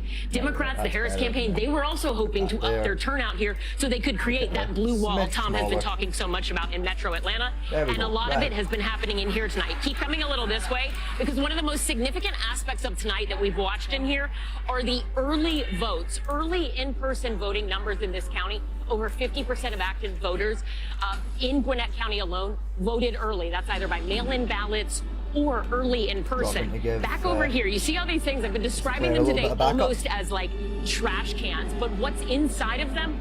All of the in-person early votes, about 300,000 of them. There was a team of election workers here who had been sequestered since 9 a.m., prepping all of these so they could process and get the early numbers out quickly. Every election official and the supervisor of Gwinnett County Elections has told us they've been on track to hit all of their markers that have results in on the earlier side, and they're still working over here tonight. This is where the mail-in ballots will come through and are coming through, and they're sorting all of those. Ultimately, we're going to see more ballots coming from the individual precincts from Election Day to the other side here, where they'll count and go through all of that. The big question here is going to be, what does turnout look like? Did for the Republicans and Trump, did they nudge up what they did in 2020 a little better this year, enough to possibly chip away at Harris's margins and then maybe take the state, along with keeping Republican strongholds? And for Harris and Democrats, were they able to reach out to people they described as likely Harris voters who were hard to reach, people who would probably vote Democrat but maybe hadn't voted in past elections? The local county Democrats, they told us they spent a lot of time trying to reach those voters, canvassing, directly targeting ads to them, and sending a lot of mailers in more than a dozen languages to try to get them out. So far, we're told, and you can just see the scale of everything here, the supervisor for Gwinnett County elections, he told us that they are on target right now to surpass voter turnout compared to 2020 by 6:30 today, they had 70% voter turnout roughly in this county. That's exactly what they had back in 2020. So they think they are going to have more turnout in this county. And for both Republicans and Democrats, that's exactly what they were hoping to see. But the big question is, how do those votes fall? And remember, 2020, we saw in the midterms a lot of split ticket voters, Republicans who voted for Republican Governor Brian Kemp, despite Trump saying, hey, that's not somebody I support, and him coming out against him in the midterms, and then voting for the Democratic Senator Raphael Warnock. The question tonight in this county is, could that happen again? And the numbers, at least in terms of the totality, are inching up past what both campaigns were hoping to see tonight. Savannah?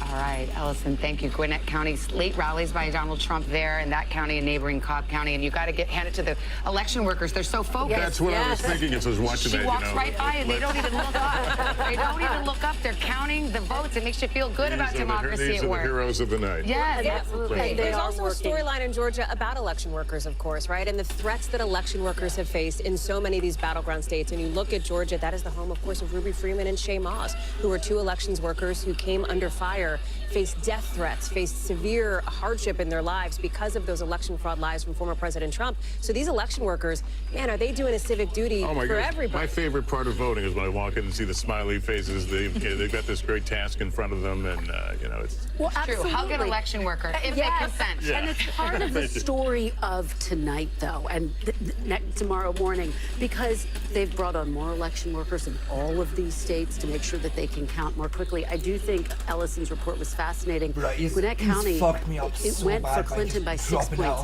for Biden by 18 points. So this is a county that Democrats have been increasingly eyeing, as have Republicans. Well, we talk about the gender gap as I go to Senator McCaskill and Sarah Fagan. I mean, I mentioned there were Trump rallies in Gwinnett County. One of them was the one where Tucker Carlson, the former Fox News host, talked about, daddy's coming home and going to give little girl a spanking, the sheriff's come into town, which is the message that, if you're trying to reach female voters, I don't know how the females on this panel feel about that, but that's where that happened. Not good. Don't feel good about that. Don't just fucking bug out on me over it, women come on. Don't feel good about that.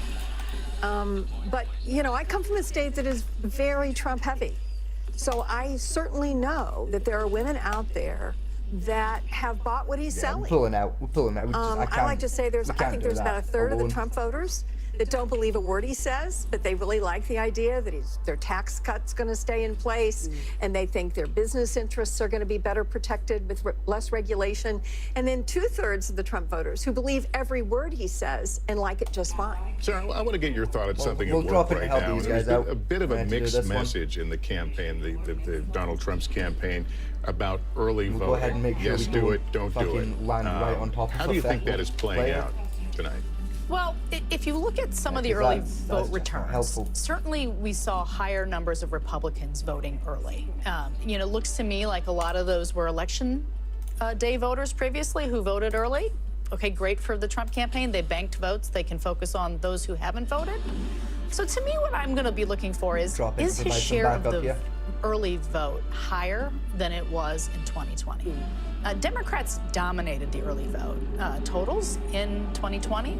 And, Donald Trump in most of these states was doing 35, not even higher than 40% in any of those states, these target states we've been talking about all night. So does he do 42, 43, 44%? I mean, in 2020, we were in the midst of a pandemic. Donald Trump was actively telling people not to vote early or not vote by mail, saying he was suspicious of it.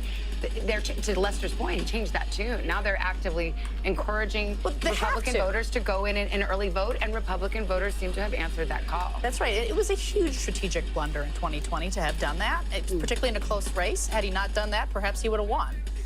So I think he learned that lesson. And also, if you just look at the trends in early voting and the trends in absentee by states, it's the prudent thing to do. To be clear, the Republican apparatus absolutely made a big push this cycle to get voters out to vote early. Donald Trump himself was all over the map on that. You see it at his rallies. He talks about at one rally, he would say, go out and do it. At another rally, he would cast doubt on the validity of ballots that were put in through the mail, et cetera. Some of that likely seeped down to some of his voters in some of these key battleground states, as we heard from talking to voters in some of these battlegrounds. Remember that this is a former president who, over the summer, you look at, let's say, 20 rallies, at 5 of them, he cast doubt on the results of the election even before votes were counted. That ramped up in just the last month. At 14 of 20 rallies, he did the same thing. So he has not been super consistent on this. Let's go to Tom Llamas right now. Tom, as we speak, North Carolina, Georgia, and Pennsylvania are counting votes right now. Yeah, and we're getting ready for poll closings in places like Nebraska, and Nebraska could be the key to it all. And I know what you're saying, Nebraska? Yes. So when you look at our beautiful map here, you see the maps, the states that are red, the states that are blue, and our battlegrounds here that aren't colored in. And then Nebraska and Maine, they have this kind of Where's Waldo effect. When we hit it, here's why. Nebraska and Maine, they both give out their electors a little differently, their electoral votes. If you win the popular vote, you get 2 in Nebraska, and then they give them by congressional district as well. Trump is going to win 2 of the congressional districts, most likely, in the popular vote.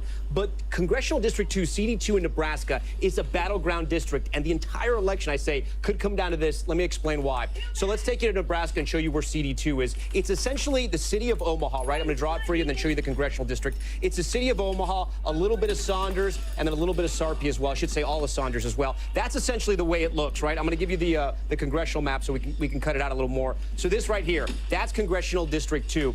It's a swing district, as I said. 2016, Trump wins by 6,000 votes. In 2020, Biden wins by 20,000 votes. So why is it important? Because if we come down to that scenario where it's 269, 269, Savannah, I gamed that out. It's going to come down to Nebraska, too. So every vote does matter. It matters so much that we spoke to people in Omaha, asking them about what this campaign was like. They say they've never seen anything like it. They've been inundated with ads saying on the television, on the radio, people calling them, unlike anything they've ever seen before. Again, it likely won't come down to Nebraska, too, but it might, and that's why every vote matters. Again, Omaha, the biggest area of Nebraska, fastest growing area, and tonight we'll be watching it.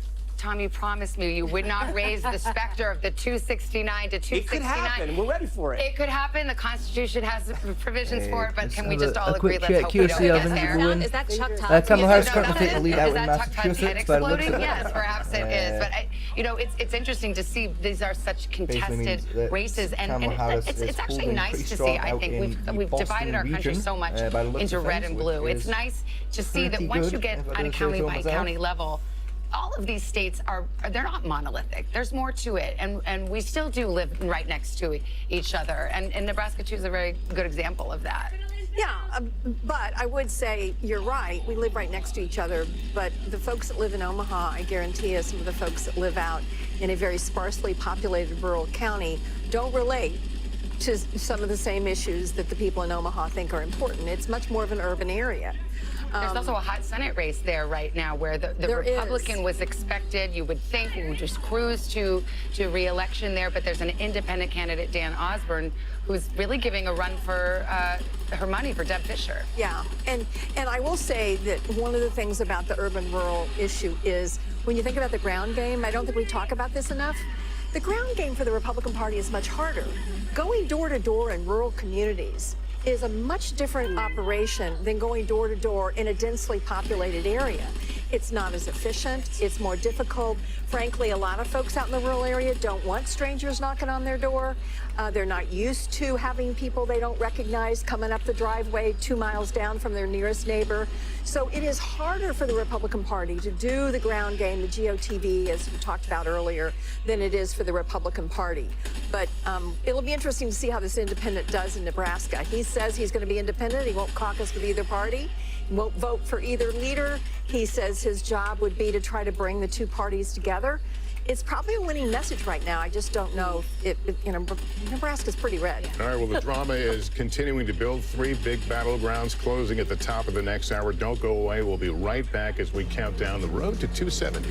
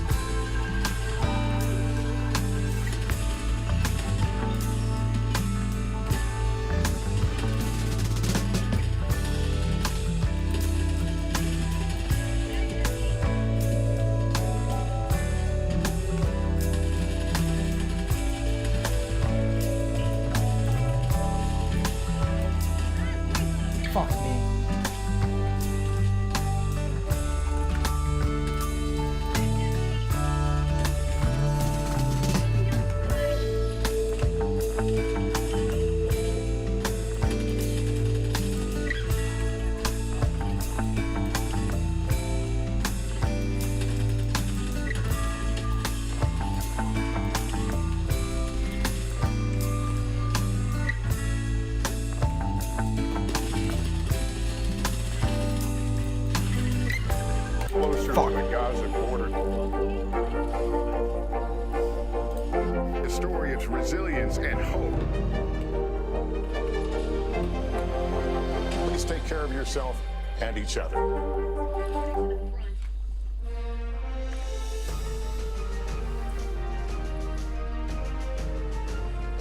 I make my way back over to where I2 was. Welcome back. It's election hello, night we've in got, America, and we're viewer. just getting started. Almost 9 o'clock Currently, here in the hello there, East. We're going to have a viewers. bunch Good to see you. of poll closing, 3 big Feel free battlegrounds if you have that any will close. They are comments or make or break questions, feel races free to ding on it the in road chat, to 270. and I will get to We it are as soon talking as about I the presidential spot it. race a lot for good reason as I turn to Kristen Walker and Hallie Jackson. Can't There is guarantee that's also gonna be hanging in the particularly balance quick, tonight the balance of but power. Who controls Congress? I Who will controls do the my Senate? best to Who be controls the quite House? And we've vigilant got with some the results chat. there. That's right, and It's Republicans just me right need now. 2 seats Batman to T is, win control of the currently Senate. So far, having they a have nap. 1 pickup. So let's go to the board. We'll show you where things stand right now. Perfectly fair. In West Virginia, Batman as T's we part. have already reported, Jim Justice has so won I'm this doing a bit of seat Helldivers for him. after Senator Joe Manchin, who's a Democrat, well, who then for him switched to and an all of us. independent, announced he was not running for currently re-election. This getting is my, expected. It my is rear the end first booted in Republican quite pickup, so that severely. makes this significant. We can realistically call speaking. that Rick Scott has held on to his Senate seat in Florida handily. He first won this seat back in 2018. This was one of these races where reproductive rights was a big issue.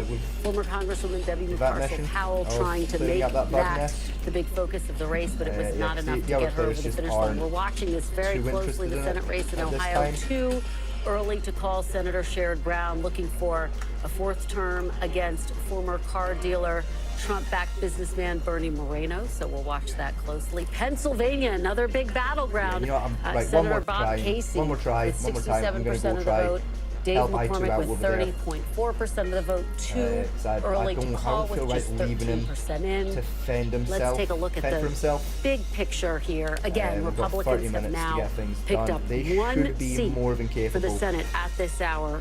42 to 33. We continue to watch this very quickly. Hallie, taking a step back, the Republicans need 2 seats, and this is a map that is very difficult for Democrats to hold on to their Senate races. They're on defense in a lot of these states. Yeah, and the reason for that is likely Montana. This is the other pickup that Republicans feel very confident about. They think they'll be able to get. I will tell you that Ohio Senate race being too early to call is interesting. I talked with one Senate Republican source who said, you know, they would have loved to see that call an hour ago, right? They would have loved to have had that in the bag, these 2-seat pickups earlier in the night, Savannah. But we'll wait and see how this one goes. So we are just coming up the top of the hour. We're going to have some major battleground poll closings coming up. Extra assistance. And we continue to come, Wisconsin, Arizona, all coming up. So this is the drama beginning to clearly build right now. The votes are being counted, and again, we'll get those closings here very shortly. Let's check back in with the presidential race and the road to 270.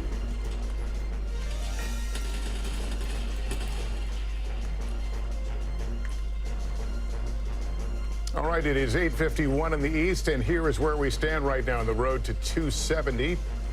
And it has been a night of big surprises so far, with more to come. We're now just minutes away from additional closings. Yeah, we are, and we see that map starting to fill out, so we will watch for those next poll closings. It's in all corners of the country now, almost at 9 o'clock in the East Coast, and they're some of the biggest states to close yet. At the top of the hour, a major round of poll closings with the most battleground states of the entire night. 15 states and 163 electoral college votes up for grabs, including 3 critical swing states. Will Vice President Kamala Harris hold on to the blue wall that cuts through Wisconsin? Good evening, Wisconsin! And Michigan. Michigan, we are not going back! Or will former President Trump break through like he did in 2016? We are going to win Wisconsin. Plus, the first Western battleground, Arizona, moments away from closing. A very big hello, Arizona. We love you, Arizona. Arizona, we need to fight this battle on every front. We are standing by for our first vote count in from these make-or-break states as our decision desk gets ready to make new calls on the road to 270. Many votes to be counted, battlegrounds all coming in. Michigan has 15 electoral votes up for grabs, a key state, and Jesse Kirsch in Detroit for us today. Jesse, the polls are just about to close, moments away. What do you expect? What are you hearing?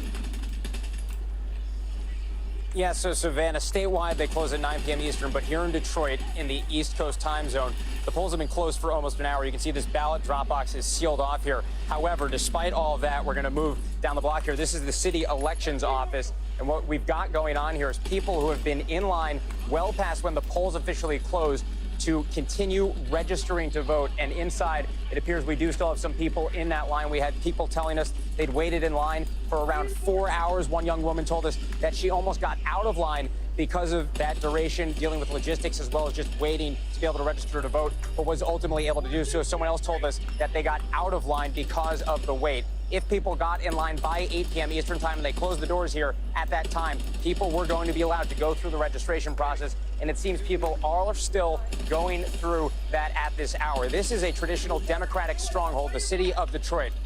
However, when we've spoken to GOP operatives in the state, they tell us that they see Vice President Harris's base as, quote, crumbling because of various headwinds. However, there are other potential headwinds that could send traditionally Republican voters toward the vice president. We will have a clearer answer as those results start coming in at 9 p.m. Eastern. Savannah, back to you. And we'll get a better idea about turnout, too, which is all important for the Harris campaign in Detroit and also those collar counties. Well, we want to switch over. Let's go to Arizona, the Mountain West. Polls closed. Gotti Schwartz, they're outside a polling place. Have you seen a lot of crowds? Yeah, polls close in about 6 minutes here. This is the end of the line, and this is about a 60 to 70 minute wait here. So you got the people that are at the end of the line right now, probably about 300 to 400 people in front of them. You're noticing a lot of MAGA hats here talking about the gender divide. Gender divide is very much in play here at Arizona State University, and there's been so much talk about low propensity voters. One of the things that we've been noticing here and talking to students about is the involvement of fraternities. Normally, fraternities, they may not be organizing and may not be turning out to vote as much as you'd expect, but here at the ASU campus, it does seem like the fraternities have been involved in turning out the vote, and those that we've been talking to say that they are turning out for former President Donald Trump. We've also talked to a lot of other students that have been coming out for policy issues. There are several props. The issue of abortion is extremely important in turning out the vote. Immigration is also important, but I gotta say, just eavesdropping what people have been talking about in line, it's been surprising how often the topic of the Joe Rogan podcast keeps coming up. We've talked to several students now who say that they listened to that Joe Rogan podcast with the former president, and that was the deciding factor for them. And they've also said that if the Kamala Harris, the vice president of the United States, would have appeared on that podcast, they may have had their vote skewed. It's really interesting because, you know, some people are talking about policy. Others are talking more about kind of like vibes. Well, I like the vibe of Trump, or I like the vibe of Kamala Harris, but it's not so policy specific. But that's just some of what we've seen. We're almost at the end of the line. We just wrap around this corner. But again, right now we're in Maricopa County. This is a county with 2 point something million voters. ASU has 74,000 students here, most of them voting age. So what we see here at Arizona is going to be very important in this election. Back to you guys. All right, Gotti, thank you so much. Abortion on the ballot in Arizona, also Florida. Lester, I know you got a key call here. Yeah, we do have a call here in the state of Florida that abortion that would restore the constitutional right to an abortion. They've had a 60% threshold. It will not clear it. So amendment for right to abortion will go down in defeat. 86% of the vote in there. Let's. This is super interesting. I'll just drop in here to say this. Okay, it was yes to protect in Florida, but you were seeing it needed a 60% threshold, as you said, Lester. This would be the first ballot initiative that we've seen anywhere in the country since the overturning of Roe versus Wade that has failed. However, but it had a higher bar. The other ballot initiatives were not this high of a threshold here. And I see you want to jump in. No, it's just the same number, right? It was 57-58 in Ohio, 57-58 in Kansas. I mean, I think we know what the number is. Ironically, I've talked to some Florida Republicans who secretly had hoped this would pass, because now Florida elected officials in 2026, which is their big election year, they will have to face the voters on a 6-week ban. And then suddenly that will sort of upend just the state's politics. Yeah. But Ron there's clearly actively campaigned against this amendment which is and he used the government power. It's going to create an interesting, there's going to be a fascinating if the Democratic Party ever wants to have a chance in Florida again, they're going to get an opportunity, ironically, because this thing went down tonight. Think about how complicated this was for former President Trump. I asked him about this. He said it went too far. And then he was asked about it repeatedly throughout the course of this campaign. Well, how are you going to vote on this? And he was shifting his positions in the weeks leading up to this very vote. So it sort of underscores the point that Chuck's making. About halfway. Very complicated. This issue has Republicans in knots, and Donald Trump in knots, and now it lives to see another day in Florida. And this is why the Vice President and her team have been pushing on this issue. It is on the ballot as well in Arizona and Nevada. The Arizona is going to be folks that I'm talking to think that there is a likelihood of perhaps ticket splitters in those states, people who will back these abortion ballot initiatives, but who will also back former President Trump. But you have seen the Vice President hammer this in the state of Georgia. She went to the state of Texas, which nobody really thinks is going to flip blue on the presidential race, but she wanted to use it as a stage to highlight that state's controversial restrictive abortion law. She did it in Georgia with Amber Thurman, and in Florida, she talks about it as a place that she is concerned about. We don't have a ton of time because we're coming up on a poll closing, but in Iowa, whose polls are going to close, there was a late election poll. Iowa just had a very restrictive abortion ban passed, and this shock poll on the eve of the election had Kamala Harris carrying a red state, so it's just a very potent issue. Not to overread into it, but it is an indicator perhaps, and the pollster there, Gold Standard pollster, thought perhaps the abortion issue was motivating these older white women, right? A demographic we've been watching tonight. And Chuck, well, let's go to the election. Right here. As we get some more poll closings here, we can give a few more characterizations. In just 3 seconds, all of these states will see their polls closed, and we'll begin counting the votes. Here is state of Texas. If I'm doing this, we were just talking about Donald Trump will win in the state of Texas when all the votes are counted. NBC News projects that Donald Trump will also win in North Dakota tonight. South Dakota, same story. That will also go into the Donald Trump column this evening. We move to the state of Wyoming. In 3 electoral votes at stake, Donald Trump, the projected winner in Wyoming. Here's the map. The road to 270 now getting interesting. 154 for Donald Trump, 30 for Kamala Harris. All right, let's go to the uncalled races just from those 9 o'clock poll closings, including New York, Colorado, Minnesota. So we still await results there. But let's go to Michigan. That's the biggie at this hour. Polls closing in Michigan, and it is, wait for it, too early to call. We will be waiting for it perhaps into the wee hours tonight. Arizona also too early to call. 7 o'clock in the Mountain West. That's the plan anyway. Whether or not it works. Closed there. Let's go to Wisconsin. The other of the blue wall states, along with Michigan and Pennsylvania, too early to call. And speaking of Pennsylvania, too early to call. Starting to see more vote come in, but we could be waiting a bit for that. And same with North Carolina. They're counting more quickly, but it's still too early for us to make a projection. And in Georgia, it's not too early. It's just too close. We are starting to see the vote come in. We've got 66% counted right now. And yet, despite the margin that you see there, we project not only what the margin is right now, but where we expect the vote to come in, whether it's coming from a Republican stronghold or a Democratic stronghold. So when you see that disparity and then you see us say it's too close to call, there's a method to that madness. Tom, and you've got Georgia up there. And I'm going to explain the method to the madness, right? The difference right now, 220,000 votes. Trump on top with 66% of the vote in. But Republicans, they can't even get close to celebrating just yet. These sort of UFO objects we have circling Georgia right now, this is the remaining vote. And the bigger that bubble, that means the more vote that is out. And the more vote that is out right now is in the Atlanta metro region. Remember I told you guys earlier that about 50% of the vote is going to come from this area right here. The election is essentially won or lost in the Atlanta metro region because the margins are so close. Every vote matters, but because the margins are so close, Trump runs up that rural vote. The Democrats run up the urban vote. They run up the suburban counties around Atlanta as well. Let's take a look. Let's see how Atlanta and the surrounding counties are looking, the ring counties. Cobb County, 77% of the vote is in. Harris slightly overperforming where Biden was in 2020. Let's go over to Fulton County. This is where Atlanta is. A huge county for Democrats here. She's about where Biden was, 72% of the vote in. She can catch up and bring that up. Gwinnett County, again, these are the counties that Clinton flipped in 2016, and they just got bluer and bluer. And you can see what's happening here. 16% of the vote is in, but she's at 60. Biden was at 58. Let's keep going around here. Douglas County, 84% in.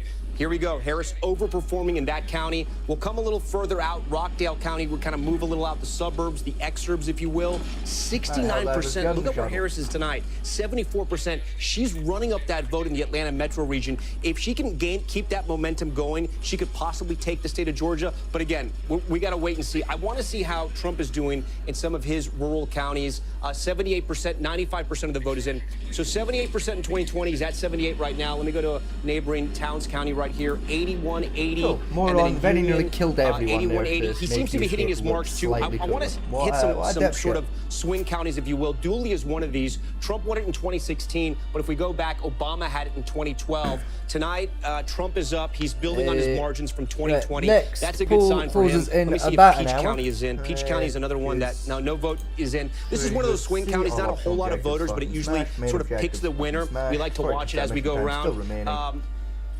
Mesquite, this is 72%. This is one of the ones we're watching to see if Trump could make inroads with black voters here. Harris seems to be comfortable. She seems to be at the same watermark where Biden was in 2020. So guys, still very close in Georgia. As we said, too close to call. It was about 12,000 votes that separated this in 2020. Trump won this state by about 5 percentage points in 2016. The state is definitely changing, and the reason why it's changing, it's in this Atlanta metro region. Yeah. Go for North Carolina, I'd love to see some North Carolina numbers. I mean, these numbers are coming in as we speak. Yeah, let's hit North Carolina. Again, we're going to look at all the state. I'm going to be looking at Mecklenburg County. This is where Democrats have to drive up the vote. Only 6% is in, but we can see how she's performing here. You know, 6% is in. I'm not going to really draw too much from there, but she's overperforming Biden. We go to the research triangle here. Wake County, 76% of the vote is in. We compare her to Biden, 62 to 63. She's doing better. I know a lot of the vote is in. Over here in Orange County, this is UNC Chapel Hill, the research triangle. You have medical research jobs, high-tech research jobs, affluent suburbs, highly educated Democratic voters. 86% of the vote is in. Let's see how she compares to Biden. Slightly overperforming Biden, not by much, but look. I'm going to put us back to this version of things, and I will be back in a brief moment after I have 41,000 in that toilet. county. Trump is on top right now. Entertain yourselves, and I'll be back in a moment. Check out some of his counties over here in western North Carolina, Graham County. These are some of the counties that were affected by Hurricane Helene and all that devastating flooding. 95% in, 81%. In 2020, he was at 79, so kind of overperforming. The big unknown was how many people were going to actually vote in here. And one of the great researchers, Dr. Chris Cooper of North Carolina, political scientist, pointed out to us. He said, listen, this is Trump's area that was affected by those floods. You can have 9 MAGA hats in your house. But if you no longer have a house, trying to get your vote, trying to get your voting location is going to be difficult. They were so concerned about this area that election officials actually changed the rules so you could actually vote in other counties if you couldn't vote in your own county. It looks like turnout's okay. We heard that from Sam Brock. Asheville is that blue dot in the Sea of Red in North Carolina. Again, affected by Hurricane Helene, 55% of the vote there in Buncombe County. Biden was at 59. Harris is overperforming. Again, any advantage she has in the counties where Biden was doing well or won, and she's hitting higher marks, Democrats are going to love that news. But there's still a lot of the vote is out, 76% in Wake, like we said. Let me see where else in the state that we're still waiting on vote, because there are a lot of rural counties. Listen, if right now, let me go to the entire state. So 41% of the vote is in. Look at this giant circle around Charlotte. I mean, Charlotte, a lot of that vote, Mecklenburg County, it's a county that is majority minority, right? Mostly black and Hispanic. And they're still waiting a lot of the vote there. That could be a very good sign for Democrats tonight. But some of the vote is out, like in these rural counties right here. All right, ladies and gentlemen, I am back. Just outside of Raleigh, connected to that. I'm actually kind of curious, even though only 8% is in here. This was a county that they were looking at to see if Democrats could make inroads there. It looks to be about the same, only 8% in, guys. We're going to keep a close eye on North Carolina as more of this map gets filled out. All right, so here's where we are, 7 minutes after 9 o'clock in the East Coast. Polls have closed now of 6 of 7 battleground states, still waiting, obviously, for the 7th. Yeah, that's all working absolutely You heard the numbers. Break it down how we're viewing it through the lens of the... I'm going to quickly just put that back to there. Yeah, that's still working. That's fine. Which is, these numbers don't get finalized until closer to Thanksgiving, right? So we don't want to overread into them, but they are an indication of where things stand. And what I'm looking at, given that polls have just closed now in the rest of the blue wall states, Michigan and Wisconsin, here's something interesting. Look at the youth vote here. This is a little tricky to look at, but I'm going to walk you through it. Look at Vice President Kamala Harris, she is winning younger voters under the age of 30 in Wisconsin, but Donald Trump is right on her heels there with 47%. He is actually winning younger voters in Michigan, 51% to 46%. And if you take a look even further into this, you can see that he is overperforming where he was among young voters in the state of Wisconsin, 47% now. That's a double-digit increase from where he was 4 years ago. It's a similar story in Michigan, and I will also tell you it is a similar story in Pennsylvania as well. You see the Michigan numbers here. Similar story in Pennsylvania as well when it comes to young voters. Now, we've been doing a lot of point-counterpoint tonight, so let me fill you in as we go back to the desk. One of the counterpoints here is in Michigan and Wisconsin, Vice President Harris is doing better with older voters. So than she was relative to 2020. So there's some interesting dynamics at play here. Well, it's interesting because we saw Gadi Schwartz in Arizona. Score aim. Arizona State University, which currently, the score is at 154 to Donald J. Trump, only 30 to Kamala Harris. Young voters, young male voters, which the Trump campaign. Yeah, it's looking like it could be an absolute fucking runaway victory to Trump. Like I said, both parties still have more than enough time to fuck this up. More than enough time. But currently, the way it's looking like Trump is gonna absolutely fucking smash it this year, by the looks of things. House, Senate, and the presidency, because unlike 2020, the Ann Arbor kids are going to vote in Michigan this time. In 2020, they voted in their home state. The Iowa City kids in Iowa, the Madison kids, and that this time they were all going to actually be in the battleground states. They were home. The pandemic, they were home and more dispersed. Obviously, a big chunk of Michigan voters are from Michigan, University of Michigan folks from Michigan, but there's quite a few that aren't. And Democrats thought that could be a secret weapon for them. If the young men are pulling for Trump, then it's not as much of an impact. Still, there's a massive gender gap among young folks. Let's not.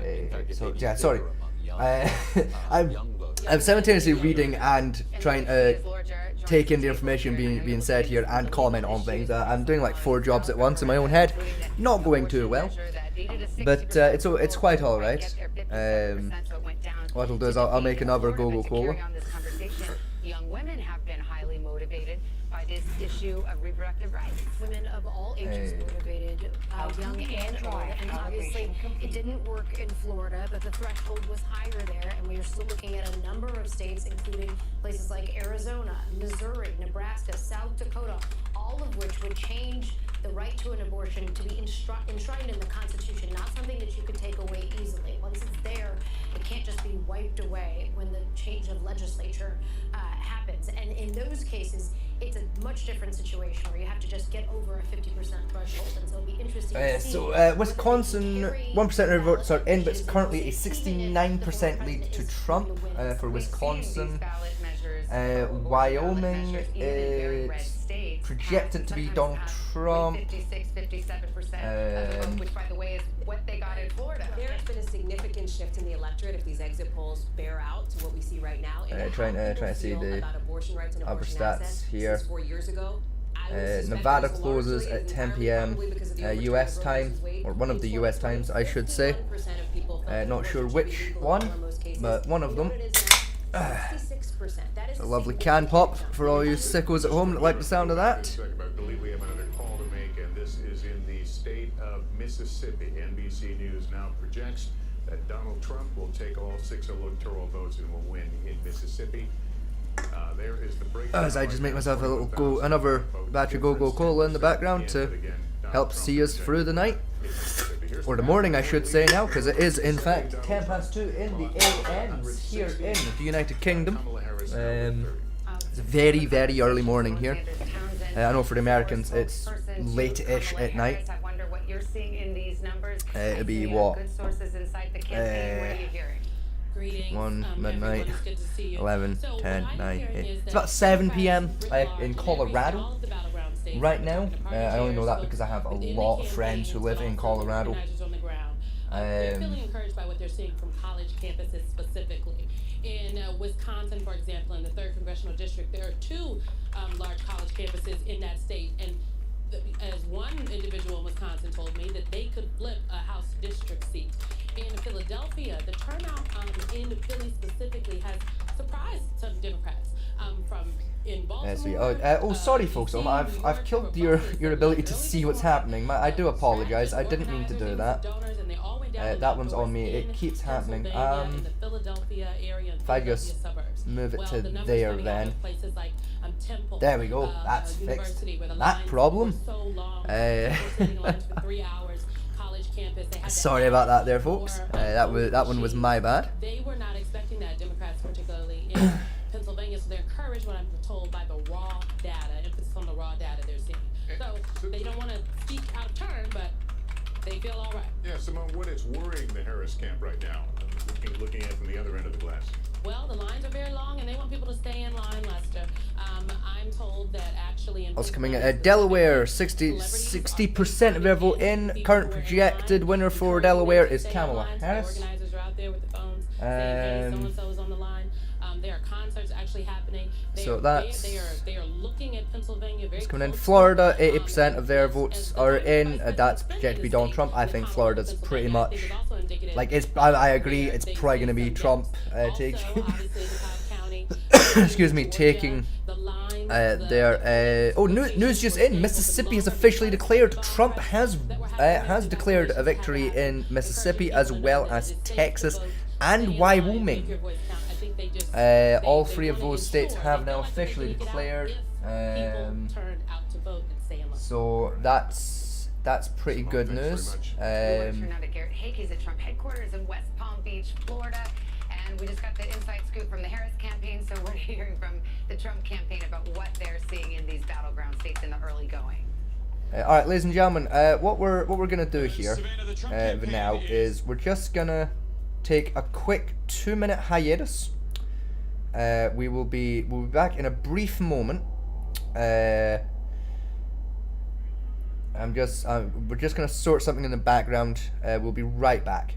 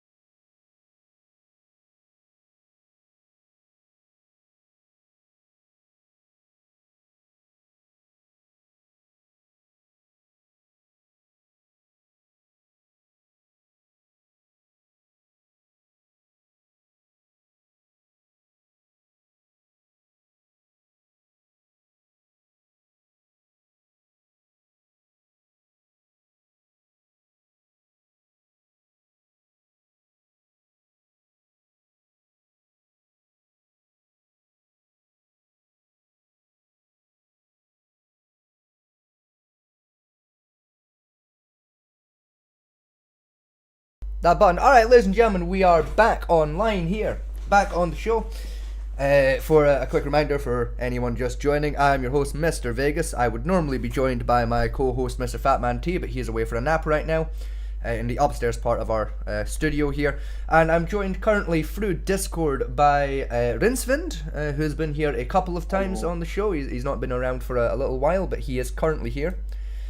I'm just gonna turn your audio up a little bit there. Yep, that's coming through fine. Now, why is that not? That's why that's not fucking doing its thing properly. Give me 2 seconds, folks at home.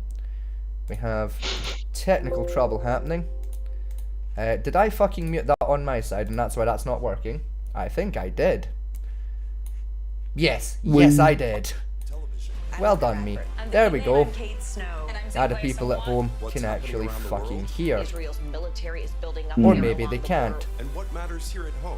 Hooray. Fuck it, it's fine. I mean, I can hear it. Yeah, I know you can, but that doesn't help them. True. That one. Why is that not working anymore? You two taking it in shit.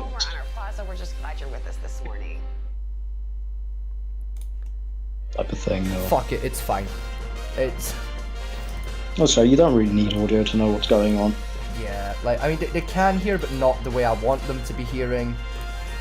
So, hang on, if I flip over to there... I mean, you've still got the backup. There's absolutely no way for me to split your audio and that audio, which is irritating. So what I'm going to do is, because we don't really need to give 2 shits about what those people are saying, is I'm just going to fucking mute that. And then we'll just talk about things as they happen. That makes more sense. We'll be the darling voice explaining the things. I think that makes the most sense for the time being. Because I don't have 7 hours to troubleshoot OBS. That's fair. So Rinswind, how are you doing at fucking 2:25 in the motherfucking morning here in Great Britain? How are you at this ungodly hour? Pretty depressed. Understandable. I would be depressed, but I've got far too much caffeine going through my system to feel emotions. Oh Jesus, there is a landslide to Trump, isn't it? Currently, yes. If I, for you and people at home, pull up this little tab here, we can actually get a live map of things going on here. So to win, they need to get 270. Kamala Harris currently has 34. Donald Trump is at 168. Currently, but quite a lot of the country has yet to fully declare. Quite a lot of states are still voting.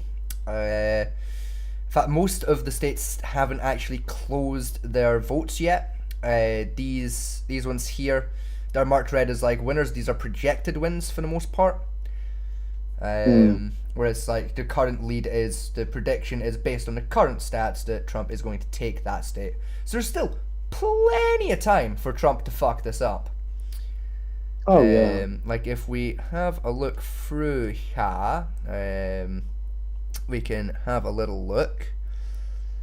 Yeah, so Kentucky has declared, Trump has been declared the winner in Kentucky. Kamala Harris won Vermont. Those 2 are official.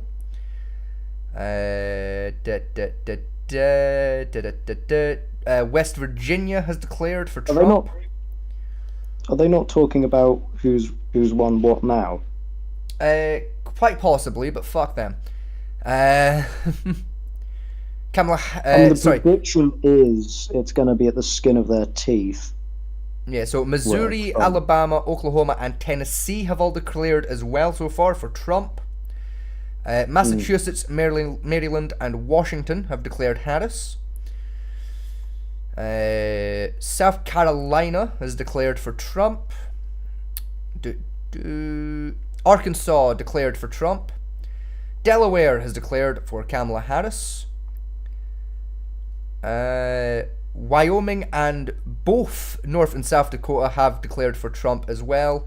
Texas has declared Trump. Mississippi declared Trump. Louisiana has declared Trump, and Rhode Island has declared for Harris.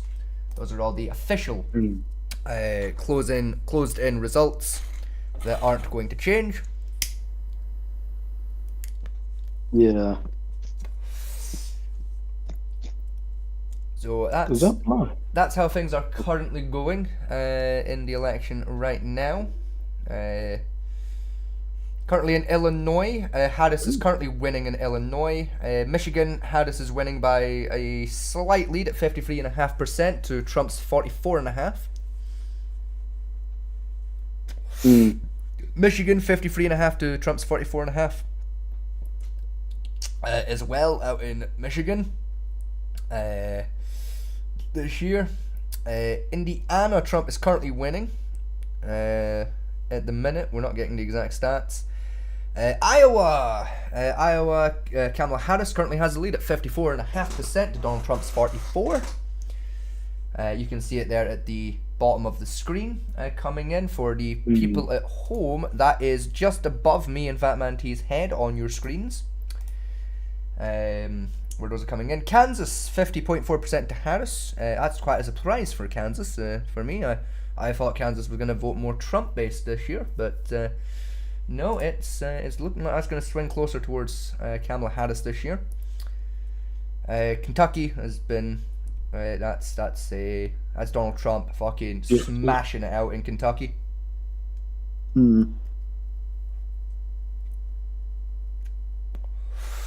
Like how I've got this like little NBA little card thing that happens just randomly, just at random intervals, where it will just honestly, go past the White House. If you think that's fun, Rinsfield, like you should have seen the debates this year. Like both the presidential and vice presidential debates were presented like fucking WrestleMania this year. Were they? Like you had like an actual commentary team before the showdown, fucking talking shit. Like it was fucking wild. It was like watching WrestleMania 30 when fucking Samoa Joe was on commentary, just in his little rain poncho. It was wild to see, dude. Yeah. Absolutely fucking wild. Like, good fun though. Really, really very good fun. So can you say something quickly, just so I can make sure your audio levels are all right for the folks at home? Sorry. Abada habada fabada. Yeah, you're coming through just fine on the people's end, or at least from what OBS is telling me, you seem to be coming through just fine for the folks at home. So I don't have to worry about people not hearing you properly.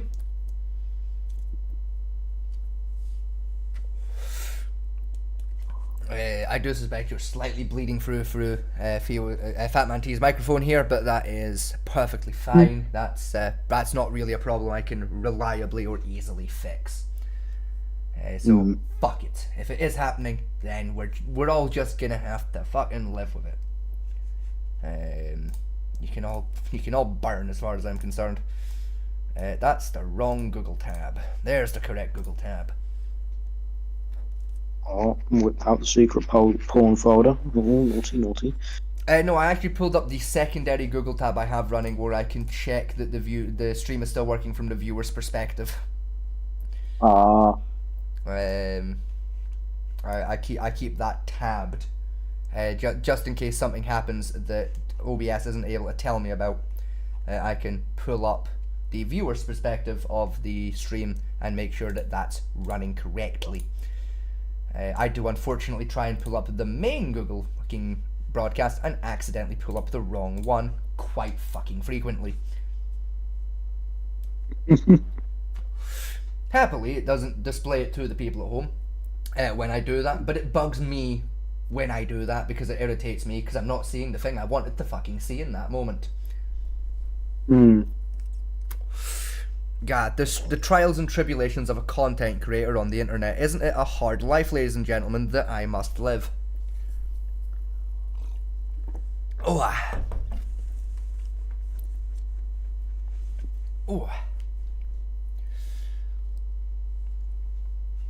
Currently, Pennsylvania is pretty tightly closed with Kamala Harris having a lead. North Carolina, again, too early to call for them, but Trump is in the lead for them. Georgia, a similar story with Trump being in the lead by not a lot, but still a fair amount. It's too close to call. There's still a lot of vote left to come in for North Carolina. Overall, the current live results, Trump at 168, Harris at 62. The score to aim for, if we double check, is 270. So things are not the thing in the middle for to say road to 270. Yes, the road to in hindsight, yeah, I could have just looked at that rather than pull up the live map, in fairness, to remind myself, but you know, my way seemed easier at the time, quite frankly, which is my way of saying I didn't fucking think of that. So Yep. No, this is why I shouldn't be left alone to run this particular show. It's a bit high-techy for what I'm good at on the internet. But, yes. So, Rincewind, while I've got you here for a moment. While I've got you here. How was Halloween? How was your Halloween this year? Spent at home. You spent it at home? Fair enough. Did you enjoy yourself? You have a good Halloween? Like... just sort of lost the day playing Phasmophobia, so... We've all done it. I mean, hey, a pretty good selection of video game to play on Halloween, especially. Like, a good decision. You know, like, what better day to play a spooky video game than Halloween, I suppose? Why is abortion a fucking important issue? That's... Okay, so essentially...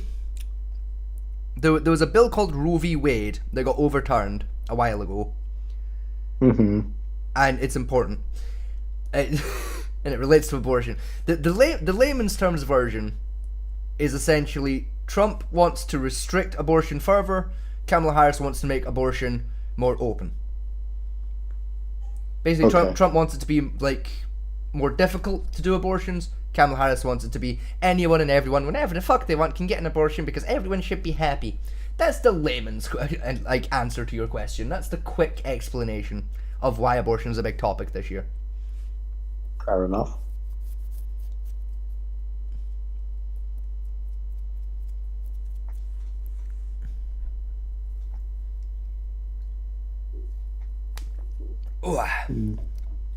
Yeah. To be fair, I've played, like, I've got currently 40 hours of Phasmophobia, and it only came out, what, Saturday, Sunday? Something like that, yeah. News to break out, sorry, very quickly. Nevada is going to be the next poll to close. They will be closing in 25 minutes. 25 minutes, Nevada will be closing their polls, so we'll start getting some official full results from Nevada. Yeah, at the moment, it looks like it's just Trump. There is no competing. It's how things are looking currently. But like I said, there is still plenty of time before all the official results will be called. So there is still plenty of time for either party to fuck things up, essentially. Like, realistically, we're not going to have a solid, complete answer until probably about 7-8 o'clock in the morning for us here in Great Britain. Potentially even right through to about midday before we get a concrete answer to who has won the election. Because there is still a lot of votes to get counted, a lot of states still yet to declare or put out any of their numbers or anything. And even then, the states whose numbers are out yet, most of them are still in the process of counting. As you can see there, Vermont only has 57% of their votes fully counted. So there, like I said, is still plenty of time for things to go wrong or right for either side of the aisle. Still got loads of time for things to get fucked up. That's a fairly close one. Yeah, Virginia's very close at the minute. They've still got a lot of votes to come in though. They're quite early days into their count. West Virginia, Trump's just fucking running away with it out there. But again, only 65% of their vote is in, so they've still got plenty of time for it to swing last minute. Wisconsin, very early days, 13% of their vote in, but so far 52% to Trump, 46.4% to Kamala Harris for Wisconsin. But again, very, very early days for Wisconsin's vote count. Are these people actually putting the still submitting, or are these people that are actually, or are these like they've already been submitted in and now they're just counting? So for some of the states it's both. Other states it's their polls are closed and they're like actively counting. Other states it's we don't have any of their numbers yet. People are still casting votes and the official count hasn't started yet, but it is a projected guesstimation. It depends state to state. But most the ones that are coming up on the screen currently here are ones that are actively counting their votes. Doesn't necessarily mean their polls are closed. There are still, for a lot of them, votes actively coming in during the election, but they are states that have begun officially counting the votes in the background already as well. Mm-hmm. To be fair, I don't really care about the presidential election. The only thing I care about is how the fucking Third World War starts, because let's be honest here, that does determine the next US president. Well, I mean, realistically, this is quite an important US election. I mean, every US election is important globally, because obviously whoever's in charge of America can drastically change like global relations with America, which can drastically change global economics and global politics as well. Like it's why I give a shit, because realistically whatever happens in America can have a huge impact on what happens here in the United Kingdom. Realistically, like for example, if like a racist gets in that fucking hates the British, all of our trade deals with America are done, you know. Like it's quite important to pay attention to specifically American politics, because they have, as a country, they have their fingers in so many different fucking pies worldwide that even something as what should be non-consequential to the rest of the world as who's in charge of their government can have fucking drastic implications globally for other countries. Again, both economically and politically.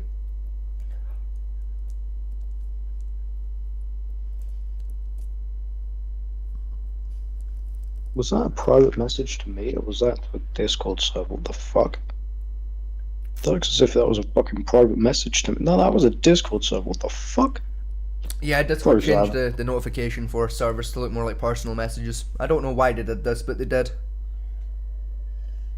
Yeah, I looked at it and I was there just like, the fuck? Because someone messaged, and clearly it was a Discord server, saying, what's the odds that Space Marines 2 is going to win Game of the Year this year? And I was like, well... Pretty slim, realistically, but... Yeah, I was going to say it's slim, because it basically just came out. It's not even that. It's realistically, Game of the Year, especially these days, is a lot more political than people want to admit. It's getting very similar to how Eurovision is, where it's got more to do with politics than actual quality. And with the amount of backlash Space Marine 2 got, especially from the left side of the aisle, it's unlikely to take Game of the Year. It might get maybe best graphics, or it'll get a game award this year, but I very much doubt it'll get Game of the Year. Yeah. What do you think will get Game of the Year? Realistically, the game I want to take Game of the Year is Heartbound. I very much think Heartbound deserves Game of the Year, but again, I doubt it'll take it. I think it's a little obscure to take it, but I would very much like it to take. Yeah. I think the most likely game to take Game of the Year this year is going to be Helldivers 2. I think that's probably your shoe-in for Game of the Year this year. Yeah, probably. Hang on.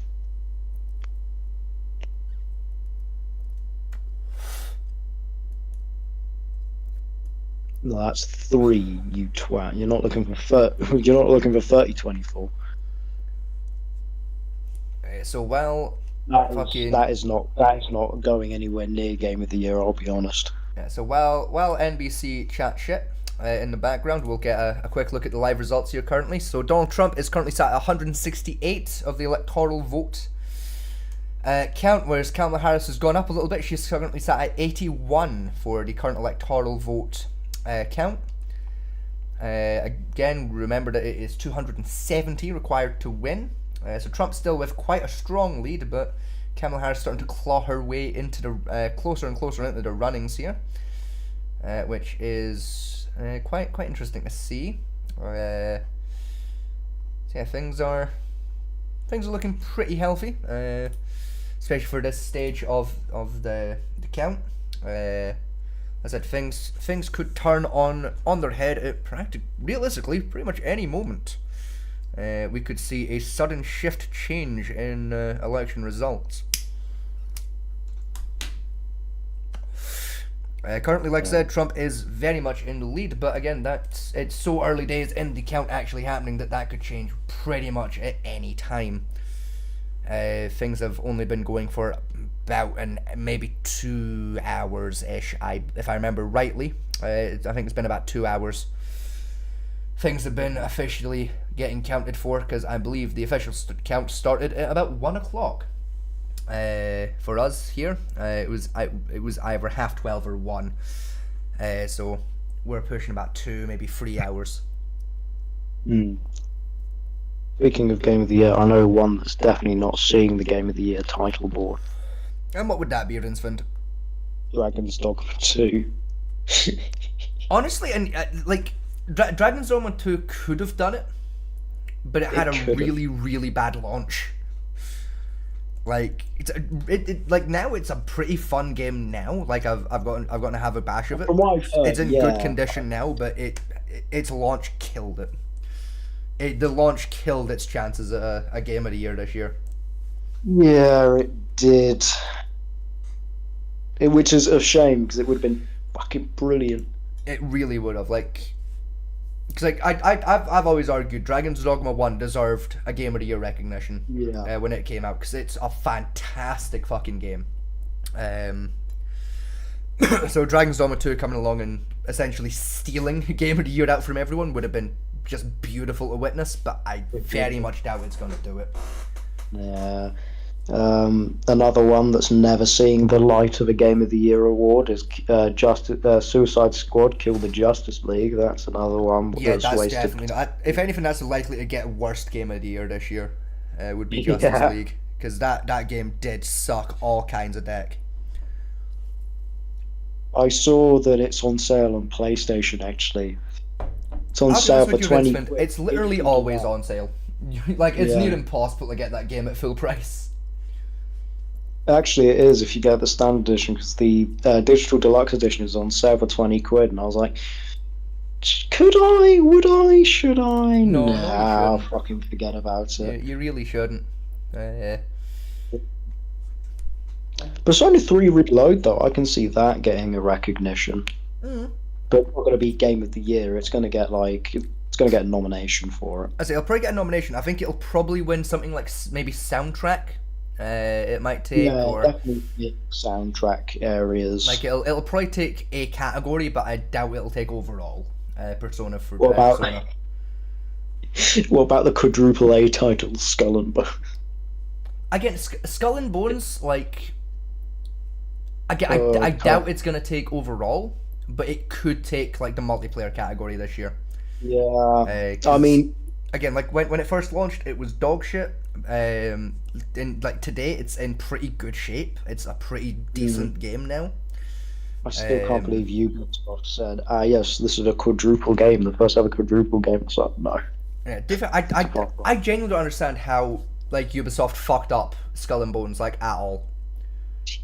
All they had to do was make fucking Black Flag and make it multiplayer. That's all they had to do, and they fucked that up. Yeah, I mean, even then, Black Flag was technically made multiplayer with Sea of Thieves. True, but you know what I mean. They literally just had to take fucking all of the gameplay of Black Flag, put it into a multiplayer engine, and call it a day. That's all they had to do, and they fucked that up somehow. Remake. I was gonna say, actually, that's a good point for remake. Oh, actually, no, that was 2023. Never mind. For remasters, I would see Dark Forces being a nomination for the remaster category. I mean, to be fair, if it released late enough last year, like, I think the cut-off for Game of the Years are November. So if it released November onwards last year, it's still in the shoe-in. It was Resident Evil 4 remake that released. I can't remember now, but I pre-ordered it and it was like way back in 2023. Fair, like if it was early days 2023, then I doubt it'll take. Because it'll be out of the running for it. But here's one for remakes though: Final Fantasy VII Rebirth. I can see that one taking it. Could take a remaster of the year. I've not played it, so I don't like. Cause I'm not big on Final Fantasy.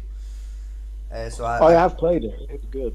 Because I'm not big on Final Fantasy, I've not played it, so I can't really say if it's good or not. I can't say what its chances are, but for multiplayer, I can see the Outlast Trials being up there. Yeah. That one's pretty good. That was pretty high. I forgot that released in March. I followed that game, and then I never actually got around to buying it, which is cool. It's a game. It's a sim life game called Taxi Life, a cab driving simulator. I've heard of that actually. It's supposed to be really fun. Yeah, it's like in an autistic kind of way. It's meant to be quite fun. Like how Euro Truck is fun in an autistic way. Or that bus simulator we played. Yeah, like you gotta be autistic to really enjoy it for what it is. Like it's supposed to be fun in that same kind of manner. What the I've just found a game that I never knew existed, but I already know that it deserves fucking Game of the Year. It's called Unicorn Overlord. Really? You've never heard of Unicorn Overlord before? No. I might have seen stuff. Huh? Unicorn Overlord was fucking massive this year. It was a huge release. I never actually. I don't think. If I take a look at it, I might see it. But... Like, dude, it was front page like YouTube trending in the gaming department for like fucking I think 3 months straight or something, dude. I don't usually look at fucking the top YouTube trending stuff. See, unfortunately, because I'm a content creator now, I kind of have to like pay a little bit of attention to that. No, you're a news channel. There's a difference. No, I'm currently on a news channel. There's a difference. Because I am in the background working to get my solo channel launch in the background as well. I do because that's going to be doing a lot of gameplay stuff. I do have to give a shit about what's popular game wise. And try and find games that are A, popular, and B, my system can run. And try and find that happy middle ground, which is a challenge with my system.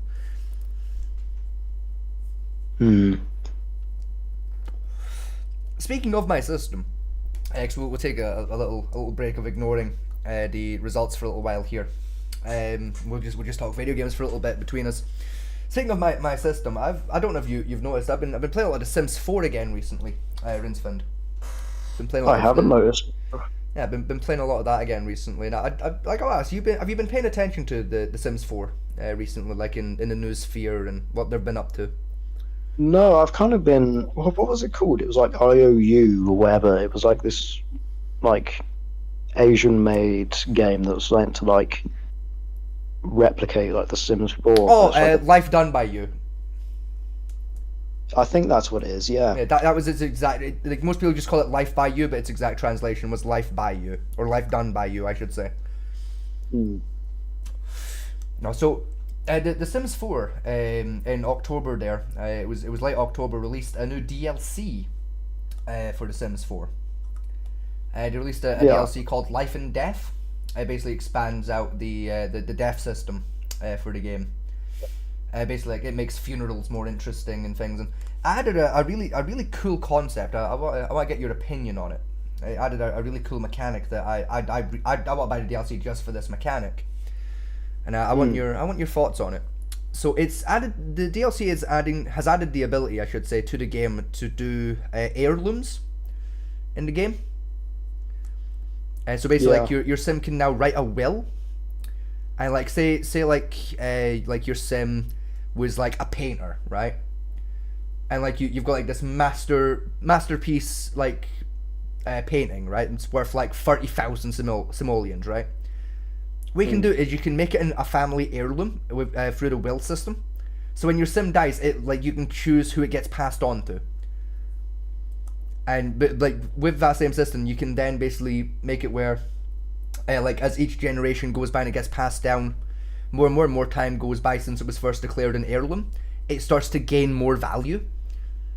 Yeah. So it basically means that you could like in your first generation of the game have this painting that's worth 30,000 simoleons, and by like Gen 10, it's worth like 5 billion. I think it's a really cool little system. I feel like I know what you've already done. No, because I've not picked up the DLC yet. I'm probably gonna pick it up on Friday, because I'm due a little bit of cash coming through on Friday as a late birthday gift from a friend of mine. So I'm probably gonna pick it up then. Sorry? I said I already know what you're gonna fucking do with that DLC. I'm probably gonna use it to try and like find an exploit with the heirloom system. Yeah. I always like to try and find new exploits with new Sims DLCs, but just overall for like because of how I play the Sims, I think it's gonna be a very helpful DLC for like my general play style. Because I do a lot of like generation plays in the Sims 4, so.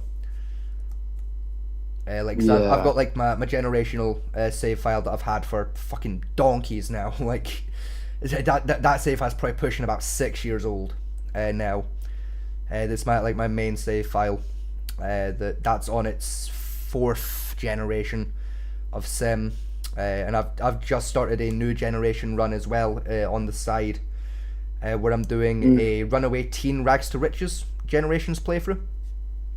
So basically, I started with one sim who's a teenager, and like basically just gonna like run through like their family line all the way down, like see how far I can get that. With the current like life goal for the first sim is gonna be to hit 1 million simoleons, and then each subsequent generation will have a new goal of like what they need to achieve for the challenge to continue, and if they don't achieve it before they die, then that's the run over.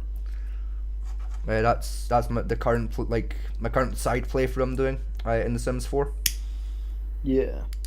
I'm having quite a lot of fun doing that.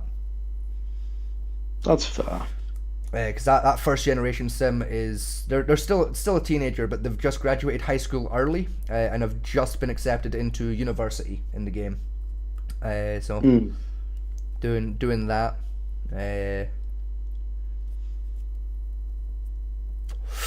What I'm going to be doing with that save file as well is like basically like as a secondary objective, like using the family to build like a independent space center. So I'm basically going to buy like a business lot in the game, build a rocket ship and that on it, and with the idea of like most of it being like a science lab and like one little bit accessible to the public where they sell like space rocks and shit. That's my current plan for how I'm going to be doing things on that save file. Which is, I'm having a lot of fun doing that playthrough, and I do have a Sims 4 exploit video planned as well for the launch of my solo channel. I just need to go get it recorded. Because my plan's basically like wait until I've got a backlog of like 3 or 4 videos ready to go, and then start uploading, and launch the channel from there, and basically keep that backlog always at about 3 or 4 videos.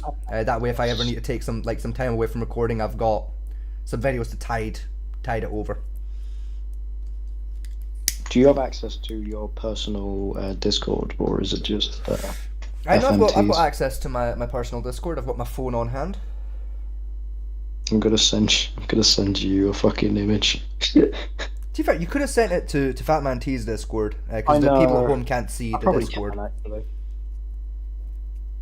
Yeah, I'll just send it to him as well, because I think he'll find this funny as well. There is no game. Where'd the game? Quest, September 26. I don't really understand the funny, but okay. Because there's meant to be a game highlighted in red next to where it says Quest. I see. That they fucked up a bit, and they didn't put the game, so it's just the system.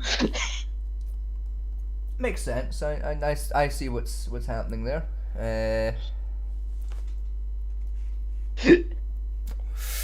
The polls for the folks at home, the polls in Nevada will be closing in 3 minutes. So anyone watching at home from Nevada, go get your votes in now if you haven't already. You have got 3 minutes until your polling station will be closed. So go get it done now if you haven't already and you're listening from Nevada. Unless, of course, you're watching this in the future, in which case, you've already missed it. Get fucked. So yeah, that is the 3 minute warning. 3 minute warning for Nevada. In the background, we're going to pull up the live map to get a current idea of how things are going in the election. Donald Trump currently sat at a electoral vote score of 191, up against Kamala Harris's electoral score of 81. Once again, keep in mind it is 270 for a decisive win. Yes, quite a lot of states still bringing in their votes, but a few of the states are still bringing in votes have fully declared, as there is enough of a lead where it's not going to matter. These states include, but are not limited to, Texas, Oklahoma, and I believe the other one was West Virginia. I will double check that now. Yes, it was West Virginia. So yes, that's what's happening on that side of things. I will bring that back over to the live broadcast from NBC. While we're at it, we'll give a quick shout out to NBC. We should have done that much earlier in the show. We've been using them pretty much all fucking night, so we'll give them a shout out now. Shout out to NBC. You're a useful news channel for today, but 9 times out of 10 you're dod fucking useless. Anyway, that's enough ripping on NBC, the poor little bastards.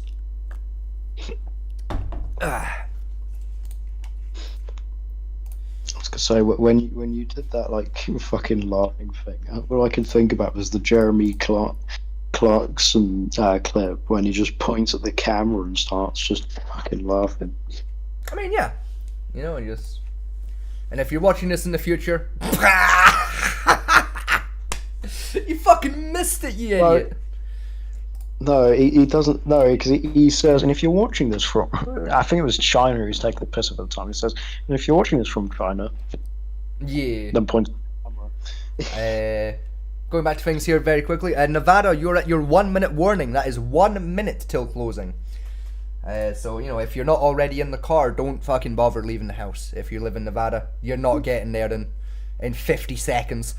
No one can drive that fast. So if you haven't already got your votes in, you're basically screwed if you live in Nevada. Your vote's just not going in if you haven't already put it in. You've got 30 seconds and that's not going to get pulled off. No one's that good of a driver. No matter what the film Baby Driver might have made you think about your driving ability, you're not fucking Baby Driver. You'll crash and wrap it around a lamppost. Don't try it, please. Unless that's your idea of a good time, in which case, who am I to fucking stop you? If wrapping a car around a lamppost is your idea of kinky, you go ahead and wrap yourself around that lamppost, you dirty bitch. Here we go now, the 5-second warning for Nevada as it comes in. Not just Nevada, sorry, Montana, Nevada, and Utah all closing in a second here. Closing their polls. That's their polls closed. The full official count will be beginning for those states. These are NBC's projections from their professionals here. Trump. Yeah, those, as I said, these are the projected winners. Those are not the officials. Do keep that in mind. Based on those projections, that puts Donald Trump at 201 to Kamala Harris's 81. Once again, score to win is 270. So yeah, it is looking very, very much like it is going to be a Donald Trump fucking landslide to victory this year. Pennsylvania pretty close, but Kamala Harris in the lead for Pennsylvania right now as things are coming in. Michigan, again, very close, but it is currently Kamala Harris in the lead at 51.7. Wisconsin, pretty close. Kamala Harris leading at 49.8 to Donald Trump's 48.4. We haven't read these out quickly because they changed quickly. Here we go. Georgia, Donald Trump currently in the lead again, very close, but Donald Trump at 52%. Kamala Harris at 47.1. We wait for the next one to come in. North Carolina, again, very close to call. Donald Trump currently leading at 52% of the vote. Kamala Harris trailing at 46.8% of their vote. Arizona coming in far too early to call. Actually, no percentages available at this time. Arizona being worth 11 electoral vote points. Whew. Look at that. I could do the commentary for fucking, like, CSGO or Dota or some shit. I can talk real damn fast. That's fair. You know, he's gone in the middle and he's done a wibbledy-woo. Oh my god, and he's flibbledy-flobbled it. Oh, fuck me gently. You know, I could do that shit. I'd be entertaining. I wouldn't know like 80% of the shit happening on the screen, but I could commentate on it and rip the piss. It'd be fun.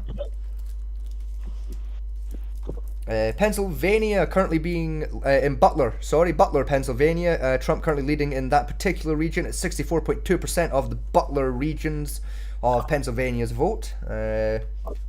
Washington, Pennsylvania, Trump still leading there at 60.4% of the vote. Westmore, Trump handily leading at 65.5% of Westmore's vote.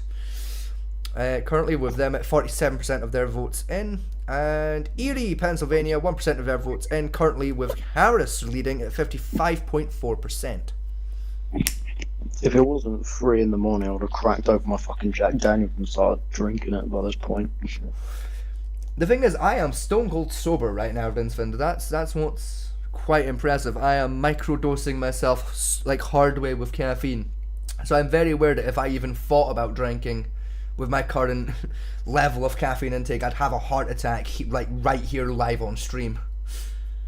That's fair. I have a lot of caffeine running through my system. I've been diluting Monster Energy and Bang Energy with Diet Coke for the last 8 hours straight.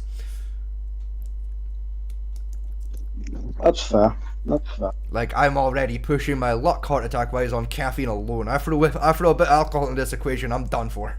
That's game over.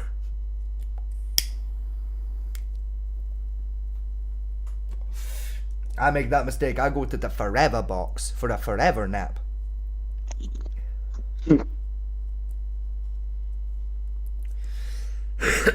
Kentucky, 93% of Kentucky's votes are in. They're basically fully declared for Donald Trump now.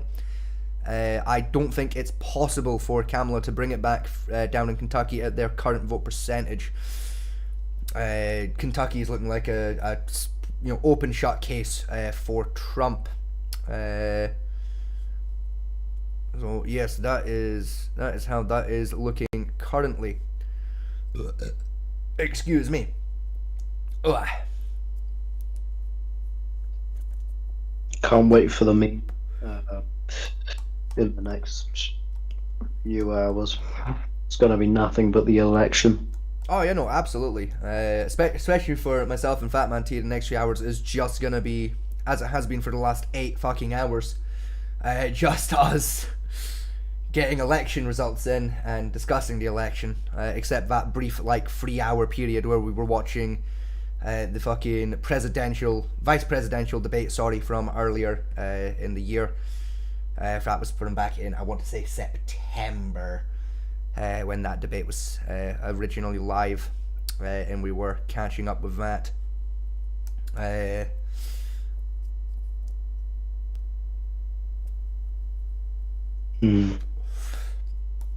So yeah, things are looking pretty strong for Donald Trump this year. And it's looking like Trump could absolutely run away with this election. It's looking like quite a strong lead. All the swing states have officially begun their count. All of the swing states are now officially in the process of counting votes, which is pretty strong news.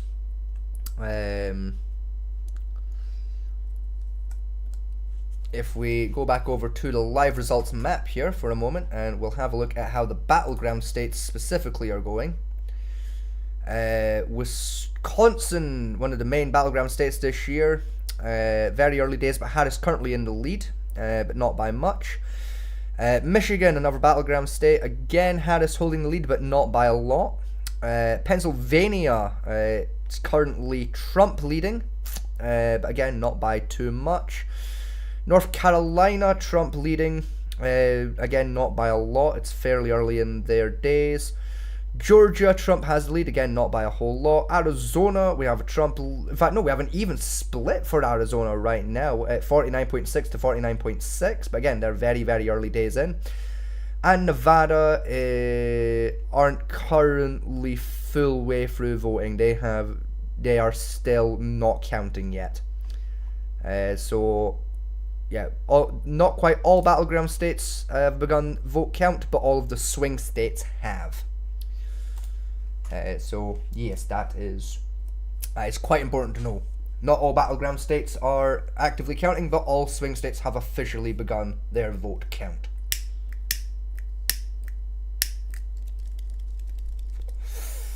Apologies for the ear rape to all the headphone users at home, for me using a very loud clicky lighter a little too close to the microphone there. I do apologise if that has caused you any auditory distress.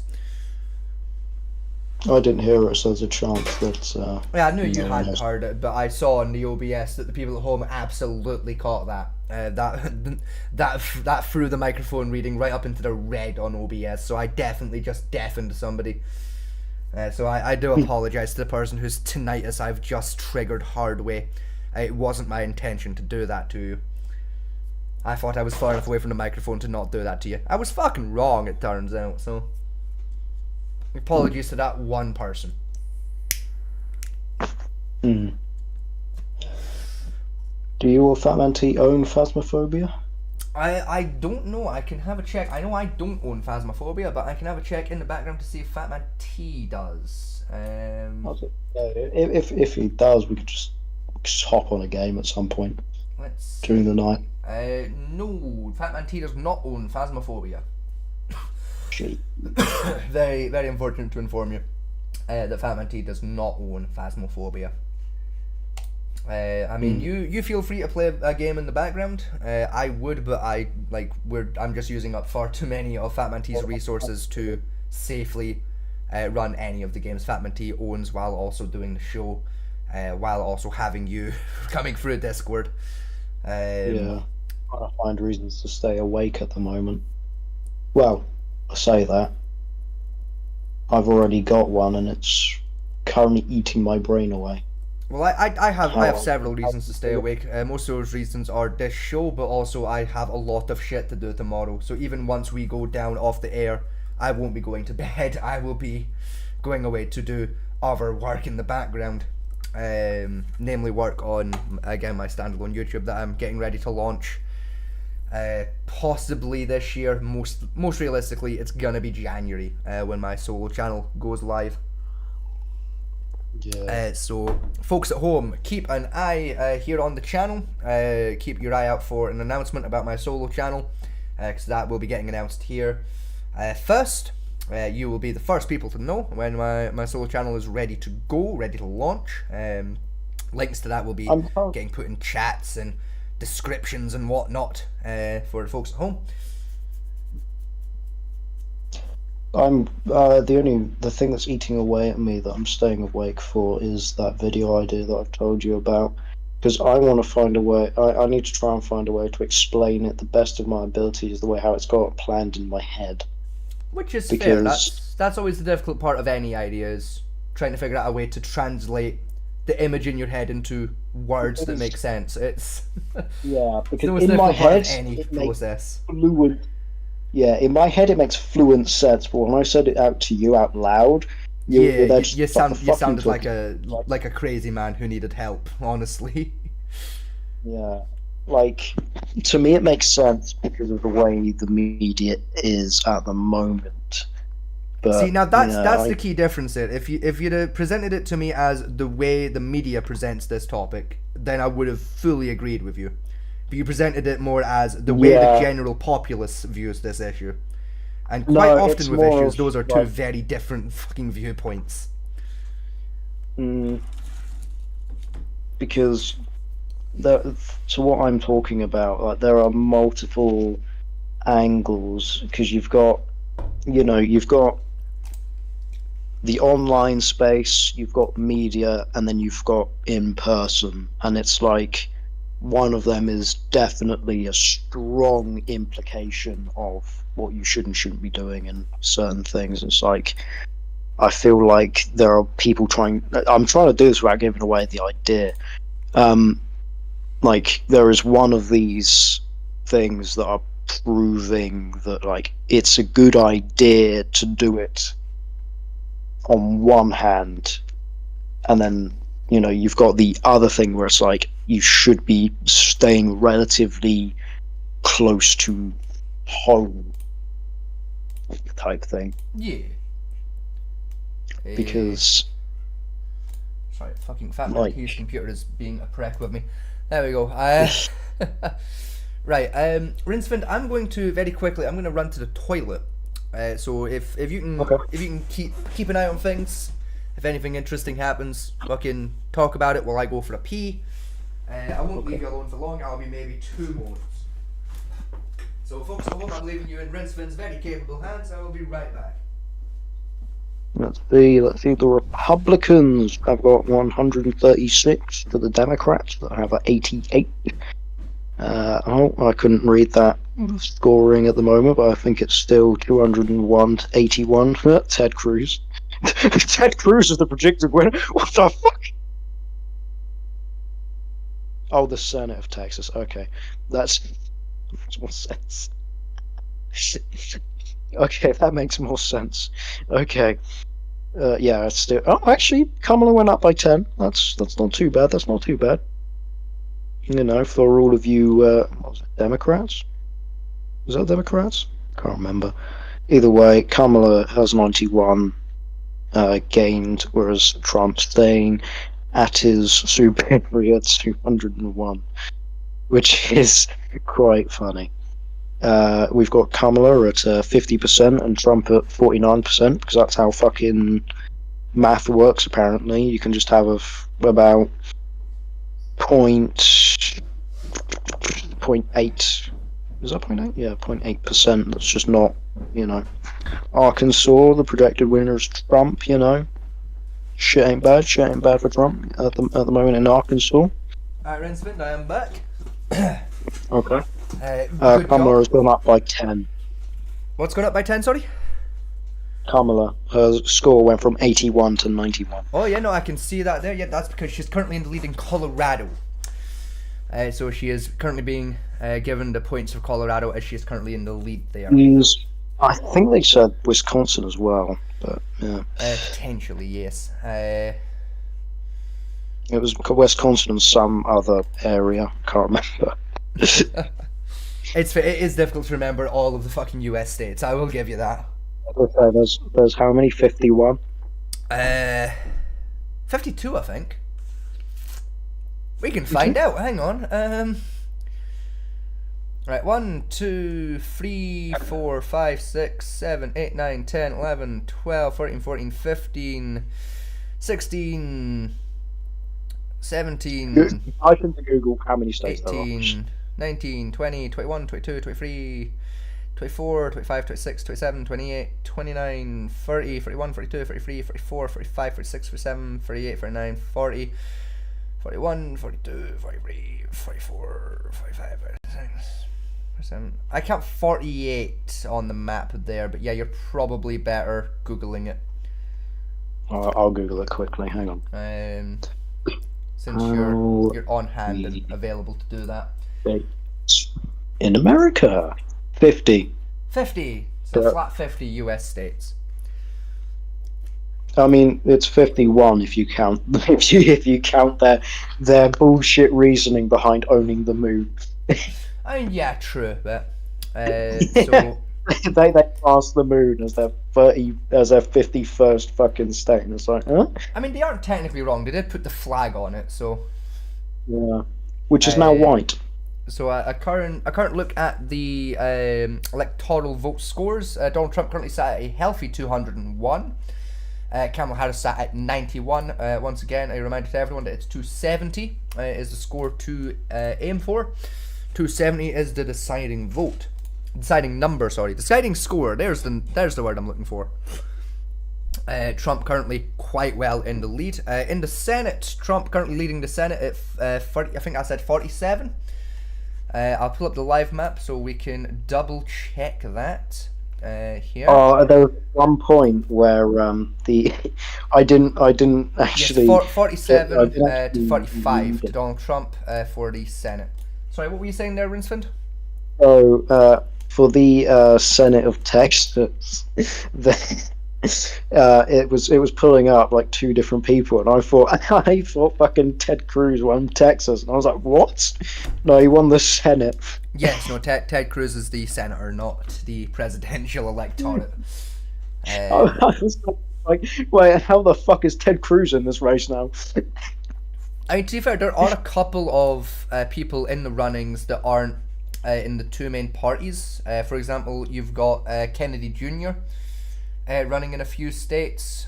Oliver as well. You got someone called Stein. What, JFK's son? I think it's technically JFK's grandson, if I remember rightly, but yes. For the sake of simplicity, I'll just say yes. Because I'm not 100% sure off the top of my head if it's the son or grandson, but I know it is JFK. To be fair, if he takes place after his father/grandfather, I don't actually think it would be bad. Yeah, because we had two FK Juniors running this year. We had JFK Jr. and RFK Jr. Were both in the runnings this year. John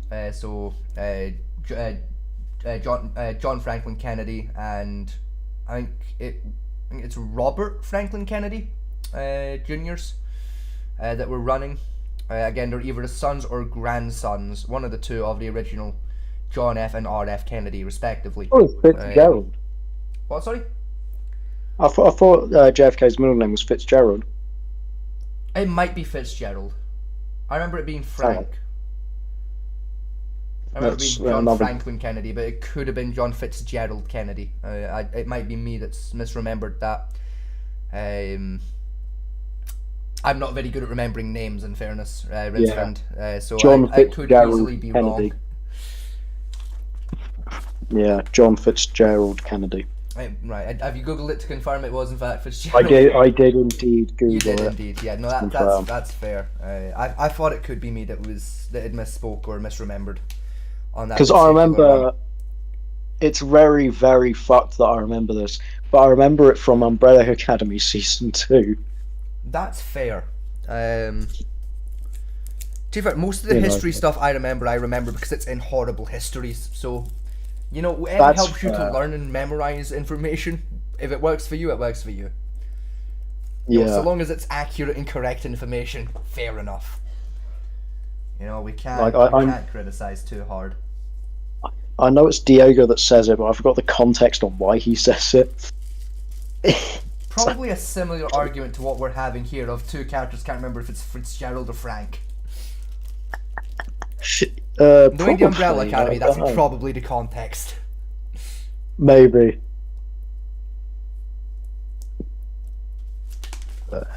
It's probably Klaus that's fucking got it wrong and is assuming it's fucking Frank. Yeah. I haven't actually seen season 4 of Umbrella Academy. I'm too scared. I gave up like halfway through season 2, I won't lie. That's fair. I kind of had to force myself to sit through season 3. Yeah, I didn't bother. I think I watched like the opening episode of season 3. Just went, I just don't care anymore. Yeah. Actually, Gerard Way, he forced season 4 to be the final season because he did not like how Netflix was treating it. That's fair, honestly. Like, I don't blame him there. So those who don't know or are too young to know, Gerard Way is the lead singer of My Chemical Romance, and he's very big on like comic books and all that. Yes. Umbrella Academy is the second ever comic book, I think it was, that he ever made. The first one being Killjoys. Yes. So was he was helping to produce the show, I think? He was producing it, yeah. Yeah, he was one of the producers.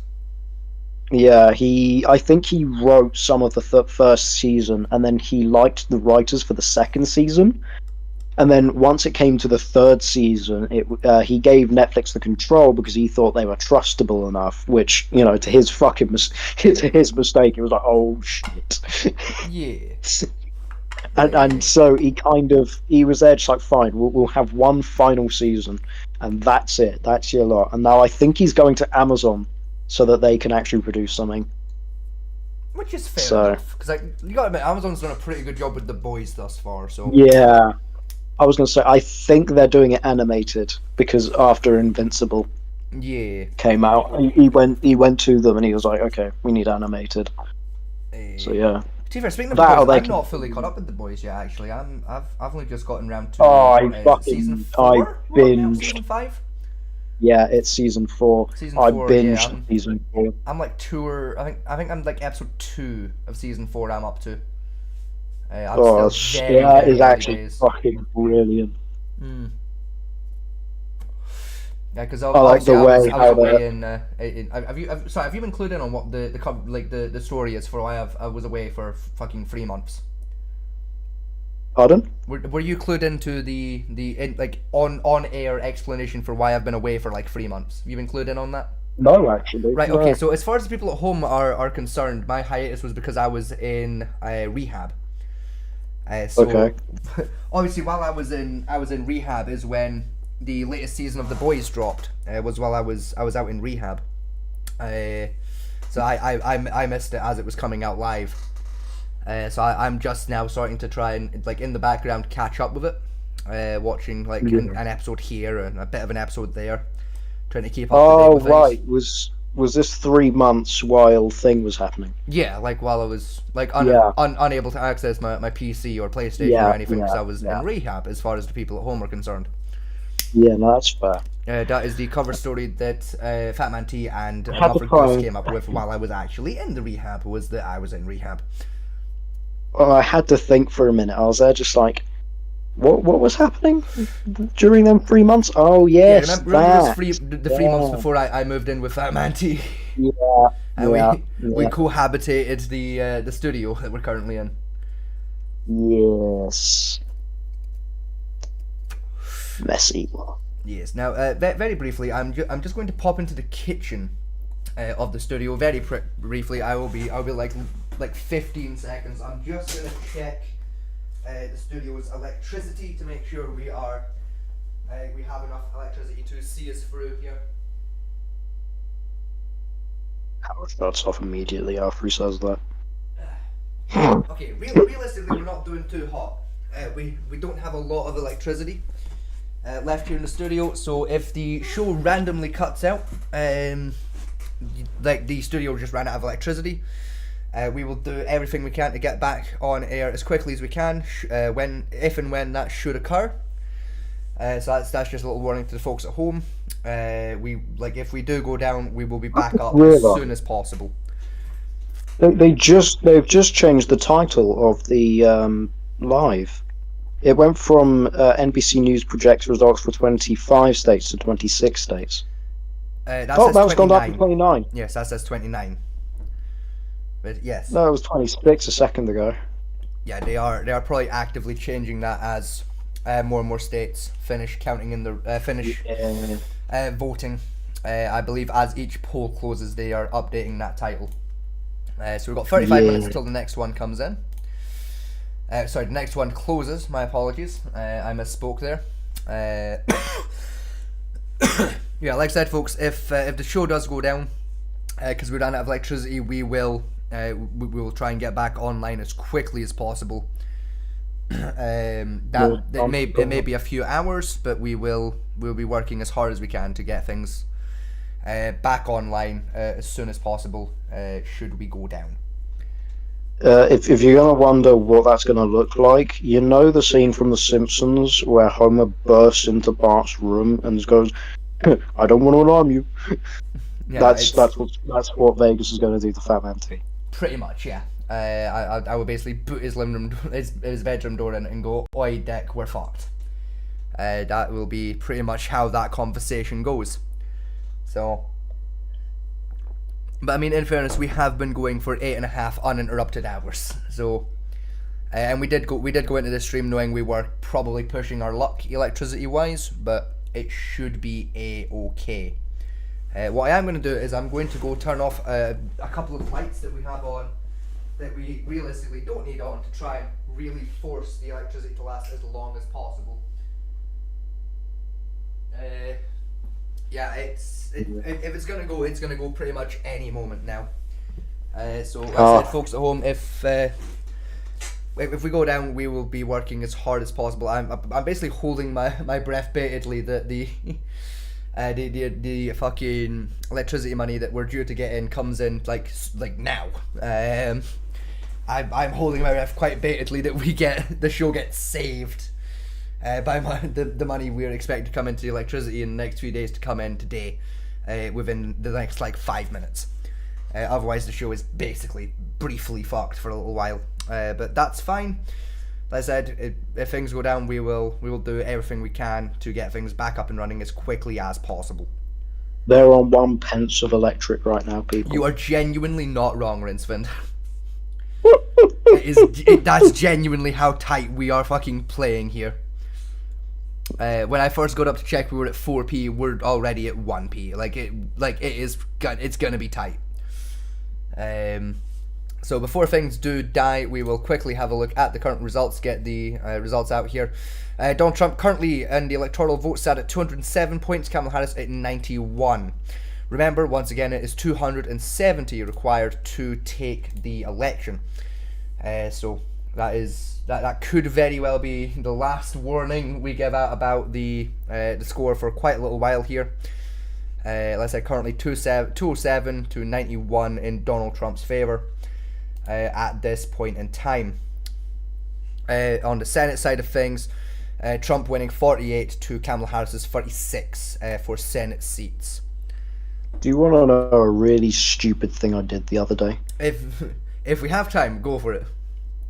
I was going to say, relating to power, right? So I was going to unplug my microphone from the back of my PS5, and what ended up happening was I was too sleep deprived to realise I wasn't tugging on the fucking USB cable that my microphone's connected to. I was tugging on the fucking power cord, so I ended up unplugging my entire PS5. I've done that before with the HDMI cable and the power cable, so I feel your pain there. I've fucked up a few times when trying to swap HDs and actually pulled power plugs. Yeah, I think everyone has fucked that process up at least once in their life. I was so annoyed with myself because I was like, there was too much of a gap, like in between where the USB cable is and the fucking power cord. How did I not notice I was tugging on the wrong fucking thing? As I said, I think pretty much everyone has fucked that up at least once. Yeah. I'm just quickly in the background. I'm just going to text Fatman T to give him a heads up that hey, the Leckie's like about to go.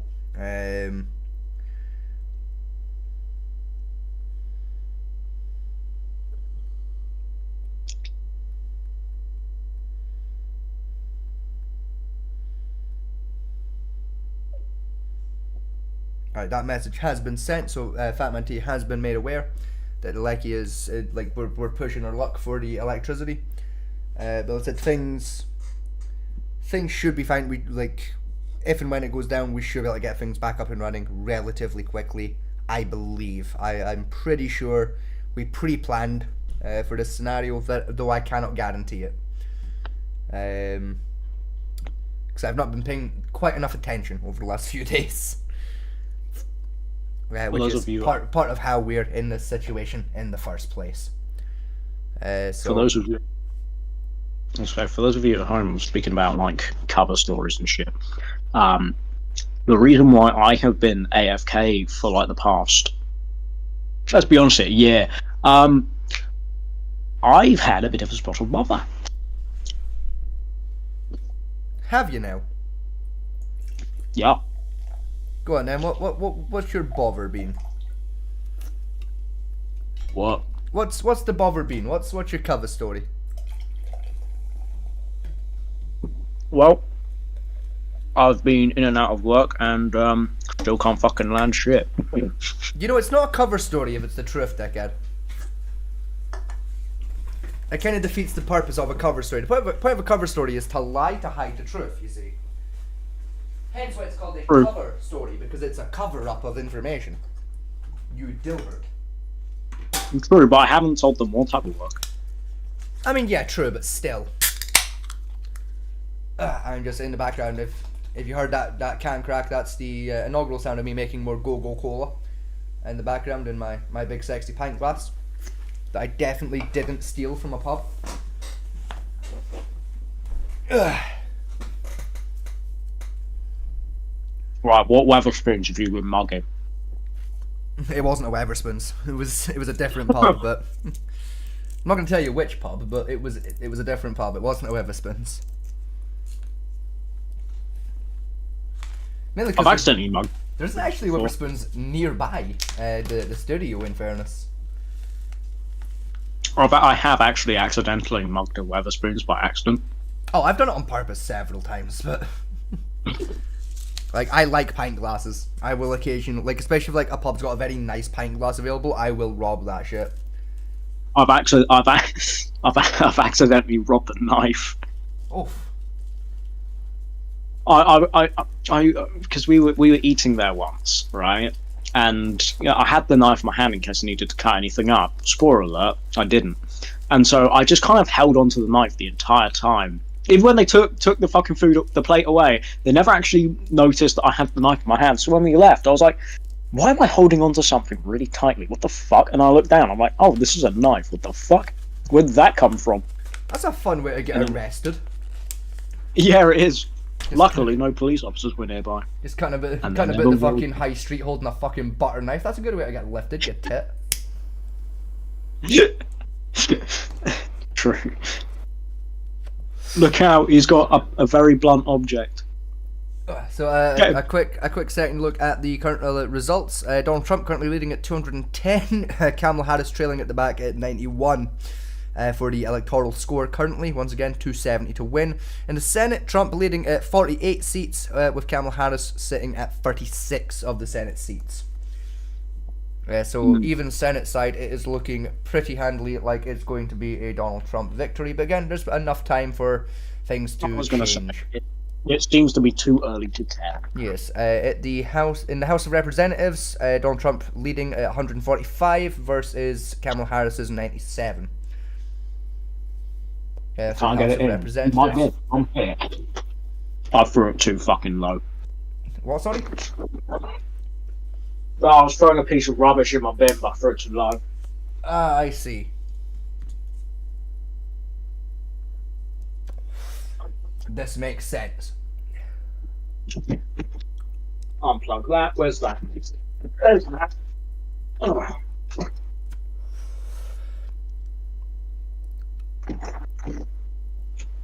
Right. Plug this into the laptop, or else it's going to die in 10 seconds. There we go. Right, Fat Man's Street Dog appears to need out for a pee. So I'll be back in a brief moment, ladies and gentlemen. I'm just going to let the dog out to go for the pedal. Okay. I'll be right with you. Donald Trump predicted win in CA, ID, OR, and WA. I don't actually know the abbreviations for them, so I'm just gonna. I mean, I think CA is California. ID, no fucking clue. OR might be Orlando, and WA could be so CA could be is Wario. California, ID is Idaho, and WA would be, I believe, Washington. That's fair. I will double check the WA in I particular. knew which one CA was. Yeah, WA is Washington. What's OR, really quickly? That's Oregon. Ah, right. I'm not too big on the Americans. So, well, not the fact that I'm not too big on them. It's just the fact that I don't know I don't live there, so I don't know their states off the top of my head. That's fair. I just interact with Americans and American politics often enough that I can fairly reliably translate the the states based on their fucking shortened down bits. Fuck it, we're going to speak in like 10 minutes. So, listen, it's looking like I've just had another quick check at the smart meter as well here in the studio. It's looking like we're gonna be okay. I don't really know what's going on. We're over our credit, but the Leckie's still going, so I think we're okay. I think the Leckie's just gonna hold for us. It could be on emergency. No, we're already on emergency. There was 1p left of the credit. So I think the electrical company's just being very polite to us. It could be that it's already detecting that you're already pending a payment through to it. So what it's currently doing is it's letting you run on for a bit longer until that payment proceeds. Possibly that could be what it's doing.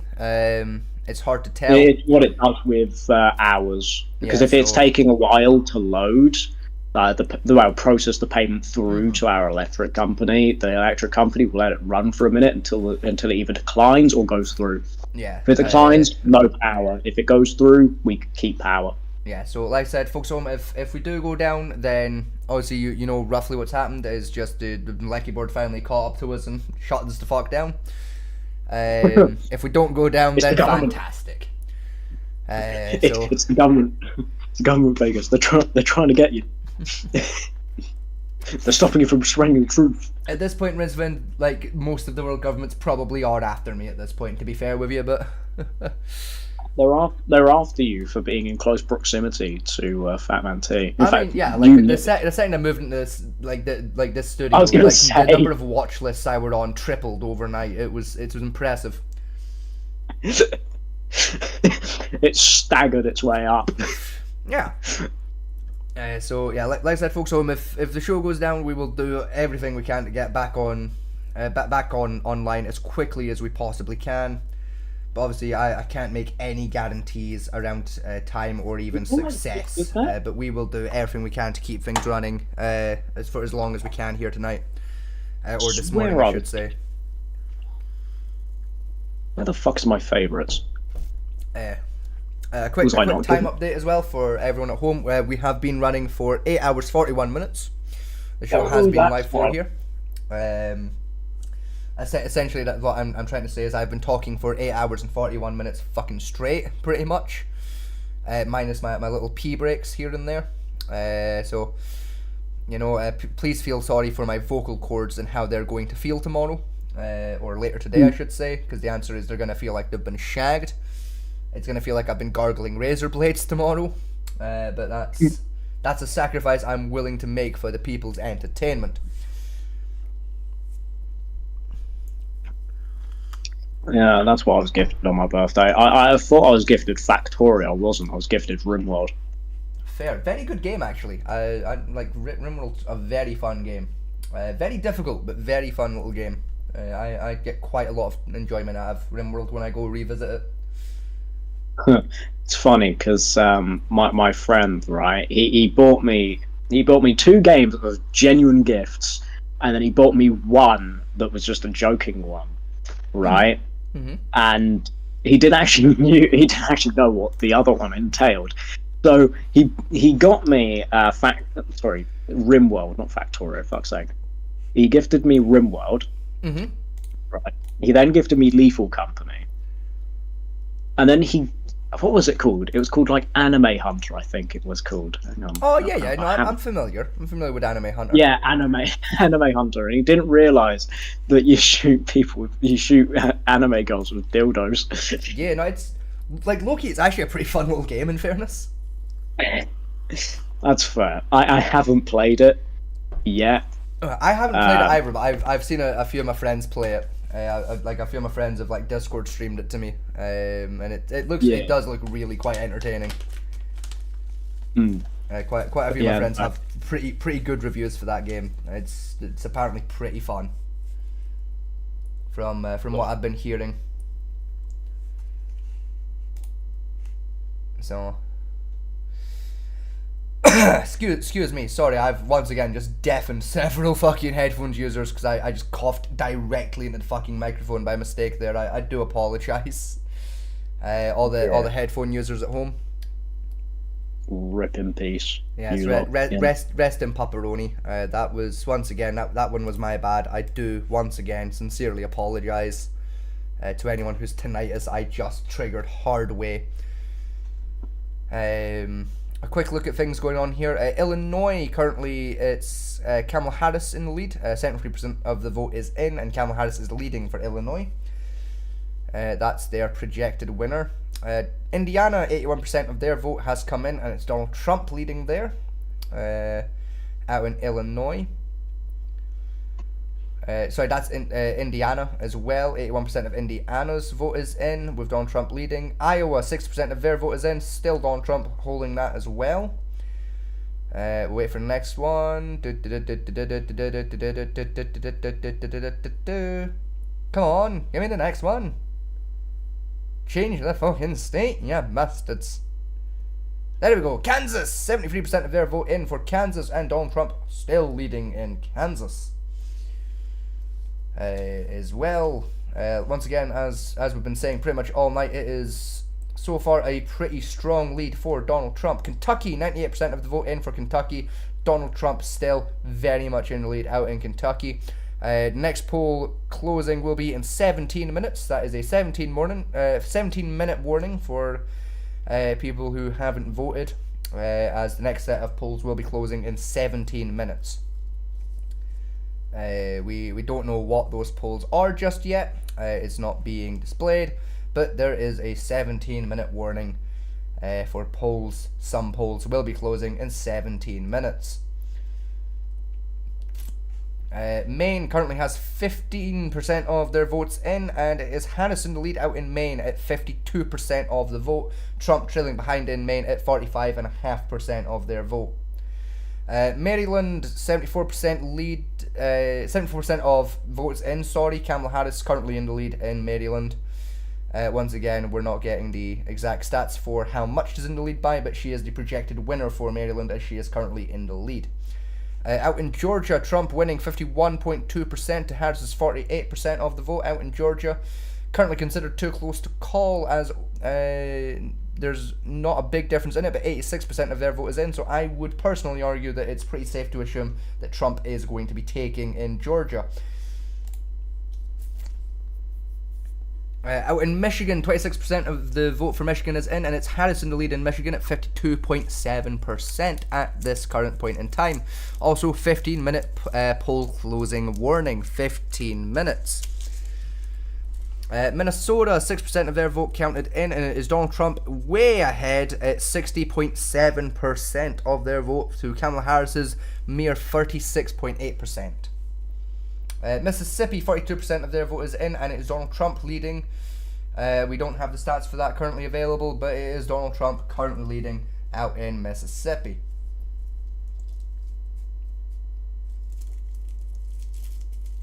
Missouri, 58% of Missouri's vote is in, and once again, Donald Trump leading out in Missouri. So yeah, once again, things are looking very good for Donald Trump this year. Not looking so hot for Mr. Vegas here, as Mr. Vegas bet money on Kamala Harris to take this, and Mr. Vegas is now starting to quite heavily regret that decision. But that's quite frankly, that's kind of what I get for trying to put money on an election. Never put money in elections. Yes, that's what I get for trying to use maths to make a political decision instead of common fucking sense. That one's very much just my own goddamn fault. Yep. There's some surprising news. Donald Trump currently leading in Nebraska. That is quite a surprise. I very much thought Harris would be leading in Nebraska at this point in time, but no, it is currently Donald Trump taking Nebraska. New Hampshire, half of their votes are in, and it is very, very close. Harris leading at 52%, with Trump trailing back at 47.3%. It's looking like Harris could take New Hampshire, but again, at 50% of their votes in, it is early days to call it one way or the other. New Jersey, 76% of their vote in. Harris currently in the lead at 52% of the vote. Trump at 46%. Again, I would say at that stage it is safe to assume Harris is likely to take in New Jersey. The states closing their polls next will be Montana, Nevada, and Utah. Looks like they'll be closing in the next 15 or so minutes. So if you live in any of these states, now is pretty much your last chance to go out and get your votes in. So Vegas, will Donald Trump take it?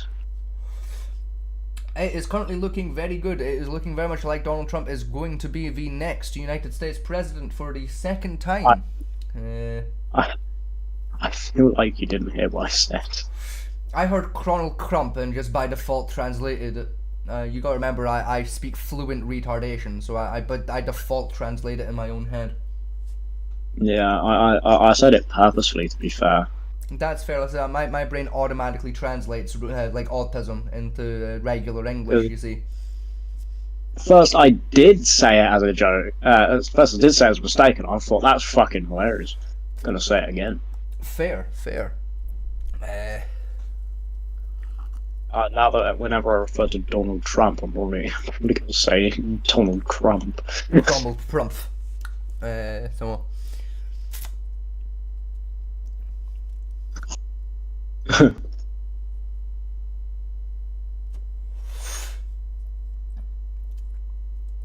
Ooh.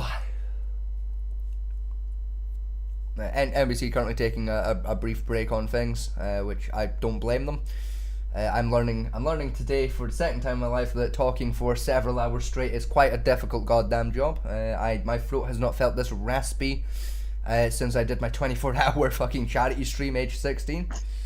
It's bringing back quite a few memories of my youth having a voice this fucking raspy. I'm currently just scrolling through Steam. Is there any good games? No. The answer is no. Not. There's no such thing as good games anymore, Rinsfend. We both know this.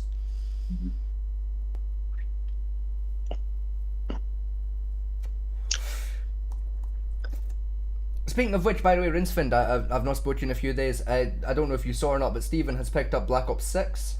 He's been playing for the last few days. About that because a lot of people. I say a lot of people. There's a fair few bits I've seen. Oh shit, that's actually out. Oh, my actually. I mean our friend Steven has picked up the game, so. Yeah, I know. Yeah. So if I'm not online, you're looking for somebody to play some Black Ops 6 with, you know, give Steven a shout. He's usually sat playing when he's not at work.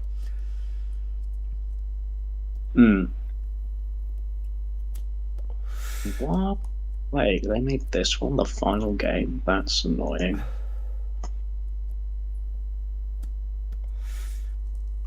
Of all the games to make the final game, don't make it about another character.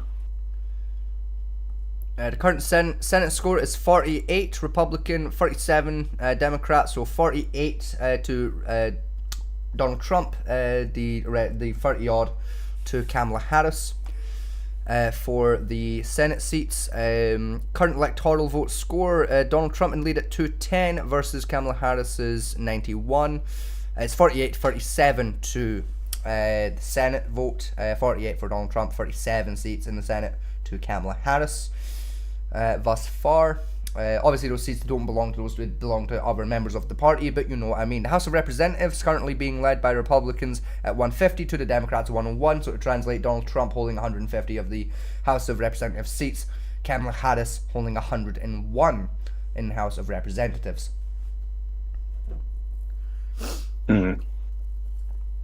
To keep everyone up to date on the information happening on screen in the event that they are unable to look at the stream currently because they might be busy doing something like maybe tying their shoes. Which, I mean, odd time to choose to tie your shoes, but hey, whatever floats your fucking boats, people. Who am I to tell you when you can and cannot tie your shoes? That's your own business to decide, good people. Yeah, that's...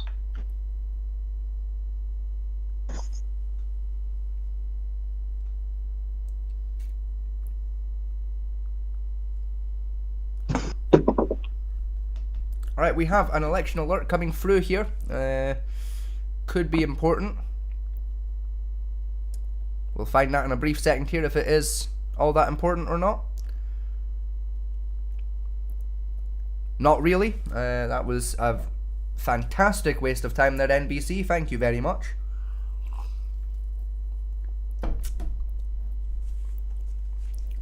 Oh. Yeah, they don't need to end it with this one. Yeah, so while those things are happening in the background, I'm going to pull up a Google tab in the background for myself to just have a brief nosy at something. Yeah, no, that's not how you want to end your game. Your game series, should I say? Yeah, not very good. Sorry, I've looked at I've just been looking through Steam, and there's a game, right? There's a game series, should I say? I guess it's classed as now. Mm-hmm. But they've just released the final game, and it's not even about the main character. Fair. And they're just like, okay, you know, I will give it the benefit of the doubt. Maybe it's good. So, and then I see that all reviews and recent reviews are mixed, and I'm like, oh shit. And so I go into the comments, and apparently there's nothing funny about it. It's just really fucking depressing. And I'm like, yeah, no, they may have fucked this by accident. Understandable. As a little bit of news coming in here, the next polls to close are going to be California, Idaho, Oregon, and Washington. Those are the next polls to close. So if you live in those states, you're going to want to go out and vote sooner rather than later, as you are the next set of polls to close up. That's fair. Those polls will be closing in 7 minutes. I repeat, 7 minutes for California, Idaho, Oregon, and Washington before their polls are closing. So if you live in those states, go and get your votes in ASAP within the next 6 minutes. To be fair, I do half expect Kamala to win, mainly because of how Joe Biden won by rigging the elections.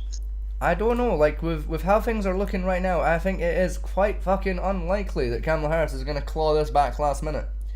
It is looking, again, like, while it is still fairly early in, like, it is looking pretty handily like a Donald Trump victory currently.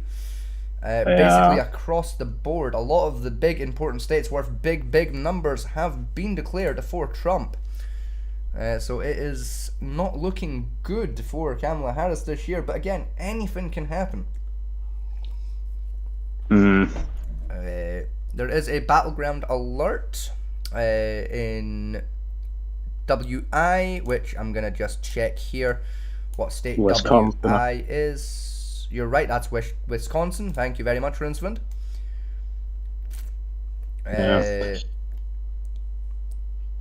It's very, very tight, but it's currently a Trump lead out in Wisconsin. Not a lot in it, but currently a lead of 24,000 votes to Donald Trump, giving him 49.8% of the vote, and Kamala Harris trailing it back with 48.5% of the vote.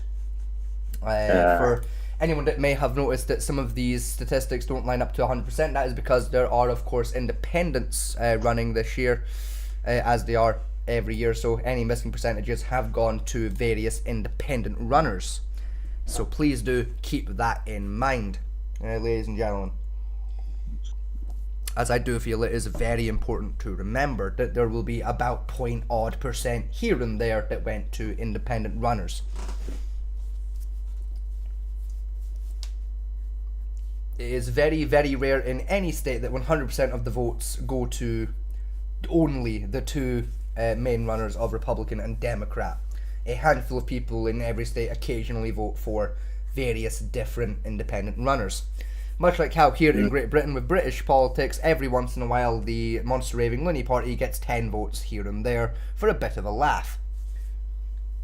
Why anyone thought Keir Starmer could run this country? God only fucking knows. Yeah, because some people in this wonderful country, Rinsfint, just want to see it all fucking burn down. Like me, it's why I vote for the monster raving loony party fucking, like, religiously every year, because I kind of want to watch the country burn a little bit. I think it'd be funny. Well, unlike most people, I actually enjoy living in this country. There is more freedom in the country. In theory. I hate it in Britain. If I had the choice, I'd move tomorrow to a very different country. Yeah. For those I'm not curious, that saying country I would be United States of America. got freedom here than anywhere else, so. I don't know. Hmm. Like Germany. We've got free healthcare. We've got. Again, Germany what else has do we that. have? So does France. Do they? Yeah. In fact, quite a lot of Europe has free healthcare, believe it or not. Might move to Germany then. Yeah. Germany's a lovely place. As well, technically, especially like here in England, we don't technically have 100% free healthcare because you do still pay for your prescriptions. Yeah, you still need to pay for the dentists and opticians. That's the only thing you need to pay for. And again, prescription medication. You do pay for your prescriptions here in England as well. Yeah, that's also very fucking annoying. Actually, I do admit. Like it's essentially like in England, it's free to visit the doctor and or go to hospital. But then again, a lot of the time it is mainly because it is like drugs that get you fucking high, and mainly the ones that you have to pay for. Even then, like if you get given drugs in the hospital, you don't pay for those. But if you get prescribed by a doctor, you pay for that prescription. Yes, because pharmacies have to order them in specifically as well, and usually money for the shipping itself. That's where Scotland has slightly better healthcare because free prescriptions in Scotland. Yeah, I've heard. Oh, like, damn, that's fucking decent, you know. Like if a doctor says you need it, you don't pay for it. It's very good like that. Unless you're like fucking America, where you have to just you have to just fucking like buy everything. Yeah, it's either you go to the hospital and spend about $5 million for a paracetamol, or you can suffer and buy a house loan, or you just kind of have to live with it and hope to God it's not bad. Yeah, that's American healthcare for you. Yeah. This is why we need better people running this country. Yeah. Honestly, I feel like if Donald Trump, right, says I will do my best to either reduce the price of healthcare or make it free, I feel like he would have won instantly. Oh yeah, like immediately it would be 100% of the votes would have won. But I would say, if you want to win a country over, say you'll make healthcare cheaper or free. That is it. Well, to a country that doesn't have, free healthcare. Yeah, right, Rinson, once again I'm gonna go for a quick pee. So you hold down the fort for a minute. Okay. Why does she look like fucking what's her face? The one who ran in 2016. Fucking Clinton, Hillary. That's it, Hillary Clinton. Why does she look like oddly Hillary Clinton-ish? The fuck is down there? The weather? I don't know. Okay, the polls are closing in 40 seconds for California, Idaho, and Oregon and Washington, Unless they're meant to be California, Idaho, and Washington, Oregon. But, sorry, Oregon, Washington. No, because they're not even in the same state. Fuck it. Forget what I said. Election alert. Oh, this is big. It's going. The polls are closing. The polls are closing, everybody. 16, 15, 14, 13, 12, 11, it's probably delayed, 10, 9, 8, 7, 6, 5, 4, 3, 2, 1, Happy New... Oh, no, it's not New Year yet. No, I'm assuming that is... Excuse me, I'm assuming that is more polls closing. Yeah, for Washington, Idaho, and shit. What were the letters? Just the ones that people probably care about. Fair. I'm assuming it was Oregon was the other one. Okay, current... Holy shit, that boosted her fucking immensely. Current score, 214 to Trump. Harris at 145 out of the 270 required. So yeah, that is the current score standing at the minute. He went from 90 to like everything. I'll pull it back up for you here. Kamala Harris went from I think it was 91 up to 145. Donald Trump at 214. Again, still a strong lead for Donald Trump, but Kamala Harris clawing her way quite nicely back into realistically the runnings. This is what I like about the elections is, like I said, you like last minute, pretty much anything can happen. Pretty much the entire night, just about anything can happen. Most of the night it can look like one person's going to lead, and then the last few states start coming in, and it's just bang, bang, bang, bang, bang, bang. Oh, the underdog just fucking stole it. It is honestly part of the fun of the elections every year, especially the American elections, because they're a lot less predictable than the British ones.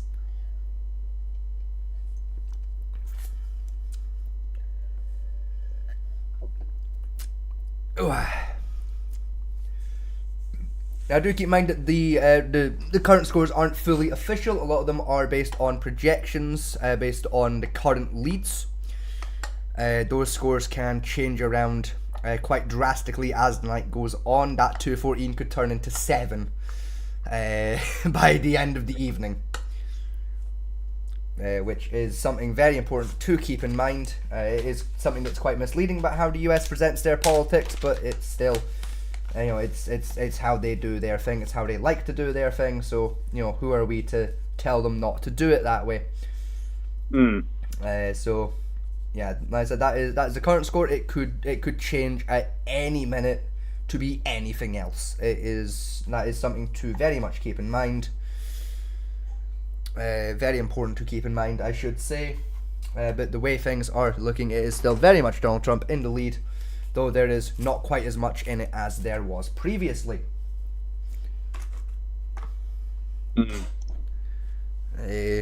Oh dear God, I have devastating news for myself. I am down to my very last filter tip.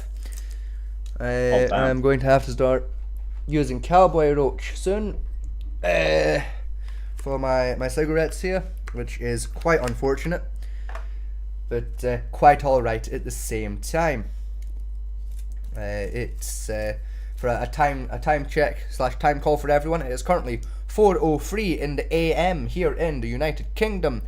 We have been live for 9 hours 6 minutes as of the time of you hearing that statement. It's, as I said, very very early in the morning, quite cold.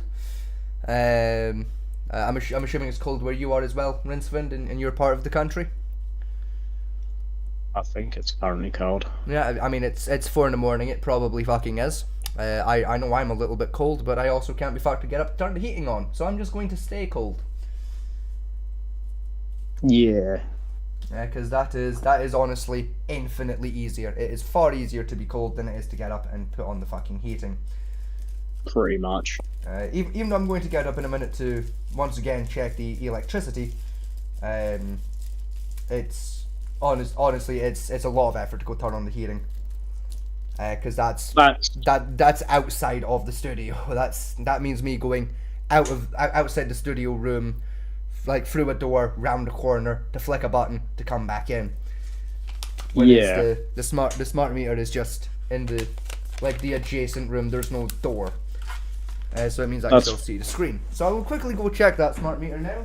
Make sure we are not going to suddenly die mid-fuckery.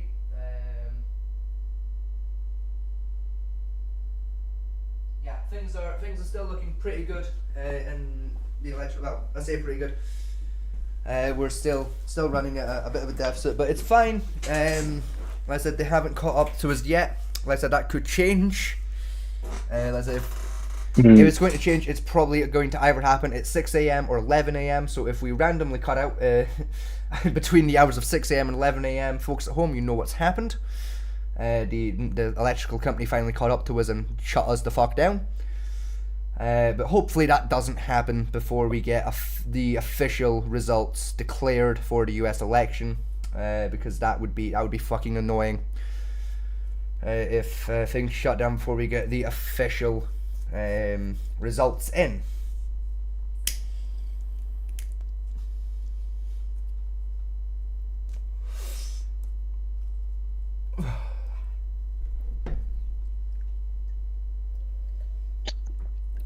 Well, especially because considering most of the things I would like to get done today after this show required electricity for me to get them done. So it would be quite unhelpful to me if the electricity went down. But it's fine. We will find a way. Life finds a way, and I will find a way with my life. As Ian Malcolm says in the best Jurassic Park film, life finds a way. The first Jurassic Park film. It was the only good fucking Jurassic Park film. Oh no, I'm saying it's the best one because it was so shit. And that was Fallen Kingdom. You know, when he makes... Ian Malcolm also says it in the first Jurassic... I think he says it in every Jurassic Park movie that life finds a way. Mm.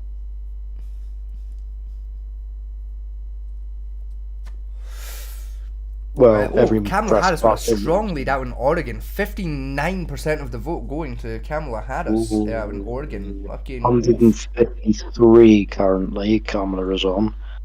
Yeah, 153 to 214 for Kamala Harris, slowly clawing her way back up higher and higher, closer and closer to that 270. Trump, however, much closer to it at this time. To be fair, if you remember the prediction bit, it did say that she was going to be very close to Trump, but you know he's going to take the win. I was going to say that is the prediction that a lot, especially like a lot of the state-to-state votes, is going to be very, very close. A lot of the states are being predicted as being very close, but it is overall looking like it's going to be a Donald Trump win. I think realistically it's going to be a Donald Trump win, but not by a lot. I think it's going to be a pretty close race this year. Yeah. However, like I said, pretty much anything could happen. Everyone could be proven very wrong, and Harris might take it like 500-2. I mean, this, as you said, this is the fucking, this is Raw versus SmackDown here. Pretty much. Quite literally. It's Raw versus SmackDown, and it is about the halfway mark. We've got probably about 4-ish hours before we're going to get official, concrete results through fully. As it'll probably be about 8 and 9 a.m. before, for us here in Britain, before a full answer is given out of who has essentially stolen. Which in this moment you're voting, you're currently on the side of SmackDown. Financially, yes, my money has backed Kamala Harris. However, my actual political views, I line closer to Trump. The way I've been describing it to friends and family is, if I lived in America and was allowed to vote in the US election, I would have voted Trump. However, as I don't, and therefore the outcome doesn't realistically affect my life too much, financially, based on the pre-election polling results, it looked like Kamala Harris was more likely to take. Therefore, I bet money on Kamala Harris at that point in time. To those wondering what I mean by SmackDown versus Raw, Kamala is currently blue and Trump is currently red. And SmackDown is prolifically been known to be a very predominant blue colour, and Raw is predominantly red. Yes, for further context, SmackDown and Raw are WWE wrestling brands / shows. And I think it was in the early 2000s they actively competed against each other, despite having the same parent company, for which one would get better TV ratings. Was it like 2000? It was the 2000s. 2000s for like the early 2010s. That skit was going. They are still currently technically doing it, but it's nowhere near as heavily emphasized as it was. They are still doing it, but it's no longer bigger. Yes, because it was the Ruthless Aggression era when they were doing that. So it was like 1998 onwards, give or take. That's probably what I'm thinking of, because I was actually, I swear I remember it being like earlier than that, but yeah, that's probably what I'm thinking about. So I remember reading about it like fucking ages ago. Yeah, I want to say it was like 97, 98 when they first started doing that, and it carried through like the 2000s through like the early 2010s. I think they kind of stopped at around 2013, 2014. Left it alone until around 2019, 2020 when they started bringing it back as a concept that was kind of taken serious-ish. Yeah. Fucking hell. Oh God, I'm dying. My voice is just my throat is killing me. I've been like, for folks at home and for yourself, for instance, I've had a chest infection for like 2 weeks straight. It's like I started this at quite the disadvantage here for long term speaking. But I'm gonna power through. We're gonna be grand.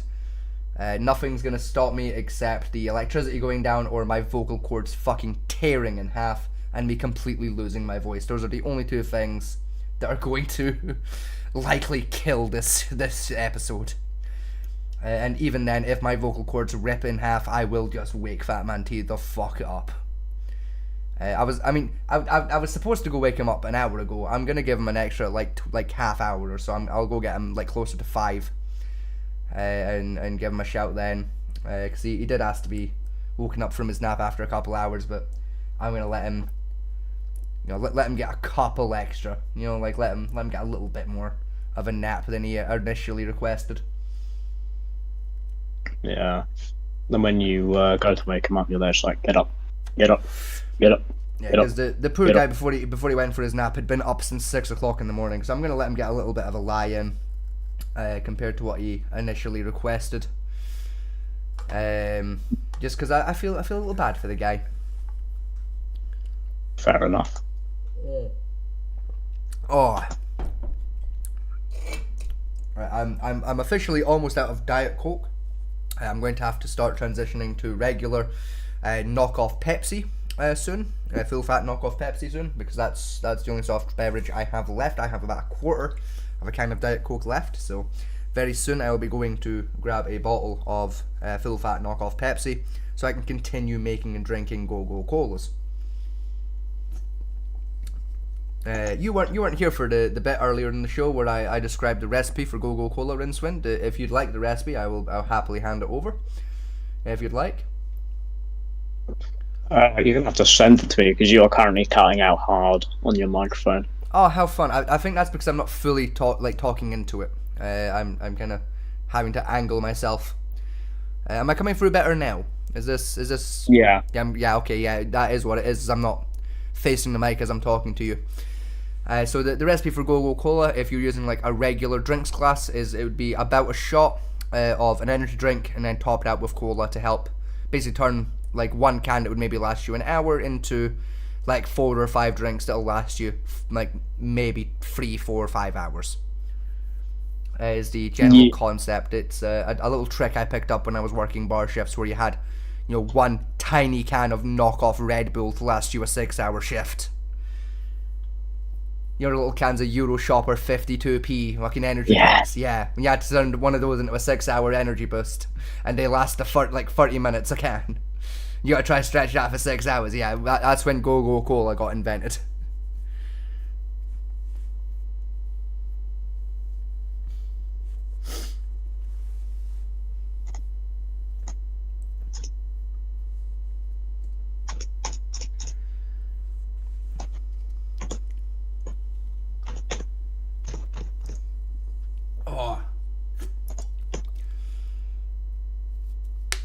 Alright, that is officially the last of the Diet Coke consumed.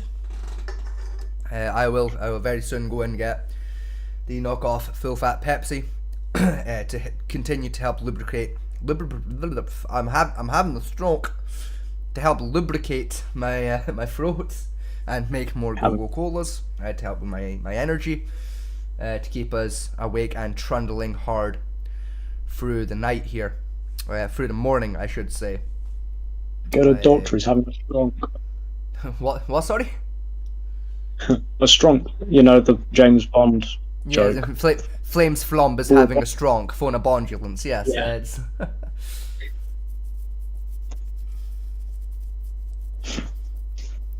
I don't think I can ever watch that video without thinking how fucking stupidly funny it is.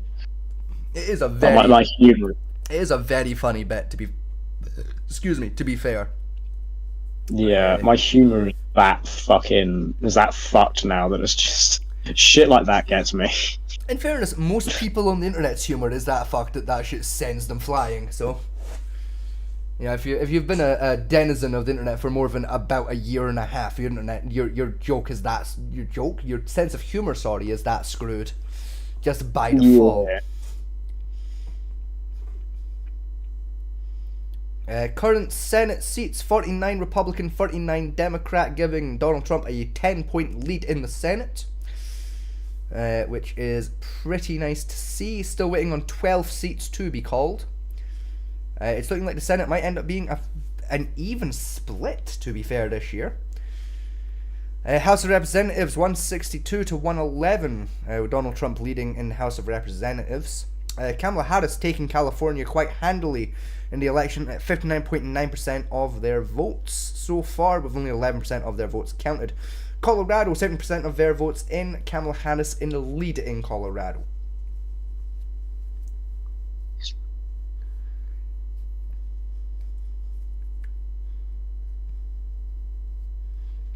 Yeah, it does look to be a Trump.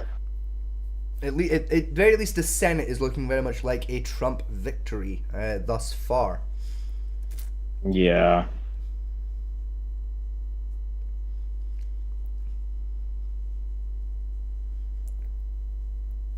All right.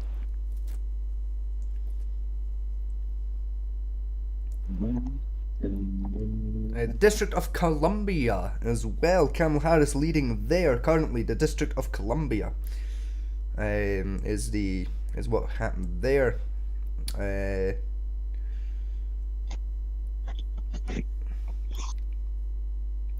Delaware pretty much guaranteed a Kamala Harris victory currently, 99% of their votes in, with Harris leading. Florida, 98% of their votes in, with Donald Trump leading for Florida, meaning Florida is pretty much sealed in as a Donald Trump victory at this time. Georgia, 90% of their vote in, still very evenly split between the two. Trump at 50.9, Harris at 48.3. Very, very close out in Georgia, though currently Trump leading in Georgia. Idaho, 4% of their votes are in, currently Trump being their projected winner, as he is in quite a strong lead by the looks of things for Idaho.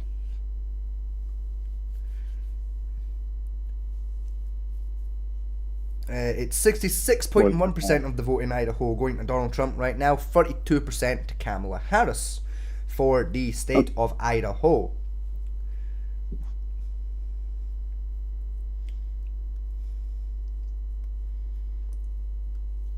Illinois, currently being led by Kamala Harris at 81% of their vote having been tallied, and Kamala Harris currently leading for Illinois and their current projected winner.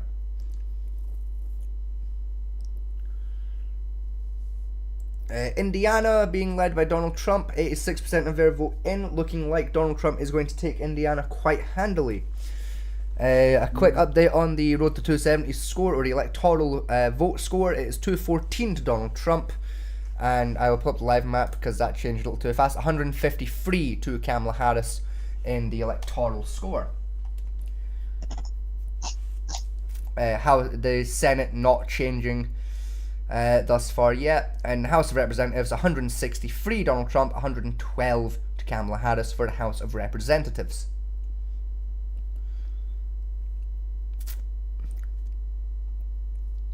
While we're at it, we'll have a quick look to see if all battlegrounds have began their counts. Counting,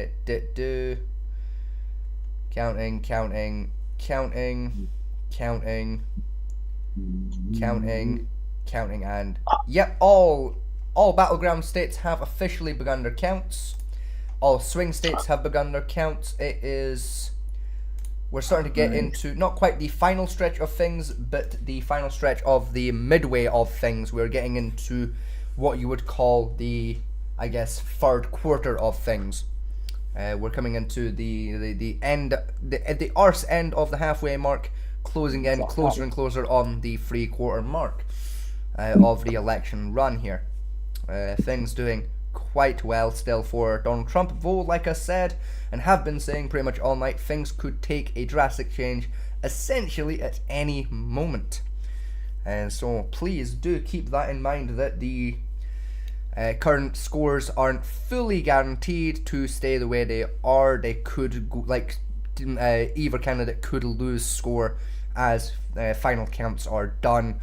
Essentially, until the vote count hits 100%, there is no guarantees on any of the states. Though there are some states where the lead is so drastic that it is all but guaranteed to be the final result. One of those states, of course, being Texas, where I believe they are at 98% of their vote, and it is quite handily a Donald Trump victory for them. So yes, once again, please do keep that in mind, folks at home. Alright, I'm gonna go off for probably the night. I say night, it's the morning. I'm gonna say you're gonna go off for the morning. That is fair enough to you there, Rincewind. It's been good having you here on the show for the last little while. Yeah, that's fine. I mean, you're probably going to wake up Fat Man T in about a few hours, so probably a few minutes. I would say probably in the next like half hour or so, I'm gonna go get Fat Man T up. That's fair. That's currently the plan. So yeah. Alright. I'll probably see the results when I wake up from my wake up at 12 probably. Obviously, me and Fatman T will send you a Discord message or a text message or something to clue you in. Once we have the results, we'll let you know. I'll know if you win because you'll be like, I won money. Yeah, exactly. You'll probably hear me from your house scream at the top of my lungs, I've won! Yeah. I've won a whole £2. And then I'll probably get a message from Fat Man T going with fucked, or he's gonna be like, we've won or some shit like that. Probably. But yeah, like I said, we'll definitely keep you informed. I could already tell who Fat Man T is going for. Yeah, I mean, to be fair, both me and Fat Man T want Trump to take. Yeah. Like in terms of our political lines, but yeah. I already know, yeah. Alright then, I'll speak to you probably later on when you send me the message of I'm about 20 quid richer.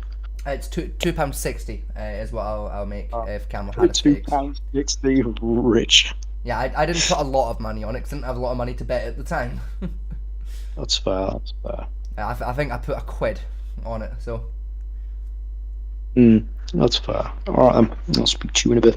Alright, catch you later then, Rincewind. Catch you later. Alright, ladies and gentlemen, it is back to being just you and me. You and me here on our lonely lonesome. Mr. Rincewind has officially exited the building, which is very, very sad news indeed. Very, very sad to see him go. So yes, we're gonna put things back up in the excuse me, picture-in-picture here. Drawing conclusions based on the exits the and trying to figure out we can, what happened with specific demographics. A bit more background context on things as this was always going to be close. It is close right now. I think there was some hope based on vibes that perhaps this wouldn't be as close based on some late polling and some late momentum and a terrible event at Madison Square Garden. Could we hope that maybe this night wouldn't be as long? And the answer is no. The polls largely were showing a very tight race, and that's what we're kind of living through. Dan, do you think it will ultimately come down to Pennsylvania? I mean, that certainly has been what's been telegraphed for all of these months. I mean, it is the essential state because if Georgia and North Carolina, she does not win, and there's still a lot of outstanding vote in Georgia. It's once again a narrow path. But if those do not end up in her column, there is no math without Pennsylvania. You can replace Wisconsin with Arizona. You can replace Michigan with Arizona and Wisconsin, but you need Pennsylvania, and so it will come down to Pennsylvania. All right, Dan Pfeiffer, John Levitt, thanks for your time. We'll talk to you soon. Thank you. And we have another call to make. I believe we're going to get a state of Washington presidential call. Let's see where we are. NBC News now projecting that Kamala Harris will win the 12 electoral votes in the state of Washington. Here's how it breaks down right now, a difference of about 473,000 votes. In the road to 270, that leaves Harris with 165, 214 for Donald Trump down. All right, as Let's go said, to Republicans Mike Dubke, White House Communications Director under former President Trump, and Sarah Fagan, a former aide to George W. Bush. Mike, first of all, give me your thoughts here. We've had no calls good to in hear. battleground states so far. Because they're kind of stealing my thunder a little bit here. Viewing pieces through a I'm microscope going to put right the now, volume of them right down. Well, it sounds that way from the Harris campaign, but I want to. I just saw something about. Because I really do think that what we're seeing now is this. Okay, apparently there's been several bomb threats in various battleground states out in America. The Harris campaign really put on the fairly interesting information to have come out. I think the Trump campaign tried to stick to issues, immigration, inflation, instability around the world. I'm going to put their volume back up a little bit for you folks, so I can rest my voice for a few minutes here. That the country's on the wrong track. Take my foot off the pedal a little bit. We were better off 4 years ago than we are today. And when you look at the way Harris tried to distance herself from Biden, I think this all came down to whether she'd be successful with that, and it looks like she wasn't. Hey, Mike, let me just ask you to bear with me for a second, because we have another projection we're going to put up here on the screen. And this is the state of Connecticut. NBC News projecting that Kamala Harris will win in Connecticut when all the votes are counted. 7 electoral votes. There is the breakdown right now, about a 10-point difference between the two of them. And here's where it takes us in the road to 270. Donald Trump standing at 214. Harris now with 172 electoral votes. We'll get back to our conversation. Sarah, let me turn to you. You've heard a little bit about this memo now with this campaign memo. What do you make of it? Well, I think it's a campaign doing what it can to try to keep hope alive. Look, I don't see any good news for Democrats in these results. Donald Trump is running about a point or a point and a half ahead of where he was in 2020. And in these counties, in these blue wall counties that 75% of the vote is in, and Kamala Harris is running behind in these urban areas by 1 or 2 points compared to where President Biden performed. You look at that coupled with Donald Trump's overperformance with Hispanic voters, with young voters. I don't think they have a lot to hang their hat on. It's not over. There's votes to be counted. We should point out that these blue wall states tend to be red mirage. They go red and then they tend to go, the race narrows as these big urban areas come in later.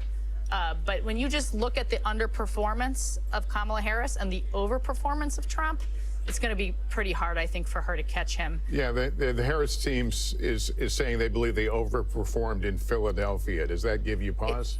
I don't see where they are saying that. Now, they're looking, I'm sure, at precinct analysis, and we're looking at a county total, so we should give that caveat. But, Joe Biden got 80% of the vote in Philadelphia County, and she's not running at 80%. I think the last I looked was at 77 or 78%. So that's a pretty significant difference. So real quick here, ladies and gentlemen, I'm just gonna disappear for a brief minute to go to the bathroom and also to grab a bottle of Pepsi, like I mentioned earlier, and I'll be right back. I'm gonna leave you in the capable hands of NBC for a few moments. Just on its own, so do stay tuned. We will be right back with coverage here. Even if she loses Georgia, North Carolina, the entire Sun Belt, she still gets there. Let's talk about Georgia, though. Let's find out where we are there in the Peach State. Still too close to call for NBC News right now. 91% of the vote is in, but let's talk about where the vote remains. Look at, the giant circles, remember those giant bubbles? That's the vote that still is outstanding. We're still waiting on this vote to be counted. And we know the exact number, or we can estimate the exact number. We think it's going to be about 487,000 votes. There's still almost 500,000 votes out in Georgia, still up for grabs here. Let's make some comparisons here. Remember, I told you Harris has to drive up the vote in the Atlanta metro area. 50% of the vote is going to come from this area right here. First county, Cobb County, she's performing just like where Biden is, slightly better. Fulton County, performing a little bit lower, but slightly, and there's still 7% of the vote out in Fulton, where Atlanta is exactly. Gwinnett County, 80%'s in. Look, she's holding the same marks of where Biden was. She's overperforming in Douglas County as we move further south. Look, she's She's almost exactly where Biden was, all around the ring counties of Atlanta. That's good news and overperforming in Rockdale County. But if Democrats wanted to expand the map, we're not seeing that tonight. A place like Cherokee, we're going to see if they could make inroads there just north of Atlanta. It touches those ring counties. Trump was at 68% in 2020. Tonight he's at 69, and they've almost got all the vote counted there. I want to move down, though, because there is something interesting happening in the Black Belt of Georgia. I was talking to you guys about the Black Belt of North Carolina earlier and how she was underperforming there. Remember, this was Biden's number. This is her number tonight. Watch as we go around here, okay? These are counties where it's a majority African-American, 52%, 50% for Kamala Harris. This is a rural county. Trump is overperforming here. We go to another rural red county, overperforming here. We come down here to Doherty County. She's slightly overperforming Biden there. But again, if she wants to win the state of Georgia, she's got to be doing better than Biden.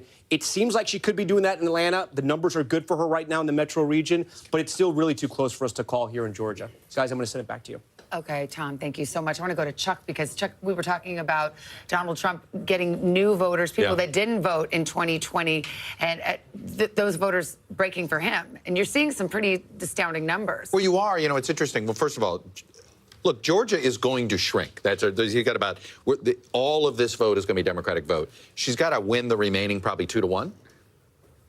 That's like a reasonable thing. I mean, Georgia's probably going to be decided by 4 or 5 digits. And where the vote is outstanding, you think there's a shot?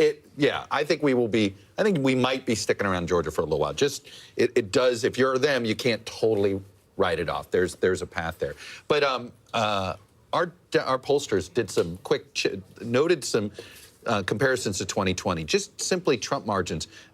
These are not in the battleground states, but it gives you a hint of the possibility Donald Trump could actually win the popular vote if he wins the Electoral College tonight. So, for instance, in Texas, he only won Texas by a little over 5 points in 2020. He's won it by 14 points tonight. In Iowa, it was 8 points.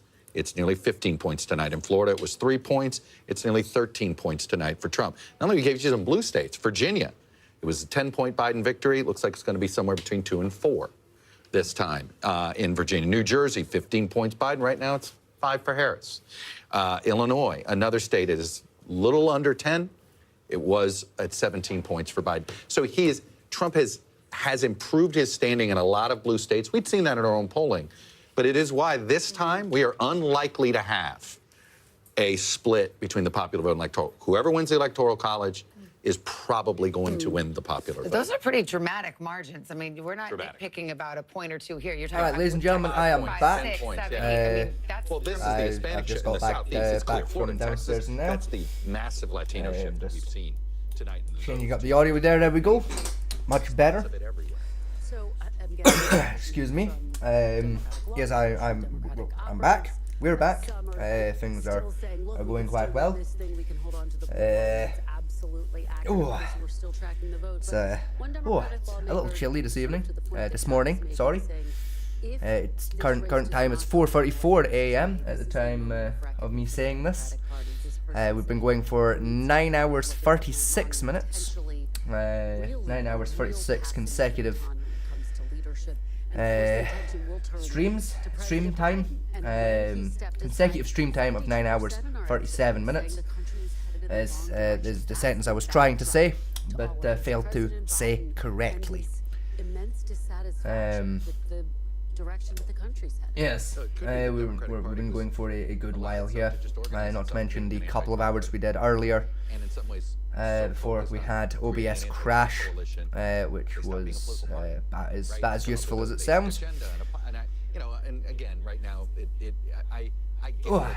we will be taking another brief hiatus in about 15 to 20 minutes while I go retrieve Fat Man T to assist here. Current score 214 to Donald Trump, 172 for Kamala Harris in the electoral scores here for the Electoral College. In the road to 270. Senate currently 49 to 41 for Donald Trump, and in the House of Representatives, Trump in the lead at 171 to Kamala Harris's 121 is how it's currently looking at the House of Representatives side of things. Out in Pennsylvania, Donald Trump currently leading at 51.2% of the call, and Kamala Harris trailing at 47.8%, with 79% of their votes in, making it a little close to call still. Michigan, very early days for Michigan at 37% of their vote, with Donald Trump leading at a complete 51%. Wisconsin, 69% of their vote are in, with Donald Trump leading 50.7%, to Kamala Harris's 47.7% of the vote. And Georgia, 91% of their vote in, with Donald Trump leading with 50.9% to Kamala Harris's 48.2%. North Carolina, 88% of their vote are in, Donald Trump leading 50.6% to Kamala Harris's 47.9%. North Carolina currently projected to be a Donald Trump victory, with 88% of their vote in, 50.6% of which went to Donald Trump, 47.9% of which went for Kamala Harris. Like I said, plenty of time for that to change, but the current decision is that is a decisive win to Donald Trump, bringing the score to 230 to Donald Trump and 172 to Kamala Harris in the Electoral College's race to 270. That's the current score lining as we speak here. Right now, 172 electoral votes for Kamala Harris and Donald Trump in the lead right now. Let's go to Tom right now and talk about now what this does to Kamala Harris's paths to victory. Yeah, let's show you real quick how Trump wins, right? How we project that he wins. Robinson right now, 64.9%, 30% in. You can see how Trump's overperforming here. As we go along these rural counties, you can see Trump's numbers are increasing. 63 4 years ago, 66 tonight. We'll keep moving along here. 50%, 53%. So Lester, you asked, how does this affect him in the race for president? Let's go back out to our big board here, the road to 270. When we started out tonight, right, the paths to victory here, Trump had 10, Harris has 9. That's because we just called North Carolina. We can't even remove it anymore. This number before we called North Carolina, Harris had more paths than Trump did. But this is essentially where we started the night. This is the way it ended in 2020, right? He won North Carolina. President Biden had won the rest of the battleground states. But this gives the Republicans and former President Trump some hope. We now move to Georgia. We're going to be looking at the vote in Georgia. But as Chuck mentioned, very, very close in Georgia, and we're going to be waiting on that vote, the full vote to come out of Atlanta in those ring counties right now. But a big win for former President Trump. It's the first battleground we're calling tonight. All right, Tom, thanks very much.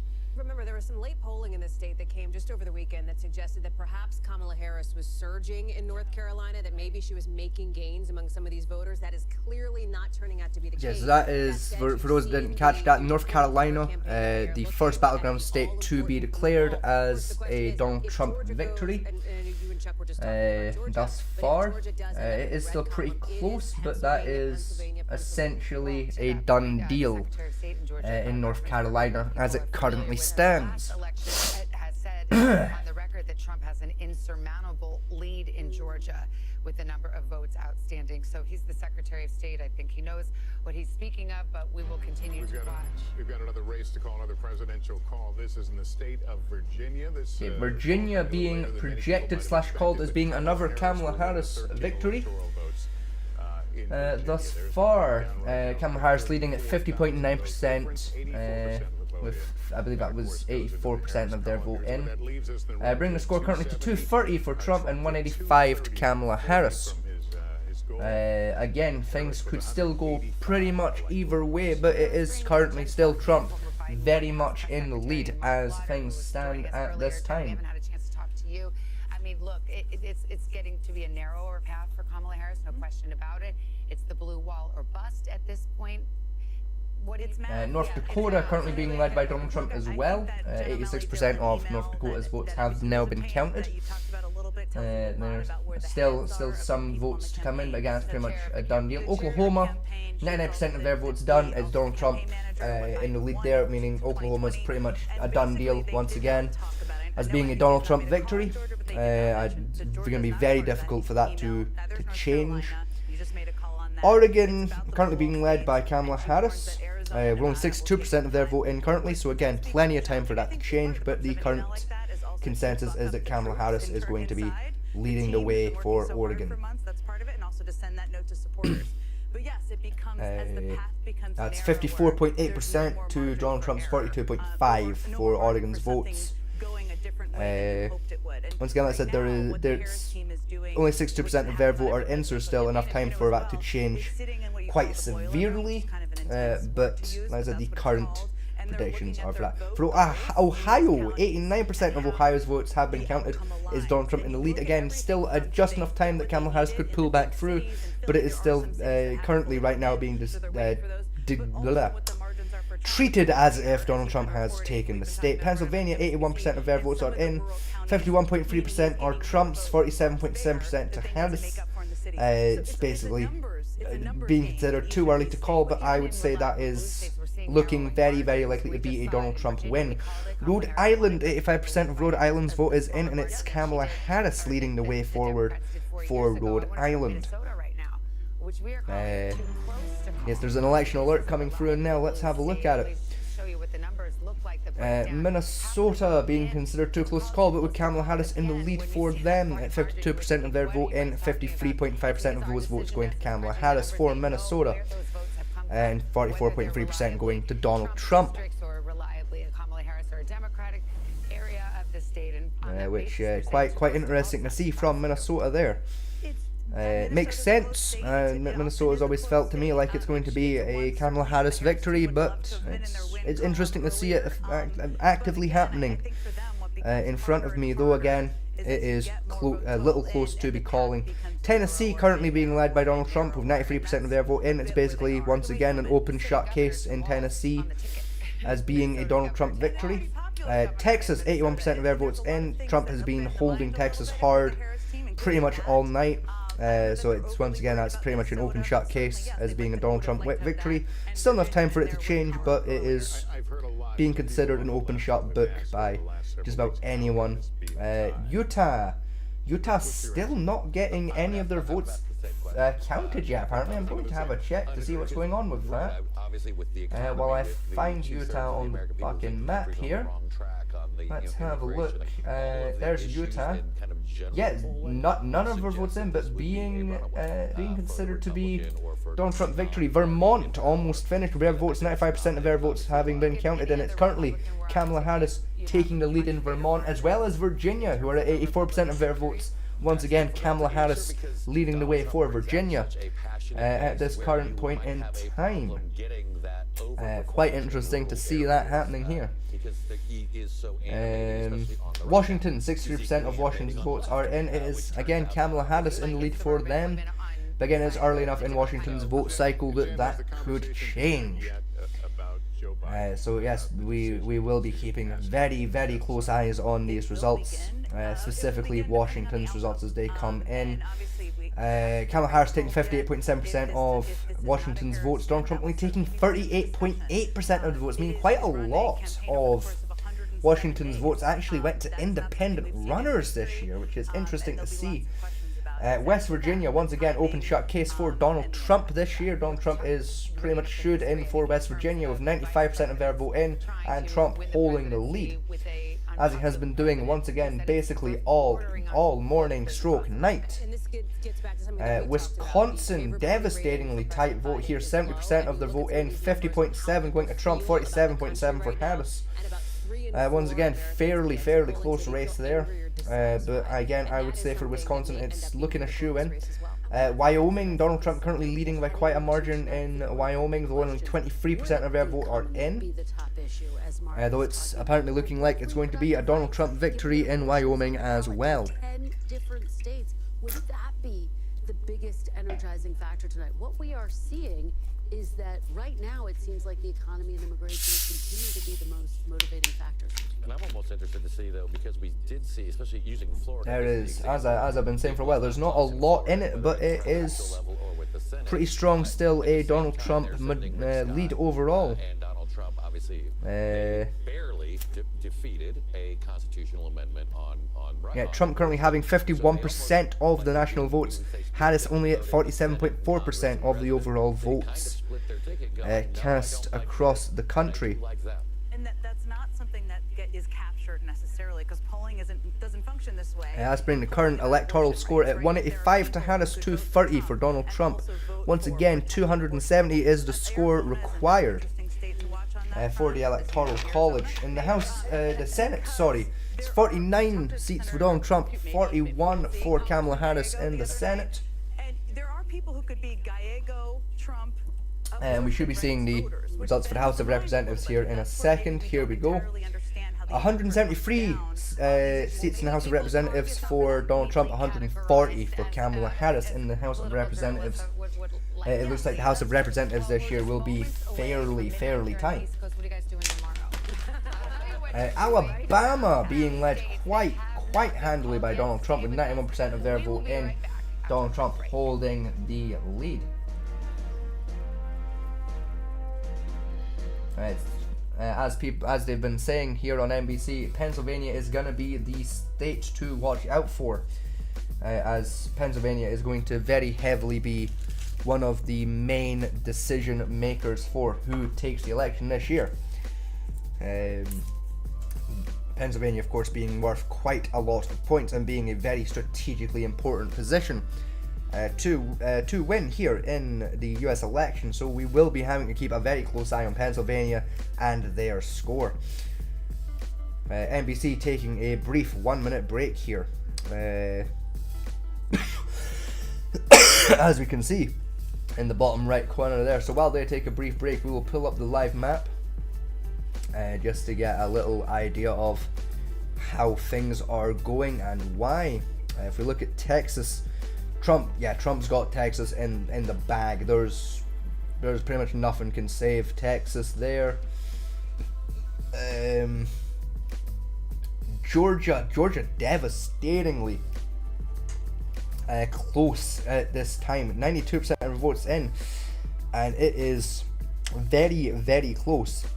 50.8% of Georgia's votes going to Donald Trump, 48.3% to Kamala Harris. Again, I do feel it's likely going to be a Trump win there, but again, it is very close. Pennsylvania currently, again, the state we're wanting to keep very close eyes on here. Currently 82% of their vote in, and it is 51.3% to Donald Trump and only 47.6% to Kamala Harris for the state of Pennsylvania.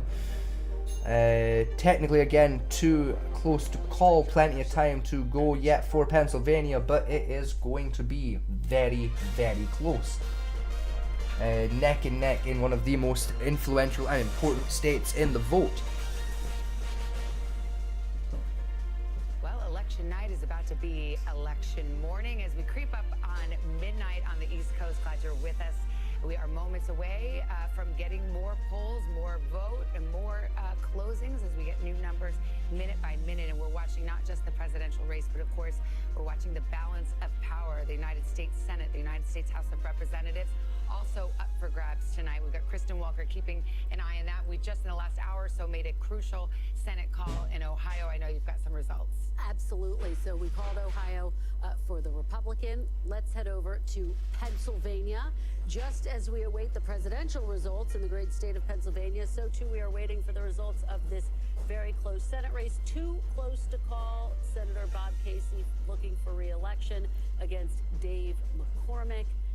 81% reporting right now. Now let's head over to Wisconsin, where we have Tammy Baldwin looking for another term. She is trying to fend off a challenge from Eric Hovde, businessman Eric Hovde. Let's head over to Montana now. Michigan. We're going to go to Michigan first. Right, sorry about that there, folks. I stepped away for a brief moment as my breakfast had finished cooking. I have now retrieved my breakfast, so I'm going to be sitting and eating my breakfast while we watch more of the results come in here.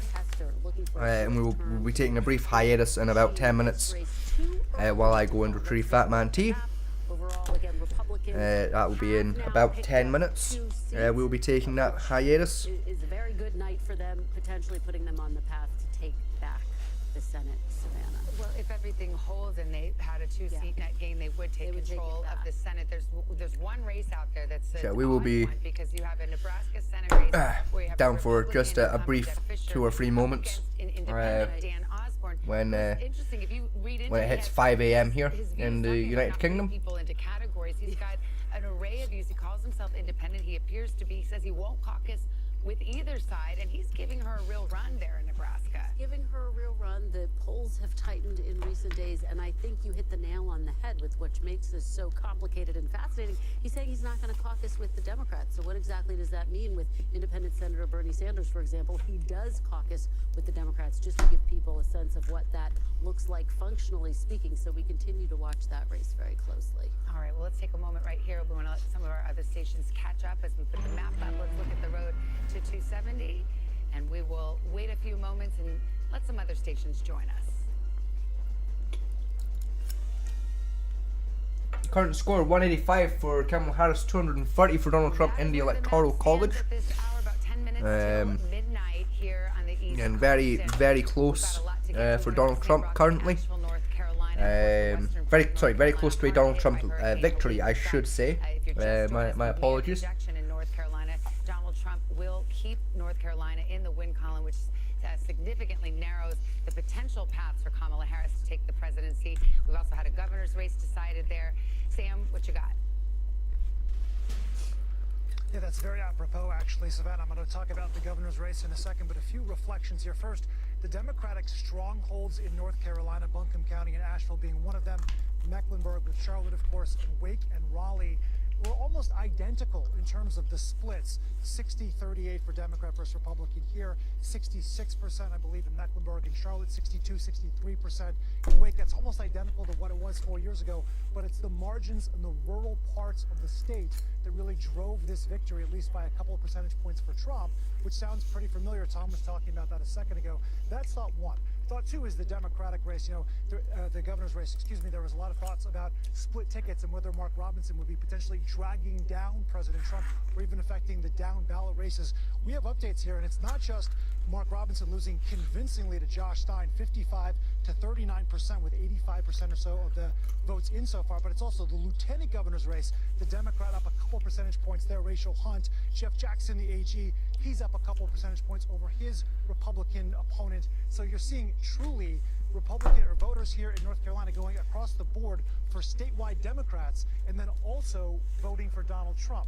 So we're seeing that sort of as a microcosm of this overall picture. And then lastly, you have roughly 37% of the electorate in North Carolina that is unassigned, right? Not Democratic, not Republican. Democrats, registered Democrats in the state have gone down about 80,000 or so, I believe, votes from the previous election. Republicans had gained 100,000 plus registered voters, but the reality here is now 400,000 new unaffiliated voters, and we're wondering where will they fall? What is the fault line going to be for those folks, especially these hundreds of thousands that are moving in from out of state? North Carolina gained the third most amount of people post-pandemic after Texas and Florida. How will they play out, especially in the suburbs of these large, Democratic cities by and large? And what we're finding out right now is that the exurbs did really lean more Trump, and that a lot of these folks in the unidentified category were going more red than blue, at least in this election. That's what the early results appear to show, Savannah. All right, Sam Brock in Asheville for us. Thank you. Let's go over to Tom Yamas, who's looking at Minnesota. We were just talking about Governor Walz, the sitting governor, on the top of the ticket here, and it's too close to call. Too close to call right now. Democrats, though, are okay with this margin right now. Alright, let's have a look how things are going here. Minnesota currently being led by Harris at 53%, with only 50% of the vote overall coming in, 27.4% to Trump. New Jersey, 85% of their vote in, Harris leading 51.3% to Trump's 46.5%. New Mexico, 83% of their vote in, 51.5% belonging to Kamala Harris, 46.4% going to Donald Trump for New Mexico. On the side of things, over at the Senate, 49 seats for Trump, 41 for Kamala Harris currently over in the Senate. In the House of Representatives, 175 for Donald Trump, 151 for Kamala Harris in the House of Representatives. Kamala Harris currently leading in New York, 90% of their vote are in. Kamala Harris holding the lead very strongly, basically an open shut book for Kamala Harris in New York. And Donald Trump, same story for him in North Carolina, holding the strong lead. Currently being considered an open shut case for Donald Trump taking North Carolina. Bringing the current road to 270 score in the Electoral College at 230 for Donald Trump, 185 for Kamala Harris. So pretty close, but once again, on just about anything being possible. North Dakota being declared for Trump as well. Trump currently leading in Georgia as well. Yeah, there's a handful of like, if Trump can take in another 2 or 3 states, Pennsylvania might not matter that much. However, Pennsylvania, as we said earlier, will be a very, very important state, being worth 19, I repeat, 19 points on its own for the electoral vote, which I believe is the largest number still available. Yes, it is Pennsylvania at 19 electoral points, being worth being the largest value state still to declare. So yes, Pennsylvania, then Georgia behind them at 16 points. So those will be 2 very, very influential points to keep an eye on. It's, like I said, going to be very, very close here. I'm struggling to find our page. There it is. We're back on NBC there. Yeah, like I said, still fairly early in, still a lot of time left in it, but the current consensus is that Trump is very, very heavily in the lead at this time. Once again, still a lot of time left for things to change, but it's not looking good for Miss Kamala Harris at this point in time. That's right, and that was Donald Trump's closing message, right? I mean, it was his message since he's been in the race. Think about his biggest day one policy priority, mass deportations. He's talked again and again with very few specifics on how that would be implemented about deporting people who have come into this country illegally here. It's always been a big issue for him, dating back something like 8 years now, 4th on the exit poll list. But look what was up there at number 2, the economy. And remember, just because a candidate were to win on the top issue, which this year, based on the exit polls now, is state of democracy, doesn't mean they're going to win overall. And state of democracy is complicated as the top issue because Republicans and Democrats see it different ways. Yeah, I mean, both sides think there's a threat to democracy for different reasons. Can we go over to Tommy Amos? He's been pacing over there by the Georgia map. Because it's interesting. I mean, we have the Secretary of State, Brad Raffensperger, a Republican, but who has certainly shown his independence, saying that Trump has an insurmountable lead. I believe you and Chuck have said there's still some vote out there. It's not over yet. What do you see? I'm going to give you point counterpoint. First off, let's see where that remaining vote is so far. Again, the giant bubbles, that's where the vote still needs to be counted. It's all over the Atlanta metro region. The Democrats are going to run up the score. Do excuse me, ladies and gentlemen. Like I said, I've had a chest infection for a couple of weeks here, and my throat is starting to just get hoarse and tight, and my voice is starting to struggle quite a bit. That's what happens when you live stream for 10 consecutive hours. As I said, we'll be taking a brief break in a couple of minutes here, so I can go retrieve Fat Man T to help see us through the last few hours of the show. A little bit under. We come over to Doug. She's overperforming. But also so I can kind of start to rest my voice a bit harder, as there'll be someone else to kind of take the lead on things in terms of conversation and whatnot. But also means I have someone I can bounce off of conversationally as well. He's going, except for that one. Any other county up? Actually, no. He flipped it. Actually, this. Yeah, we'll be taking that brief hiatus in just a couple of minutes here. So do stick around while that hiatus happens, because it won't be a very long hiatus. It will be a minute or 2, 3 a push, 5 if something important happens outside of the election. Right, another poll closing in 10 seconds. It is the Hawaii polls. Those of you who live in Hawaii, you have got 10 seconds left to vote. Polls close there in about 10 seconds from now, so we'll take a pause here so our other stations can join us or head to their local news. That is Hawaii officially closed. No more votes for Hawaii. Hawaii officially now doing nothing but counting their votes. NBC News now making a projection in the state of Hawaii that Kamala Harris will win those 4 electoral votes in Hawaii. That's the only poll closing at the midnight hour here. The road to 270. Harris now with 189. Donald Trump still leading with 230. Pennsylvania, the biggest prize, 84% of the vote in. It is too close to call. In Wisconsin, same story. Here we go. 75% of the vote in, a difference of 87,000 votes. Michigan, too close to call at this hour as well. Midnight on the East Coast. 15 votes up for grabs. They're too close. Arizona, too early to call. Just been counting for about 3 hours now. Out west. Arizona, pretty tight right now. Minnesota, Nevada, 2% of their vote fully in, but Trump holding a heavy lead for them. Minnesota, 55% of their vote in. It's basically neck and neck in Minnesota right now. Similar story in Georgia, currently neck and neck, but with not a lot left in their vote to be counted. They're at 93% of their votes in, but it is neck and neck out there. In the red column for Donald Trump. Yeah, and I want to go through Pennsylvania now because we're starting to get more vote in Pennsylvania, and I want to focus on the east side of Pennsylvania here. This is 2024 right now. Look, a lot of the vote is still out, but let me show you 2020. Pennsylvania currently being led by Donald Trump. Something like Donald Trump might take Pennsylvania again. I mean, there's a lot of time left in it. In Pennsylvania, a lot of locations that are neck and neck in Pennsylvania, so it's still pretty close to call, but you never know. I personally again would say in Pennsylvania it's looking like Trump's gonna take, but again anything could happen over the next few minutes here for Pennsylvania.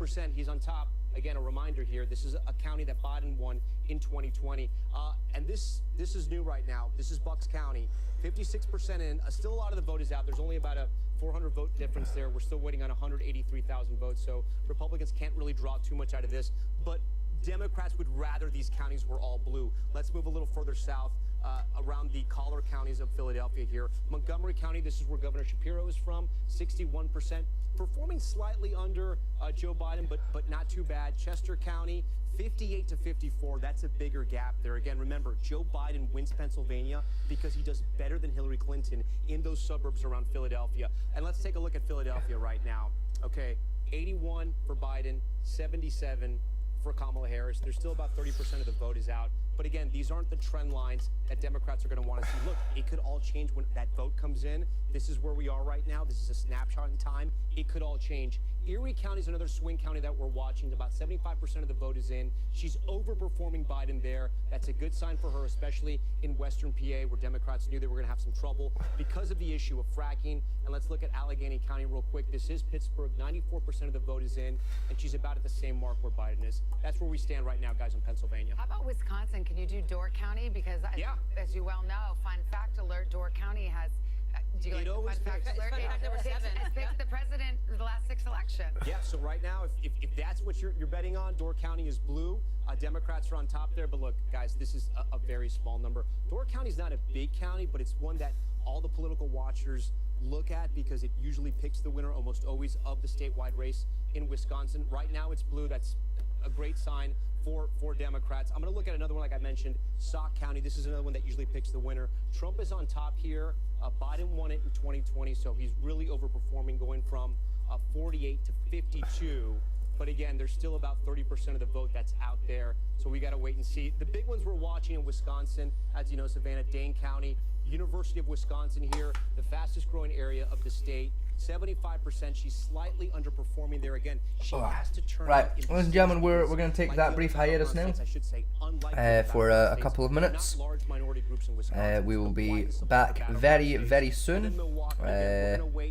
So stick around and don't go anywhere, as we will be back in just a few moments.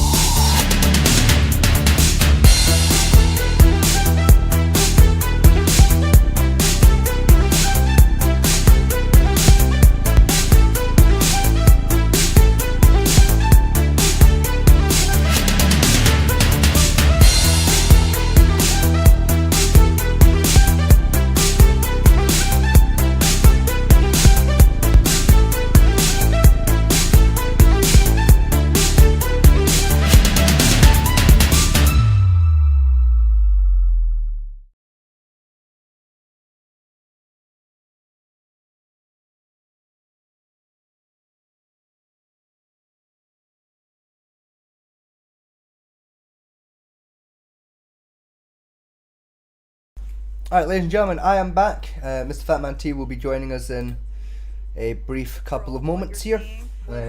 He's just getting himself properly awake. While we've been away, the score has changed. 189 for Kamala Harris, 230 for Donald Trump in the road to 270. So Kamala Harris gaining a few extra points while we've been away. Nevada currently being led by Donald Trump, though it's very early days for Nevada's vote. Out in New Hampshire, currently being led by Kamala Harris, though again fairly early days, with only 59% of their vote in and not a huge lead, 52.4% to Trump's 46.8%. So still quite a bit of time left on New Hampshire's vote.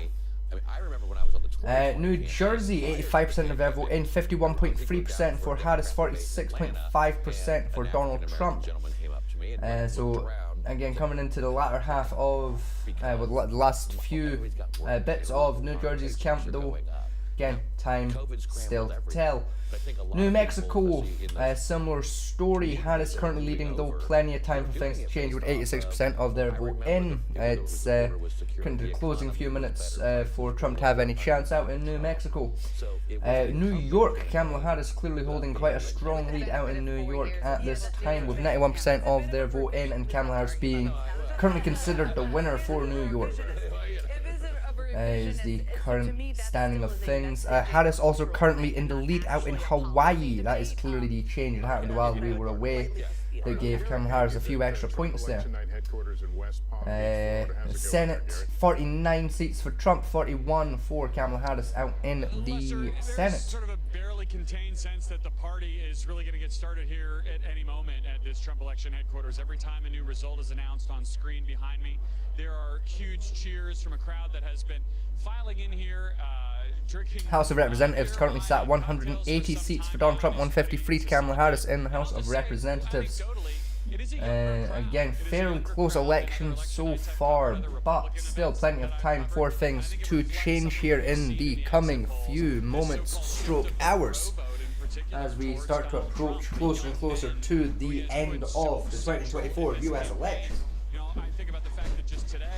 As Fatman T now gets ready to join us here on the set. Hello, Fatman T, how are you doing? Huh? Hello. We missed Rinspin, by the way. He joined us for a little while. Yes, he joined us via Discord, which is why we don't currently have a game going.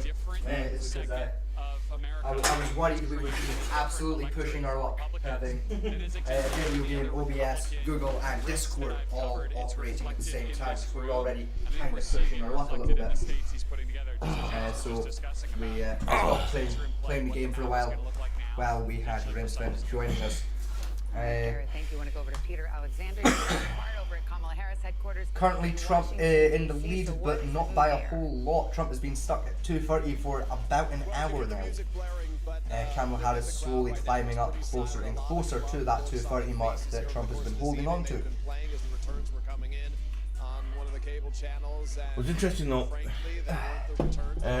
Trump wouldn't pay Rhode Island, Pennsylvania. Yes, he's currently quite heavily in the lead out in Pennsylvania. It's looking like Pennsylvania could go Trump-wise. I know Trump took North Carolina, which was one of the big battleground states. He's taking South Carolina as well. He's taking South Carolina as well, but they're not worth anywhere near as many points as the North is. I was saying Pennsylvania's one of the big ones as well. It is. It's a huge state to win in, and he is currently holding a steady lead, but there isn't a lot in it. It's a decent lead, but there's not a lot in it, and there's still plenty of time for things to change out in Pennsylvania. No, Pennsylvania most votes are in. No, it's still quite a bit of time for things to change out there. Mainly because, again, it is still fairly close. Document was obtained by NBC News.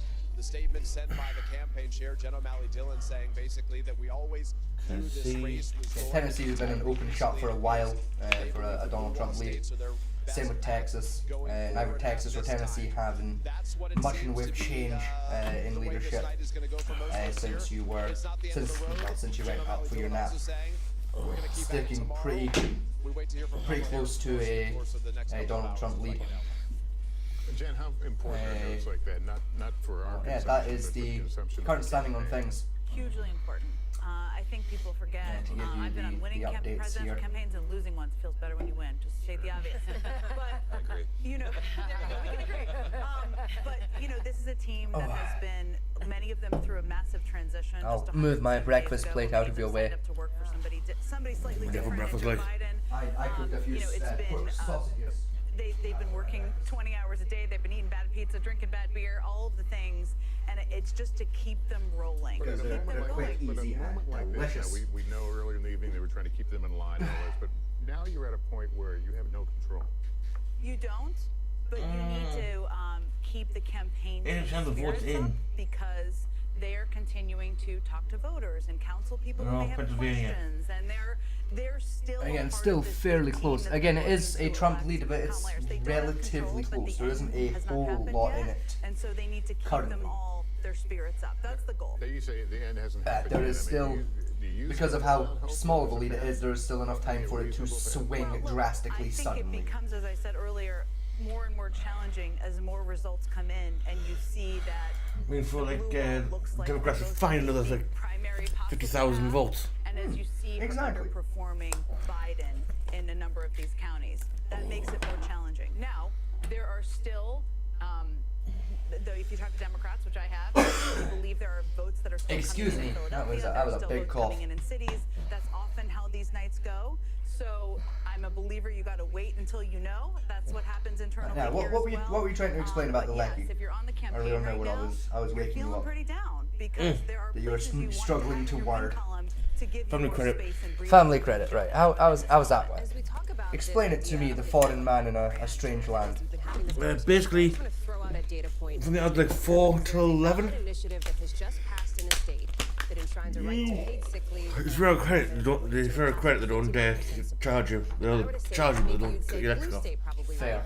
So we're good till about 11. Right? A state that we called Yes. almost right away Fair. for former President Trump here, which I think speaks to what you're getting at. Here's this hoping idea of a realignment. we have an official result by Chuck's then. talked about it. We've had that conversation here at the table. I also think Hallie had the opportunity to interview Vice President Kamala Harris, and you asked her a fascinating question. Do you think the country is ready for a black woman? She said yes.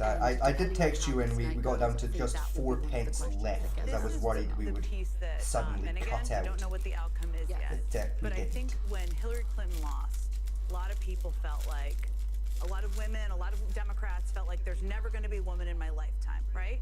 And I think one of the things that is going to be a challenge if Harris loses is that there will be Democrats who will not want to take a risk on a woman, on someone who's diverse, because they'll think, I like that person, but the country's not ready. Here's the thing. The country's not ready until the country is ready. With Barack Power up, I Obama, assume? there's a range Yes. of factors that lead Nice. to the win or loss of anyone, and we don't know what's happened yet. That will all have to be looked into, but I do worry about Grab the if she spare loses. lighter We do for know I've it is left something mine that she upstairs. leaned out of in her campaign, unlike Hillary Clinton in 2016. It was not something she didn't There's your open her lighter. speeches with that idea. I think it is, yes, but I got to talks have about the it, spare and she lighter talked about it with then. me. so. She's talked about it with all of you here too. That it would be the president for all Americans, and that she is sort of putting her head down and grinding it out. But her, if she loses, it won't be because women didn't turn out. It won't be because of women, right? It won't be because she pulled Yeah, we've back a lot of been the going for Democratic 10 states that had consecutive gone hours away so and were, far. Or I've been going, I should say, for 10 consecutive hours here. I don't think she'll go back to bed. And And that is actually how my Barack voice Obama is also fucking ran and won, shagged. which he But didn't lead with the historic nature this of is his a risk I'm willing to take.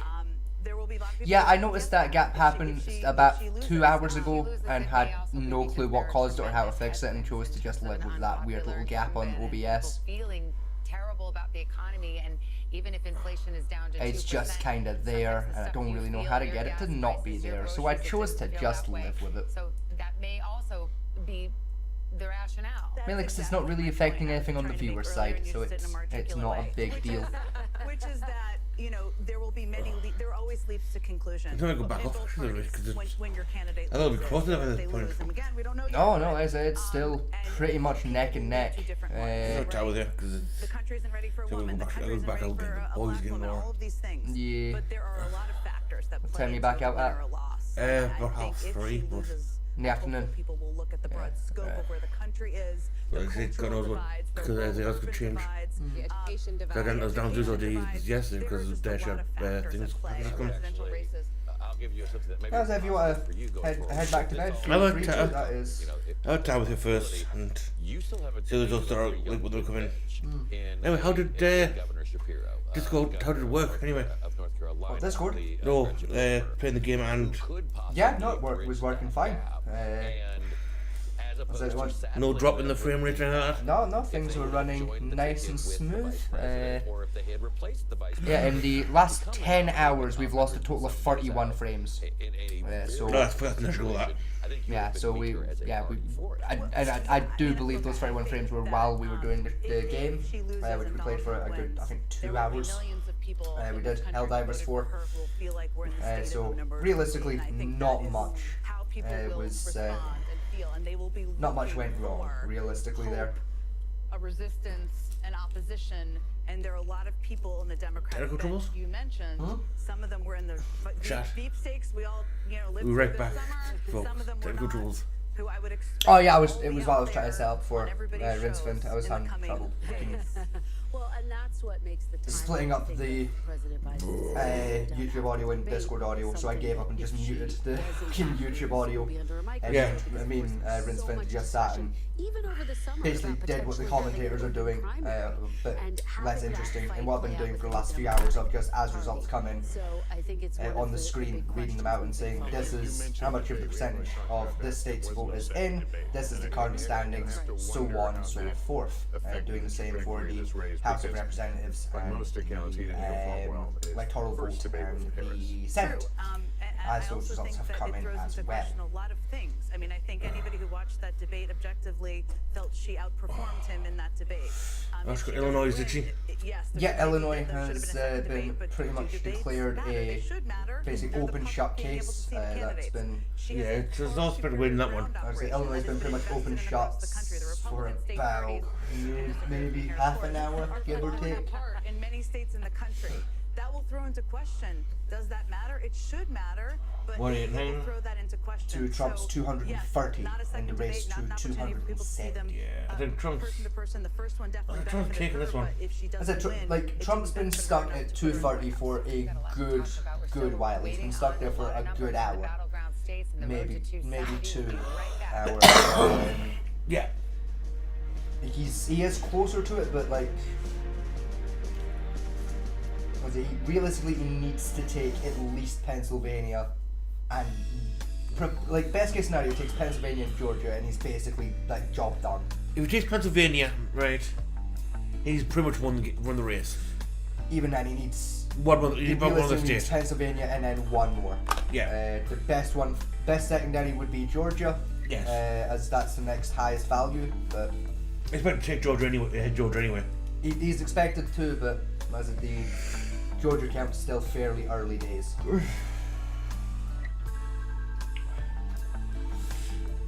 Yeah, essentially, anything can still happen. It is still early enough in the voting process that things could take a sudden, drastic swing in a different direction. However, based on current numbers, it's looking pretty decisively like a Donald Trump victory. Yeah. For the second time in US history. Like honestly, if you went back a decade and told younger me that Donald Trump would become president of the United States twice, I would punch you in the throat and call you a retard. But yet here we are, watching it happen live in front of us. He's the second president in the history of America to have a split tendency. Yes, he is. Most of them that have done it back to back. Yeah. Most times the president get their 2 terms out of one go, regardless of anything else. It's coming at us every second. News is more now than ever. This monster and historic storm is set to make land. Trump wanted to last time, he just wasn't fucking allowed to. What was your initial reaction? He could have done it back to back, but he wasn't allowed to. Yeah, because it was bad. I still agree there's some fuckery going on. Oh, there was don't get me wrong, there was definitely fuckery in Trump's first win as well, in fairness, but there was a lot more fuckery with Biden's take. Biden's win was full of fuckery. Oh yeah, you look at the consistency of the result. It's like you said, like a shit ton of dead dudes voted in the fucking election for Biden. It was weird. Like there was a lot of fuckery. That, of course, the magic number. Donald Trump right now leading with 230. Yeah, it took most of what we expected to take straight off the bat. That's not bad. Yeah. What we have from the state of Nevada, it's 6 electoral votes. It's too early to call. That's NBC News character. Nevada are taking their sweet fucking time to get vote counts done. They are really fucking dragging their feet to count. Yeah, but we don't really care about Nevada. Even still, like they've been at 2% for about a half hour. Like they are dragging their fucking feet to count. Like Jesus. Donald Trump with a narrow lead of Kamala Harris as we continue. Not that narrow, mate. It's 200,000 votes. Let's zoom in on Michigan with Tom Yaman. Yeah, only half of the vote is in for Michigan, so it's still fairly tight. Yeah. Michigan, as you mentioned, Lester, 15. Again, for Michigan's population, realistically, 150,000 votes isn't as many as it seems. If I was only 6 points, it's not really worth that much. True, but still, it's still annoying that they're dragging their fucking feet to count the vote. One of the last ones to count, not vote for the vote. True, they are one of the last polls to close, but I don't want to spend too much time on this, but 68%. they've been at 2% fucking count status for about a half hour. It is a tale of two suburbs in Michigan, right? You have Oakland County. This is where Kamala Harris did that rally, or I should say that town hall with Oprah Winfrey. This is one of the wealthiest counties in all of Michigan. Pontiac, Michigan is here. The suburbs of Detroit. This is where Biden was in 2020. New Jersey, again, still fairly neck and neck. There's still about 20% of the vote. Just over Macomb County. Now, this is not a lot left in it, but still just enough time that it could be a sudden drastic change. Again, similar story out in New Mexico right now. Currently a fairly handy lead to Harris, but again enough time for it to swing. Not a lot of time left for it to swing, but enough. New York. Yeah, she's had New York in the bag for a good while now. That's been the case since just after you went up, actually. Yeah, Trump wasn't winning New York. Yeah, there wasn't a fucking snowball's chance in hell Trump was taking New York this year. No, he slammed dunked North Carolina like that. It's a fucking strong lead he's been holding out in Carolina. He's won North Carolina. Yeah, there's nowhere near enough time in it for. I mean, if you look at the score there, like 150,000 with 90% of the vote in, she's not got a chance in hell out there. I want to see some Trump barometers right now. Cass County. Trump's at 63. No, Trump's could happen to get a couple more votes in. He's at 63. So again, the story of Trump overperforming in the North Dakota again is just slammed shut for Harris. Trump's got that fucking handily in the bag. Yeah, it's 3 points, but it counts. Currently in the state, Trump leading 50-41 out in the state itself. The Senate, sorry. So it's looking like Trump's going to have a majority seating for the Senate, but again, enough time for that to change. Yeah, again, leading in the House, but again, enough time at the House of Representatives for that to swing up or down either way, but still a fairly handy lead. Across the board in basically all the numbers, Trump is leading, but again, there's enough time in all three for things to swing either way, essentially last minute. He's taking Ohio. Yeah, he's had Ohio for a good while here. The numbers in Ohio haven't really been too favourable for Miss Harris. It's looking likely, but again, there's not a lot in it. Again, there is still until it hits 91% of votes, it's still enough time for it to swing. Rhode Island's basically an open shut. Yeah, we've got the Family Guy vote. But, yeah. That's how things are currently shaping up across the board here. No, I think once you got 8% of the votes in, he's still quite like a good 100,000 lead. I think he's probably got to take it. You probably are, but again, there's still enough time that it can swing suddenly against you. Has there been any statements from the camp yet? A couple, but I've not been listening to them. They normally start just as I'm about to start a spiel, so it's like, no, fuck you, I'm taking priority here. None of them have been like speeches from either Trump or Harris, but there have been like correspondences like news correspondents on the scene for the parties, basically giving you updates about how excited the crowds are and shit like that no one gives a flying fuck about. Again, probably right. I know what's going to happen here. Harris is going to... I have a feeling Harris is going to lose this. Right? I guarantee she won't win again. Probably not. At all. Because this is twice she's tried to run and basically fell short. I don't know, if it's close, like if it stays as neck and neck as it is right now, or gets even closer than it is, then she might run second time, but third time, sorry, but if things go too much further in Trump's favour, she's probably not going to go for another try. Probably what's funny about this is it's twice that the Democrats have tried to push a woman. Yeah, and got their shit right. Yeah, by Trump. We might try it again, but I don't think they lose Harris. Harris doesn't have the...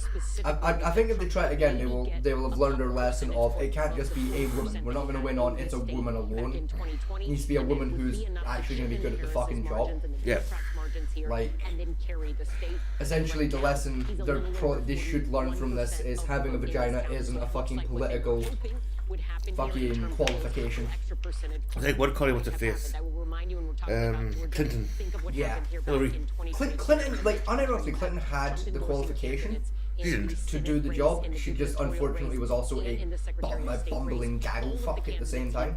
I mean, her scandals are worse than Trump's. Oh, I know. Like, how do you accidentally leak classified information by using your fucking personal email for business? And then how do you fuck that up? And then lose so like 50,000 important emails. Yeah, like how do you fuck that up that badly? You know, it doesn't make sense. You know, so you go to Trump killed. Trump's filed that he's done Mar-a-Lago. Yes, Biden's saying, yes, but you asked him to hand them back over. No, he didn't. He kept them in a box in his cupboard. You know, Obama did the same thing. Yeah, but he happened. No, again, no, he didn't. I'm pretty sure every U.S. president has kept classified documentation in their home. Because, like, you know, when you're the president of a country, sometimes you got to take your work home with you. You know, like sometimes you got, you know, you can't stay late at the office, but you still got shit to do, so you got to take it home with you. Yeah, and like say, well, drive you out. Well, I love it because say, well, you know, go to Camp David and do it there. Like, yes, but ironically, Mar-a-Lago is more secure than Camp David is. I mean, yeah. At places. A lot more fucking secure. Camp David's piece of piss to break into. I don't know how they don't have more break-ins every year. Like, they're horribly defended. Camp David, honestly, child's play a break-in. I think the landmines they're using nowadays. Even still, you know how fucking easy it is to get from a like minefield? You know how easy that shit is to fucking navigate? Jeez, it's... People hear landmine, they think, oh god, it's a landmine. It's like, no. It's, oh dear, it's a minor inconvenience, it's a minefield. Hand me a couple of duffel bags and I've got that bitch mapped. So I was watching, I think it was like the Unhinged podcast. Unhinged, Undescribed. They're about when one of the guys out in Afghanistan. You know, he's on patrol and he goes, you watch this guy sitting there, two guys like when he patrolled.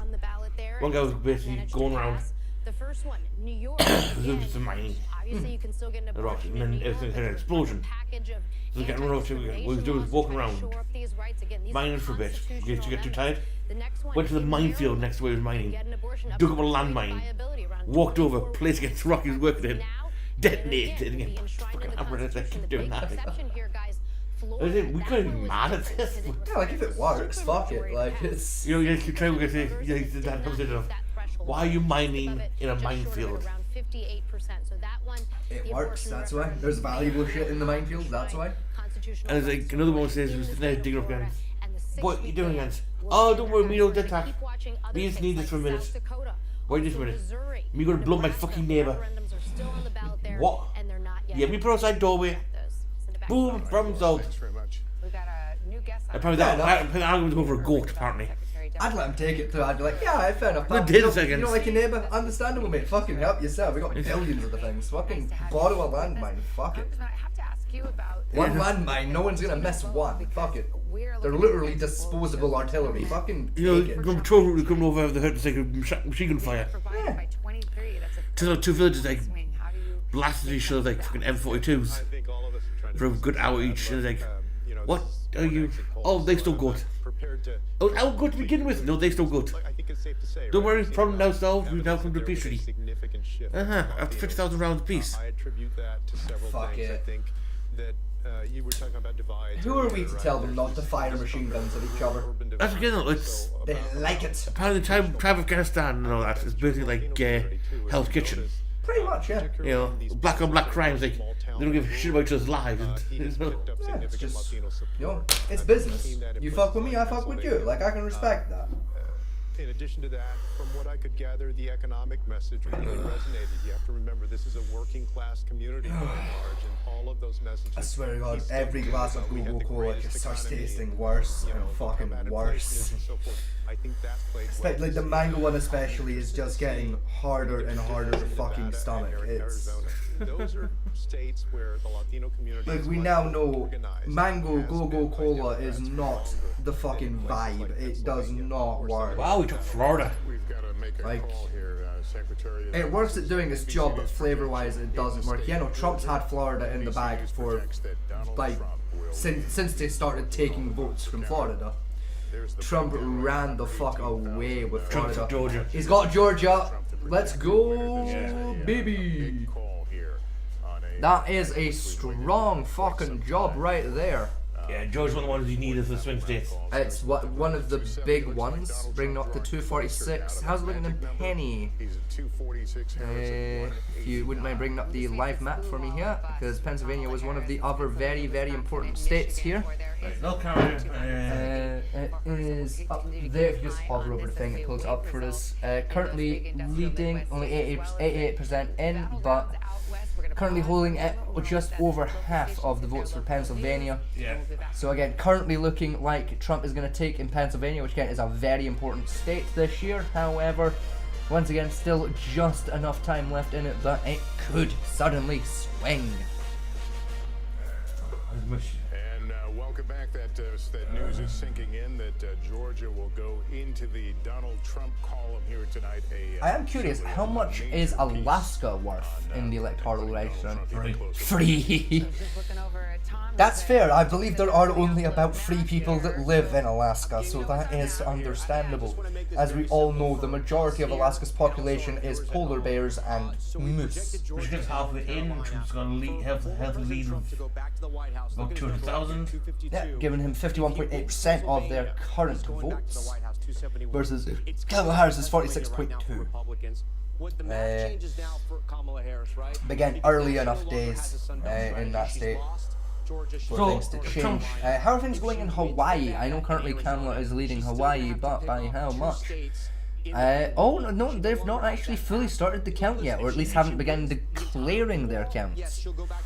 Hawaii's doing that one last one to declare the counts. True, because again, I know Nevada for the longest time, like after their fucking poll stations had closed, still were not declaring their counts, which was getting more and more annoying. I know they have begun recently to declare their counts. Arizona, where are you at Arizona? Arizona is there. There it is. 11 electoral votes for there. 10 there. It feels like 2016. 10. Honestly, 15 in Michigan. So Michigan's going to be the next big one. So takes Pennsylvania. He takes Pennsylvania. He's got Georgia, so Pennsylvania, then Michigan. He'll be pretty much home free from there. That's 20. That would give him 265. Yes, 265. We would then need 5 from there. So if you can take Pennsylvania and pretty much any other state, he's fucking home free. Though the best case scenario for him, of course, for the best lead would be Pennsylvania and then Michigan. You better go top right over the end. It would put him just over the minimum requirement of 270. Yeah, and look, he's taking Penn. I'm sorry. It is looking very much like he will take Penn, but again, until that hits 90 to 91%, it will be a little too early to fully, comfortably call it for any political professionals that would be in the position to call. Us as civilians can call early in with how we feel it's going to be going. But for it to get counted towards the official score, they like to wait until 90 to 91. They have taken the majority in Senate, 51 to 41 for Donald Trump in the Senate. The last time he was in office, Democrats took the Senate. Yes, this time round it is a singular seat majority over for Donald Trump. Though again, there's enough time in it for the Senate race that things could line up a little bit tighter. He has got the Senate. I'm saying it could even out more, but I don't think so. Yes, it could even out more, but it could go to be a snowball fucking victory from here. Now we get House as well. Again, so far currently it's looking like House of Representatives, he's basically got it in the bag. Top of the page, President, Senate, House. Up in the bar. If you just, Republicans have control of the Senate. What we don't know. House of Representatives, fairly even so far, but it is currently Donald Trump in the lead with 188 seats versus Kamala Harris's 156. What are you hearing? For the House of Representatives. All the outcomes that happened here tonight, this is probably the least surprising. Republicans felt very confident about their chances of winning back the Senate. Yeah, they're looking good. There were 10 competitive I think it's one of the first times that the presidents took all three, the presidency, the House and the Senate. I think it's going to be one of the first times in recent memory that all three have gone to the president.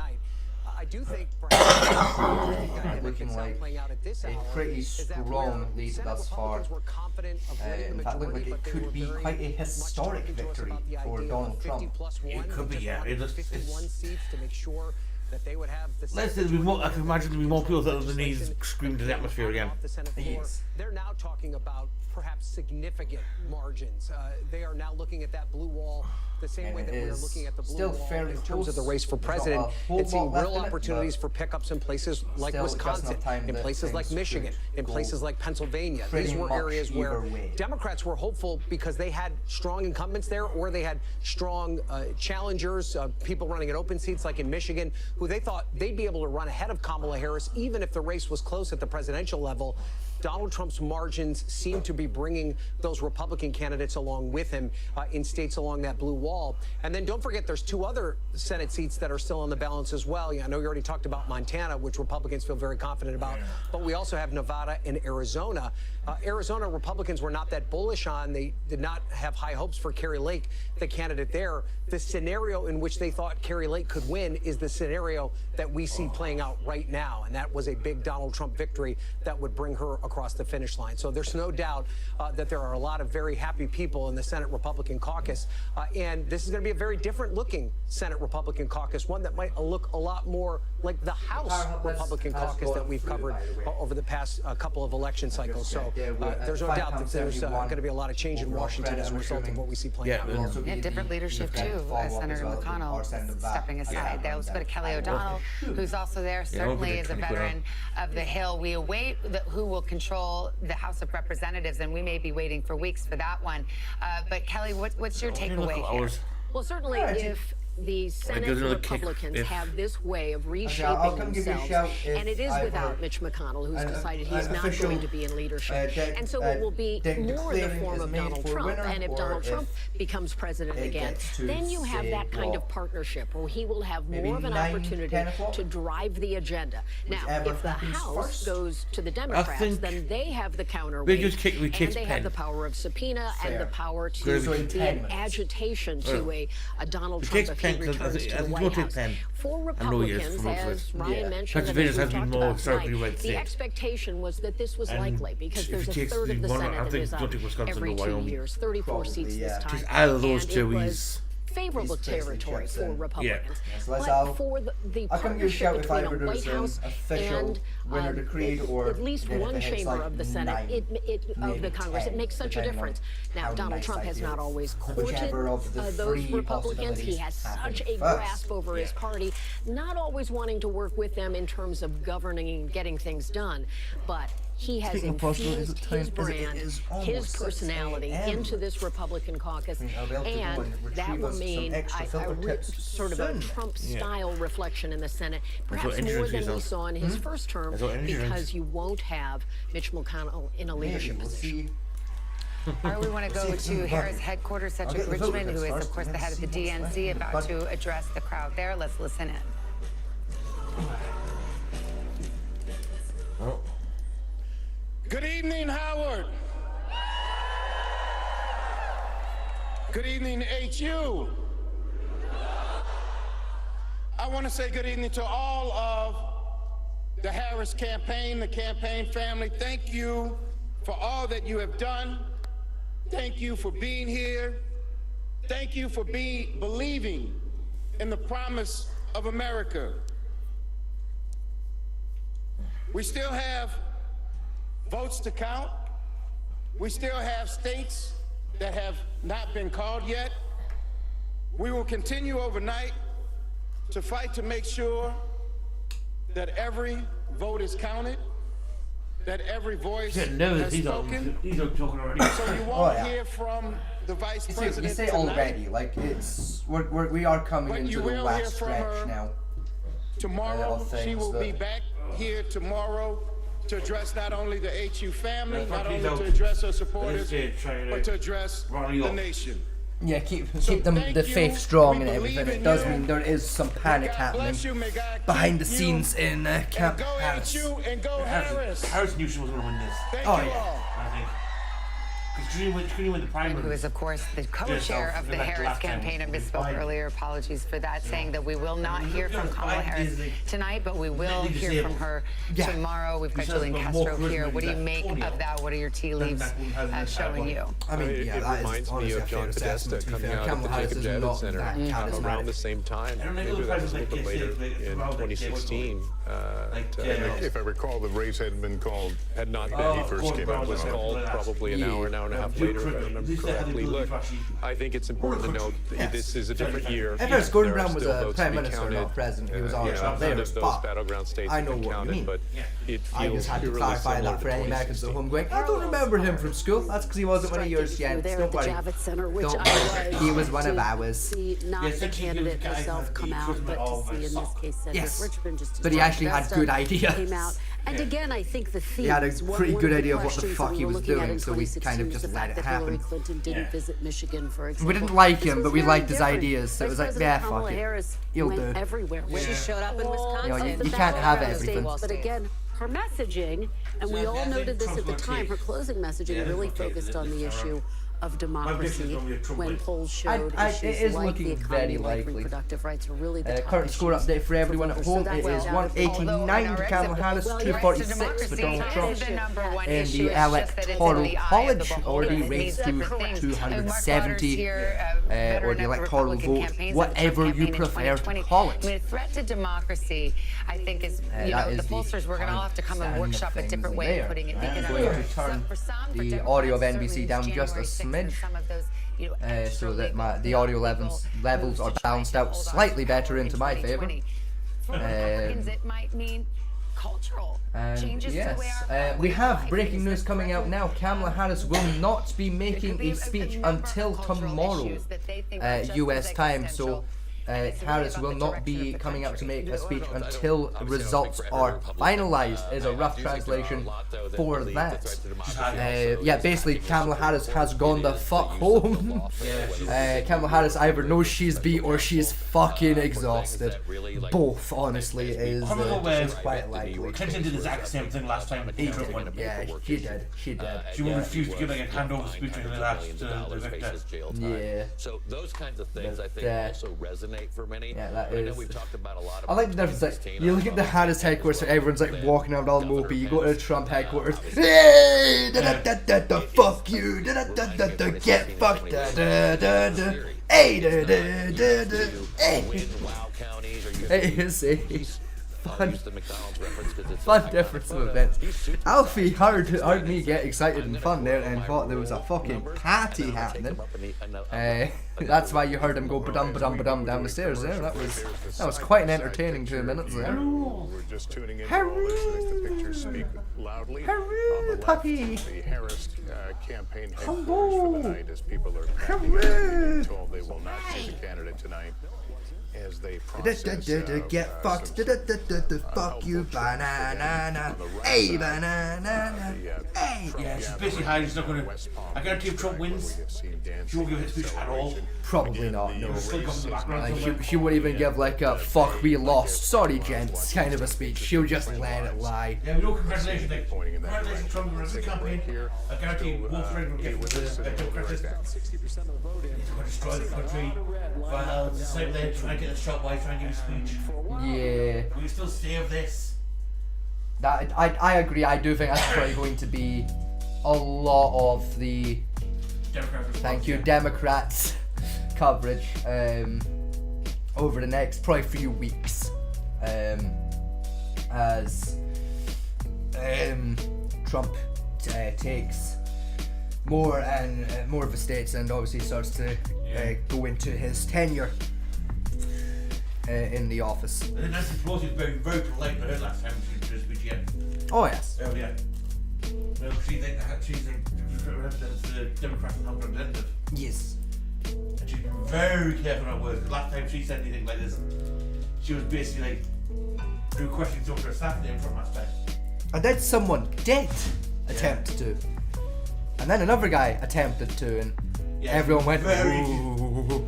She's now putting her words very carefully at the moment. Which, to be fair, she should have been doing from the get-go. Yes. But there's no way anywhere in the political sphere should be calling out assassination attempts on other political members. Yeah. What's different about the whole thing is the Republicans have never done that. They all said is like, Joe Biden fucking idiot and Harris. Yeah. You know, only the Democrats said, kill him. Exactly. It's weird that the left, who are supposed to be fucking loving, peaceful people, are the ones calling for violence. It is a strange shift in narrative. Yeah, Trump basically do that. Yeah. It is a strange shift in the global politics there, but an interesting change nonetheless. Historically, the Democrats have not been a nice party. Very true, but I mean, you think about historically, Democrats are supporting slavery. Yes. Right? We've probably some of the nastiest policies America has had. Election night coverage is almost 1 a.m. here in the East with another poll about to close as we wait on numbers from some of the critical battleground states in the race for president. The Republicans have always been a bit more kind of, fucking do what you want. We don't give a shit. Do what you want. Fuck it. Live and let live. Republicans have officially regained control of the United States. They've regained control of the United States. Make everything a law. Significant development, one that was expected, and now the question that we I would like to also point out for everyone at home, just a time check. This is a bit we've been doing for a couple hours here, Fatman T. The time check is currently 5:51 a.m. here in the United Kingdom. We have been going for 10 hours and 53 uninterrupted minutes. I want to fucking die. My voice is fucking done for. I feel and sound a little bit like I have been gargling razor blades for a solid 30 minutes. So, to be fair, I've done a 24 before, just not fucking like, not in that, just not fresh off the back of a 2-week chest infection. Yeah.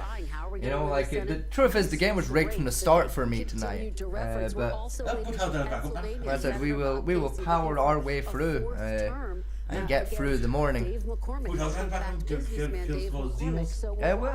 might very well do. I might boot up Halo. I might put a game up in general. I might not. We'll see how things develop over the next few moments.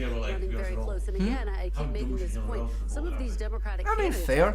Like, I'm just partial to a bit of Halo here and there. So I might do a bit of Halo. I might not. as well. And You know, I continue might to do ask this Helldivers. I question, might not. will we We'll see. see. Tickets? We just might go with the flow. We'll see what the winds do to us.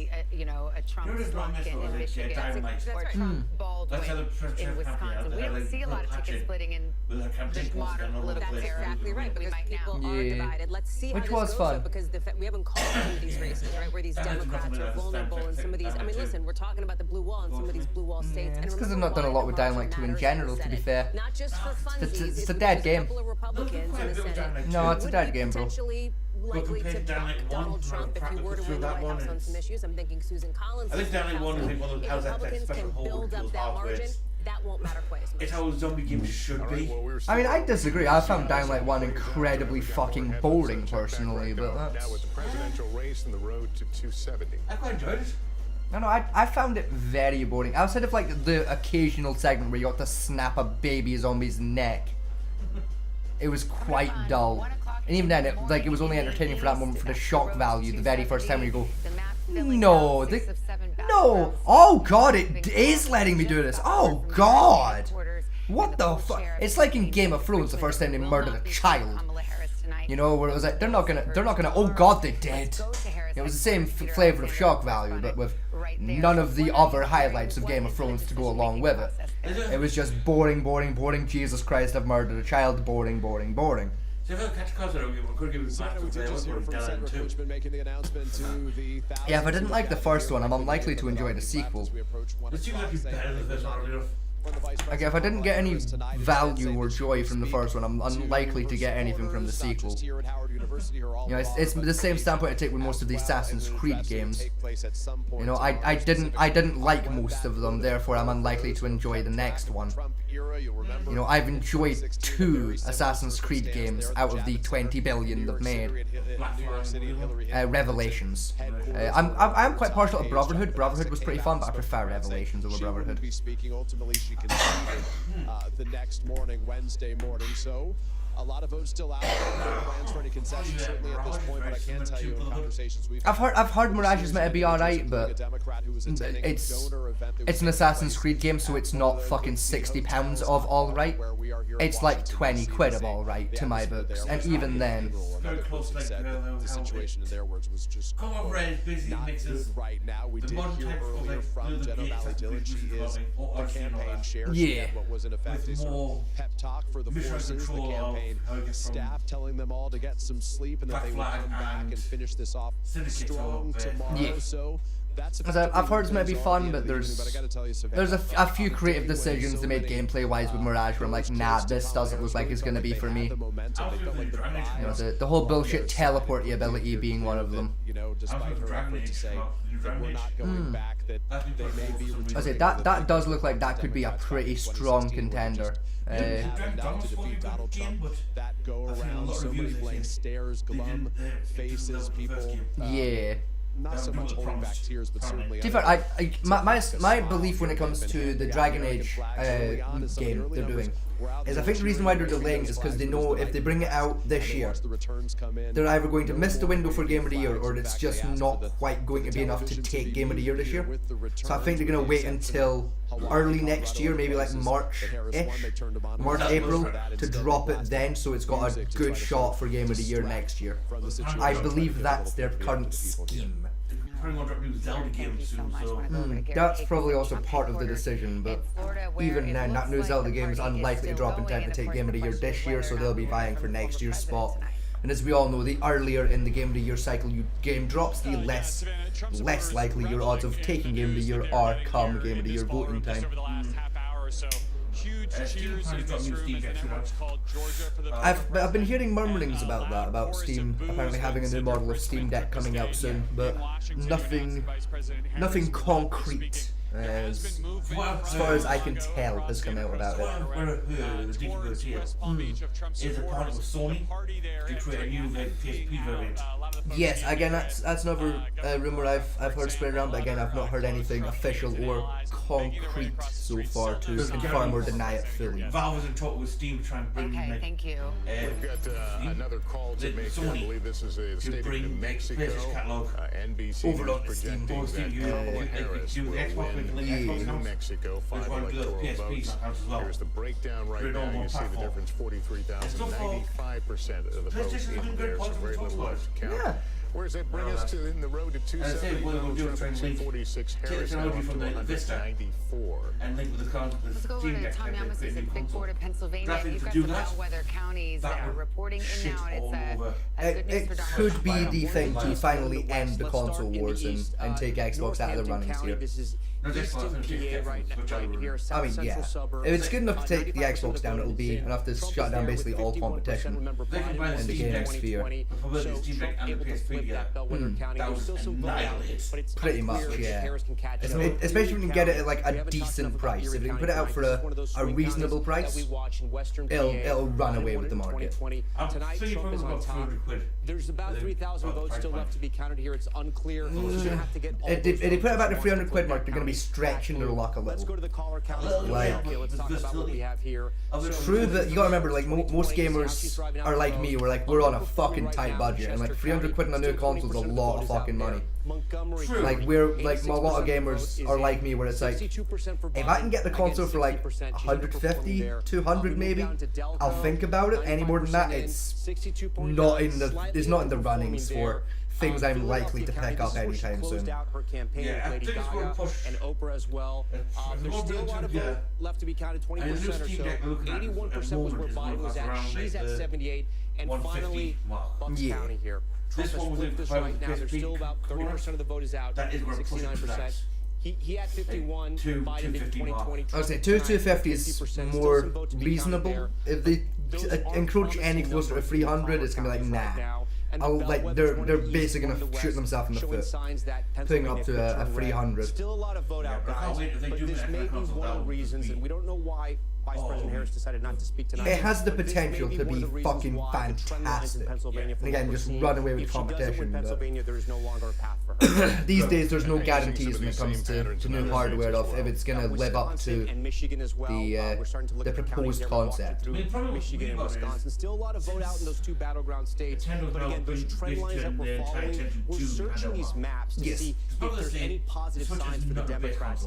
It's not. The more I go through these counties, all the battleground states, more and more what you see in the rural counties, Trump is overperforming, Harris is underperforming the counties she needs to win. I mean, personally, I like the Switch personally. I think it is a solid like handheld console.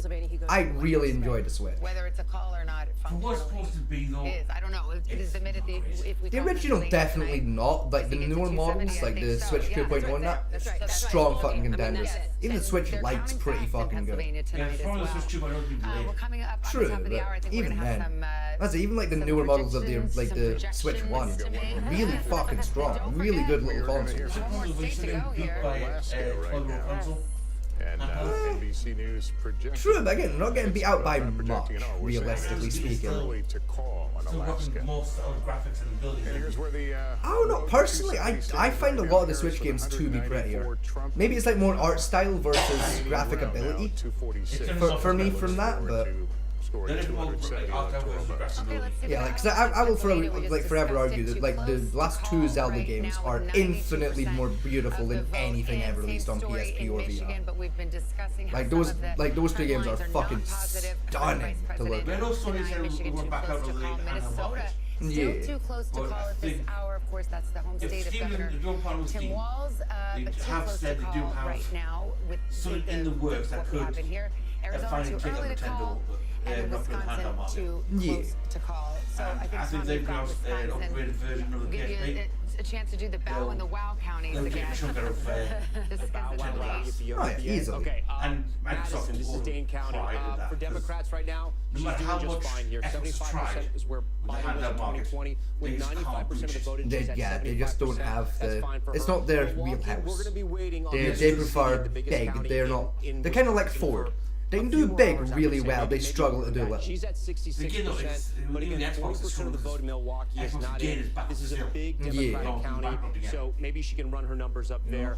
But then when we look at the WOW counties here, Ozaki, this is the O in the WOW, 81%. I mean, true. 55.2, he's almost matching where he was 4 years ago. Let's go over to Washington County, 68, overperforming there. Let's go down to Waukesha. Well, not technically free, slightly but yeah. underperforming still some of the votes You out just have to there. pay for the But Game these two Pass, but, counties like, yeah, just I south get of what you mean. Milwaukee, they're still part of the Milwaukee media market. We're seeing 51% Easily, yeah. overperforming there, but still half the vote is out there. And then Kenosha, 95% in, catching a bit overperforming there, there mate. as well. These are counties that were blue under Obama. Trump was able to flip them over and then hold them as well. Right, let's get the Bow counties now. This is around Greenville. let's get a look 56% on the live map here. overperforming there. See how We'll come things are down. Sorry, let me going. go over here to Winnebago. So the current score 50 again, 246 and we go to Allegheny, in again, the slightly overperforming guys. So as we electoral start this map, college. go to some of the Democratic To strongholds. Kamala Harris's Lacrosse, 194. So look, it's a Over in slight the drop, but again, when we're Senate, talking it is about a margin of 51 20,000 seats votes, that's what it to was in 2016. Republican stroke Donald Trump, 41 for Democrat / Kamala Harris, and in the House of Representatives, Republican stroke Donald Trump holding 193 seats, and Kamala Harris stroke Democrats holding 157. That is the current live results coming in. We will have a quick look here. She may take Door County. It's still unclear in Wisconsin what's going to happen, guys. Pennsylvania, Trump still very much holding the lead, but again, still being too close to call. Chief of Staff under President Obama, Mark Lauder, remains with us. He was part of the 2020 campaign is for fair. Donald Trump. Michigan.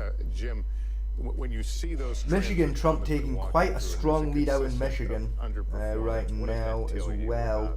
It is looking like if Trump can take Pennsylvania and Michigan, it is a done deal, and he is currently holding the lead in both.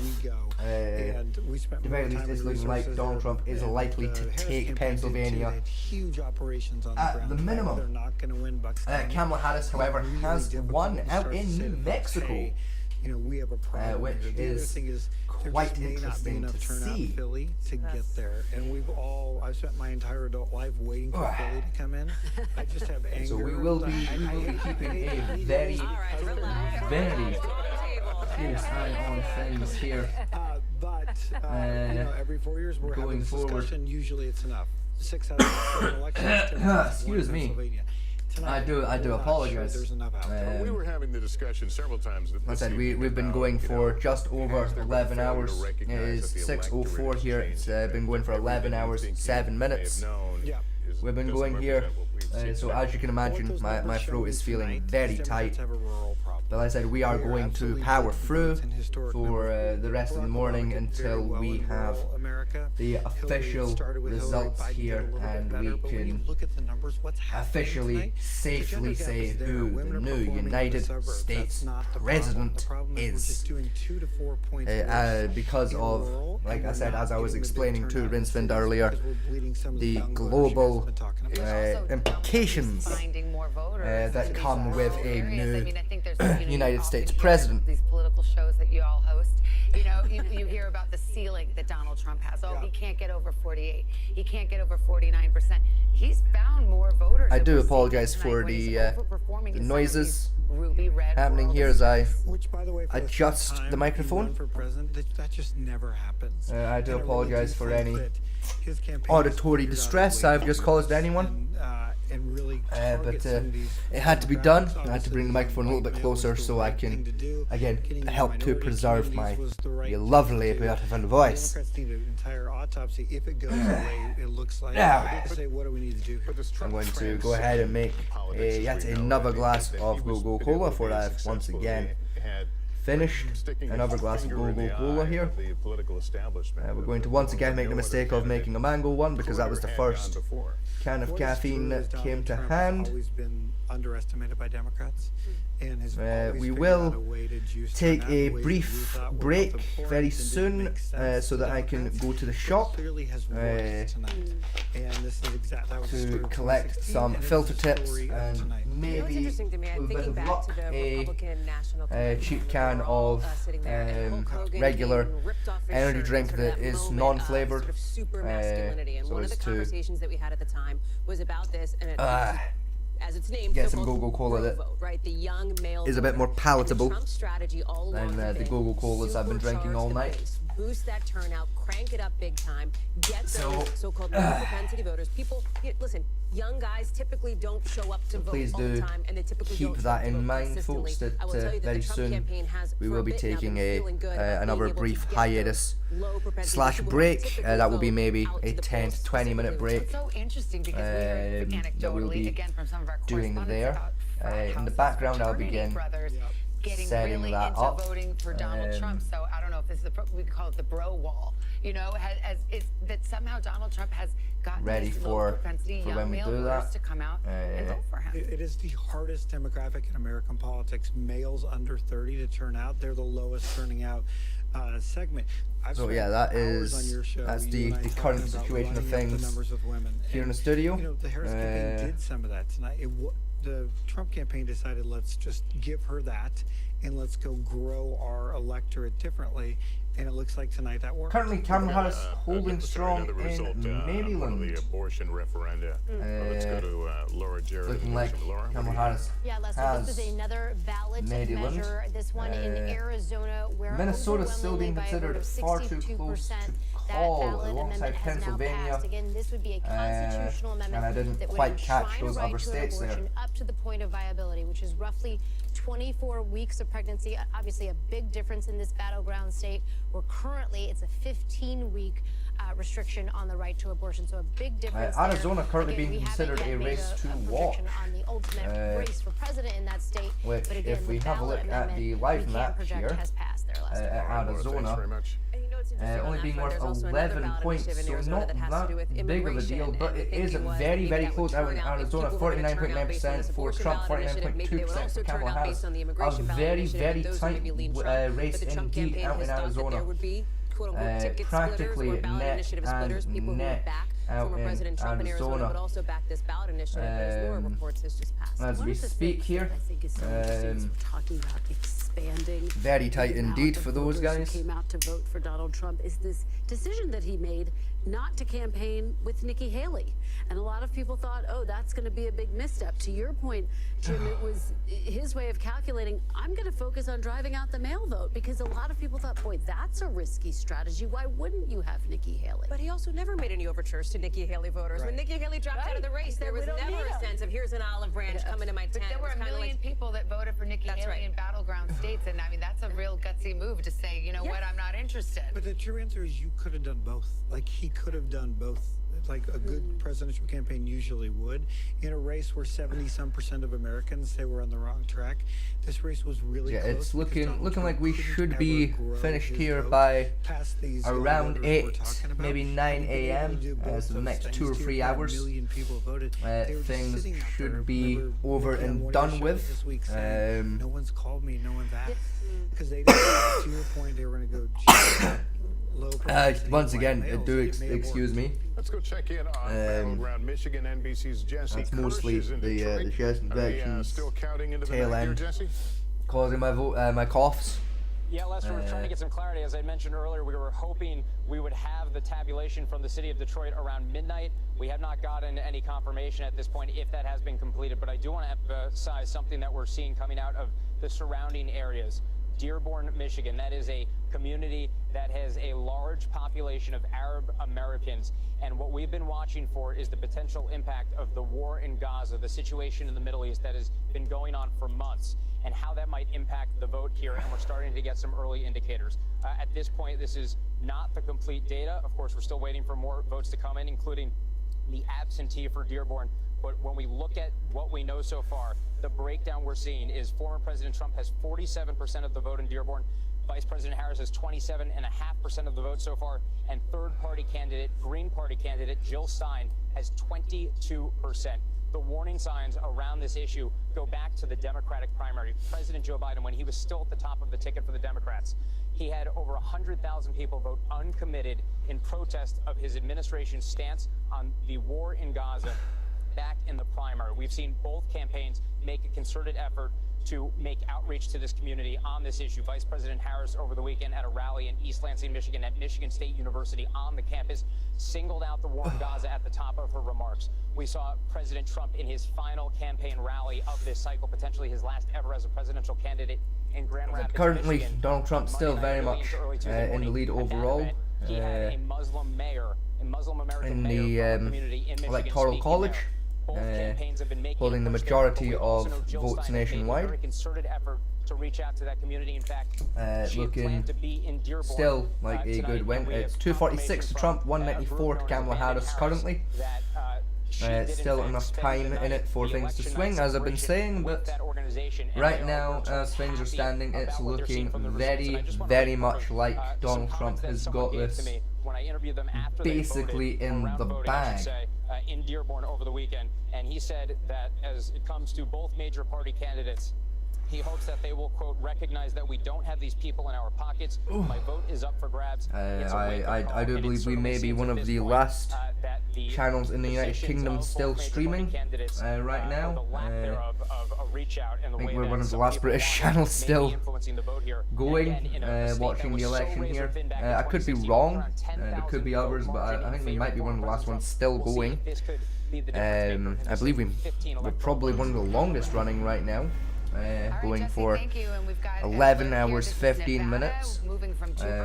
The time currently being 6:13 in the morning at this time.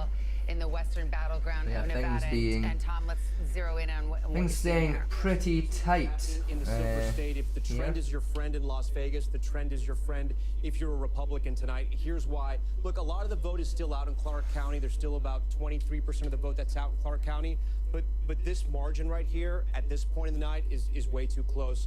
This is how Clark County, Vegas ended up 4 years ago. You can see it was almost a 10-point split here. It was a 10-point split there. And now we're talking about 2 percentage points tonight in Clark County. Again, a lot of the vote is out. That vote could come in and those numbers could change. Reno, Washoe County, more reflective of the entire state vote. This is the battleground county. Biden won this in 2020. Tonight, Trump is on top. Still, a lot of the vote is out. He's only on top by about 200 votes, so not much to say there. But what we can point out, in the Trump counties, like Elko County here, 64% in. Trump is overperforming tonight. He was at 76. He's almost at 80% right now. And Democrats aren't going to find votes here. I mean, these numbers aren't going to swing a lot in the Democrats' way. This is Trump country here in the middle of Nevada. Douglas County is another, I should say right down here, Douglas County. This is another Trump barometer that we watch. Again, overperforming. 66% of the vote is in. He was at 63 in 2020. He's now at 66. But the big story for me right now, and a lot of the vote is out, Clark County, I mean, this is 3/4 of Nevada right here. If Democrats hit certain margins where they're 50,000 or 60,000 votes ahead of Republicans, Republicans will never catch up in Nevada.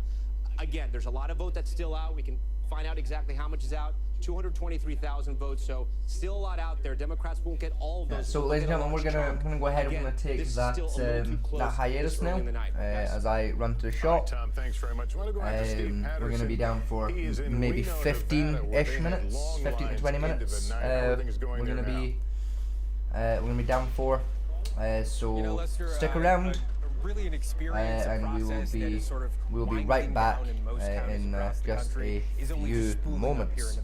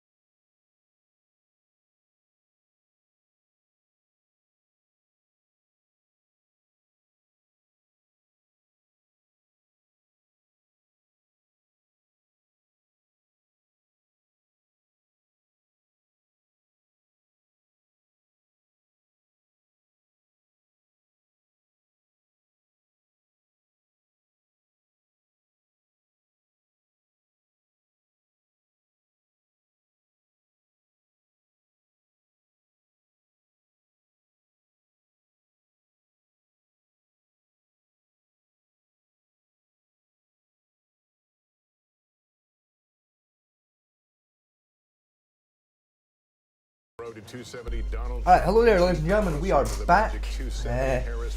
I took a little bit less time at the shops than I anticipated. So yeah, that is me back from the shop. This is what it looks like in decided we are going to go ahead and build up a game in a few minutes here. Just to help kill the last little bit of time, but we'll go ahead and pull up the live map, see if anything has changed while we've been away. Nothing that monumental. Current score for the Electoral College, 194 to Kamala Harris, 246 for Donald Trump, so it is very, very close there. In the Senate, the Senate is 51-41 still for Donald Trump, still no change there. And the House of Representatives is 194 for Donald Trump, 161 for Kamala Harris. Over in the House of Representatives.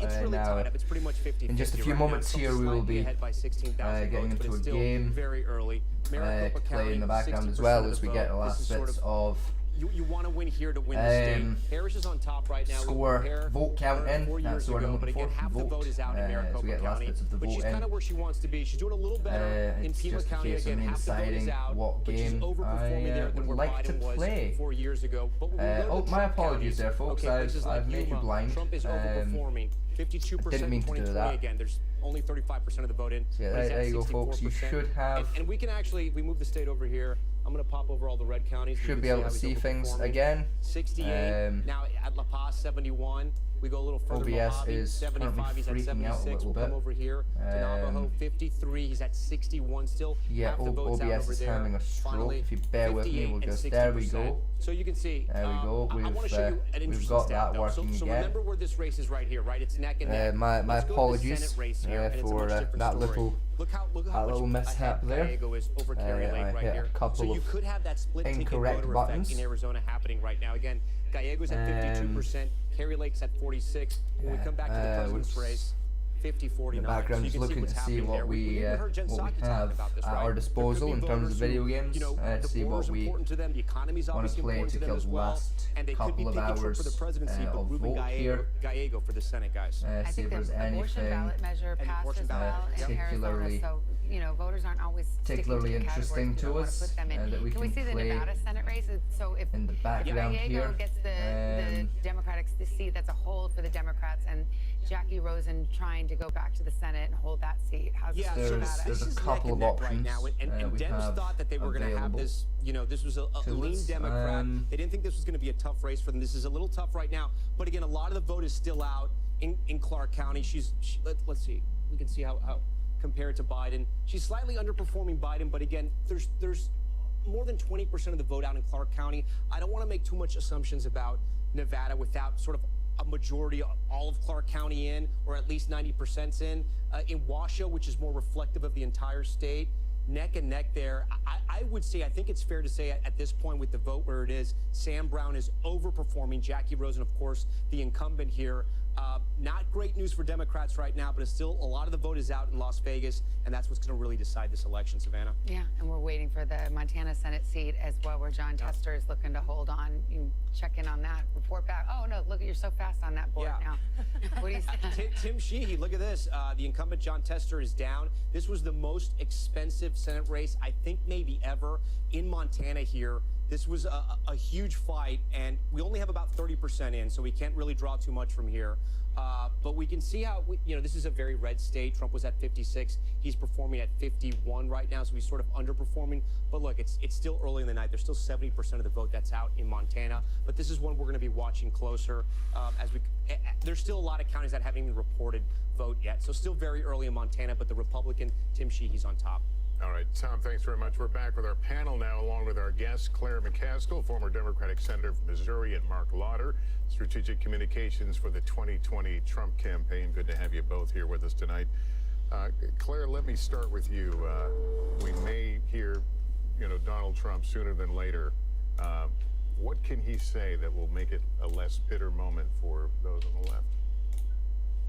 Oh boy, that's a really hard question. First of all, do I think he will? Will he try to reach out and be a unifier and try to acknowledge that this country is divided, incredibly divided? All right, folks, we'll be getting into a game in just a moment here. And I don't know him. You could probably answer this better than I could, but it doesn't seem like to me that full screen that up a little bit here as we get ready here. To be his authentic self, which move is it over I'm a scene marauder, 2. I'm a disruptor, I'm somebody who is there we go, that's be better. your fighter against everything you hate. The game we're going to be playing for a little bit here is going to go into doing a little bit of Starfield for a little while. I mean, has he, let's treasure one more question further. Has he made the process more right from the start here, I'm going to make a second save here on Batman Keys got his own unique style, and he speaks in his language. But I also think when we were talking about this, I think Jim Messina was talking about it. We'll just be using this save file for today. To basically just campaign I'll set save file at the end of and for the last 10 years, it's been primarily anti-Trump. Basically, just to show the game off a little bit, show people what can be done with Starfield. And I thought give people a good idea of what the game is all about. Gave a much more open speech to bringing the country together, because that was his first moment. Keep an eye on things in the background. We know Trump's going to be giving a speech soon, so I will keep an eye on that as the Trump's speech gets ready to start. We will let's remember we have seen him on the jump national back stage in for 8 years. I mean, to I watch covered him in that the White speech. House, we covered him in the White House together, we covered him in the campaign. We know who this person is. He's been president before, he's been a presidential candidate before, and we know what his message tends to be. He's done it over and over in this campaign, and that is a message that is darker, that casts America as a dangerous place, a place that only he can fix. Somebody who, as we talk about rhetoric, just called Nancy Pelosi as crazy as a bedbug just recently, right? So let's just remember that is, I think, some of the tone. Now, we may see tonight him look to make I'm not even going to say the word pivot, but perhaps extend an olive branch. Maybe. I mean, listen, we're not, I don't have a crystal ball, but I do think there's a pattern of history. To that point, I mean, remember after the horrific assassination attempt against him, the Republican National Convention, and all of the reporting, in fact, everything that he was saying was, He said it. He said it, yes, he said, I am going to deliver a unifying speech. And it was for part of the speech, but then it quickly became a very familiar, almost speech that you would hear on the campaign trail. Well, that's what he ran for, and is perhaps going to prevail on that very way of being. I don't know that he would have any incentive to change unless, he had felt in the moment some magnanimity towards. I will make one bold prediction, though, Savannah. Yeah. I predict that he won't say that anybody cheated. Well, remember though, even after he looks like won people are getting ready for the Trump speech in the background there. So win or We lose will, is something that he has. as once that starts to get days after the 2016 election, to looking like it's going to be happening within a few seconds, we will jump back over for a moment to see what Trump has to say. To say, we were under the impression it was going to be a reset meeting. It was not. Well, and that, I think... So you got chewed out? You got chewed out. Sounds like it. As we make our way here in the game through some mines. We were kind of told what time it was. Yeah. Well, just to speak to that, I mean, again, we don't have to rehash all of it here, and we're still waiting for Pennsylvania to be called, but he is somebody who has called journalists the enemies of the people. Just at a rally recently, he talked about being surrounded by bulletproof glass, and that if somebody wanted to come after him in a attempted assassination again, they'd have to shoot through the media first, and he'd be okay with that. His campaign tried to suggest that's not what he said, but that is the kind of language that we have heard from him consistently. And remember how he launched his campaign vowing retribution. And in recent weeks and days, we've heard him talk about his political rivals as being the enemy from within. His vice presidential nominee, J.D. Vance, has spent a lot of time answering for that in interviews that he has done. Well, just to bring everybody up to date, 1:30 on the East Coast, and we are awaiting Donald Trump, who's expected to speak at the Trump headquarters in West Palm Beach, Florida. Battlegrounds remain to be called, and so there still is a narrow path, Michigan, Wisconsin, and Pennsylvania for Kamala Harris.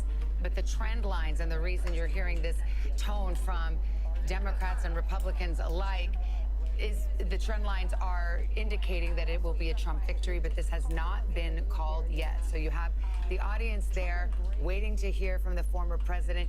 These are the uncalled battleground states. Those are the trend lines that we're talking about. Pennsylvania, a healthy Trump margin there with 94% of the vote in. Those states out west, Arizona and Nevada, we may not know about those for several hours now, and we are waiting. Yeah, once again, keeping a close eye on things over there as we see, in terms of these Midwest, East Coast Trump getting ready to so we will continue make to his follow speech. this, but We Kamala will, Harris, I should as I mention, said, I will has gone switch home for over the from night. the Senator game Richmond, and who bring is the co-chair of the the Harris speech campaign, itself came up out on and addressed big the crowd screen at in Howard just a University few in minutes here as we Washington, get D.C., letting closer them know and that closer she would to address them and address the country. said he said, speech tomorrow beginning. morning, Wednesday morning. Well, it is Wednesday morning here on the East Coast, but in a few hours from now.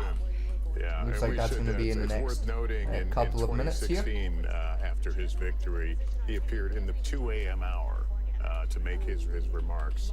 It looks like we still have quite a nice length of time before the final results are officially in and the election is fully won.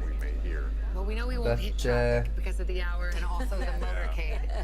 But we no are reason expecting him in it. We've been talking about, what tone he might strike, and also, and, I mean, Mark and Carter, our you fun were there, you know him. If you completely, let's we just can pretend he keep going for a little bit longer if what would you advise him to say tonight?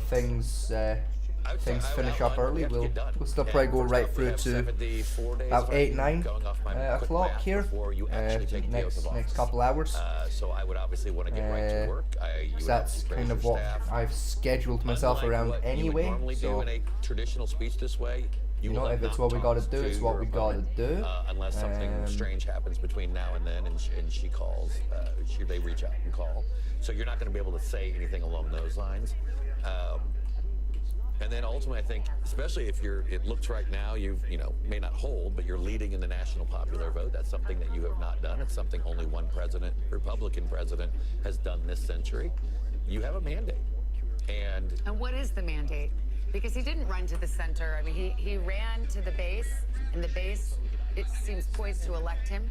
So what would the mandate be if you're him? What is it the mass deportation? Is it, the tariffs, for example? I mean, he's been very clear about his policy. I think first and foremost, it'll be energy, the economy, extending the tax cuts, and then I think you will get into illegal immigration. I think you will get into in some of those other areas. But ultimately, I think that's first where you go. Also will depend on if you have the House. We will be making a jump in a couple of minutes here over to back over to the big screen as we watch the excuse me, as we watch Donald Trump's speech in a brief minute here. Like I said, we're just waiting on things officially really getting started over there. Obviously, you're going to have your 4 years, but as we both know, you get that 100 days, maybe that 6 months before Congress goes and starts acting in their interest for their reelection, their campaign interests. You're going to have what I assume would be a primary to be your successor, and then obviously the Democrats will have their primary. Claire, how would you see that? How would you see that rolling out? Well, I think it depends on whether or not the House is controlled by the Democrats. Remember when Trump got elected last time, he had the House and the Senate. He had all three. And there was, he struggled. He got the tax cuts done.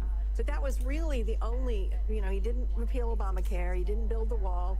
He didn't do a lot of the things he had promised to do, even though he had all three houses. So I worry that if the Democrats get the House, then whatever he doesn't get done will be Hakeem Jeffries' fault, as opposed to his inability to produce on the promises he's made. But if we don't take the House, then I think he's got a tall order, and I think he's got to do the tariffs. I don't, and he doesn't need Congress for that. He can do the tariffs right away. I've been hearing from my friends that are in Europe. So I'm just in the background here. I'm just making our character for you mean Ukraine? Starfield here. Yes, and more. Orban and other autocrats that now will feel this is a green light. Back over NATO to will be greatly diminished. I think our European allies will be very, very nervous. watched Donald Trump give, you know, so that's the another whole speech, piece of this. So I think it really wanted is to give. important for us to We know will whether the Democrats take the House make before we the start jump a speculating little too much. closer to the time. And part of me, you know, I want once the we- Democrats to take the House because I think essentially there'll be a once we check. see On the other hand, they also will Trump be a begin scapegoat. making his way to Well, let's be clear. the stage, If the Republicans to hold on to begin the giving a House, they speech, have the that is when Senate. we If they will, win the White House, you have an course, ideological go ahead 6-3 and Supreme Court. You will have make the the jump. Republicans in charge of every branch of government in this country. And not to raise this specter, but it is possible that if Donald Trump wins another term, if that happens, and we have not called Pennsylvania or the race yet, so big ifs here, well, so it but if shouldn't that be- happens, you could maybe see some shouldn't be court too retirements long. if there is a Republican Senate, Republican House, Republican in the White House as well, and then the court could become even more have conservative. a pretty Again, good idea of potentially, I don't want to what go too I far down that want road. Let's see how the here. night shakes out, but since you brought it up, Savannah, just to throw that For in. our Well, bill, that brings us to Tom Yamas and the Commonwealth of Pennsylvania. We've been A talking great so much idea, about but those a collar decent counties. I want to idea. talk about the I-222 corridor, and I know we have some again, just PA keeping an homies eye in the on House things tonight. on, I'm sorry if my highway is not exact, on but that it kind side. of cuts through here. And I want to talk about this because when we look at the counties and how Trump's doing here, this is where the Hispanics are. This is the Latino corridor, if you will, in Pennsylvania, because I want to show you how important this is. So when we start, we can start right here. We'll start in York County, overperforming in York County. As we move up, Lancaster, about even there. We'll keep going. Berks County here, overperforming again, almost all the votes in there. We go to Lehigh now. She's underperforming. Harris is underperforming from Biden. Trump is overperforming. And we finish over here in Northampton again, Easton, PA. Again, he flips this county, overperforming there. And then I want to show you the polls, guys, right? This was the exit poll that sort of, I don't want to say it surprised us, but this told us that the story was going to be different tonight. This is Trump support among Latino voters in Pennsylvania. Look at this number, 2020, 27%. In 2024, 41%. It was just not Latino voters. And again, I know this could change. These are early exit polls. So look at the breakdown here. White, 55, 57. But even black voters, he grew his margins there from 2020 to 2024. And again, that Latino margin, that spread right there. And I bring this up because we were talking a lot about that Madison Square Garden rally, that joke that was made about Puerto Rico and Puerto Ricans and how it would affect the race and how it would affect what happened in Pennsylvania. So far, we have not seen it have any tremendous effect. Again, we'll get all the data post-Thanksgiving and we'll be able to sort of figure all that out. But right now, it looks like it's not affecting those Latino counties in Pennsylvania. I do want to get a check-in on how the trying to get a counties are little doing around nosy at the score Philadelphia. here. Currently 246 to 194 for Donald Trump's lead. Statewide, we're going to start in Chester With County. Kamala Harris Harris once is again trailing behind a underperforming, little bit. Still about 15% of the vote left out there. Montgomery County here, again, Yes, then underperforming. things not We come down changing here to too Delco, much, 62%, 61%. You know, thus almost far. about the same. But again, if you want to win Pennsylvania, you have to be at the same mark as Biden or higher. And then Philadelphia right now, this is not a great number for her. This is pretty bad. Again, 15% of the vote, more than 15% of the vote is still out there. So she could claw that back. And I don't want to forget Bucks County here. This is the big one tonight when we talk about the collar counties in Pennsylvania, because Democrats need to win this. They need to win all the collar counties. Biden at 51 in 2020. Tonight, Harris underwater at 48 and Trump up at 50. He may possibly flip Bucks County. 75% of the vote is in. Hallie Jackson's the Bucks County expert here, so I'll leave it to her. No, correct me if I'm wrong. It was Biden County in 2016 as well, right? By a slim margin. It was Clinton County. I'm sorry, Democratic County, of course. Yeah, but this was the only collar possibly. county. Yeah, Hallie, you're right. This is the only collar county Republicans thought they had a chance in, or could at least claw back some of the vote, maybe peel back some of the Democratic support. And tonight it looks like it's happened. We're still waiting on a quarter of the vote. Again, but still just keeping that's a strong, our when you eyes see a number open. like that in Bucks County, you know it's going to be a tough night for Democrats. And as we talk about the education gap here in this race, I will just point out that Bucks County does have a bigger education gap than you see in some of those other Philadelphia suburban counties as well. You have an area like Lower Bucks, you see more of sort of that blue-collar voter there. And the fact that Erie County also has gone for Trump, that's a huge bellwether in the state. And that's why, you know, Democrats who are texting me are saying all of these signs are just not right. Well, I mean, so a Joe lot should Biden, be of course, changing over you know, the next picked up. He did better. couple of minutes. You know, with in We've some of got, those rural looks like we've got a places. good You know, 3-4 from minutes Scranton or of Scranton adjacent, you know, essentially grew up there, then downtime obviously went to on work with to here. have Delaware as his home state, but I mean, before he did better in some of Trump's these likely rural places to that we're talking about. Well, what was begin his interesting is that speech. when Biden won it, when Obama won it, he Doesn't appear to have begun yet, drew so out we a very large should have a decent little bit of time here. and vote in the Philadelphia area. Yes, did well in the collar counties. But Biden really won it because of the collar counties, and that's what made his win in Pennsylvania so different. Everyone's speechless here. I guess it really is 1:40 in the morning, except for they're not speechless. They're cheering there at Trump headquarters I think we can at go West there. Palm. Yeah, I think we must be getting close to that moment with Donald Trump. His motorcade, we saw it coming, so I think... Garrett Haake is there. Yeah, he's there. We can listen to him and hear what the crowd is hearing. It's a very nice spaceship we have in front of us here. Savannah, I can tell Very you right pretty. now the anticipation far outpaces the available information about what Donald Trump will say and when he will say it. They're broadcasting another network in here, and we're getting a lot of cheers from a crowd who is anticipating a victory speech. I can tell you on the platform behind me, you probably can't quite see So I'm it, just pausing but the the level. glass Let's is up, the see. teleprompter Yeah, no, I'm not glass is up seeing. for prepared remarks. But I think Not it's seeing possible President that Trump part of make the delay his here may be that those approach remarks yet. don't yet exist. Trump told reporters this morning after he voted that he hadn't written anything. It's looking yet. like He it is hadn't going to be written in concession within the speech, he next hadn't written couple of victory minutes speech. though. He is something of a superstitious person, and it's possible gonna- he did not want to put anything on paper early, not knowing the results. For Again, right we're now, going to keep like, very close eye on the top right there to wait and see if anything changes. If we start seeing people in the crowd suddenly going absolutely apoplectic, then we know it is very much time to make the jump back to the big screen. Cedric Richmond had just came out a little earlier saying that we will not hear from Kamala Harris tonight, but we will tomorrow. Any further word there, Peter? Yeah, I think most accurate to say that we are shutting it down at this point, shy of 2 o'clock here. We're the only ones left, a matter of reporters here who are sort of bundling up their gear in anticipation of the vice president returning to Howard University, her alma mater, as we were told. I guess it's later today. She'll be speaking today, Wednesday, not just to her supporters, but to a national audience as well. Obviously, this thing isn't done yet, but certainly based on the expressions we saw, the information we're getting from those in and around the Harris campaign, it doesn't feel like a winning. It's going to be night fun for me trying to a keep an successful eye on campaign. We heard a funeral keep an eye on the coverage here and also have a gunfight. It's going to be quite difficult, but we're going to do our absolute best to keep our eyes on both. Her aides who came out and said she wouldn't be speaking, she would deliver remarks the next day. Ultimately, it was then when definitely not going to be delivered a concession. So they're keeping close eyes on Pennsylvania, but the bottom an line easy is, feat. you know, there are key demographics. But we are going to try. Counties and crucial states where they're just underperforming. Peter, I'll ask you to stand by right now. We have another call in Nebraska in the split electoral votes. NBC News projects that Donald Trump will win 4 of the 5.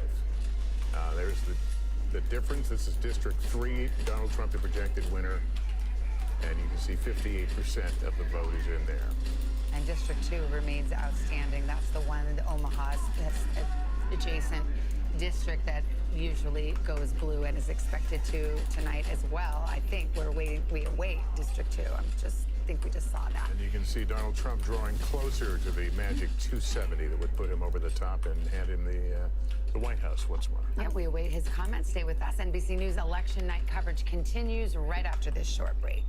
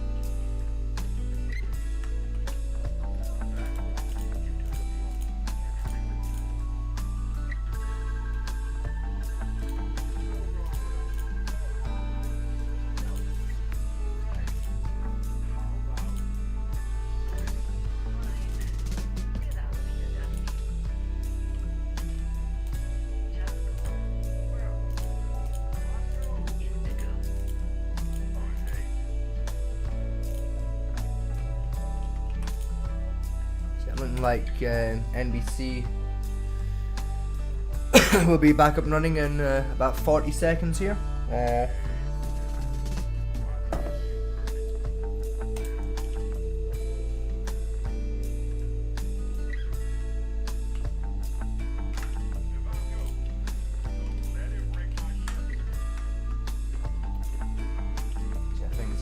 nicely sorted on Starfield side of things.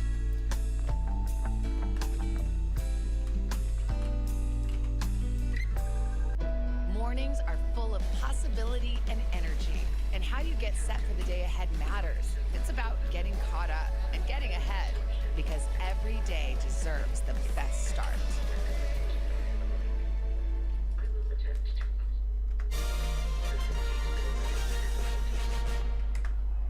Welcome back to NBC News Election Night coverage. It's nearly 2 a.m. in the east. We're looking at the scene in West Palm Beach, Florida, where supporters of former President Donald Trump are celebrating. Early celebration. The race has not been called yet, but there is anticipation that the former president will speak here tonight, and so there is great excitement.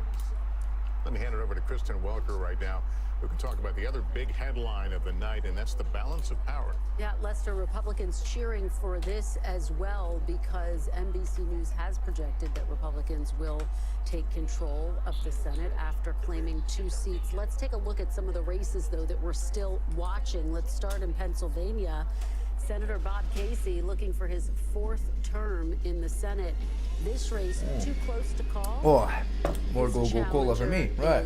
McCormick, and let's look. We take off space here, keeping a nice close eye on the scores as they're coming in still.